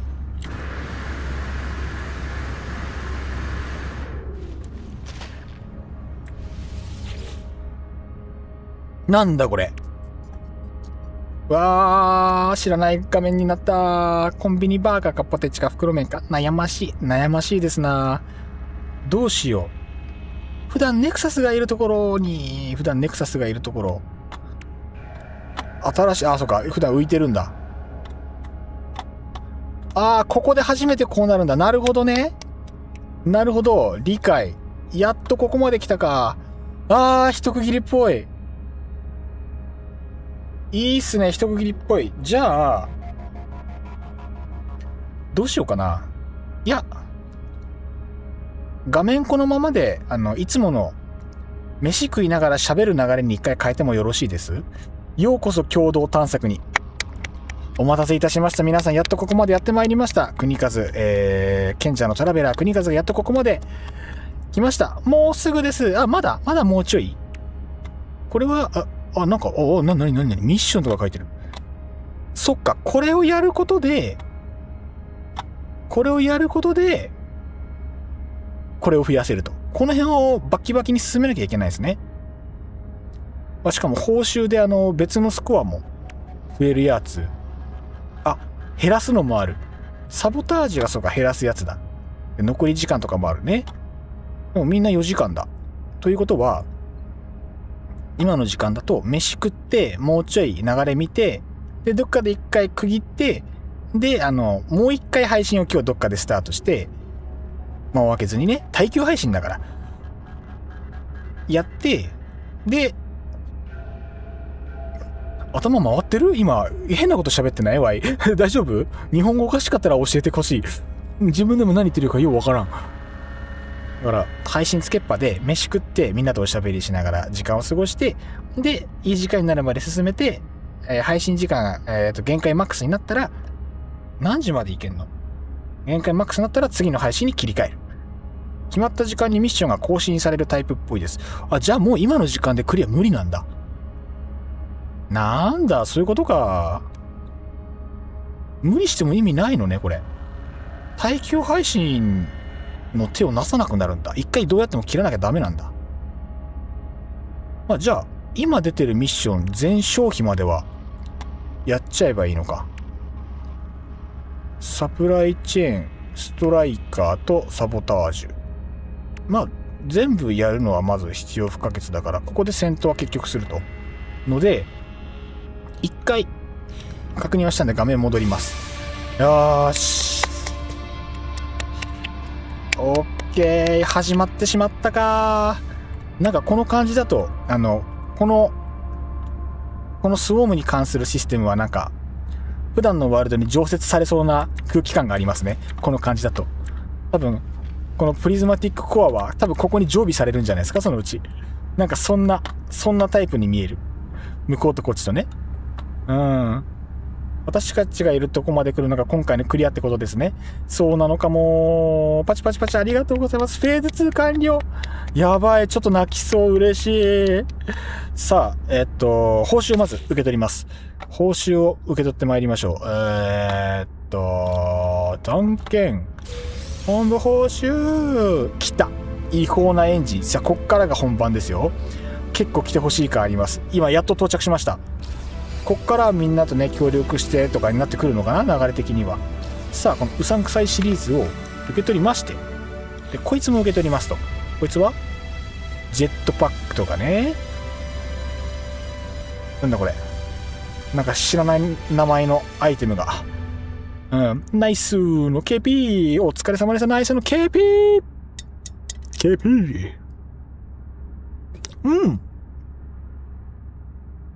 かっこいい。何これ。あ、もう戦闘これじゃん。戦闘これでしょ、完全に。うわ、嬉しい。あ、これ嬉しいな。うわ、めちゃめちゃ嬉しい。やったー。待って。ダブリアのドリームの画像が変わってる。なんで？バグってるこれ。変わってるだけならいいけど、あのデザイン気に入ってたからこのままになるのは悲しいよ。ライフルの方が戦闘力は高いでしょ。待って、元の弾丸攻力なんぼだこいつ。そっか、あれだ。スロットがあれだ、スーパーチャージャー枠2つ挟んでっから跳ね上がってんだ。S のこれをこのままの方強いんじゃねえか、ワンチャン。スーパーチャージャー枠だってないでしょ。1個スーパーチャージャー1、スーパーチャージャー2。うわー、距離空いてるな。どうしよう。これが並んでればなー、強いんだけどなー。惜しい。ワンチャンランク上げてって、この辺にスーパーチャージャー枠1個出てくれればトントンになる。ダブルスーパーチャージャー。いやー、マジか。マルチツール、今回の目玉の一つでしたね。これは熱い。今回の目玉報酬。これ熱いですね。これ絶対、いや、かっこいいし、絶対強いでしょ。今回は50日後に終わりますので、長い。すごい長いぞ。じゃあ余裕じゃない？まだまだ頑張れるぞ。画像変わってるだけでよかった。このままが強いと思われます。悲しいよ。ね、もう今戦闘力もスキャン範囲もね、桁違いですからね。いや、本当にこっちの方で、元々の弾丸攻力なんぼだったっけこいつ。まあ気にしても仕方ねえか。コレクションにもらいます。ありがとうございます。やったぜ。いや、嬉しいですね。これ。非常にいいですね。おいで。ここでフェーズに終了と。アイテムも全部受け取ってるですもんね。とりあえずね。全部受け取ってて、フェーズに終わりで、で、こっからこれを稼ぎまくりつつ、フェーズ3。これか、スウォームと直接交戦する。スウォームの惑星を浄化する。こっからはもうずっとバトルですね。基本的に。リズマティックコアを建設する。もうネタバレやん。じゃあさっきのやつ、自分の基地に置けるやん。熱っ。日常に溶け込むな。ガラスのハイプに対する守りを固める。何それ。ガラスハイプを破壊する。王道パターン。答えを求める。熱っ。こういうタイトル好き。こういうタイトル好き。さて、では、一旦飯を食べます。で、配信このまま垂れ流して、今、もう釜の米が保温状態でずっと放置してあるので、朝飯を今ここで食べます。あと3つで我々と同じ進捗です。あと3つってどれ？これかーい。サボタージュ、ここまでか。一層復元サボタージュ、ここまで。じゃああれをとりあえず一周回るってことですね。もうすぐだ。じゃあ栄養摂取してから行きましょうかね。じゃあ、可愛いお目目をクリクリさせながら、ちょこっと離席して朝ごはんを持ってきます。もうこのまま寝ずに行きますよ。任して。じゃあちょっとお待ちくださいね。ちゃちゃっとご飯持って、何にしよう。納豆卵ご飯か、お茶漬けか、ふりかけご飯か。釜にご飯があるってマジでありがたいな。よいしょ。じゃあ離席いたします。ごゆっくりどうぞ。いや、一瞬で戻ってきますよ。なんたって僕はここで飯を食いますからね。皆さんは自由に過ごしていただいて大丈夫なのでね。はい、よろしくお願いいたします。よし、じゃあ一回部屋出ます。開け扉。足元の保冷剤ももう全部溶けた。よし。パソコンが、パソコンあっち。すね、やけどするて。よいしょ。保冷剤まだ持つかな。まだいけそうだな。オッケー。よしよし、ご飯。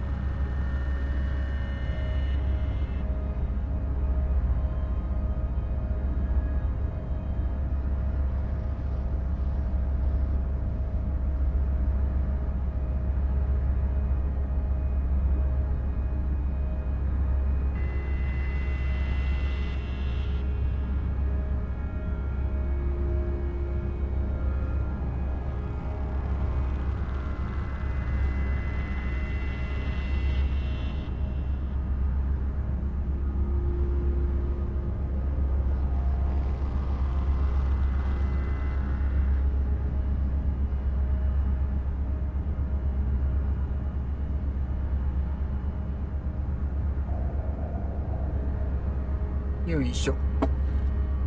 よいしょ。ただいま戻りました。卵かけご飯にかつお節をかけようと思ったのに、かつお節切らしてた。だから今日は納豆卵にします。よくあるやつ。朝ですからね。久しぶりだな、納豆卵ご飯食べるの。チョコレートライス。どっから出てきたチョコレートマイス。マイスってなんだ。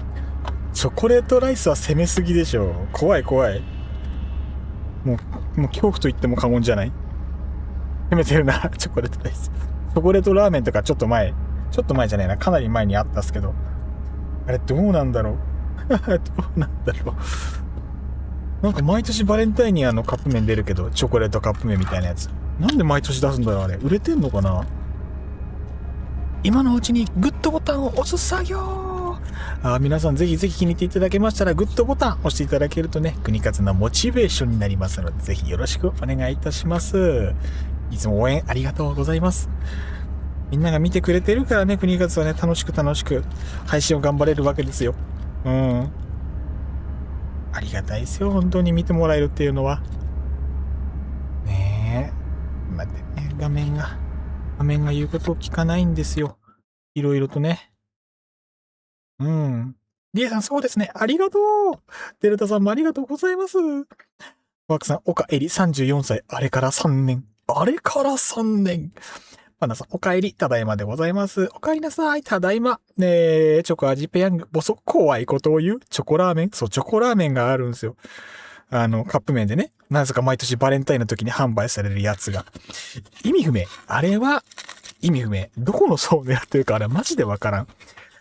コアクさん、業務用スーパーでカツオ節 100g 買って、ジップロックに、移し替えて冷凍しとくんや。一番大事っす。もう一人暮らしだと、なんかそれ小分けとかがやっぱ手間だったんで、もう小分けのやつ、最初から小分けで入ってるやつを買ってきて、で、それをたまに使うみたいな感じで運用したりするんですけど、そう。納豆一粒がどうやっても剥がれない。仕方ないね。君は見逃してあげよう。普段は絶対見逃さないんだけどね。仕方ないわね。今日は温情です。離席は一旦解除しておこうかな。いや、今から見に来てくれてる人が、また新たにいるかもしれない。飯を食ってるので実質離席でしょ。雑談はするけども。チョコレートのカツとか、チョコレートの天ぷらとか。チョコレートのカツ？チョコレートの天ぷらもだけど、なんか聞いたことある。なんだろう。なんか一時期から、お菓子とかの甘いものを、なんか当たり前のように、すいません、なんか、納豆混ぜ ASMR になっちゃってるんですけど、皆さん大丈夫ですか？なんかネチネチなってると思うんですけど、あまり気にしないでいただいて、このネチネチ感。TKG、卵かけご飯。冷蔵庫の中からひっそり小さな爆弾ガチンザ。懐かしいな。これは違うか。これは TKG？ 卵かけご飯か。いいのか。このネタ曲分かる人いるのかな？ TKG の歌っていうのが昔にありまして、ここにいる人半分ぐらいは多分ご存知かと思うんですけど、ラップがあるんですよ。キューピーの3分クッキングの曲に合わせて。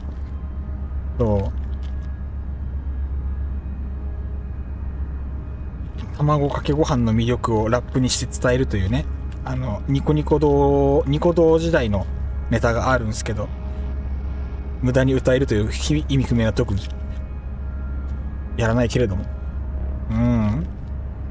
国和さんがクリア目指せたのでこの結末を先に言うかどうか迷ってました。ね、どれ。いや今聞かない方がいいのか。いや、この後も僕まだ走りますからね。諦めてないですよ。耐久配信ですからね。いや、僕をね、そんじょそこらの配信者と一緒にしちゃいけませんよ。耐久配信クリアまで行くって言ったらやりますからね。なんたって2連休、国和今日の夜12時までは無敵。やれる。国和やれます。やらせてください。変換ミスった超辛いご飯。辛いの方か。かけの方じゃないんだ。ここは卵をかけてて欲しかった。この朝食は納豆ご飯と卵かけご飯2つの性質合わせ持つ。ひそかがおる。ひそかが和食食べてる。今日はクリアできないという結末。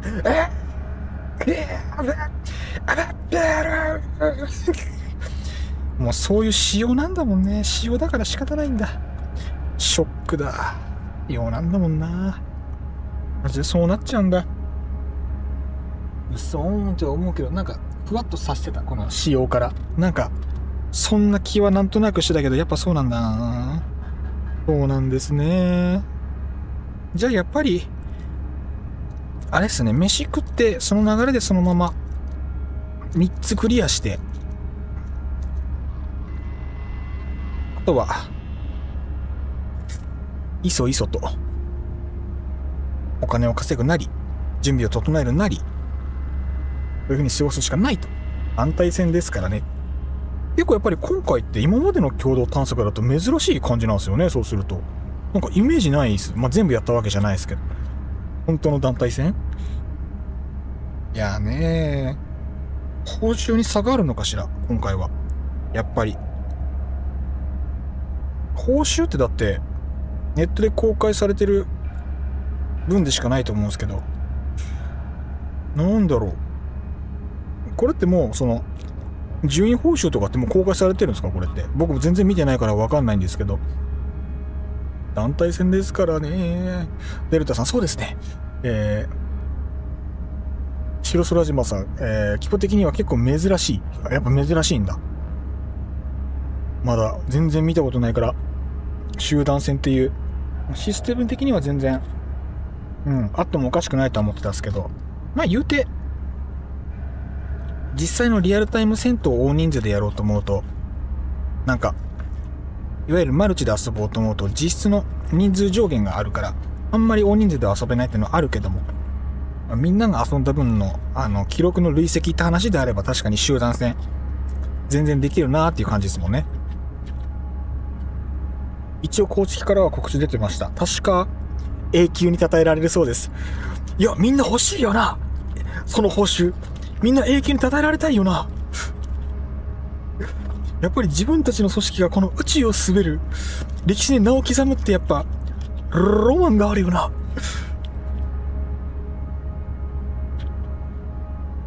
なんかあれなのかな、一応どっかにちゃんと自分たちの名前が表示されるのかな、もしかしたら。画面も止まりますからね、規模になるとね。いつも通りそのマルチで7、8人で行っても結構きつかったりするのに、たまにねカクカクなったり落ちたりとかもするのに、今回しかもスウォームとかって言って敵の数も細かくしちゃってるから余計っすよね。演算とか大丈夫なのかしら。アトラシ君だって残り16秒でシャットダウンするんでしょ。気張るね、随分ね。ただでさえ危ういのに、寿命来てるのにこんな気張ったイベントやってしまって。働き者なんだから全く。全プレイヤーが協力してポイント貯めるみたいな感じなのは今までもちょこちょこあったりしましたけど、競い合うのは初かな。もうあからさまにあれですもんね、順位つけてお互いにサボタージュがあったりとかね。よし、できた。じゃあ納豆卵ご飯、今回はですね、卵の方に、五香粉と味の素とね、七味を振りかけてペースト状に少し混ぜたものをかけてるので、ちょっと美味しいんじゃないでしょうか。いただきます。そこで納豆を加えると、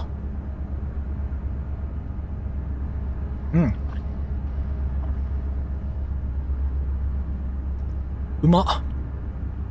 前に教えてもらった五香粉がもう万能すぎて全然風味変わるっすね。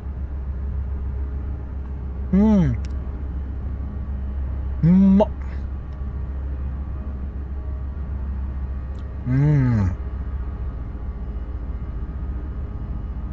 素敵。七味が効いてるのもまたいいですね。五香粉と七味合うな。五香粉は香りがぐっと強いけど、七味がスパイシーさをちゃんと演出してくれるですからね。これはうまい。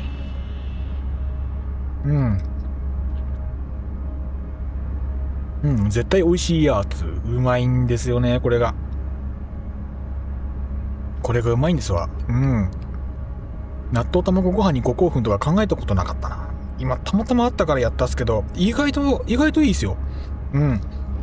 味変としてはこの選択肢あり。五香粉絶対万能だなと思ってたんですよね。1個忘れてた。一個大事なことを忘れてた。飯を食うのにこんな広場じゃちょっとあれでしょ。 TKG に醤油とマヨはやる。最高っすね。それも最高。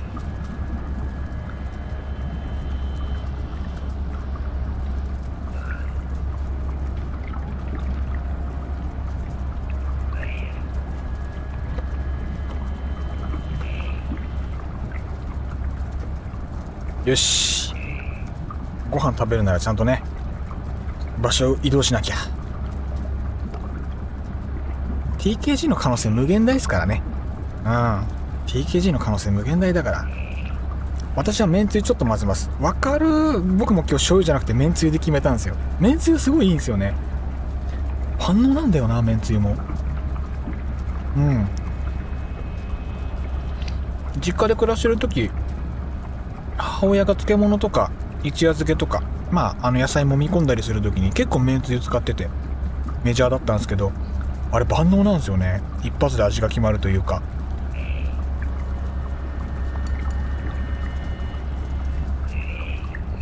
これ色薄いからあれって思ったりもするけど、味の濃さだけで言うと意外と醤油と比べて刺さらないけど、濃いのは濃いんですよね。意外と味がちゃんとつくんですよね。う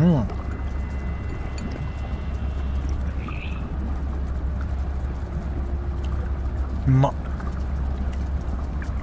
TKG にお好みソース、マヨ、揚げ玉、青のり入れたのは美味しすぎて食べ物というより人間を肥やす餌判定したそれ確かに超えそう。それは確かにいい意味で餌っすね。止まんないでしょその組み合わせだと。もうやってることはだってお米使ったお好み焼き、お好み焼かないみたいなもんすからね。うまいものが全部トッピングされているというか混ぜ込まれている。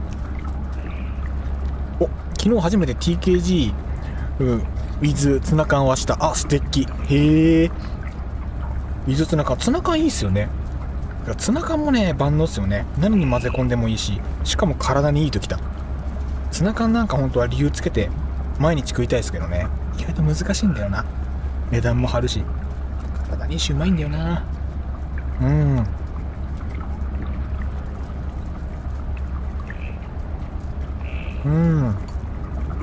うまい。米ちょっと多かったな。ふりかけ追加しようかしらね。めんつゆ割と出汁も効いててくれてハッピー。わかる。それはもう TKG を超えたお好み焼き TKG。 本当にそうもう組み合わせが完璧すぎる。2つのいいとこガッチャンコしてちょっと体に配慮した感じかもしれない。ツナ缶もまたいいね。いやツナ缶はねマジで相性いいですよね。卵も納豆もどっちもツナ缶いけるから、じゃあ3つ酸味合体しても美味しいよねっていう結論昔読んだ漫画に書いてあって試してみたんですけど、こんなやべえもの載せちゃってあかんって漫画でも飯テロっていうね。飯テロってネットだけじゃないんですね書物でもあるんですね。恐ろしいな。でもやっぱちゃんとリサーチしてガチにまとめた飯のラインナップでしょうから、やっぱうまいんですよね。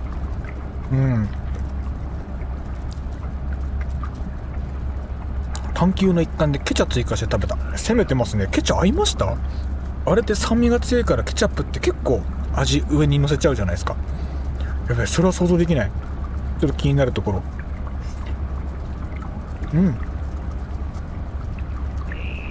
漫画内でお好み丼言うてましたね言えてみよう。お好み丼いいですね。それうまそうだ。なんか桜エビとか入れてもいいかもしれないですね、お好み丼だと。あとはゲソ天が1個余りましたとか惣菜で買ってきましたって言ったら、それ切って入れたり上にドカって乗っけても美味しいかもしれない。ベースがお米だからそういうのあっても全然美味しいだろうし。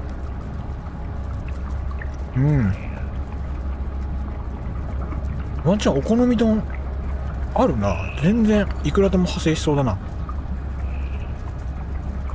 なんだろう、一口に中華丼って言ったら上に何乗っけてもいいのと同じような感じ。ちょっと違うかちょっと違うか。喋ってて今あれって思ったそう好みでいろいろね。おつまみコーナーにあるいいじゃん、のり天イカ天スナック、イカ天スナック崩し入れ天才、それもありですね。その手があったか。なんか天ぷら系スナックみたいな、あれも味がいろんな種類あったりするから、それもいいかもしれない。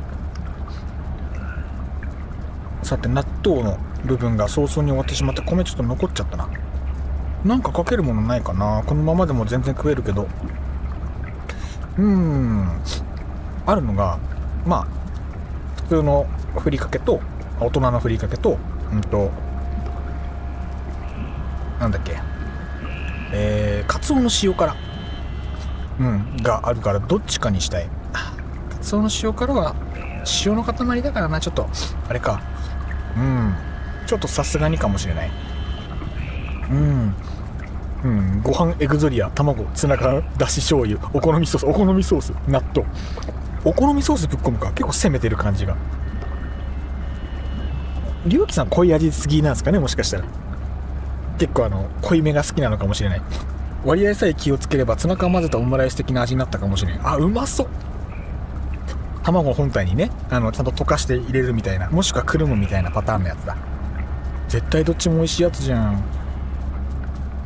ちょこっとあれの話だけど、炊く前に傷んで匂いやばくなったご飯も炊く前に傷んでね、それだったらワンチャンか。炊いてから傷んだのとちょっと話が変わるから、確かに卵でコーティングしてごま油かけちゃえば気にせず食えるようにしてくれるんだよな、神。あれ、なんか中国本土の話してます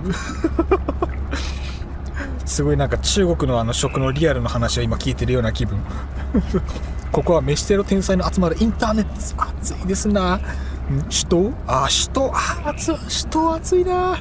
もう首都っていう響きが好き。間違いない。なんか変化が違う。面白。今 YouTube の元のコメントとコメント統合アプリワンコメの方で琥珀さんのコメントが今変わってて、 YouTube アプリだとワイン泥棒って変換されてるんですけど、ワンコメの方だと首都っていう風に書いてある。どっちでも意味が通じちゃうからわからない。でも今なら首都かな。おつまみの話だし、おつまみっていうか食い物の話だからね。濃いめというか極端に塩辛くて濃いもの食べ過ぎて味覚がおかしくなってる。あるあるだね。なんかね、言っちゃうからね。味濃いものってバグってからやべえかもとか思ったりするけど、食ってる最中、特に酒飲んでる時とかもう幸せホルモン止まんないから、結果的に箸も止まらないコンボまでね、もう全部つながってるから、それは仕方ない。豚キムチする際に生姜焼きのタレ混ぜて食うのもうまい。最高か。めっちゃうまいでしょ。豚キムチもまたやりてえな。しばらくやってないな。自分で作ったのもう2年前ぐらいかな。豚キムチ最後に作ったの。前の会社の時に自分でやったきりだから、そのぐらい前かもしんない。生姜焼きのタレも万能っすよね。あれも味決まるし、生姜入ってるからね。ワイン盗まれる前に飲まなきゃ取っちゃうぞ。それかワインを盗まざるを得ない、飯テロをぶちかまして琥珀さん本人にワインを盗ませるっていうのもありかもしれない。気づいたら、あれ、ワインこんなにいっぱいあったはずなのが全部なくなってる。なんで？飲んだからだっていう流れになるかもしれない。すき焼きのタレで代用もか。天才か。なるほどな。タレ使いですな。ねえ、白空島さんはあれですね、タレ使いですね。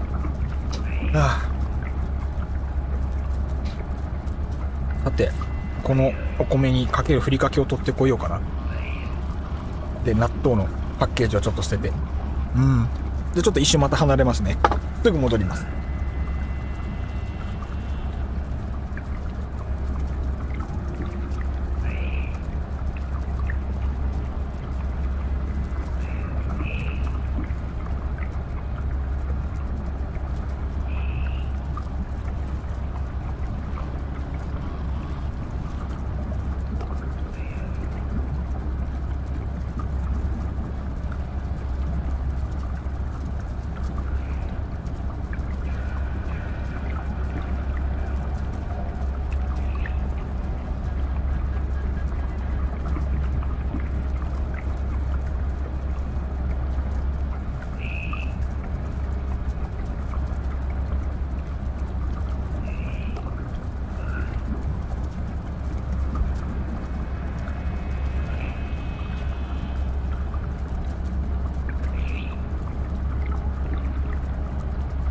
どっこいしょいち。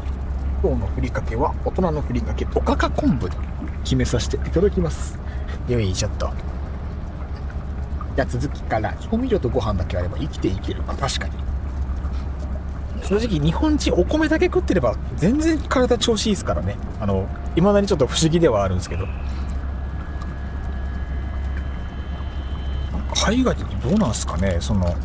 いわゆるパンにマーガリンとジャムだけあれば生きていけるみたいな感じになるのかわかんないですけど、世界的にやっぱ何かあるのかもしれないですね。ソウルフードというか生活の基盤になってる食品と、調味料ってやっぱり日本ってあれなのかな、食にこだわりある国だから種類も多いからそれで持ってる部分もあるのかもしれない。うりかけしかしかいい感じ、いいね。おかか昆布ってのがいいですね。昆布大事。生姜焼きのタレ鶏肉にも合いますね。間違いない。いや間違いないな。タレって一言でなんかやるとやっぱどの料理にも出番があるから本当に万能。カレー作る際にもすき焼きのタレは重宝してる。隠し味ってことですか？それ初めて聞いた。僕東北なんですけど、東北って結構薄味な地域が多くて、で僕のイメージなんですけどね。で僕は認識してて、だからうちなんかもすごい薄味なんでプラスで味が乗っかるのか、それもでもうまいのかな。ちょっとイメージない。でも美味しそう。香りもやっぱ変わるでしょうからね。良さそう。たまに鶏の生姜焼き作るけど普通にうまくてデブカツとまんねえ、たまりませんな。これは仕方ないね。日本に生まれたもののね定めだから、食事が美味しいのはねこれは仕方ない。通常のカレー具材にプラスでぶなしめじ、いいぶなしめじ、ほうれん草、たけのこ追加してすき焼きのタレで火を通して作るとうまい。味を染み込ませるってこと。ちょっと結構料理やってらっしゃいますね。いいっすね。どうしよう、飯食ってんのに飯つる食らってる気分。うまっ。ふりかけもいいな。食感もプラスされてうまいですね。うまっ。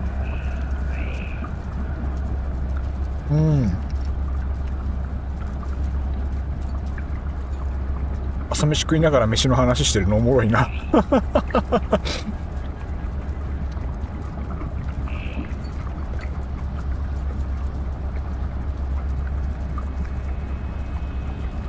たまにふりかけご飯食べねばならぬ。大事。ふりかけも消費しないとずっと残ってますからね。僕のもいつからあるか分かんないふりかけ引っ張り出してきて今食ってるんで多分大丈夫だとは思うんですけど、ふりかけの賞味期限ってどういうことなんだろう。うまいから大丈夫。 OK バッチリ。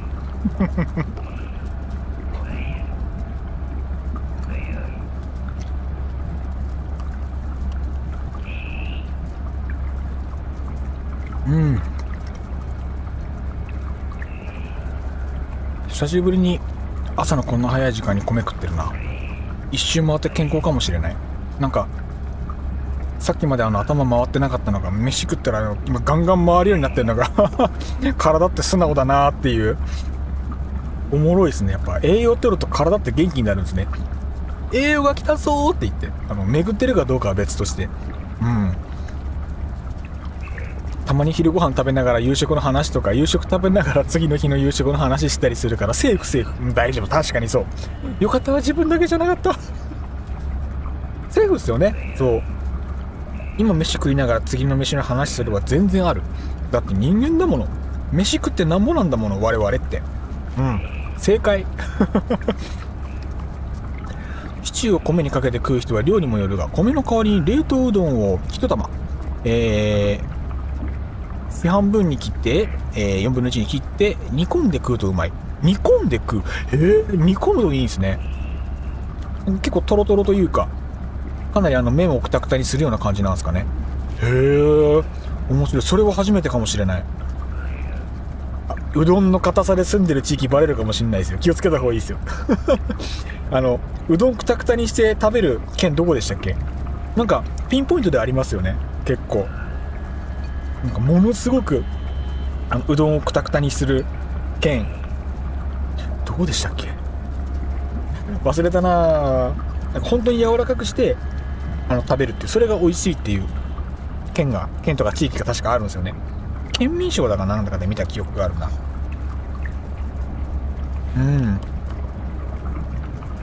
本系のシチューだとなおよい合いそう。なんか本当にとろみなんですね。とろみ材料だ。確かにそれもうまそう。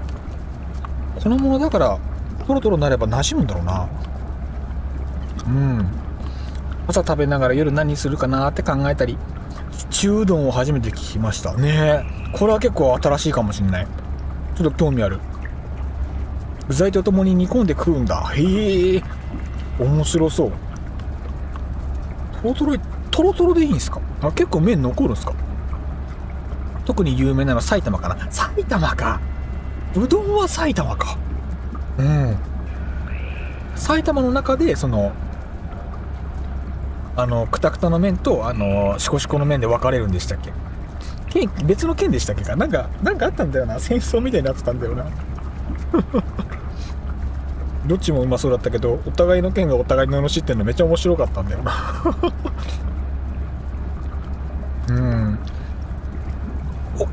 伊勢うどんの悪口言いました。違う、ごめんなさい、悪口とは言ってない。悪口は言ってないはずなんだけどな。残念ながらわしは大阪の民じゃよ。大阪でうどんって意外とイメージないですけど、あれなんですね。大阪も結局グルメの街ですからね。グルメの都市だから。うどんはあれ、でも麺類、粉物のジャンルじゃなくて麺のジャンルですよね。どちらかというと。でも粉物みたいな扱いでそいつよりもできるのか。でも大阪も結構王道のメニューがでかいのがバーンってあるせいで、なんか他の多分グルメが霞んでるんでしょうね。ちょっと発掘したら面白そうだな。パンダさん、うちんとこもうどんはやわやわですよ。パンダさんの住まいの地域、あれどこって言いましたっけ？やわやわ地域なんだ。もともと米にかけてシチュー食べてたけど、米の足りなかった時のかさ増し要因で入れたのがうちの始まり。へえ、技なんだ。技で入れたらそれがうまかったんだ。今じゃうどん入りシチューを米にかけて食ってもうそっちなんだ。米の方の代用じゃなくてシチューのルーの方のかさ増しになってるんだ。おもろ。やっぱ文化は連なって入れ替わったりもするんですね。変化だな。やっぱ文化は変化なんだな。おもろいな。福岡もやわです。福岡もやわなんですね。結構何軒もあったんだ、やわやわのところ。ホルモン焼きうどんシンプルに食いたいやつ。シンプルに美味しいやつ。単品食ってもうまいし、米で食ってもうまいし、酒でもうまいっていうね。ホルモン焼きうどん実は万能なのでは。実は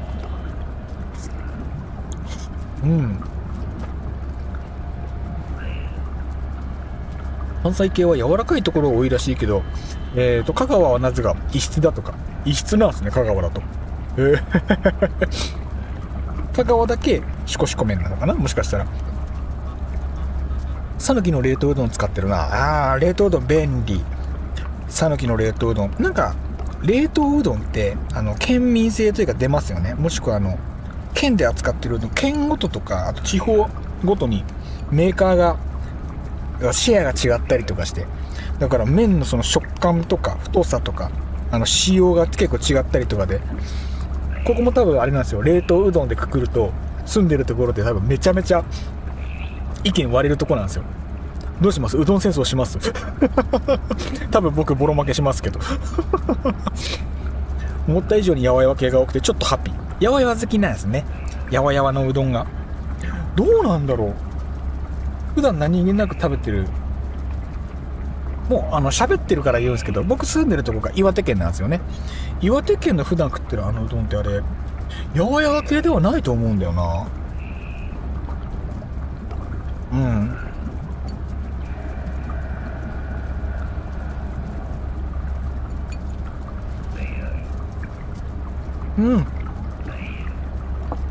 美味しかった。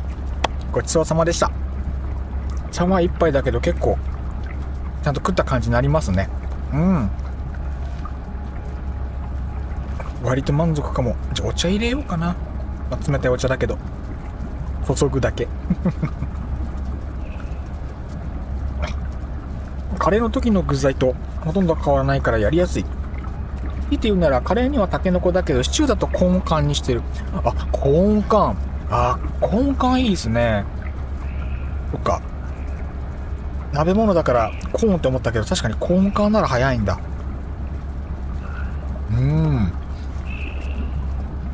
シチューも最近ずっと食べてないな。マジでシチュー食べてない？いつだ最後に食べたの。遡ろうと思ったら記憶近くに全くなくてびっくりした。家でも外でもシチュー食べてない。なんだろう。なお栃木民、山田うどん埼玉初入ってってなった模様。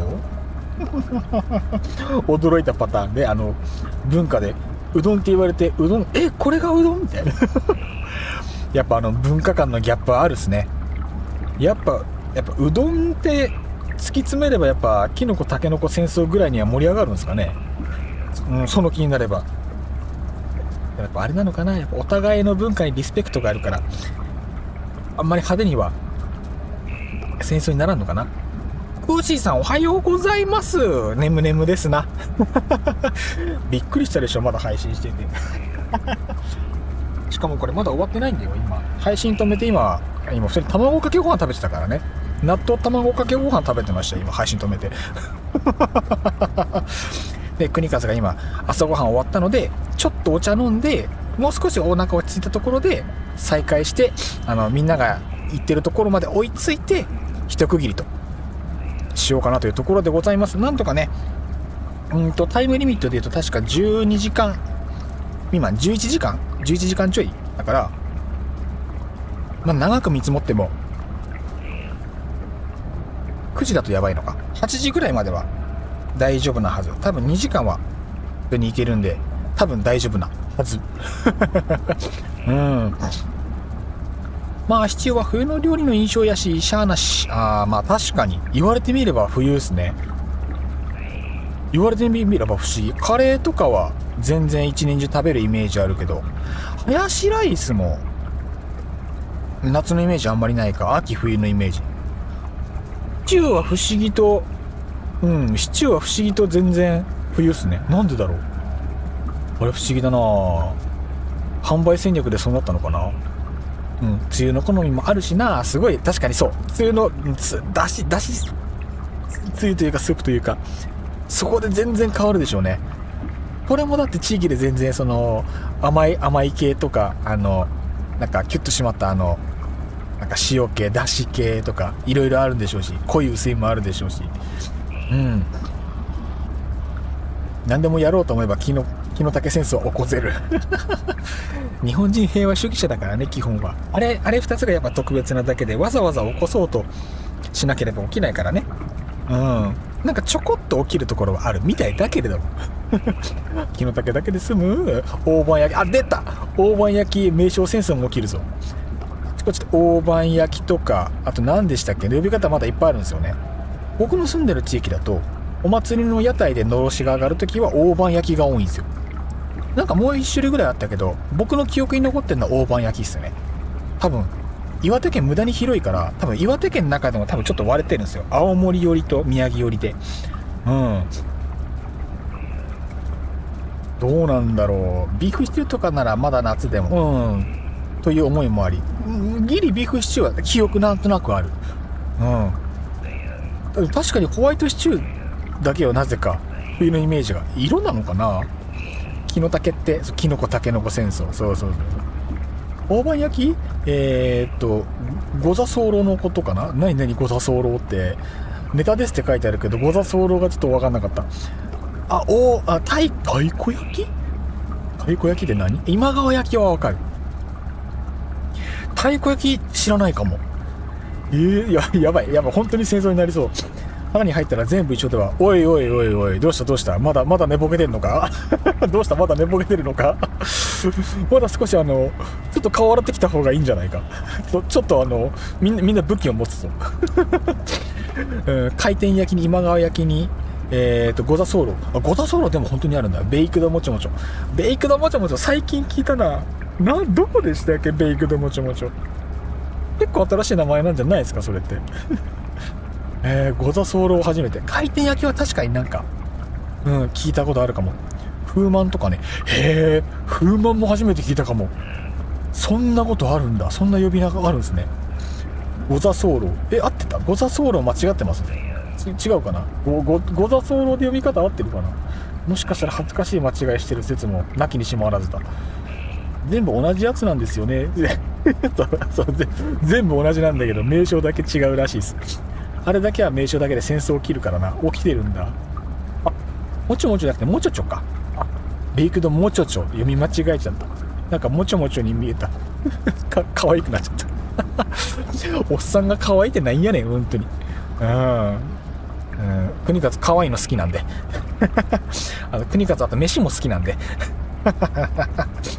じゃあお椀が乾く前にちょっとあれだからちょっと水に浸していきますね。あとお茶もちょっと入れてきます。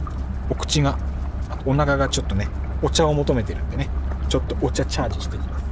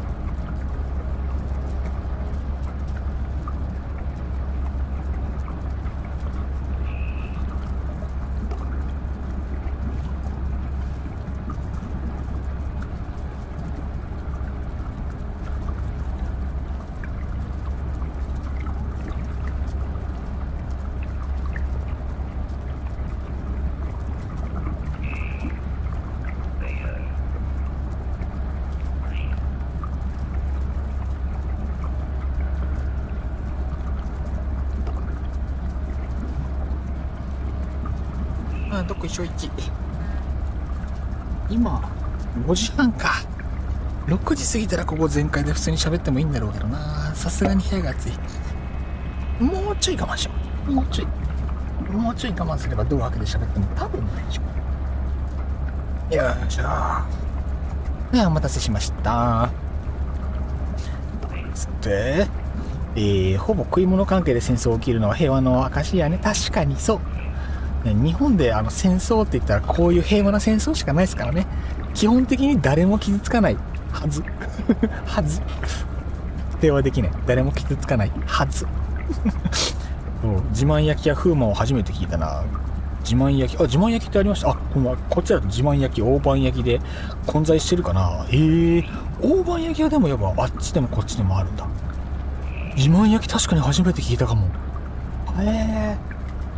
今何種類出ました？今5種類6種類すごい数の名前出たっすねすごいな。なんでこんなに名前広がったんだろう。これ作り方とか基本的に一緒のはずなのに本当不思議。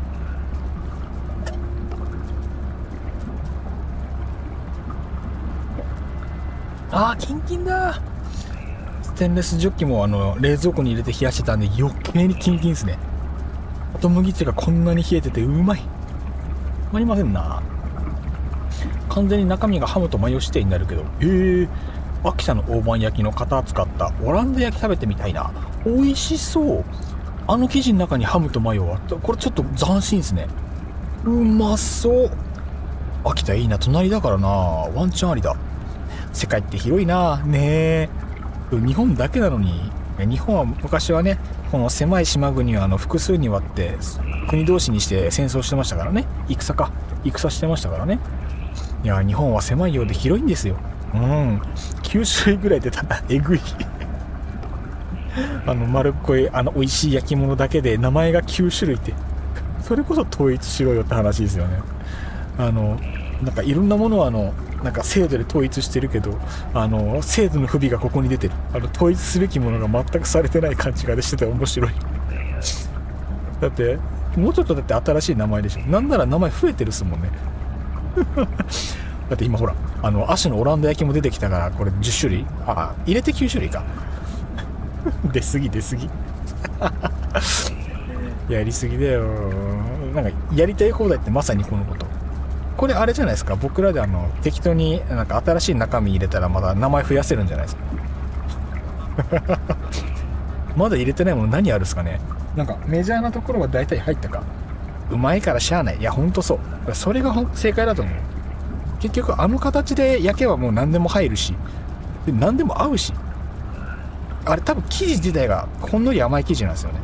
ほんのり甘いからあんこ入れてもいいし、で中に味のちゃんとしっかりしたしょっぱめのものだから、チーズとかハムとかも入れても合うんだろうしって言ったら、もう正直何でも合うでしょうって感じはあるっすよね。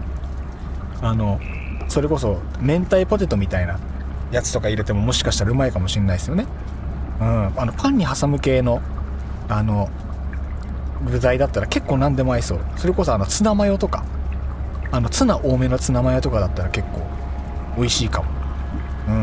タルタルソース系のやつとそれこそ鮭みたいなののフレークと一緒に入れたらそれもうまそうだし、絶対美味しい。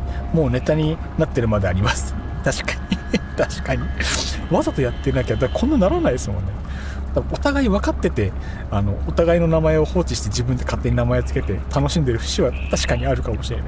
実際面白いし、おやきやってることはもうおやきそうカリッと固めに焼けてるのもうまいし、もっちもちなのもうまい。そう焼き加減でも違うから、だから焼き加減でもそうだし、あれでも生地のベースは一緒なのかな。やっぱり11種類ぐらいだって11種ぐらいになったんだダメだこれ、話せば話すほど種類が増えていくし、なんなら今から創作できますからね、無限に。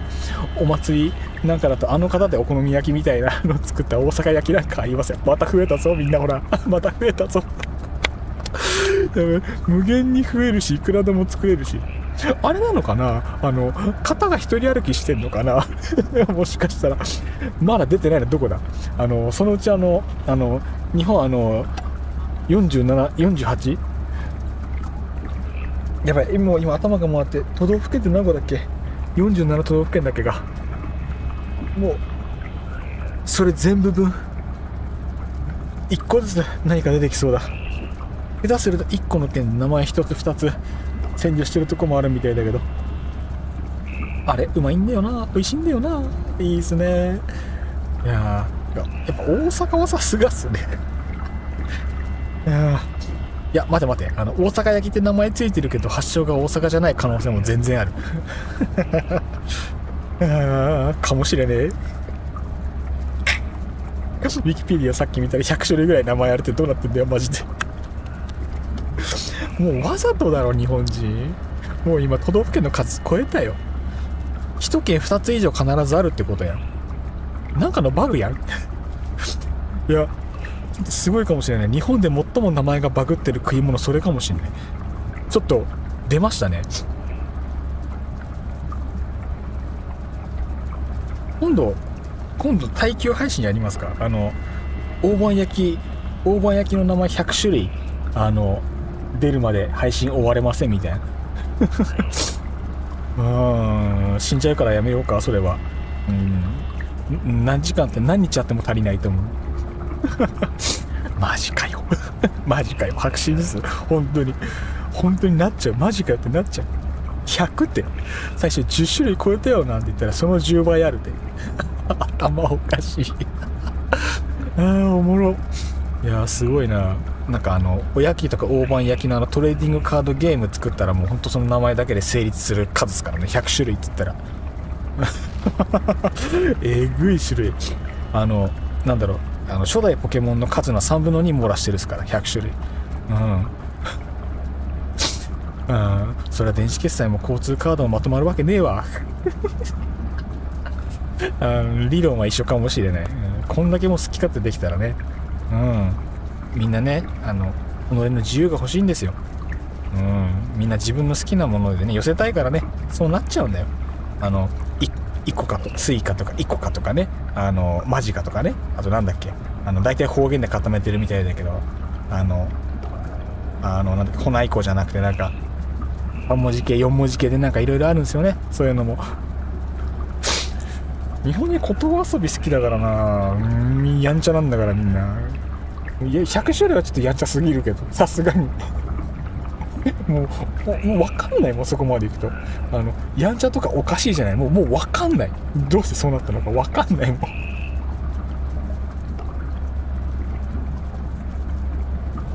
焼き物を集めて戦わせよう。いいですね、焼き物。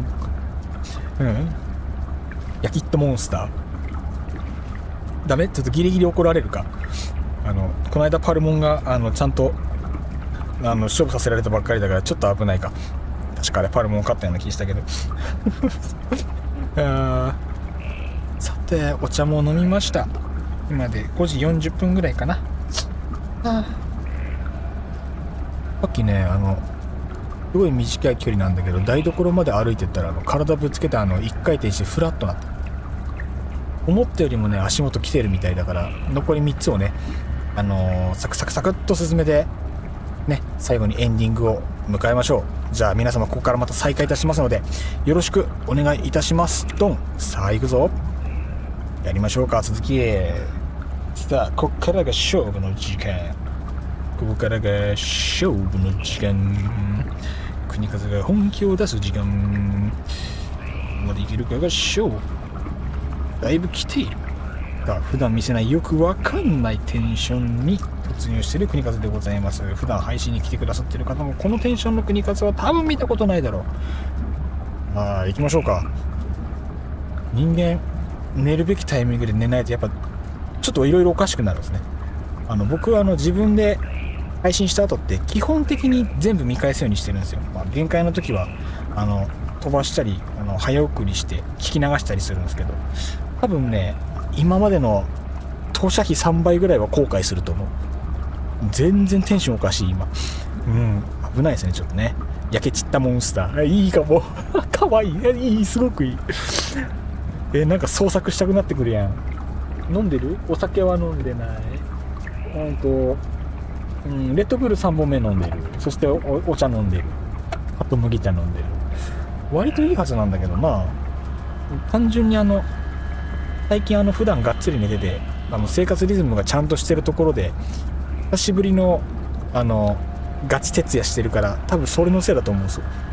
久しぶりのガチ徹夜でちょっと来てる。久しぶりの徹夜くんはやっぱり老体でもない、老体なのかな、どうなんだろう。アラウンド13半ば目前にはやっぱちょっと来るものがあるんですね。運動不足だし余計に体力落ちてるからね。パルワールドは秒でやめた。なんかちょっと前にアップデート入ったらしいですよ。ちょっと前って言っても何ヶ月か前ですけど。さてここあれか、飯食うためだけにこっち来たんだ。ありがとね。君にご興奮の香りを嗅がせるためだけに僕はここに来たんだ。じゃあなクロノス、よだれは吹きなよ。さてと、どうしようかね。順番に進めていけばいいかしら。多分今の装備で普通に戦えばいけるんじゃねえのかな。なんか3つある。この光は元から3つだったっけか。いいさほいさ、元から3つか。さあ行きましょうか。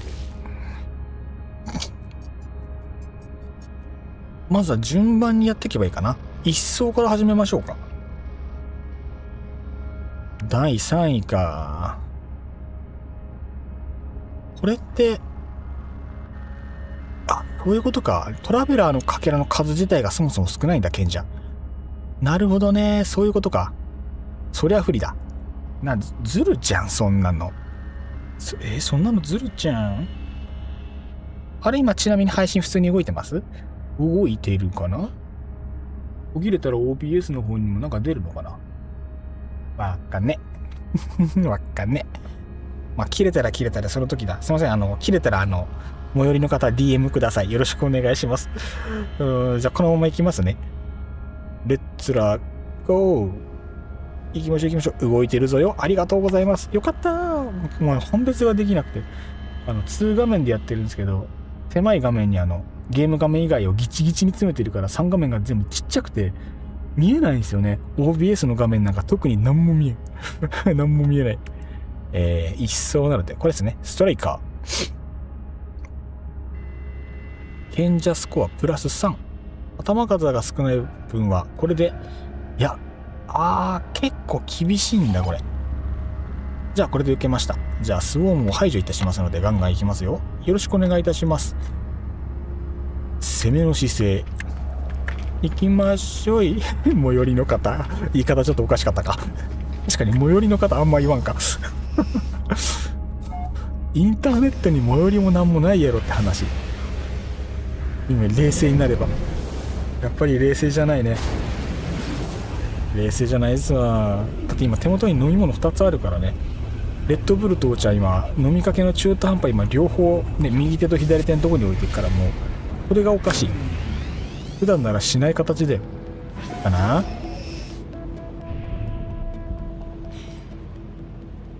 よし。であっち行く前にこっちに行って、最終的には所属している次元のポイントが多く入る感じのミッション構成やね。おほほ、なるほど。お、当たんなかった。よかった。3つ合わせて3つクリアして、その分たくさん入る感じ。いやー、勝ちたいけどなんか勝ちの目が見えなかったな。さっきちらっと見たらシンプル頭数の問題がでかそうに見えた。隣の家に5杯の郵便届けてもらうぐらいのノリ、ちょっと軽すぎた説もある。やばい。いつもかっちりしてるはずの国数が今日はもうゆるゆるでござる。ゆるゆるのガバガバね。旗折りが多い系シャーなし。これずるいっすよね。この頭数がそもそも違うのね。ちょっとずるいと思う。ここも増やしたいけどな。増やした方が楽なんだろうけど、ぶっちゃけこの辺今生命ブーストシールド、いや増やす必要ねえな。枠足りてるな。これに対して1234、これに対して1234でここに対して123足りてるんじゃない？足りてるんでね。バックパック変えてないんです。どういうこと？いや、バックパックどういうことどういうことってなっちゃった。頭回ってない。変えて、ちょっと待って、どういうことだ。なんかバックパックこれ自体は多分そのままだと思うんですよ。変えてないと思う。これのこと？システムアップグレードじゃなくて、あとはサバが向こうの人も多いやろうし、海外の人、まあそうなっちゃったらもう正直仕方ないところはあるんですよね。どうしよう。パルスドライブとハイパードライブモジュール全部船だから、後半になったら増やしたくなるんだろうから、先にこっちでいいか。1個程度迷うこともなし。さあやっていきましょう。はい、どんどん、はい、じゃんじゃん、よいしょ。で一応売ってるものをちらっと確認して、そこが気になる落とし頃。アミノチャンバーも買えるね。鬼滅シールも買える。いいでしょう。なんか売れるものあったっけか。さっき全部売ったっけか、売れるもの。あとあれだ、この使ってないジャベリンを売っ払いたい。使ったことない武器なんてね、結局よろしくないですからね。なのでジャベリン、ブレズジャベリンはこれ使うのかな。いや、これたまたま手に入ったやつだっけか、わかんないから売る。オッケーで、あとはマルチツールに入ってる手動で入れたリゾネーターは消してるので、これをインストールします。順番にインストールします。これか。これだね。全然違うわ。宇宙船の枠、宇宙船を買うためにお金を貯めるって話をしたんだ。あれかっこいい。よ。あれかっこいいんだけど、お金全然足んないんじゃないの。お金足りないんじゃないの。お兄さん船かっこいいですね。将校でした。将校殿。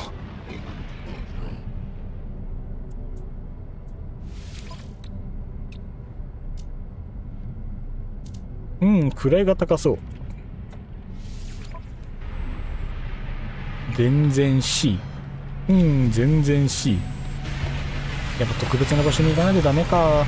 ランクが1個上とかだったら、交換で安く手に入る可能性はある。確かにそれはうまい。あ、同じタイプの船だ。こっちランク高くないかな。ランク上げだと嬉しい。ランク上げ、よいしょ。ランク C。ドイツ人物じゃね。お、青くてかっこいいのがおるね。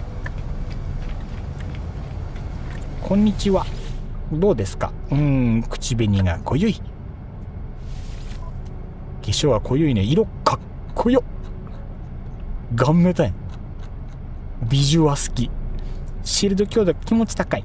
へえ。ビジュはすごく好き。背中の配管も武骨で好き。でもな、性能の問題がね。やっぱ海賊成形探すべきかな。船買って分解してパーツだけ手に入れてリアクター S で作るとかです。確かにその点もあり。実は僕はあれ作ったことないんですよ。リアクター込みで。1回あったかな。どっちだっけ。1回だけ作ったか。もう記憶ほとんどないな。自分の好きなパーツ集めて全部作るみたいなのはやった記憶がない。どっちなんだろう。とりあえずソーラー線がいいな。いちいちそのエネルギーがなくなるのがすごく手間だし、普段乗ってるのはソーラー線だからね。とりあえずじゃあ金稼ごう。金稼ぎながらちょっと他の星も全部回って。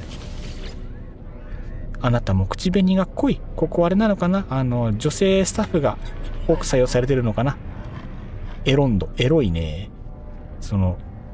ダメだ、今頭が眠ってる。何を言ってるんだ俺は。地図だし。違うの、任務受けたいんだって。リアクターは S ナノマシン量が高めだしな。それはなかなかしんどいものがある。ただ交換で乗り換えるなら元々の手で機体のテクノロジーを外して移す必要もある。そこの手間もやっぱ多少出てくるですね。無法物ステーションでソーラーの S 待ちます？それもありな気がする。無法成形に行くのが良いかと思うところもあり。どうすかな。どのみちいい宇宙船に出会わないと先に進めないんだろうから。生物を14体倒す。こいつとこいつを受けて、で妖精コアあってもなくても、違うわ。7体のセンチネルを倒す。絶対嫌です。極火炎の世界の写真を撮る。これな、外れるとめんどくさいんだよな。OK。これでいきましょう。これで簡単なやつだけちょこっと受けて、センチネル戦拾いに行きます。僕メインデータでもセンチネル戦実は拾ってなくて、まだとっておきなんですよね。こっちでやっちゃってもいいのかな。でももう星のデータは全て出ている。中上の惑星、生き物がいるのかどうか。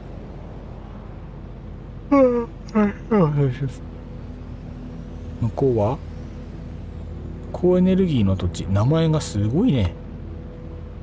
ウラン、コバルト、活性ガード、ガンマルート。金だったら関係アイテム持っていきましょうか。いやー、お気持ちだけ頂戴いたします。今日はね、国数がね、気合い入れて、国数が気合い入れて、自分のマンザスカイ内の生活基盤は組み立てていくという話でございますからね。自分でやらなきゃ意味がないのですよ。一回着地するか、とりあえず。困ったらね、とりあえずね。オーライオーライ。金稼ぎ。イベント的にアイテムはたくさん落ちてるでしょう。きっとそうに違いない。今までのトラベラー経験を生かせば。これ今日このままいくと午後の部に刺さりそうですね。午後の部刺さりそう。ここだとどうなんだろう。アイテムとかいっぱいあるのかな。わかんねえ。植物はあんまり見えないけど、ただこういうオブジェクトって実は私植物ですっていう時あるからな。おお、最大の惑星。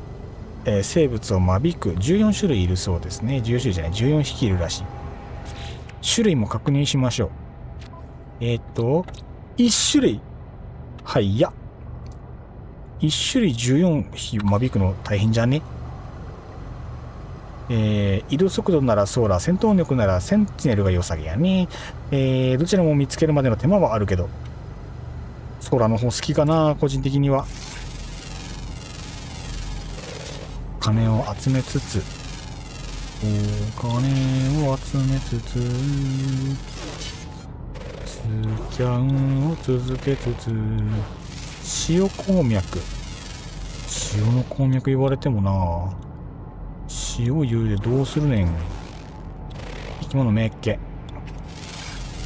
なんだあの生き物。生き物でいいのかあれ。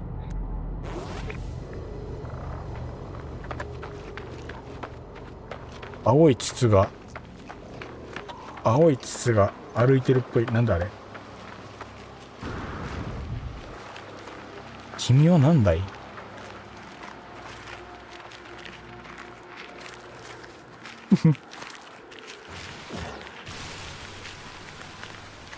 当たり判定がどこにあるか全くわからん。あれ？武器変わってる？あ、武器持ち変わってる。なんで？いつの間に。こっちじゃないよ。こっちだよ。えい。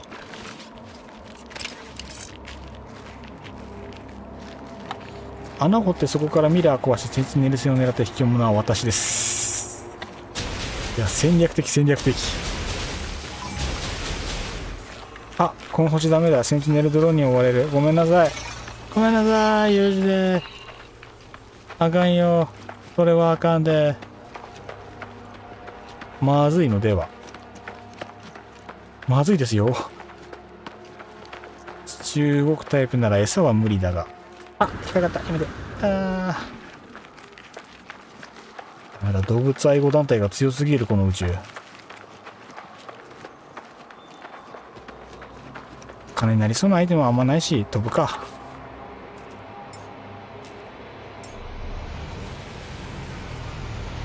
お金にならなきゃ意味はなし。行くぞ。ゴー。レッツゴー。ここでなんか変わったオブジェクト探すのも一つ面白そうではあるんですけどね。次お隣行ってみますか。隣の星。はいや。指定された土地で多分これなら植物はいっぱいあるんじゃないか。ソラニウムあるし。銅、リン、コバルト。そもそも書いてあるものしかないから回収データとかはないのか。最初の星に戻ってずっとぐるぐる回ってる方がお金は楽なのでは。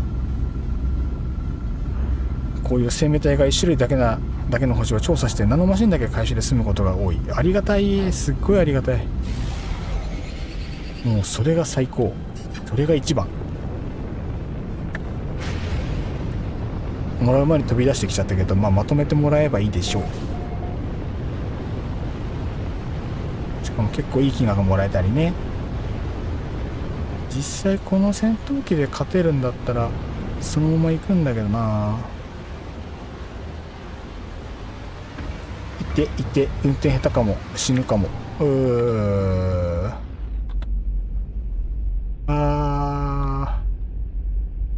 もじゃもじゃやね。ずいぶん。一旦この辺でいいか。一旦上げとく。3ナノマシン。嘘でしょ。さっきいたのここか。これか。250ナノマシン。嘘でしょ。さすがにしょっぱすぎん。えぐいな。オッケー。さあ、ここには生物がどのぐらいいるでしょう。汚染されてるって言ったもんね。そりゃいるわ。この距離で見るのは久しぶりかもしれない。手厚い歓迎やで。ありがとう。さてどうしようかな。10種類ぐらいいたらそこそこナノマシンうまいけど、見つかるのはまあ運だね。ほんとそうですね。こればっかりは楽。ここが7だから比較的7比較的ちょうどいいのでは。全部地面と飛行が2体。ここちょろそう。やった、ここちょろそうだ。よし、行こうぜ。観察観察。行くぞ行くぞ。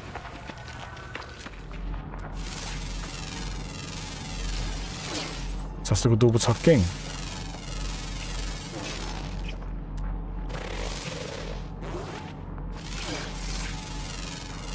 取られたかな。よし。もう安全と分かればもうずっとこうして歩くだけだから、これが楽ちん。ここにも知らん生き物がいるぞ。お空にもいるぞ。よしよしよし。これをスキャンしながら前進前進。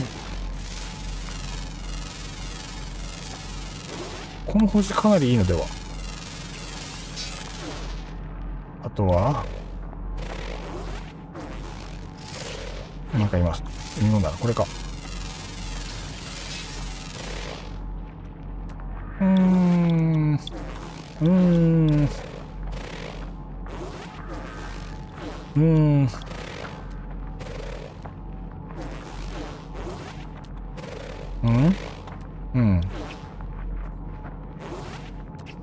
あれか。入れよ。よし。あとは何かな。ロフンカイト。いい名前だ。なんだあれ。ああ。ただのそういう植物か。びっくりした。ただのそういう植物。こんなわけないのに。おもろいなぁ。埋没モジュールゲチュー。オッケー。壊れたデバイス解放。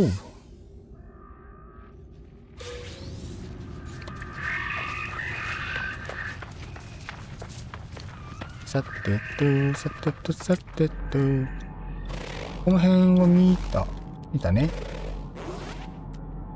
見たっぽいですね。やっぱり最初の星に行って黙っていろいろ埋まってるアイテム回収した方がお金稼ぎいいのでは。あー、拾いたくないな。なんか出てくるんだよな、これな。拾うか。生き物の飛ばす、これも入ってんのかな、数。いや、入ってねえな。動物じゃないもんな、これ。虫だもんな。いって。わ、久しぶりにモロコだった。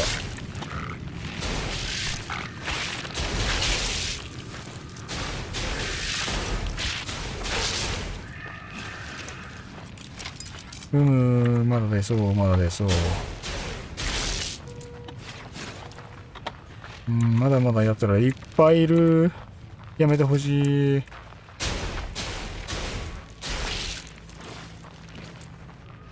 まあ、近づけば多分襲ってくるのやろうな。こいつらが間引きの数に入ってるなら話は早いんだけど、入ってねえだろうな。オッケー、弱体化。ナイスー。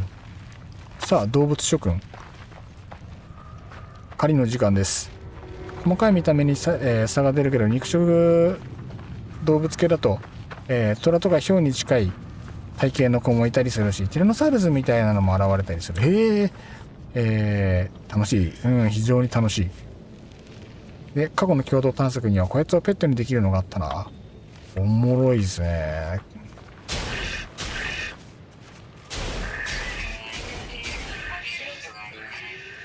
空きスロットがありません。空きスロットがないので、あ、この辺。埋まってるんだって。いや、マジで困ったな。特徴が全くでけん。フェシウムいらんやろ。これもいらんやろ。弾薬は作んないとまずいか。弾薬作るか。ゲイ。あとはいい。スターシールドバッテリー一回も使ってない気がする。カーボンナノチューブ。もういらん気がする。バラす。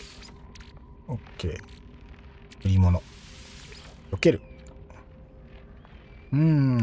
これは、リゾネーターも枠足んなくてつけられないから終了で。会社待機いるか？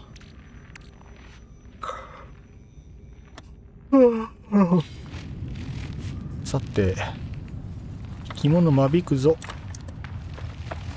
さあ、どんどん間引くぞ。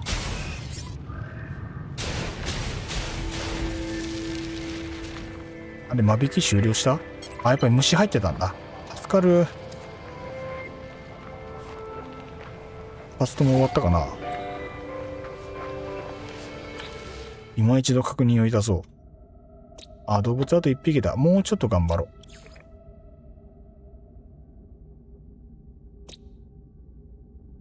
地面に一つ。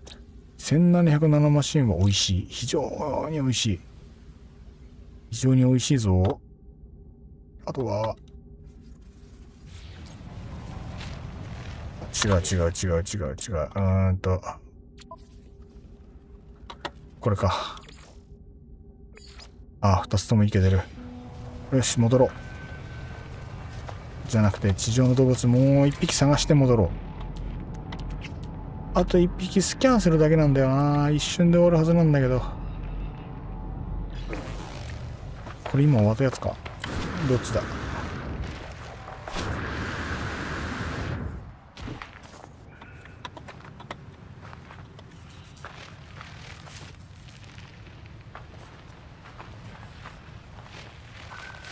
どこだこれか、この辺か。問えない。すごくいい感じのところにあるのに。特殊だと電気が関係したりするけど、気象は多分袋つけばなんとかなるとは思う。気象のやつだけはなんとか。い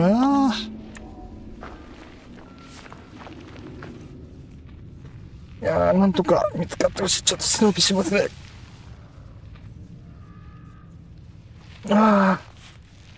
背伸びが効く。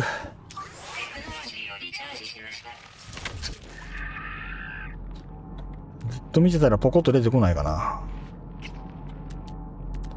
ずっと見てて急にポコーンと出てきたら最高なんだけどな。厳しいか、さすがに。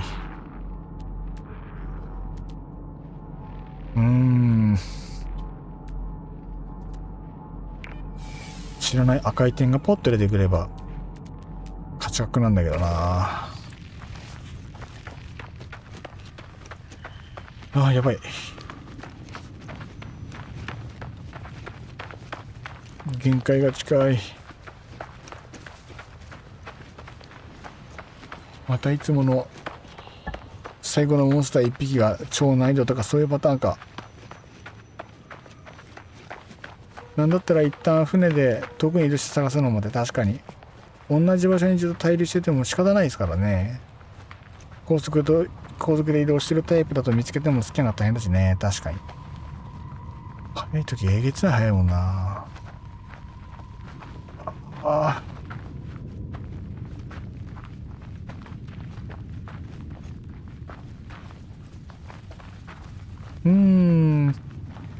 やべえ、出会える気がしない。いろんなものに。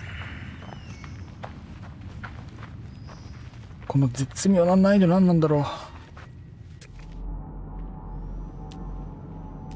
本当に地上にそんな生き物いるんか。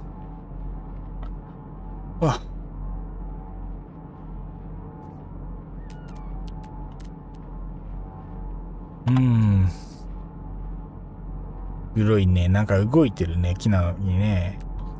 植物とは思えない動きをしている。なんでじゃろう。なんかうごめいてんな。やばいやばいやばいやばい、限界来てる、やばい。もう限界か。もうやべるか。寝落ちしたらやばいぞ。今寝れば12時間寝れる、間違いない。今行けば12時間、今行けば12時間。やばいやばい。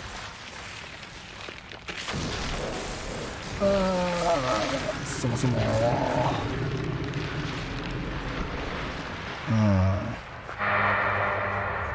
なんだこれは。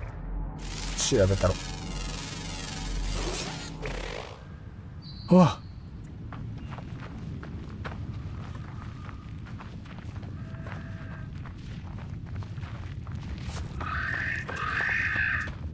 さあ、非常に危ないです。非常に危ないです。あ、もう限界か。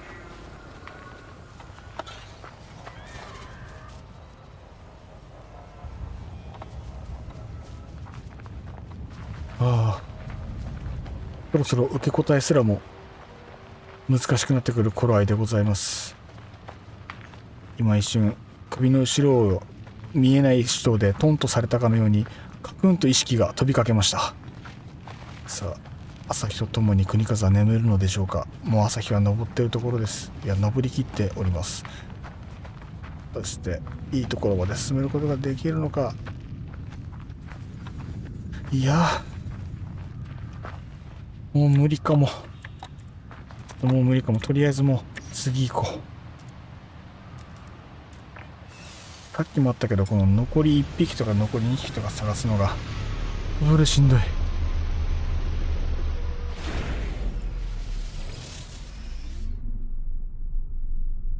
飛べ、元の場所に戻れ。飛べ。ミッションエージェントの元へ行くんだ。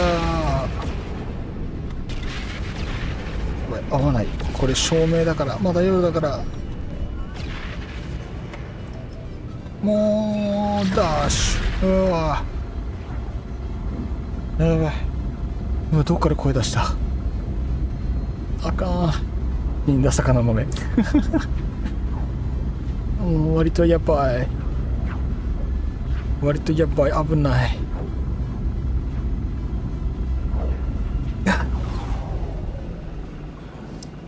場所はこっちだよ。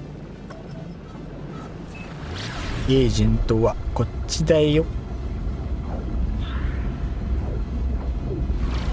やっぱり最初の星戻るか。この後どうなるかわからんけど、今日はもう仕方ない。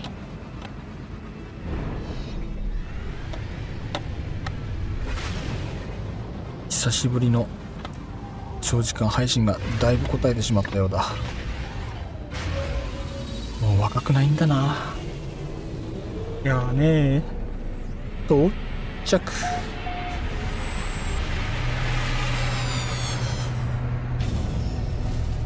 ちょピッと報酬受け取って、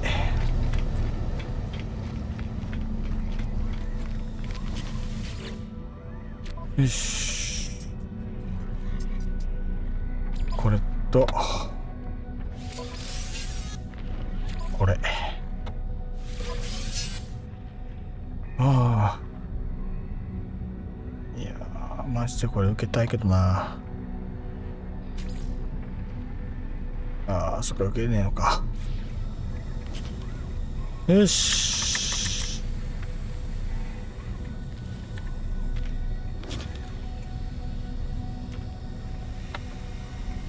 なんだ。ごめんなさい。どうやらもうここまでのようです。ああ、ガコンと飯食ったのダメだったかな。急に来たな。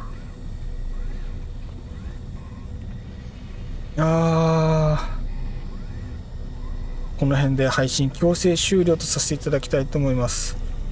かかった時間は約9時間約9時間で、フェーズ2までところでございます。フェーズ3のところの冒頭3つの、ミッションというかそこら辺が終わらなかった状態ですね。1個目のところ、戦闘でスウォームと交戦するまでにたどり着かない状態で一旦お別れとさせていただければと思います。そうしますと次の配信がですね、今日13が今日が31、明日6月1日7、そっか7かダメか、